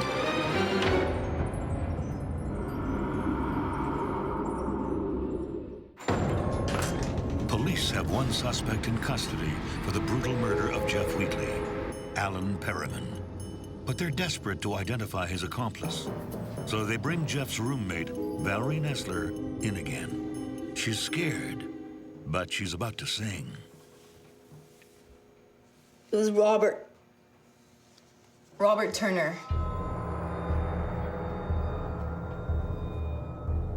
After a second interview with Valerie, she finally gave us Robert Turner's name. Come here, I have to tell you something. Just a couple of weeks before, she had told Robert about Jeff's murder confession. It's about Moose. Oh, what about Moose? I know who killed him. Sit down. I know who killed him. Who? Jeff. Jeff, that big Yes, teddy bear. yes, Jeff. Jeff killed him. You have to believe me. She associates the story that Jeff told her with basically him confessing to killing Robert's brother, Moose. That woman can't keep a secret to save her life. And if she heard something, she had to run and tell somebody. What are you gonna do about it? I'll take care of it. Thanks. I have no doubt that she told Robert this in hopes that there'd be drama surrounding her and she'd be the focus of whatever happened in the next couple days, next couple weeks. When she spoke to Robert about it, he had eventually came over to the house and spoke with Jeff. They went into Jeff's room for about 15 to 30 minutes, and they came out smiling and laughing, and everything was good. We're good, man. Okay, well, sorry about that. We'll see you soon. Yeah, I'll see you later. Then it was, bygones be bygones, and everything was cool. But the morning after the fire, Robert's girlfriend Amber doesn't remember him taking the news well. He was out the night before, and when he eventually comes home, he seems different. He came home and he had duct tape wrapped around his finger. He called his brother. Yeah, it's me. And I just overheard them talking.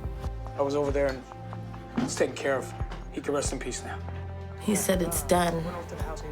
My brother can now rest in peace.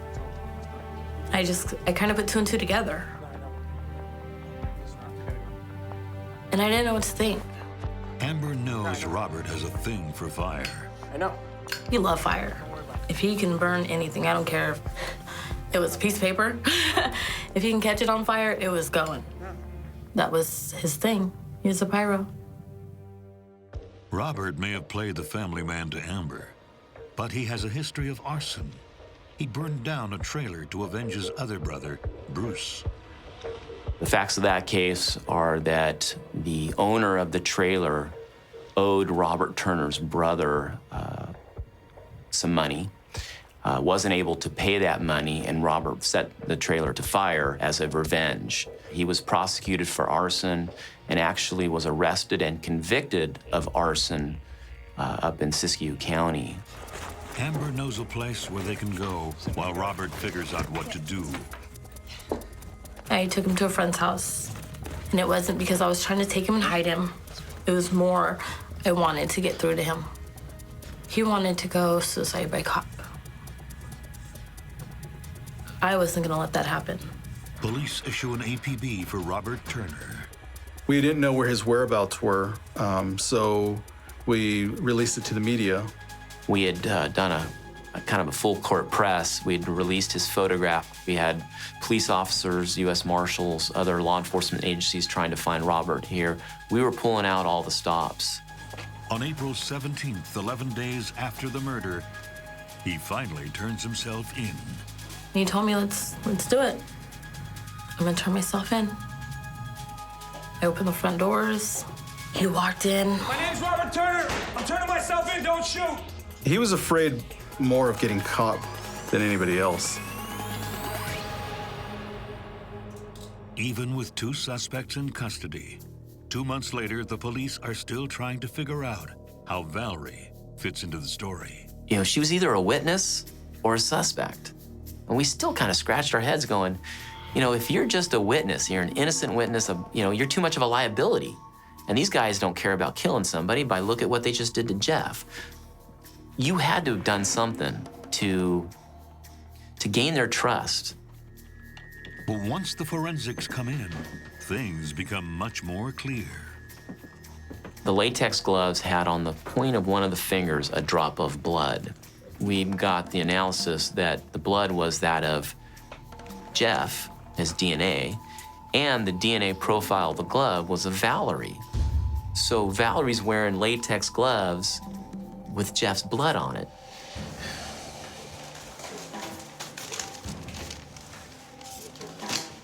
What's that? I don't know what that is. Armed with this new evidence, they bring Valerie back in for questioning on June 23rd for a 3rd interview. Her story changes yet again. Okay. Robert made me do it. I only did it a little bit. She confesses that she stabbed Jeff, but claims she didn't attack him aggressively. There was a black handle knife and a brown handle knife. Valerie admitted using the black handle knife, and we could match up several wounds to them. Those wounds were the more superficial wounds, like a woman who is stabbing, not as strong as a man. No. Based on that and the other evidence that we now had, we arrested Valerie, and she was suspect number 3. Their trial begins in July 2011. Valerie changes her story again and testifies that she only acted like she stabbed Jeff because she was afraid that Robert would hurt her and her family. It's hard to believe her latest story, especially after the authorities discover a kite, jailhouse lingo for note that Robert gave to Valerie. He sent her a kite, passed it to her on their way to the trial. She secreted it away in her vagina, and the matron saw it happen, retrieved it. Valerie never read it, but it was read in court, and he proclaimed his love for her as a sister and that he would fall on the sword. He wanted $5,000 put into his account in prison. Her whole defense was that she was terrified of Robert Turner, and yet they sat at the same defense table and laughed together and touched each other. I think they had a bond, really sick, twisted bond. They were friends and ex-lovers. She had an alliance or allegiance to Robert. The prosecution paints a different picture of what they think really happened that night. Jeff was ambushed. Valerie Nessler was sending text messages to inform Robert Turner and Alan Perriman of Jeff's whereabouts inside the house. Her last text to him was, "He's in the," that's as far as she got, and they broke down the door. Robert came through the door, shot him twice with a shotgun. Jeff had a bird shot on the side of his face, and then he had a second shot on his shoulder. A fight ensued. Jeffrey was injured but not incapacitated. While this is going on, Alan stands guard at the door. Every indication is that Alan was the guard, making sure no one leaves, making sure no one comes in. Bob, get in here! Get a knife! In the kitchen, there was a drawer that had the kitchen knives. Valerie and Robert then took those knives and later the autopsy determined that he had 32 stab wounds throughout his body. And the three of them walked away from him.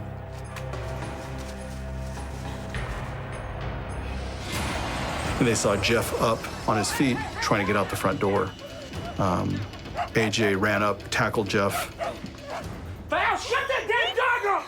When they're killing Jeff at the front door, Valerie was more worried about a small dog that was barking. For the fear of the dog getting hurt by one of the other suspects, she ran to protect the dog. So it just shows me that there was no value of life there.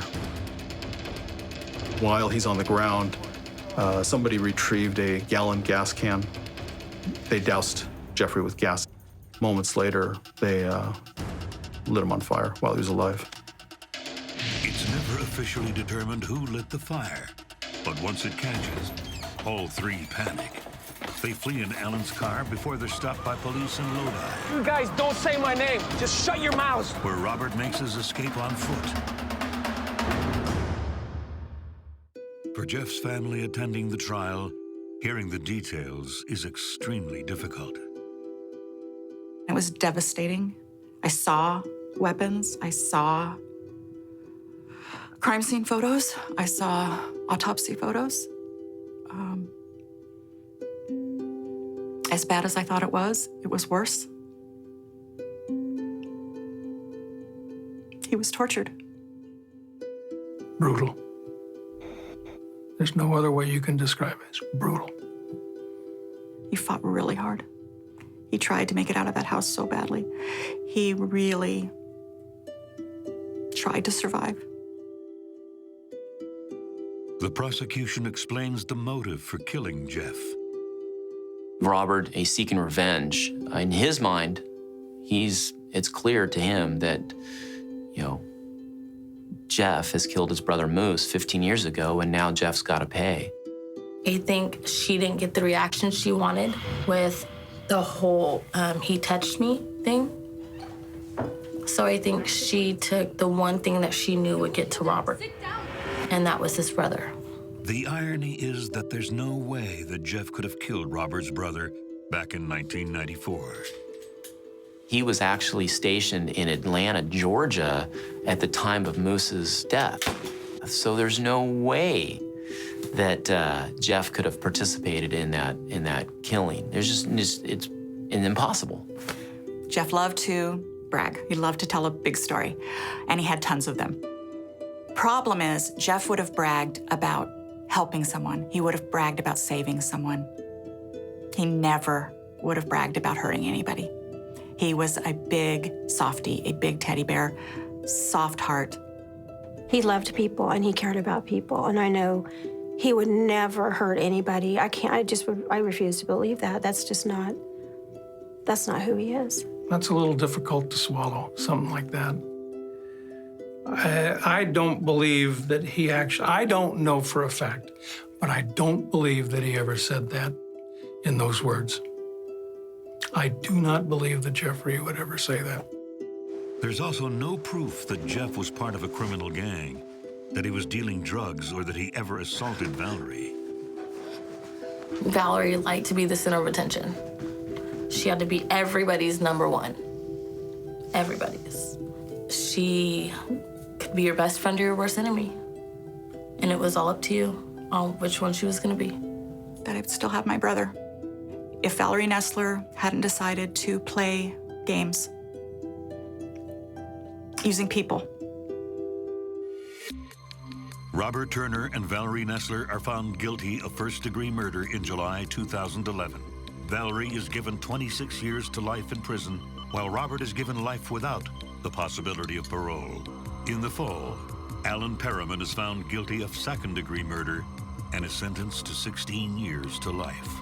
The jury came back with verdicts in about 45 minutes, which in a special circumstance case is unheard of. Every one of their sentences reflect their level of culpability. So I truly believe justice was done in this case. I'm not a proponent of the death penalty, but I do have to say it crossed my mind. But I'm glad that I prefer life without parole. So I'm glad that that's what Turner got. I absolutely feel that Valerie Nessler should have gotten the same thing. A.J. Perriman should have gotten more time also. He was a good person. He loved animals. He loved his friends. He was just trying to live Jeffrey's life. Have a little fountain in my backyard that I made, that we built, and I have a granite rock with Jeffrey's name inscribed on it. And I sit, have a cocktail, and sit out by the pond and toast him. And I have moments, both my sisters and I, we all three share this. When we see a Harley, we see a big guy on a Harley, we have little moments where you can smile and think about him and just miss him without having to associate it with all of this horribleness, where we just miss him.